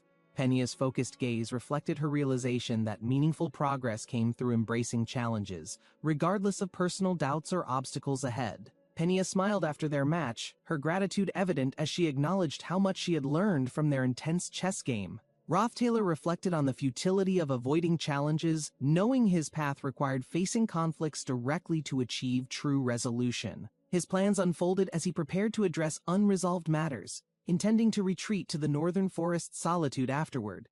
By the campfire, Rothtaler imagined reconnecting with trusted allies, sharing ideas freely in the forest's tranquil and refreshing environment. Princess Penya felt the warmth of spring seep into her heart, her confidence restored as she embraced newfound inspiration. Until the third morning, Princess Penya awaited news with rising tension, her thoughts consumed by uncertainty and unspoken fears. The moment the news of Ed Rothtaler's death reached her, shock shattered her composure, emotions erupting uncontrollably like a storm.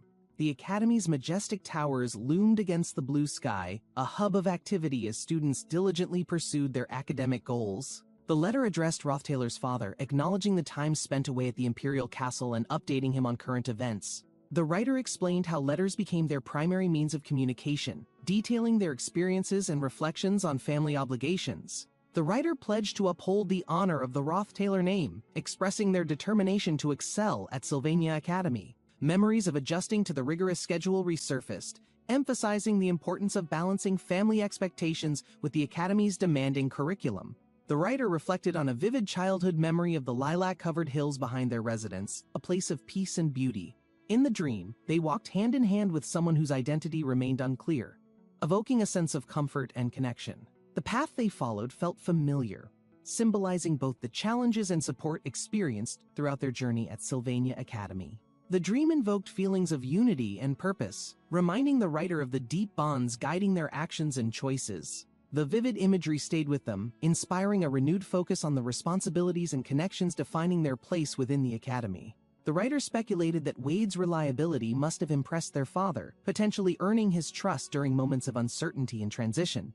The writer acknowledged that Ed Rothtaler's reputation carried mixed perceptions, though recent actions hinted at his growing maturity and adaptability. Rothtail's unexpected transformation created a contrast between his past and present, showcasing his ability to rise above difficult circumstances. The letter referenced a dangerous seal of deadly poison, underscoring the urgent threats faced and the stakes involved in their legacy. A concluding note mentioned Tanya Rothtail's role, highlighting plans for student council elections and ongoing negotiations critical to family success. The Academy's towering silhouette reflected the challenges ahead, as a vassal was dispatched to assist with critical responsibilities. In the shadows, a cloaked figure prepared to leave, their mission clear and bound by trust placed in their abilities. Sending a vassal for personal support was unconventional, but the Academy granted permission due to the unique nature of the request. The vassal embarked on their journey under the cover of twilight, the weight of their task visible in their movements.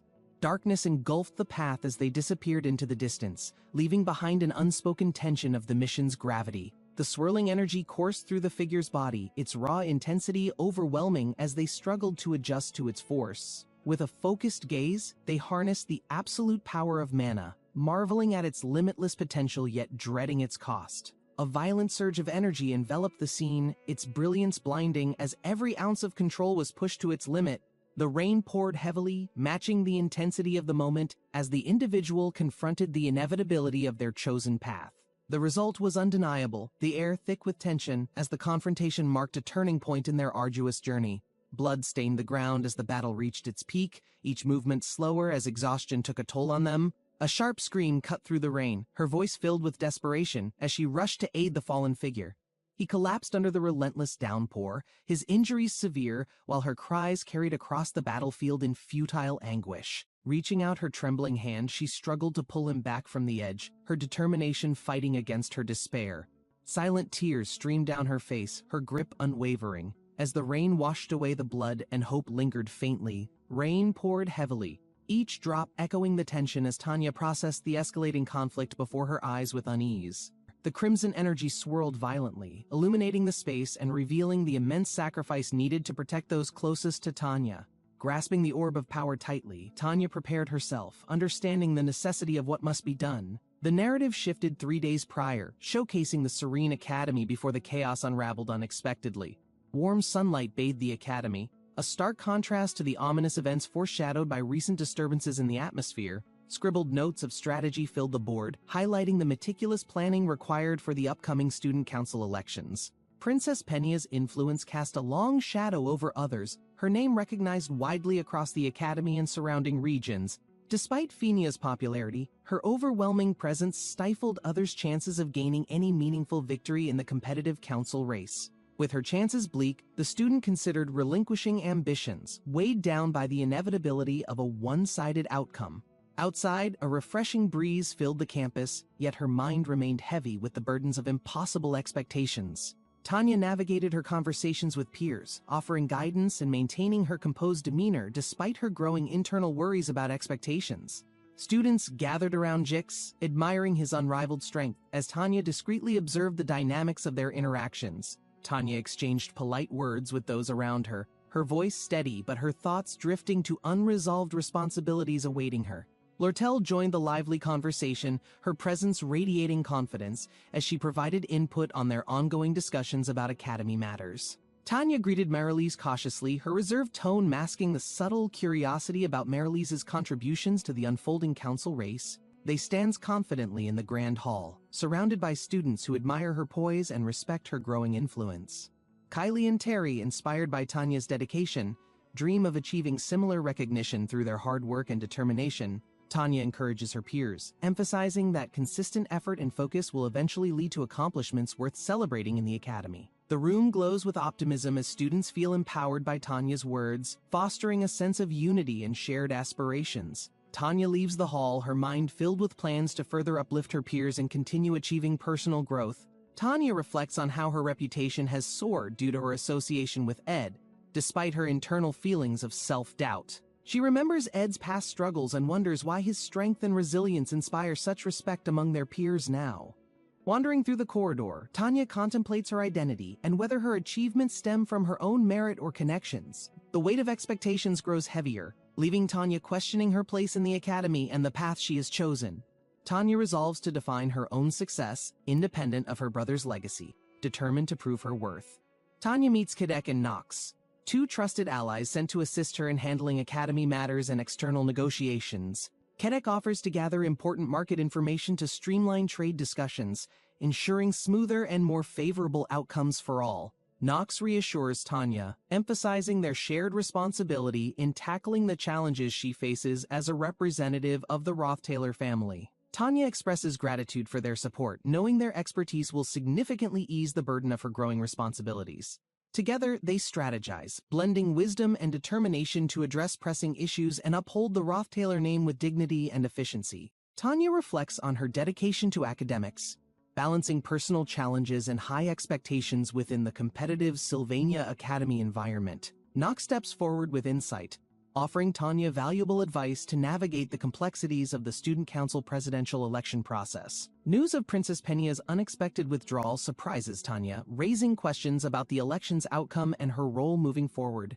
Tanya recalls meaningful past moments with Princess Penya, pondering the weight of leadership and the burdens of responsibility within the academy. Tanya's thoughts shift to Arwen Rothtailor, contemplating how his influence might affect her journey in the Student Council election. The Rothtailor patriarch's public image contrasts sharply with Princess Penya's discovery of hidden truths concealed beneath his refined demeanor. Amid the serene springtime atmosphere, Princess Penya focuses on her responsibilities while contemplating the sacrifices her position demands. Tanya is inspired to uncover concealed motives, spurred by her peers' determination for justice and equality within the academy. Princess Penya's decision to withdraw from the election reflects her prioritization of personal values over public expectations and leadership duties. Tanya harnesses newfound resolve, determined to confront challenges head-on while cherishing the bonds she has built with close allies. Tanya confidently reassures Ed of her unwavering support, pledging to guide him towards success in the upcoming council election. Tanya reflects on Princess Penya's decision to step back, considering how it shapes her own perspective on leadership and strength. Tanya's determination deepens as she seeks allies, aiming to resolve the uncertainties surrounding Princess Penya's withdrawal from the race. Tanya feels gratitude for the support of her trusted companions, who encourage her efforts to foster positive change within Sylvania. Jix's arrival introduces a dramatic new twist, further complicating Tanya's path and uncovering more layers to the election's unfolding narrative. Jix stands before the group, his intense gaze capturing their attention as an air of tension fills the scene. The vision of a wolf arises, symbolizing the struggles faced, its piercing eyes reflecting resilience and solitary strength. Jix draws his bow, channeling energy into the arrow, preparing to strike at the looming shadow of uncertainty before him. The dark wolf remains unflinching, staring down the threat, embodying resolve even with an arrow aimed directly at its heart. A close-up of the wolf's eye reveals determination, while Jix steadies himself, sensing the weight of what lies ahead. Princess Penya's eyes, soft yet burdened, radiate a deep vulnerability as they meet those of Jix, telling an untold story. Jix acknowledges the weight she carries, a burden that seems to strip her of confidence and weaken her determination. Despite the heaviness, Jix decides to leave her be for now, determined to observe and understand the situation further. His animal-like instincts lead him to assess the worst possibility, suspecting Fenia's relationship with the Rothtailor family holds deeper issues. The light filters through the corridor as Jix contemplates the implications, weighing every decision with an increasing sense of urgency. The group discusses their next move, deciding to wait until Elemental class finishes to begin training with mid-tier spirits by the ocean. A peaceful resolve settles among them as they look forward to facing the challenges that lie ahead the following day. One member quietly reflects, their face contemplative, the promise of the ocean sparking hope and curiosity for what it holds. As the day draws to an end, mutual gratitude fills the air, unspoken bonds forming in the moments of quiet understanding. The distant gaze of Princess Penya signals an inner struggle as she silently prepares herself for what tomorrow might bring. Lucy lies on the roof, staring at the sky, she mind wandering as the clouds shift lazily above him. Lucy Marlin stands determined, her sharp gaze cutting through the calm surroundings as she prepares for a confrontation with Rothtailor. A sudden surge of energy bursts forth as Lucy casts her spell, the powerful force aimed directly at her target. Rothtailor reacts swiftly, dodging the magical attack, his movements fluid and precise amidst the tension brewing in the air. The forest glows with the fiery aftermath of their clash, the crackling flames reflecting their unyielding determination in the face of adversity. The campfire crackles warmly, its flickering light casting long shadows as Lucy quietly approaches with a contemplative expression. Lucy stares at the fire, her thoughts heavy, as Rothtailor calmly watches the sparks dance in the evening air. As the rain begins to fall, Lucy lowers her gaze, realizing the impending storm will halt her plans for the evening. The gentle rain begins to soak Lucy as she remains near the campfire, her emotions subdued by the dreary weather. The fire continues to burn brightly despite the rain, the glowing embers reflecting their unwavering determination under the dimming skies. Rothtailor reaches the northern coastline under a relentless downpour, the cold wind whipping against him as he surveys the desolate cliffs. The barren landscape stretches endlessly, the perfect location for Rothtailor to train and connect with the powerful water spirits. The cliffs offer no shelter, but their solitude provides Rothtailor with the peace he needs to focus on his training. Rothtailor grips his bow tightly, the rain dripping from its string as he steels himself for the challenges ahead. The muffled sound of Mug's movement catches Rothtailor's attention, prompting him to steady himself and maintain his focus on the task. Under the pouring rain, Rothtailor faces two cloaked figures, their presence radiating an ominous energy as they approach silently. Kadek and Nox, shadowy vassals of the Rothtailor family, prepare for confrontation, their weapons sparking with dark magical energy. Under the relentless rain, Rothtailor gazes at the two figures approaching, each shrouded in mystery and determination. Kadek and Nox, the formidable vassals of darkness, emerge as guardians of the Rothtailor legacy and power. They speak of their mission, cloaked in reverence, holding both regret and loyalty in their storm-laden eyes. With a cursed dagger in hand, they recount their past mistakes, seeking redemption under Rothtailor's unyielding leadership. Their unwavering commitment shines as they kneel, swearing to uphold the honor of the Rothtailor family no matter the cost. The rain intensifies as the vassals recount their reasons for betrayal, their remorse reflecting in Rothtailor's stern, unyielding gaze. Memories of a younger Rothtailor surface, his resolve and sharpness growing amidst trials, proving his worth as the true heir. A vow is made to rebuild trust and loyalty, forging a path toward the restoration of the Rothtailor family. Rothtailor, with piercing eyes, assesses their words, weighing their devotion against the weight of the dagger's betrayal. The vassals stand firm, proclaiming their readiness to protect Rothtailor and his legacy, embracing their roles in his future. Kadek and Nox pledge their service anew, describing Rothtailor as the beacon guiding the family through unrelenting storms. Rothtailor listens, his thoughts racing through strategies, understanding the strength these vassals could offer in the battles ahead. Kadek reveals the power of the Windsword, a family heirloom ready to strike against enemies of the Rothtailors. The storm reflects Rothtailor's inner turmoil, his mind a battlefield of trust, duty, and the legacy he must uphold. Together, they stride forward into the night, a united front against the challenges that threaten the Rothtailor family's future. Rothtailor lunged forward with his blade, aiming at Kadek, who deflected the strike using a glowing, energy-infused weapon. Nox ignited a massive wall of flames surrounding the area, forcing Rothtailor to dodge swiftly to avoid the burning heat. Kadek countered with a fierce wind-infused attack, slicing through Nox's flames and pushing Rothtailor back momentarily amidst the fiery chaos. Rothtailor clashed against their combined might, his weapon glowing blue as he released energy that disrupted their synchronized assault. Kadek and Nox stood united, their dark powers surging as they prepared to unleash a devastating attack on Rothtailor. Nox confronted Rothtailor, his fiery rage fueled by memories of Meliana, whose pain and suffering became the source of his vengeance. Images of Meliana's struggles and torment flashed in Nox's mind, intensifying his resolve to make Rothtailor pay for the past. Nox's flames grew fiercer, his emotional turmoil creating an unrelenting attack, while Rothtailor readied himself for the incoming fiery onslaught. Rothtailor's blade shimmered with energy, slashing through the flames, while Kadek's wind magic swirled dangerously, amplifying the battlefield's chaos. The battle intensified as Rothtailor's resilience clashed against Nox's flames and Kadek's winds, neither side showing signs of retreat. Nox's voice carried his anguish and determination, as he reminded Rothtailor of the emptiness and pain vengeance brings to all. The flames danced higher, fueled by Nox's despair, while Kadek's winds swirled, creating a storm that engulfed the battlefield. Rothtailor shifted, avoiding another fiery strike, his movements precise, countering Nox's wrath and maintaining his composure amidst the fury.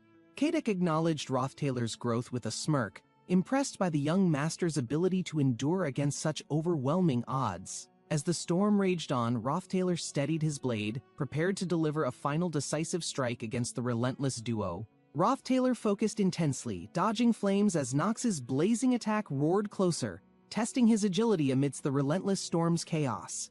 The fiery onslaught demanded precise movements, forcing Rothtailor to widen his dodging range, making it harder to survey his surroundings. Rothtailor gripped his bow tightly, standing his ground as Nox's relentless strikes surged forward, engulfing everything in blazing heat. Nox lunged with fiery intensity, closing the distance and ensuring there was no escape, his overwhelming force filling the air. Rothtailor prepared a decisive move, channeling a burst of energy as Nox's fiery form dominated the battlefield, relentless in pursuit. Rothtailor acknowledged the situation, dodging with precision, anticipating his opponent's next move while keeping his mind calm amidst chaos. Nox's flames roared fiercely as Rothtailor countered with swift action, disrupting the attack and retaliating with tactical precision. Rothtailor's maneuver inflicted a significant blow, leaving Nox staggered momentarily, the fierce battle intensifying under the relentless rain. The possibility of telekinetic magic or spirit summoning crossed Nox's mind as Rothtailor's unexpected tactics revealed his deep strategic insight. Rothtailor's next calculated strike unfolded, targeting Nox with remarkable precision, showcasing his mastery and adaptability in the heated confrontation. Rothtailor's defense absorbed Nox's fiery assault, carefully executing a strategic retreat while readying a countermeasure to break the relentless offensive. Using basic magic, Rothtailor blocked and redirected energy, luring Nox closer with deliberate movements amidst the fiery chaos. Rothtailor shifted tactics swiftly, executing a surprise maneuver that disrupted Nox's balance and exploited the fiery battlefield's unpredictable dynamics. A powerful explosion erupted as Rothtailor's counterattack connected, unleashing a devastating force that momentarily overwhelmed Nox's fiery defense. Nox emerged from the fiery aftermath, his resolve unshaken, preparing for another round of intense combat against Rothtailor's relentless resilience. Rothtailor skillfully maneuvers, dodging fiery assaults while using calculated precision to anticipate Nox's relentless strikes under pouring rain. Nox launches a devastating blaze, forcing Rothtailor into wider defensive movements, leaving limited opportunities for counterattacks amidst scorching flames. Rothtailor prepares his bow carefully, balancing each move as Nox corners him, increasing the tension of their intense battle. Flames surge wildly as Nox charges with ferocity, closing the distance to ensure no escape routes remain for Rothtailor. Rothtailor braces himself, drawing upon inner resolve to strategize his next move against Nox's unrelenting fiery assault. Rothtailor's plan unfolds as he utilizes a quick distraction, striking back with unexpected precision against Nox's blazing onslaught. A critical hit lands on Nox, sending him roaring in pain, momentarily halting his fiery dominance in battle. Nox's ally, Kadek, watches in disbelief as Rothtailor's swift strategy starts shifting the tide of their intense confrontation. Rothtailor unleashes a potent defense, blending elemental manipulation with calculated tactics to withstand the growing pressure from both adversaries. Rothtailor seizes the moment, combining skills and quick thinking to weaken Nox's fiery strength, pushing him closer to defeat. Rothtailor taps into a hidden power, summoning the aid of elemental spirits to counter Nox's overwhelming fiery presence. The elemental spirit, Leisha, emerges, radiating brilliant energy, reinforcing Rothtailor with its immense power and strengthening his strategic position. Nox struggles against the combined force of Rothtailor and Leisha, his fiery magic unable to overpower their growing coordination. Leisha unleashes a water-based attack, clashing directly with Nox's flames, creating a powerful shockwave that disrupts the battlefield. Rothtailor presses forward with newfound confidence, utilizing Leisha's support to prepare a decisive blow against his formidable opponent. The sharp dagger of the water spirit pierces through the air, glowing fiercely against the stormy battlefield around Rothtailor. Gasping for air, Nox struggles as the chilling grip of the water spirit tightens its hold on his throat. Rothtailor endures searing pain from the battlefield's relentless strikes, his vision clouded by smoke, rain, and bloodshed. Despite his injuries, Nox summons his last reserves of strength, roaring in defiance as he raises his cursed weapon. As darkness looms, the faint purple glow of the cursed dagger marks Nox's unyielding resolve amidst the chaos around him.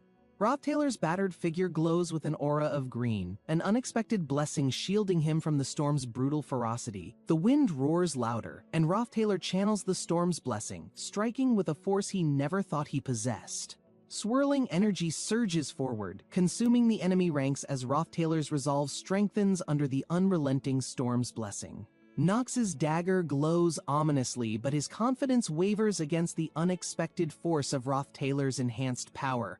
A blinding spiral of storm energy scatters everything, leaving the drenched battlefield in stunned silence as the chaos dissipates. The battlefield quiets, the storm's wrath retreating, leaving Rothtailor standing amidst scattered debris and heavy rainfall. Blood drips from Rothtailor's bruised face as he grips his weapon tightly, his eyes scanning for the next threat. Nox, wounded and weary, meets Rothtailor's fierce gaze, their conflict frozen in the weight of the storm's aftermath. A chilling wind sweeps the battlefield, the rain masking the tension between the two warriors locked in an unspoken truce. Rothtailor takes a step forward, his presence commanding the storm's power, marking the end of the fierce struggle. Rain poured as Rothtailor's battered body trembled, barely holding on after the fierce confrontation with his enemies. A fleeting moment of exhaustion overtook Rothtailor as he struggled to maintain balance under the relentless downpour. He steadied himself, realizing the gravity of his injuries, determined to push forward despite the odds against him. In the silent battlefield, Rothtailor's breath echoed, a testimony to his resolve to finish what he started. With one final glance, Rothtailor prepared himself, ready to deliver the decisive blow to end this torment. Rothtailor gripped his weapon tightly, each step reminding him of the burden of his family's expectations and duty. A sudden memory of his father's cruel decisions ignited his will to confront the darkness that plagued his lineage. As lightning illuminated the battlefield, Rothtailor faced his opponent with unwavering determination, his eyes burning with purpose. Blood dripped from his wounds as he swung his blade, channeling every ounce of his remaining strength into his attack. The adversary faltered under the force of Rothtailor's blow, a turning point that signified hope amid the chaos. Rothtailor staggered as the enemy struck back, their counterattack pushing him closer to the edge of the cliff. A sudden arrival broke the intensity of the moment as Janica emerged, her presence commanding immediate attention. Janica's calm yet fierce demeanor brought an aura of tension, shifting the dynamics of the escalating battle. Rothtailor recognized Janica's arrival and found renewed strength, their combined presence turning the tide in his favor. Together, Rothtailor and Janica launched a final coordinated assault, ready to bring the fight to a definitive end. Rothtailor collapses to the ground, his body battered and bloodied from the intense battle that left no mercy in its wake. Janica emerges from the forest, horrified at the sight of Rothtailor's wounded state, rushing forward with urgency and despair. Rothtailor struggles to stay conscious, his vision blurry as he hears Janica's frantic footsteps closing in from the distance. Janica leans over the edge, extending her hand in desperation as Rothtailor dangles precariously over the jagged cliff. Rothtailor's strength falters as he slips further, but Janica's determination burns fiercely, refusing to let him fall into oblivion. Janica's determined expression turns grim as the sinister figure, cloaked in darkness, begins moving closer toward her and Rothtailor. The malevolent presence curses under its breath, recognizing Janica's sudden arrival as an obstacle to its carefully laid plans. Rothtailor musters all his remaining willpower, his trembling fingers grasping for his weapon as the shadowy figure looms nearer. A sudden burst of arcane energy erupts, illuminating the stormy night as Janica shields Rothtailor with unwavering resolve. The battlefield is consumed by an explosive light, its mysterious aura surging with power as the tides of the confrontation shift. Nox stood amidst the chaos, his battered body a testament to his resilience as lightning crackled ominously in the storm. The swirling energy coalesced, forming a radiant entity beyond comprehension, its power dwarfing anything Nox had ever witnessed on the battlefield. A supreme elemental spirit emerged, its luminous form radiating ethereal beauty, symbolizing a force beyond mortal understanding and earthly boundaries. Janica, her eyes glowing red with resolve, commanded the spirit's immense power, altering the course of destiny with unshaken determination. The enormous magic circle activated, radiating energy into the dark sky, creating a storm-like atmosphere with intense power. A master summoner focused their strength, invoking Glasscan, the dark spirit, as vibrant energy spheres swirled around the circle. The ritual summoned a radiant being of destruction, its form towering above, resembling a sun ready to consume everything. With unmatched brilliance, the summoned entity burned fiercely, its presence recalling ancient myths of apocalyptic power and scorched lands. The sky lit up with an otherworldly glow as the summoning reached its peak, threatening to alter the balance forever. Thermos, the highest-ranking fire spirit, began to manifest, its eyes glowing with malice, emitting waves of scorching heat. Even the appearance of one limb of Thermos carried enough destructive energy to turn vast forests into ash. The intricate magic circle pulsated ominously, filling the sky with chaotic patterns that foretold the devastation it promised to bring. Janica stood frozen, absorbing the immensity of the power before him, his mind racing to grasp its full implications. A crimson-eyed girl emerged, her command of the summoning clear, as her voice carried both authority and menace. Kedek struggled for breath as the overwhelming energy around him drained his strength, leaving him nearly immobilized. The enemy roared in fury, unleashing unrestrained power that tore through the battlefield, shattering everything in its wake. The green force of the opposing spirit surged forward, cutting through the flames with precision, altering the momentum of battle. A colossal spirit revealed itself in vivid detail, its ethereal form dominating the space and igniting awe in its presence. Amid the chaos, a desperate voice echoed, urging survivors to flee and escape the relentless destruction consuming the area. Kadok unleashes a barrier of green energy, struggling to repel the relentless attack from the overwhelming force surrounding him. Janica steps forward with determination, summoning the fierce energy wolf, its glowing form radiating a deadly aura. The energy wolf charges at Rothtailor, tearing through the battlefield with ferocious speed, leaving destruction in its wake. Janica's presence dominates as she commands the wolf to strike, her focus unwavering despite the storm raging around them. Rothtailor braces himself, battered and weakened, his mind racing for a way to survive the onslaught before him. Janica's expression shifts as she reveals she wasn't summoned by Rothtailor, her red eyes gleaming with restrained fury. Rain pours down as Rothtailor stumbles through the battlefield, his body worn but his resolve growing stronger. Memories of his academy days flash back intense training sessions where he pushed himself to create and innovate without limits. Amid the storm, Rothtailor recalls crafting the legendary grade Magitech item, a creation forged through his relentless dedication. The Magitech tool glows briefly before its energy is expended, healing Rothtailor momentarily and lifting the deadly curse. Rothtailor collapses to his knees, the effects of the Magitech item fading quickly, leaving his body vulnerable to the cold rain. Wounds sting as Rothtailor forces himself to stand, the chilling rain sapping what little strength he has left. Battling exhaustion, Rothtailor faces the battlefield with grim determination, his breath visible in the icy air.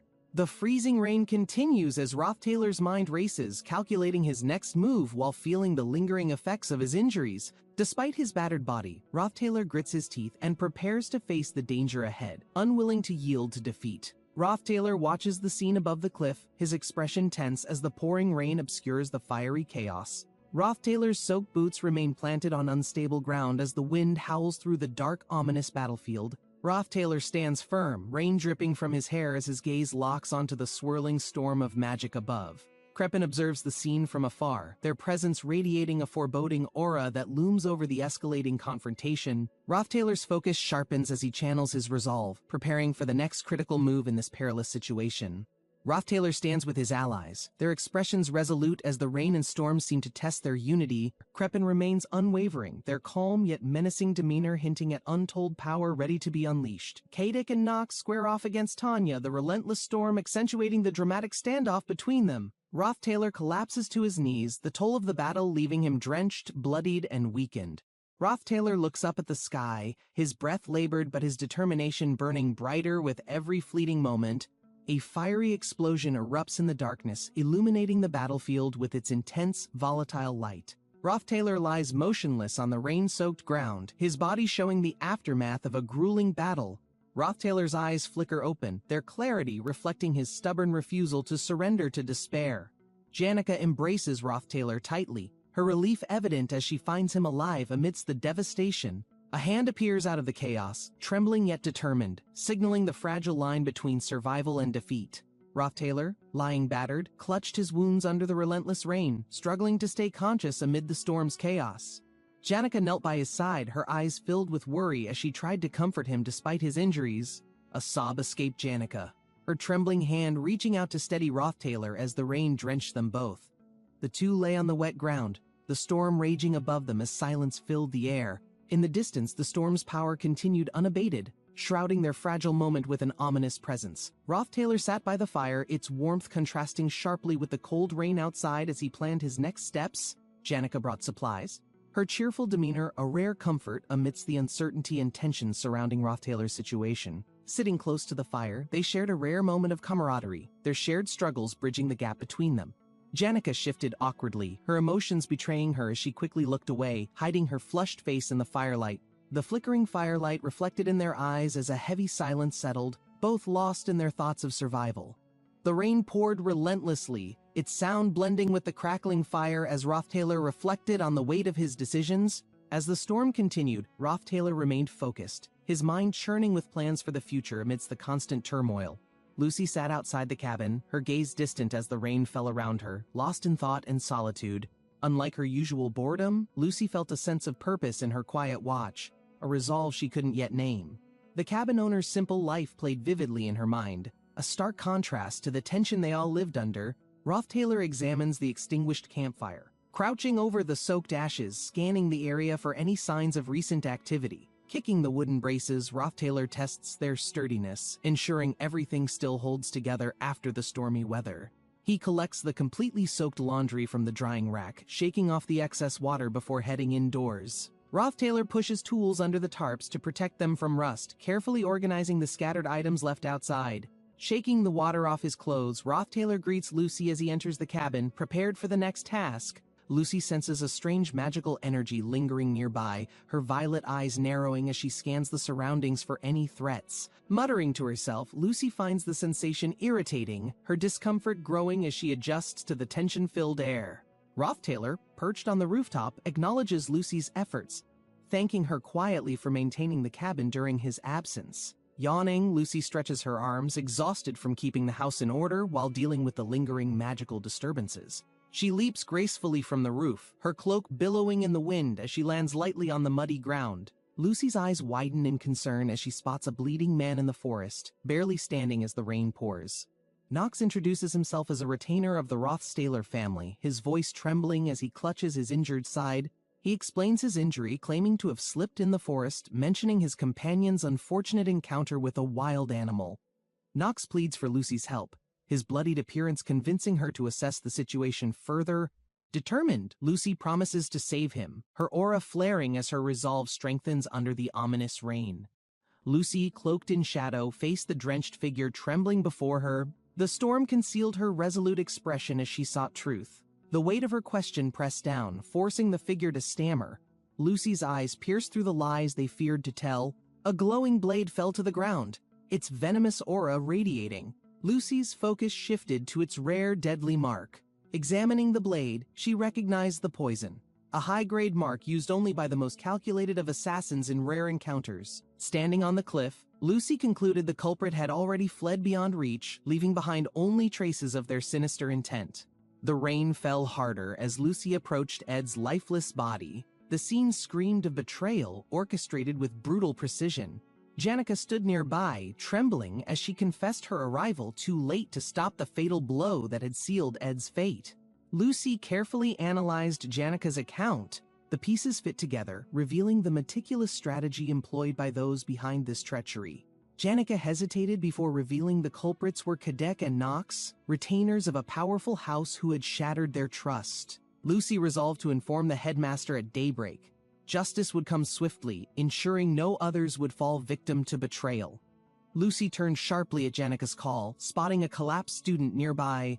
The rain soaked their frail figure, demanding immediate attention. Moving quickly, Lucy carried the injured student, her focus unwavering despite the storm raging above them. Janica followed, her concern evident as Lucy's determination to uncover the truth and ensure safety grew stronger. With the student secure, Lucy reaffirmed her resolve to confront Kadek and Knox, ensuring they couldn't harm anyone else.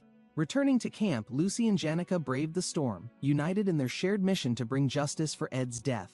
Lucy reached toward the glowing artifact on the ground, its pulsating light intensifying under the storm's unrelenting downpour. The artifact released a violent burst of purple energy the moment Lucy's fingers made contact, shaking the ground around her.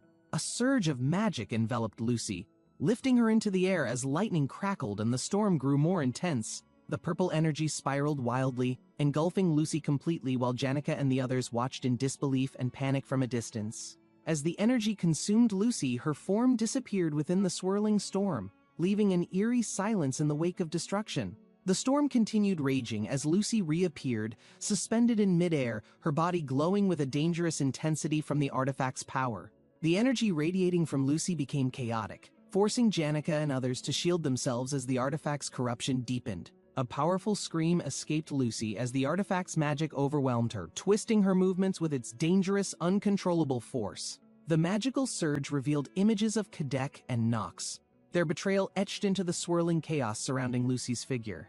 The retainer's actions appeared calculated, their ties to Lady Tanya Rothstaler connected to the artifact's corrupted origins and sinister purpose. A vision of Tanya Rothstaler lingered in Janika's mind, her role in the artifact's creation becoming disturbingly clear. The artifact shattered violently, releasing a massive shockwave of magic that sent debris flying and engulfed the battlefield in chaos.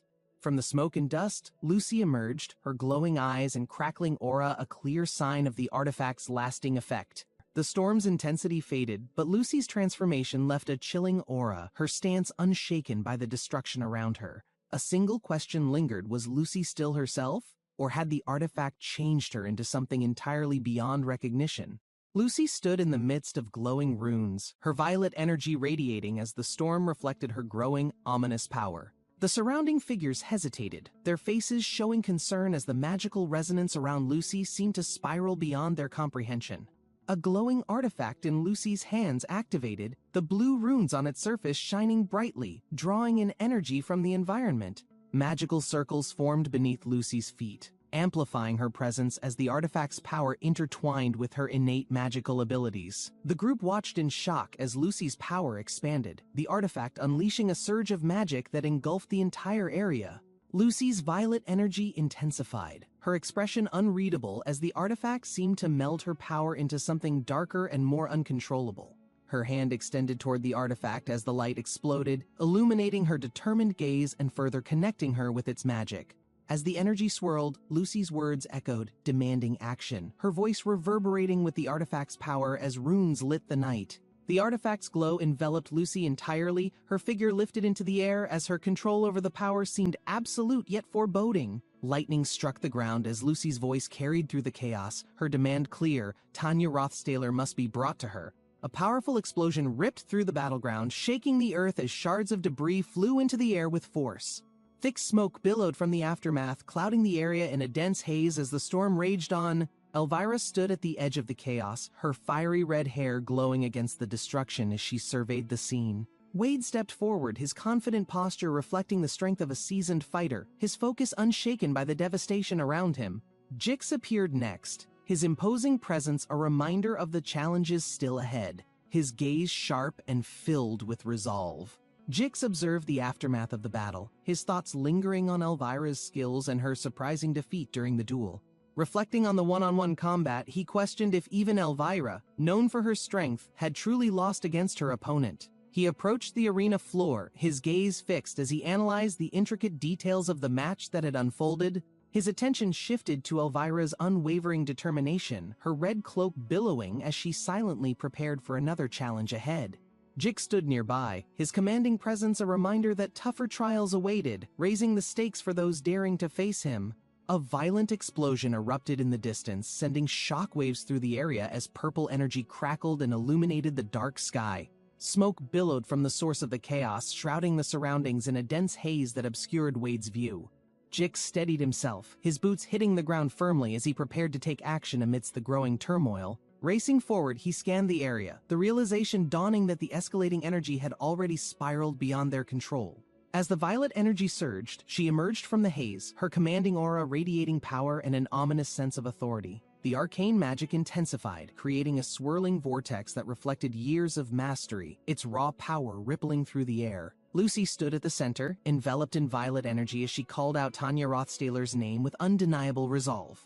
The magic circles beneath Lucy expanded, her voice echoing as she demanded Tanya's presence, her tone filled with urgency and purpose. The storm around Lucy grew stronger, her words shaping the energy into an unstoppable force as it surged outward in waves. Jix, still observing from afar, turned sharply as the call for action grew louder, his instincts driving him toward the scene.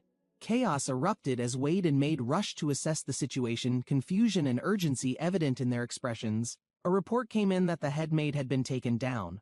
Further adding to the rising tension among the group, details surfaced about Ed Rothstaler, a third-year student who had been targeted, leaving more questions about the assassin's motives. The faint trace of footsteps hinted at someone retreating from the scene, heightening suspicions of a carefully orchestrated attack. Speculations arose about the Rothstaler family's involvement, their retainers potentially tied to a larger conspiracy connected to Tanya Rothstaler. Jix assessed the scene as Jix directed him, his calm demeanor masking the urgency of the unfolding situation. A decision had to be made, and Wade hesitated as he weighed the risks of staying versus the need to act. Jix emphasized the gravity of revenge, though his intentions seemed more personal, complicating the already tense atmosphere. He took a deep breath and moved forward, aware that his actions could alter the course of the current events. As he proceeded, Jix's steps echoed in the quiet hall, his resolve growing as the conflict intensified further. Evidence from the scene began to align, pointing toward Tanya Rothsayler's involvement as Jix pieced together the fragmented information. 5 minutes after the chaos began, Tanya's absence was confirmed, deepening suspicions about her connection to the unfolding events. The locked door seemed to confirm Tanya's escape route, forcing Jix to consider all possibilities for her hiding place. Inside the dimly lit room, emotions ran high as questions lingered, unanswered and heavy with implications of betrayal. Jix's mind churned with doubt, yet every clue led back to Tanya, leaving him unable to fully comprehend the situation. Tanya's reputation at the academy had grown due to Senior Rothsayler's guidance, casting doubt on her involvement in his assassination. Even with Tanya's potential motives, the notion of her orchestrating an assassination felt inconsistent with her behavior and actions. Jix's expression darkened as he prepared to confront Tanya directly, determined to uncover the truth behind the rising suspicions. Tanya trembled under Jix's intense gaze, her hesitation only fueling his doubts about her possible involvement in the sinister plot. Jix demanded an answer, his voice firm, as Tanya struggled to respond, her silence hinting at a deeper layer of mystery. Tanya's tearful denial lacked conviction, leaving Jix unconvinced as the tension grew, threatening to spiral into an irreversible outcome. The magical energy surrounding them intensified, adding pressure to the situation as Jix realized Tanya's life might hang by a thread. The weight of Senior Rothsayler's death loomed over Jix, his thoughts clouded by grief and the desire to uncover the truth. Flashes of Rothsayler's accomplishments and guidance haunted Jix, his mind racing with unanswered questions about the events leading to this moment. Determined yet conflicted, Jix resolved to investigate further. Aware of the many pieces still missing from the puzzle surrounding Rothsayler's death, Jix hesitated, unsure whether interfering would worsen the situation, as conflicting thoughts about Tanya's role clouded his judgment. Deciding to wait for clarity, Jix instructed Tanya to remain hidden, knowing any rash action could lead to greater risks. He acknowledged the danger Tanya faced while considering Lucy's potential reaction to the unresolved tension surrounding Rothsayler's death. Jix recognized the need to prevent Lucy from taking drastic measures, his focus shifting to resolving the conflict without more bloodshed. Channeling his resolve, Jix vowed to honor Senior Rothsayler's values, preparing himself to stop Lucy before the situation escalated further. Jix stood in the center, his focused gaze assessing the tension as the conflict with Lucy escalated in intensity. Jix and Wade exchanged a brief glance, each preparing to face the overwhelming aura radiating from Lucy's magic. Wade stepped forward with determination, channeling his energy as he prepared to counter Lucy's formidable presence in the room. Jix, with unwavering resolve, steadied himself against the force of Lucy's growing power, his defenses barely holding. Tanya, trembling with fear, watched helplessly as the battle unfolded, her fate uncertain amid the chaos surrounding her. Wade's hand glowed with power, his resolve evident as he began to unleash his counterattack against Lucy's overwhelming magic. Wade stepped boldly into the fray, his presence commanding as the energy in the room intensified with each passing second. A sudden surge of power erupted, creating a mesmerizing display of raw energy as the two forces collided spectacularly. The room was illuminated by the awesome power unleashed, casting shadows across the walls as the battle escalated. A fiery attack engulfed the area, leaving destruction in its wake as Lucy's relentless magic pushed Wade to his limits. A mysterious woman appeared in the midst of the battle, her calm demeanor contrasting with the chaos surrounding her arrival. Jix's shock was evident as he turned to see the woman's presence, questioning her role in the unfolding events. The woman stood confidently, her gaze piercing as she evaluated the situation, clearly aware of the power dynamics at play. Jix, still reeling from the battle, tried to make sense of her sudden appearance amidst the ruins of the confrontation. Lucy arrived shortly after, her imposing figure drawing all attention as she turned her focus to Clebius with unwavering determination. Jix clenched his fists tightly, the intense purple energy surrounding him swirling with chaotic force against the dark backdrop. Jix stood firm, his eyes narrowed as he confronted the overwhelming power building in the air around him. A faint glow began emanating from the distance, illuminating the scene as energy pulses echoed through the tense atmosphere. Jix turned, his gaze sharp as he prepared to face the escalating threat head-on in the rain-soaked battlefield. Tanya's distant figure emerged, her determined expression signaling a pivotal moment in the brewing chaos. A glowing hand pulsed with vibrant green energy, illuminating the stormy surroundings and intensifying the tension in the air. Energy rippled outward, a surge of light and power clashing as it spiraled upward with a thunderous roar. A sudden explosion of power created a blinding burst, its intensity sending shockwaves across the darkened battlefield. The clash of energy became more ferocious, with each pulse shaking the earth and illuminating the storm above. A massive eruption of fire consumed the scene, its overwhelming force threatening to engulf everything in its path. Elvira stood silently in the rain, her striking red hair and calm demeanor contrasting with the chaotic surroundings. Clebius's eyes widened in shock as he took a step back, realizing the gravity of Elvira's sudden appearance. Elvira's sharp gaze cut through the storm as she approached, her presence commanding attention amidst the chaos. Clebius shifted his stance cautiously, the tension palpable as he prepared to confront the looming threat Elvira posed. Lucy's determined figure emerged from the shadows, stepping forward to face Clebius, her resolve evident despite the storm. Clebius stumbled forward, rain masking his frustration, as the echoes of failure haunted him under the cold, stormy sky. His thoughts spiraled in self-criticism, the weight of his perceived inadequacy pressing him down with relentless force as the rain poured. The storm's howl matched his inner turmoil, the tension rising as every decision felt like a lost cause amidst chaos. Janica approached Taylor amidst the chaos, her calm demeanor piercing through the storm as she exchanged critical insights with him. Near the fire, Elvira's sharp gaze analyzed the situation, her composed presence contrasting the growing uncertainty surrounding Lucy's whereabouts. The flames illuminated Taylor's determined face as he clenched his fist, focusing on the path leading to Tanya's location. The firelight danced in his eyes, reflecting a moment of hesitation as he gathered his resolve under the rainy night. With his breath steady, Taylor pushed forward, the weight of the situation pressing on his shoulders, but failing to deter him. Determined to act, Taylor sprinted toward Ophelis Hall, his mind set on finding Tanya and resolving the unfolding chaos. The rain poured relentlessly as she approached the shelter, her determination evident despite the storm's attempt to weigh her down. Inside, the elder shared wisdom, his calm presence contrasting turbulent emotions as he reflected on struggles and perseverance. His words struck a chord with Lucy, encouraging her to hold on to her beliefs even as challenges threatened her resolve. Memories surfaced for she, moments of kindness and humanity interwoven with battles that had shaped her into who she had become. The elder reminded she that greatness comes from persistence, urging her to dedicate herself fully to her purpose and growth.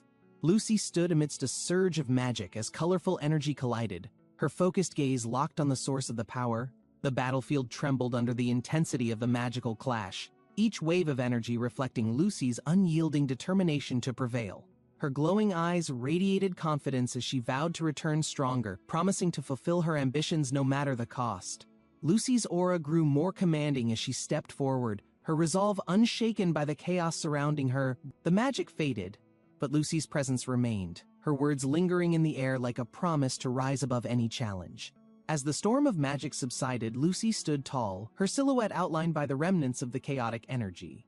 The memories of past battles and pain flickered through her mind, slowly becoming distant as she embraced her new strength. Lucy's gaze turned forward, her purpose clearer than ever, though the weight of her journey remained etched in her expression. The sky cleared, leaving an unsettling calm as Lucy's journey continued, marked by resilience and a drive to overcome.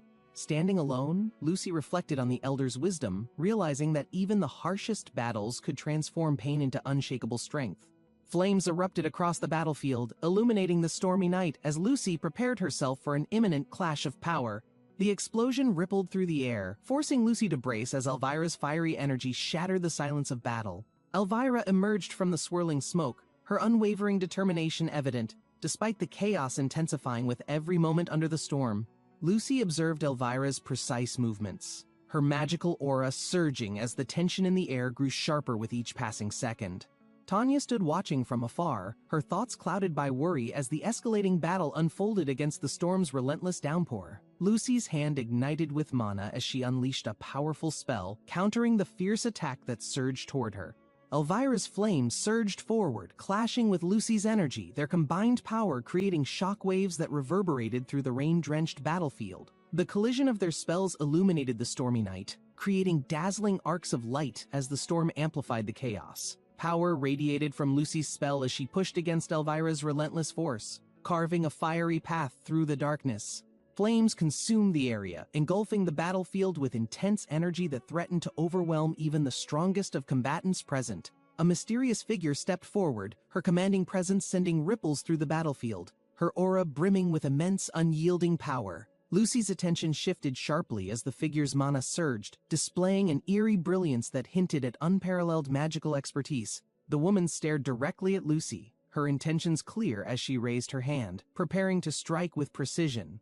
Lucy steadied herself, her focus sharp as the storm continued roaring, refusing to falter under the intensity of the threat. Elvira approached Lucy through the storm, her fiery resolve blazing brightly as she readied herself for the inevitable confrontation ahead.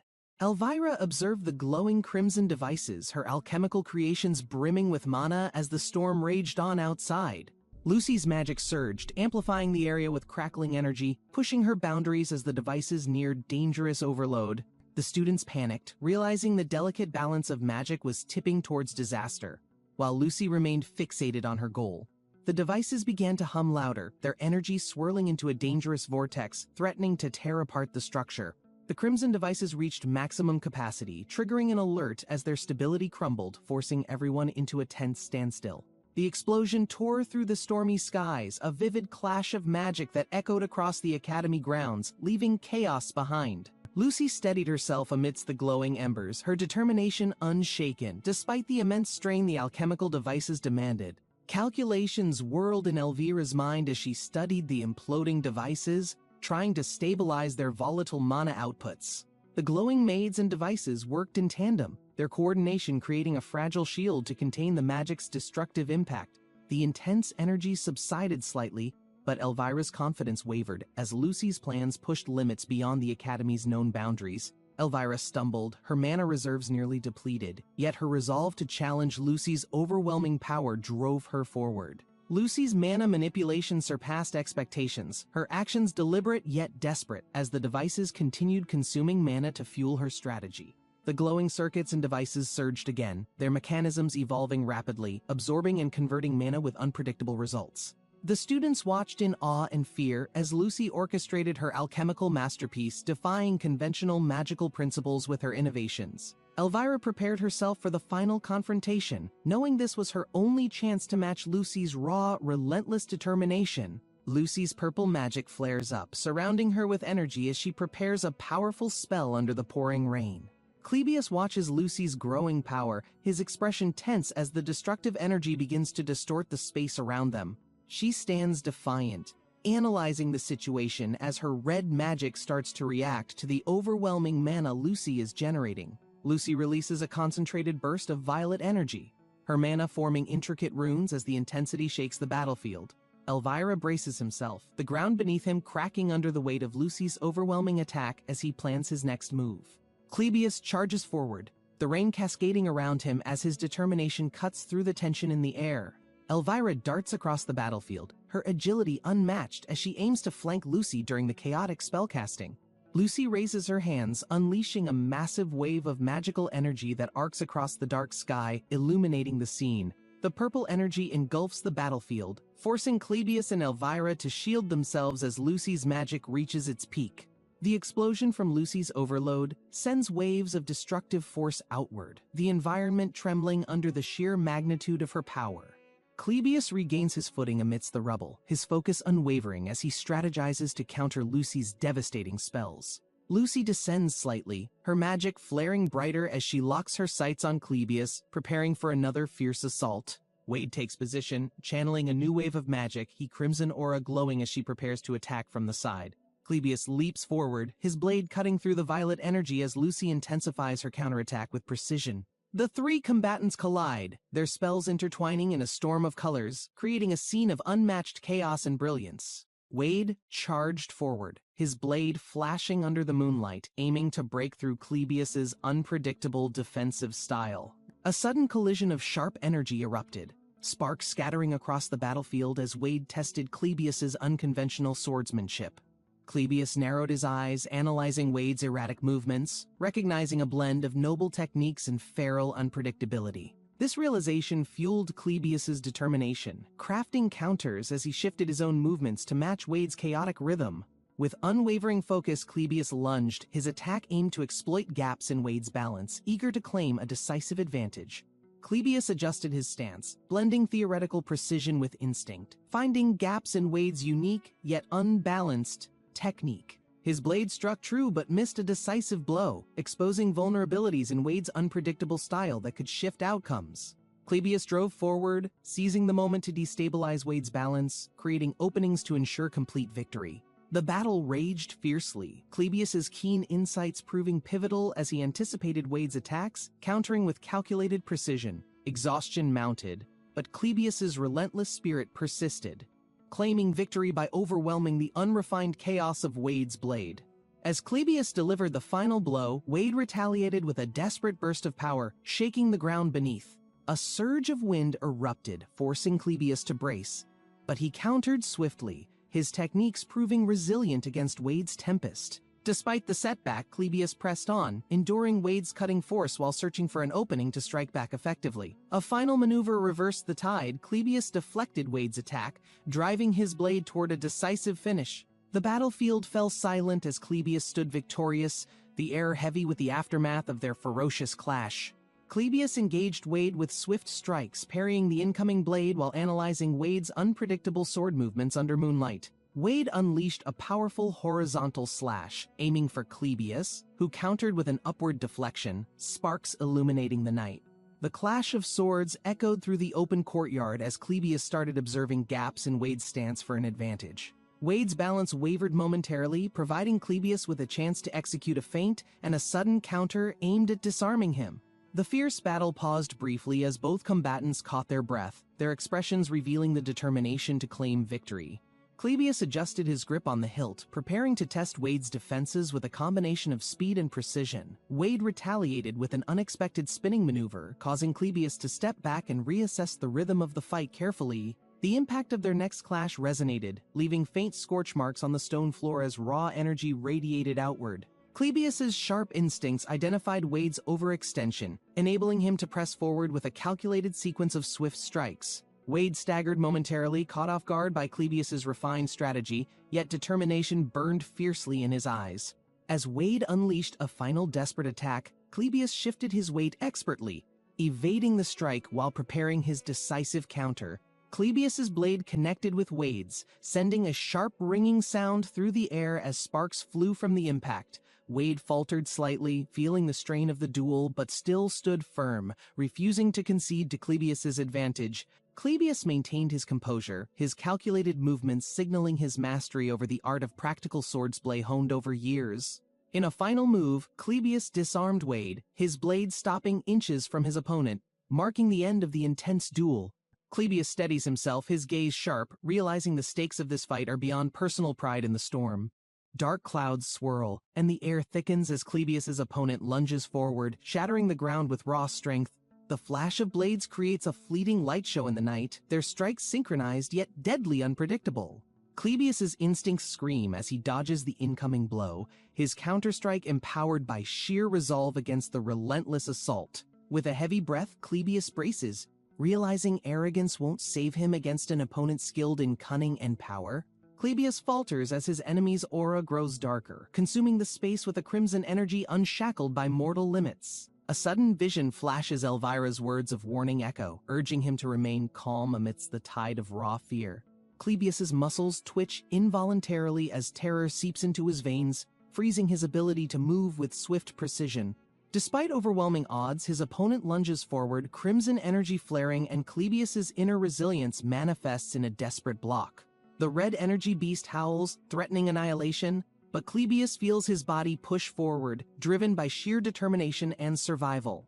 A powerful attack caused by Clebius made the atmosphere very tense. The red aura radiated so clearly and hotly, Clebius's face burns with intensity, crimson energy radiating from his form, embodying unwavering resolve as he prepares for the ultimate test. Lucy unleashed the Flame Pillar spell, its radiant power erupting with unrelenting force, consuming the surrounding space in a fiery blaze. The spell multiplied in intensity, reaching its peak as the flames surged higher, reshaping the battlefield with a destructive roar. Despite the fiery assault, Clebius braced himself, his focus unwavering as he prepared to counter with his own strength. The air shifted violently as Clebius activated the blessing of the storm, disrupting the flames with an explosive gust. Amidst the chaos, the wounds on Clebius deepened, but his determination burned brighter as he prepared his ultimate technique. The battlefield transformed as Lucy and Clebius clashed, their powers creating a whirlwind of flame and wind in equal measure. Clebius lunged forward, his sword enveloped in green energy, deflecting the fiery projectiles with precision and calculated movements. Lucy intensified her spell, the flames responding to her control, as the ground cracked beneath the sheer force of heat. Clebius launched his counterattack, the blessing of the storm creating a barrier of wind to repel Lucy's relentless fiery barrage. As the storm subsided, Lucy's determination showed no signs of wavering, and the final blow of the battle drew near. The wounds on Clebius began to heal unnaturally fast as blood spilled, symbolizing the forbidden Nortondale technique awakening. With newfound strength, Clebius struck back, his attacks unrelenting as he forced Lucy to retreat momentarily under pressure. Lucy retaliated, the flames shifting into a towering inferno, aiming to envelop Clebius in a burning vortex of power. Unyielding, Clebius activated the blood sword technique, the blade's crimson glow matching the intensity of Lucy's inferno. The battlefield reached its climax as their combined energy transformed the surroundings into an arena of chaos and destruction. A ferocious roar shook the battlefield as the crimson aura of the blood sword technique radiated a dangerous energy throughout. The technique summoned sharp waves of purple energy, forming barriers that enclosed the raging demon-like figure within its grasp. The figure broke free with a powerful burst, sending fragments of the barriers scattering like shards of glass into the air. A dense, concentrated orb of purple energy formed, signaling an impending clash as the atmosphere thickened with destructive intent. The energy detonated, lighting up the battlefield with flashes of crimson and violet, marking the height of the devastating confrontation. The roaring figure's form grew more monstrous, its crimson aura intensifying as the battlefield trembled under its increasing power. Its enemy responded by weaving intricate patterns of violet magic, creating a web of energy that surged towards the demonized swordsman. With a deafening clash, the crimson and violet forces collided, sending shockwaves that reshaped the ground and air around them.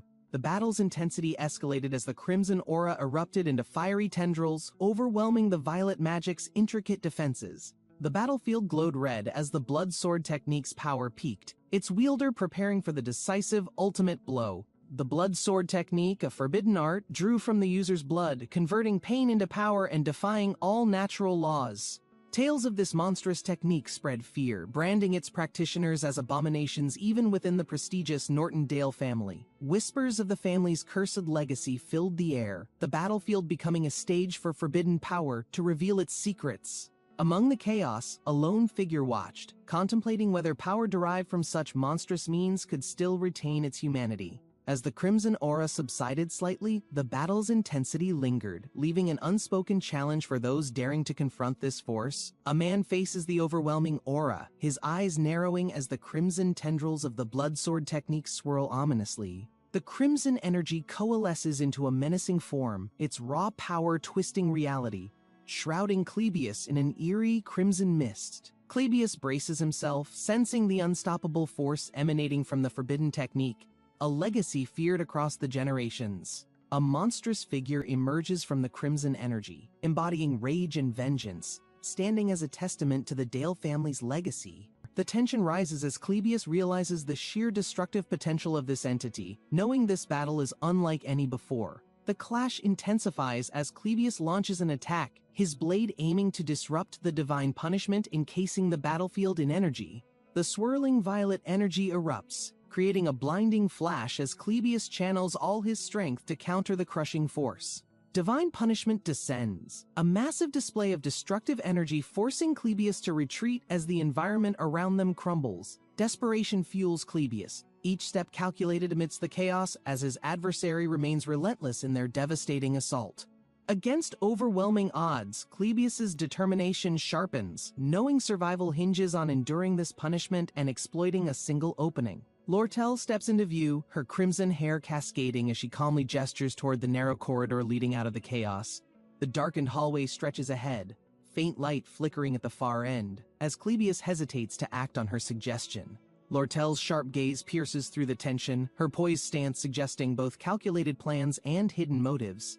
Clebius reluctantly moves toward the corridor, recognizing the urgency but unable to shake his doubts about Lortel's intentions. The tense silence is broken by fleeting whispers of energy, the unspoken question lingering between trust and survival. Lortel's piercing gaze held unspoken resolve, the air heavy with the tension of her determined presence. Clebius's quiet contemplation faltered as Tanya's words stirred a storm of conflicting emotions within him. The shadow of regret danced across Clebius's face, hinting at a past filled with battles and losses. Lortel's haunting confession carried the weight of vengeance, her unyielding spirit radiating a chilling determination. The group stood frozen, the tension thick as each contemplated the darkness lingering in their choices.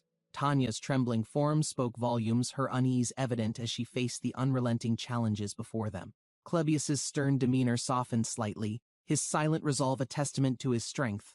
A fleeting moment of hesitation rippled through the air, uncertainty gripping the group in its relentless clutch. The storm around them intensified as Clebius squared his shoulders, readying himself for the impending conflict. The sight of Clebius in his monstrous form was both terrifying and awe-inspiring, a testament to his overwhelming power.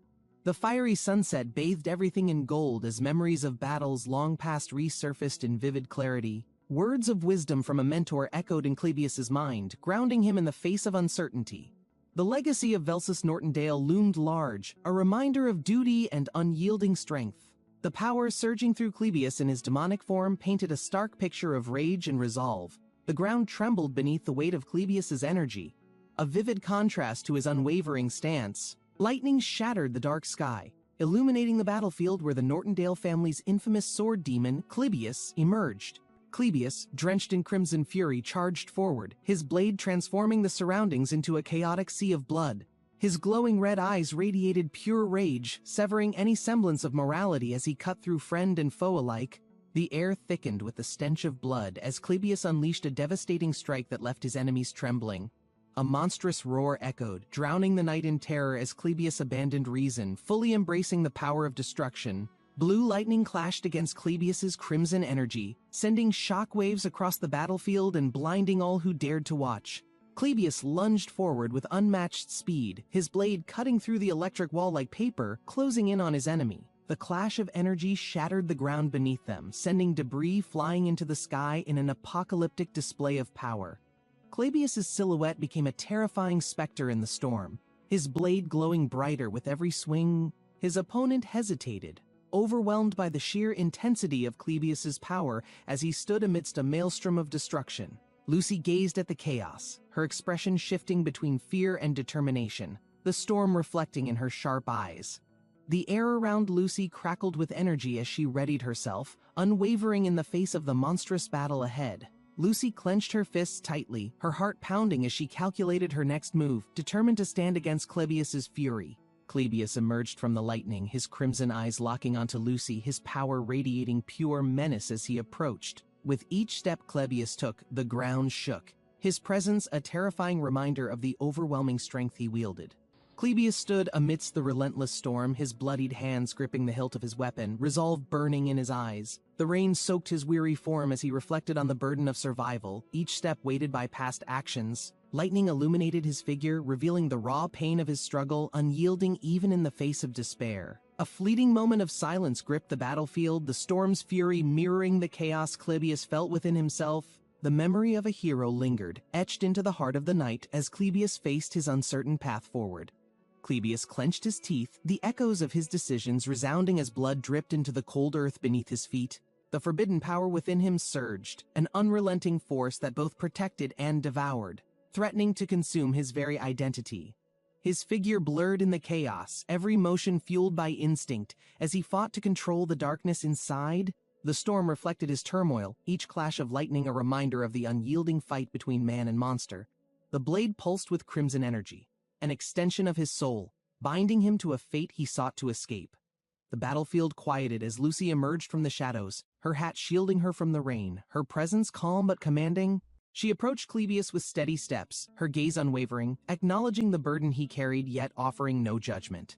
The rain fell harder as the forbidden technique reached its peak, drawing on every ounce of strength left in Clebius's body. Lucy raised her hand, a silent gesture of solidarity, her figure a beacon amidst the storm of blood and chaos. Clebius unleashed a final devastating surge of power, the blood sword's energy enveloping him. As Lucy stood firm in quiet resolve, The closer he approached the edge of death, the energy within him surged uncontrollably, defying reason and expectation. Despite this power, Lucy's presence loomed, her gaze unwavering as if mocking his efforts to overpower her. For Lucy, who always stood at the peak of strength, the creeping sensation of vulnerability was foreign and unbearable. A fleeting moment of fear gripped her as she faced a scenario where she was no longer the dominant force. Lucy decided to eliminate any remaining threat, focusing her power to end the battle decisively, leaving no room for error. A shockwave burst across the scene, throwing debris into the air and shaking the foundation of the drenched battlefield. The rain fell steadily, revealing the battered figure who still stood tall, his resolve unbroken despite his torn state. From across the battlefield, the shadowy figure emerged, his piercing gaze revealing that he had survived the impossible once more. The tension thickened as the rain cascaded, a reminder of the countless battles fought on this land by warriors like them. Tightening his grip on his weapon, he stepped forward, prepared to face the storm head-on and bring this to a close. Clebius and Tanya moved cautiously through the dark hallway, their surroundings filled with ominous shadows and distant rumbles of thunder. Clebius stopped for a moment, his sharp gaze scanning the corridor, as though sensing the danger that lay ahead. He pressed forward, his posture tense and deliberate, each step bringing him closer to the source of the disturbance.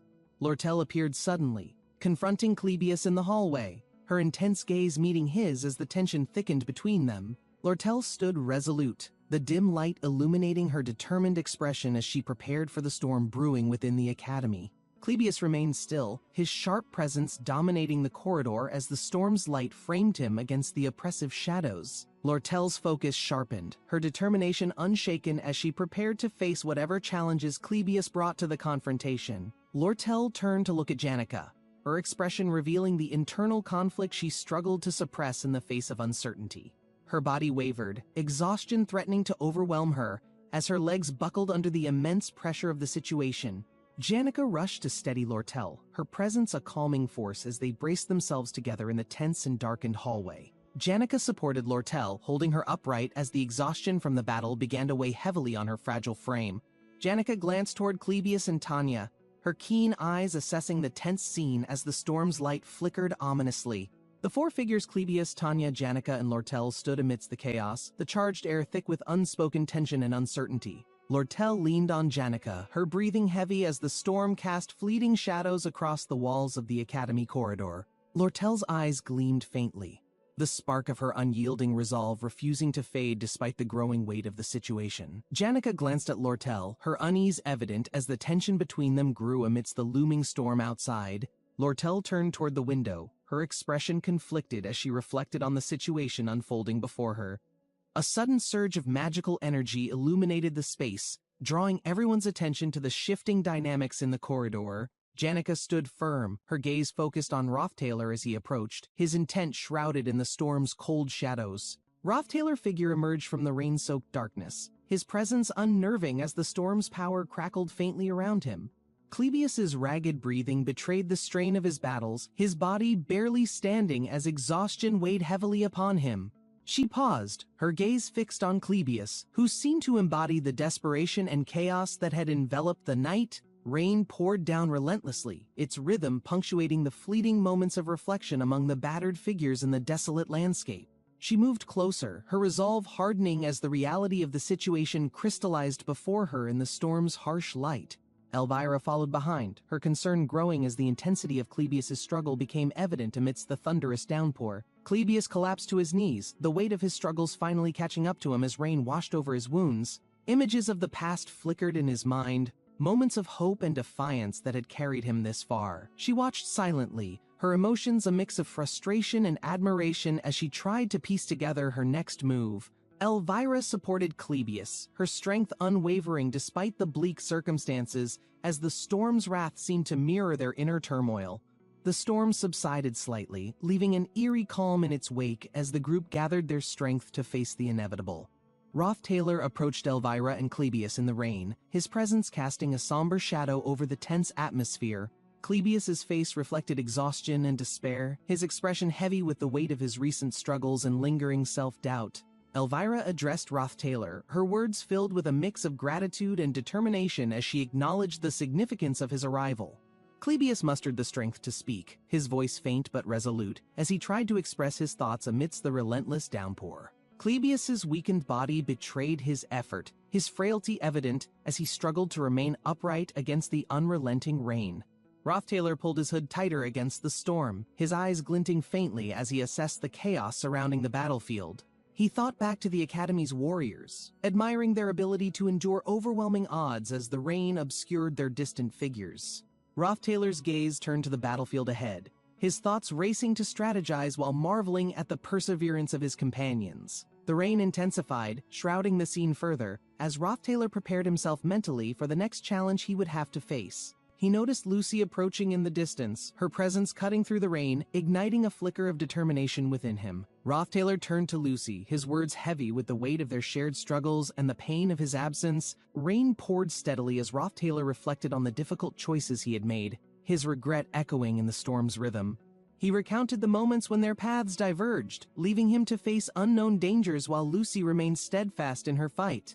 Lucy listened intently, her calm but piercing gaze fixed on Rothtailor, the tension between them palpable amidst the storm. The storm swirled around them as Rothtailor and Lucy stood together, steeling themselves for the challenges that lay ahead. Rothtailor tightly embraced Lucy, his expression filled with relief, as the storm mirrored the emotions shared between them. Lucy turned toward Rothtailor, her voice calm yet heavy with the weight of recent events as they both gathered their strength.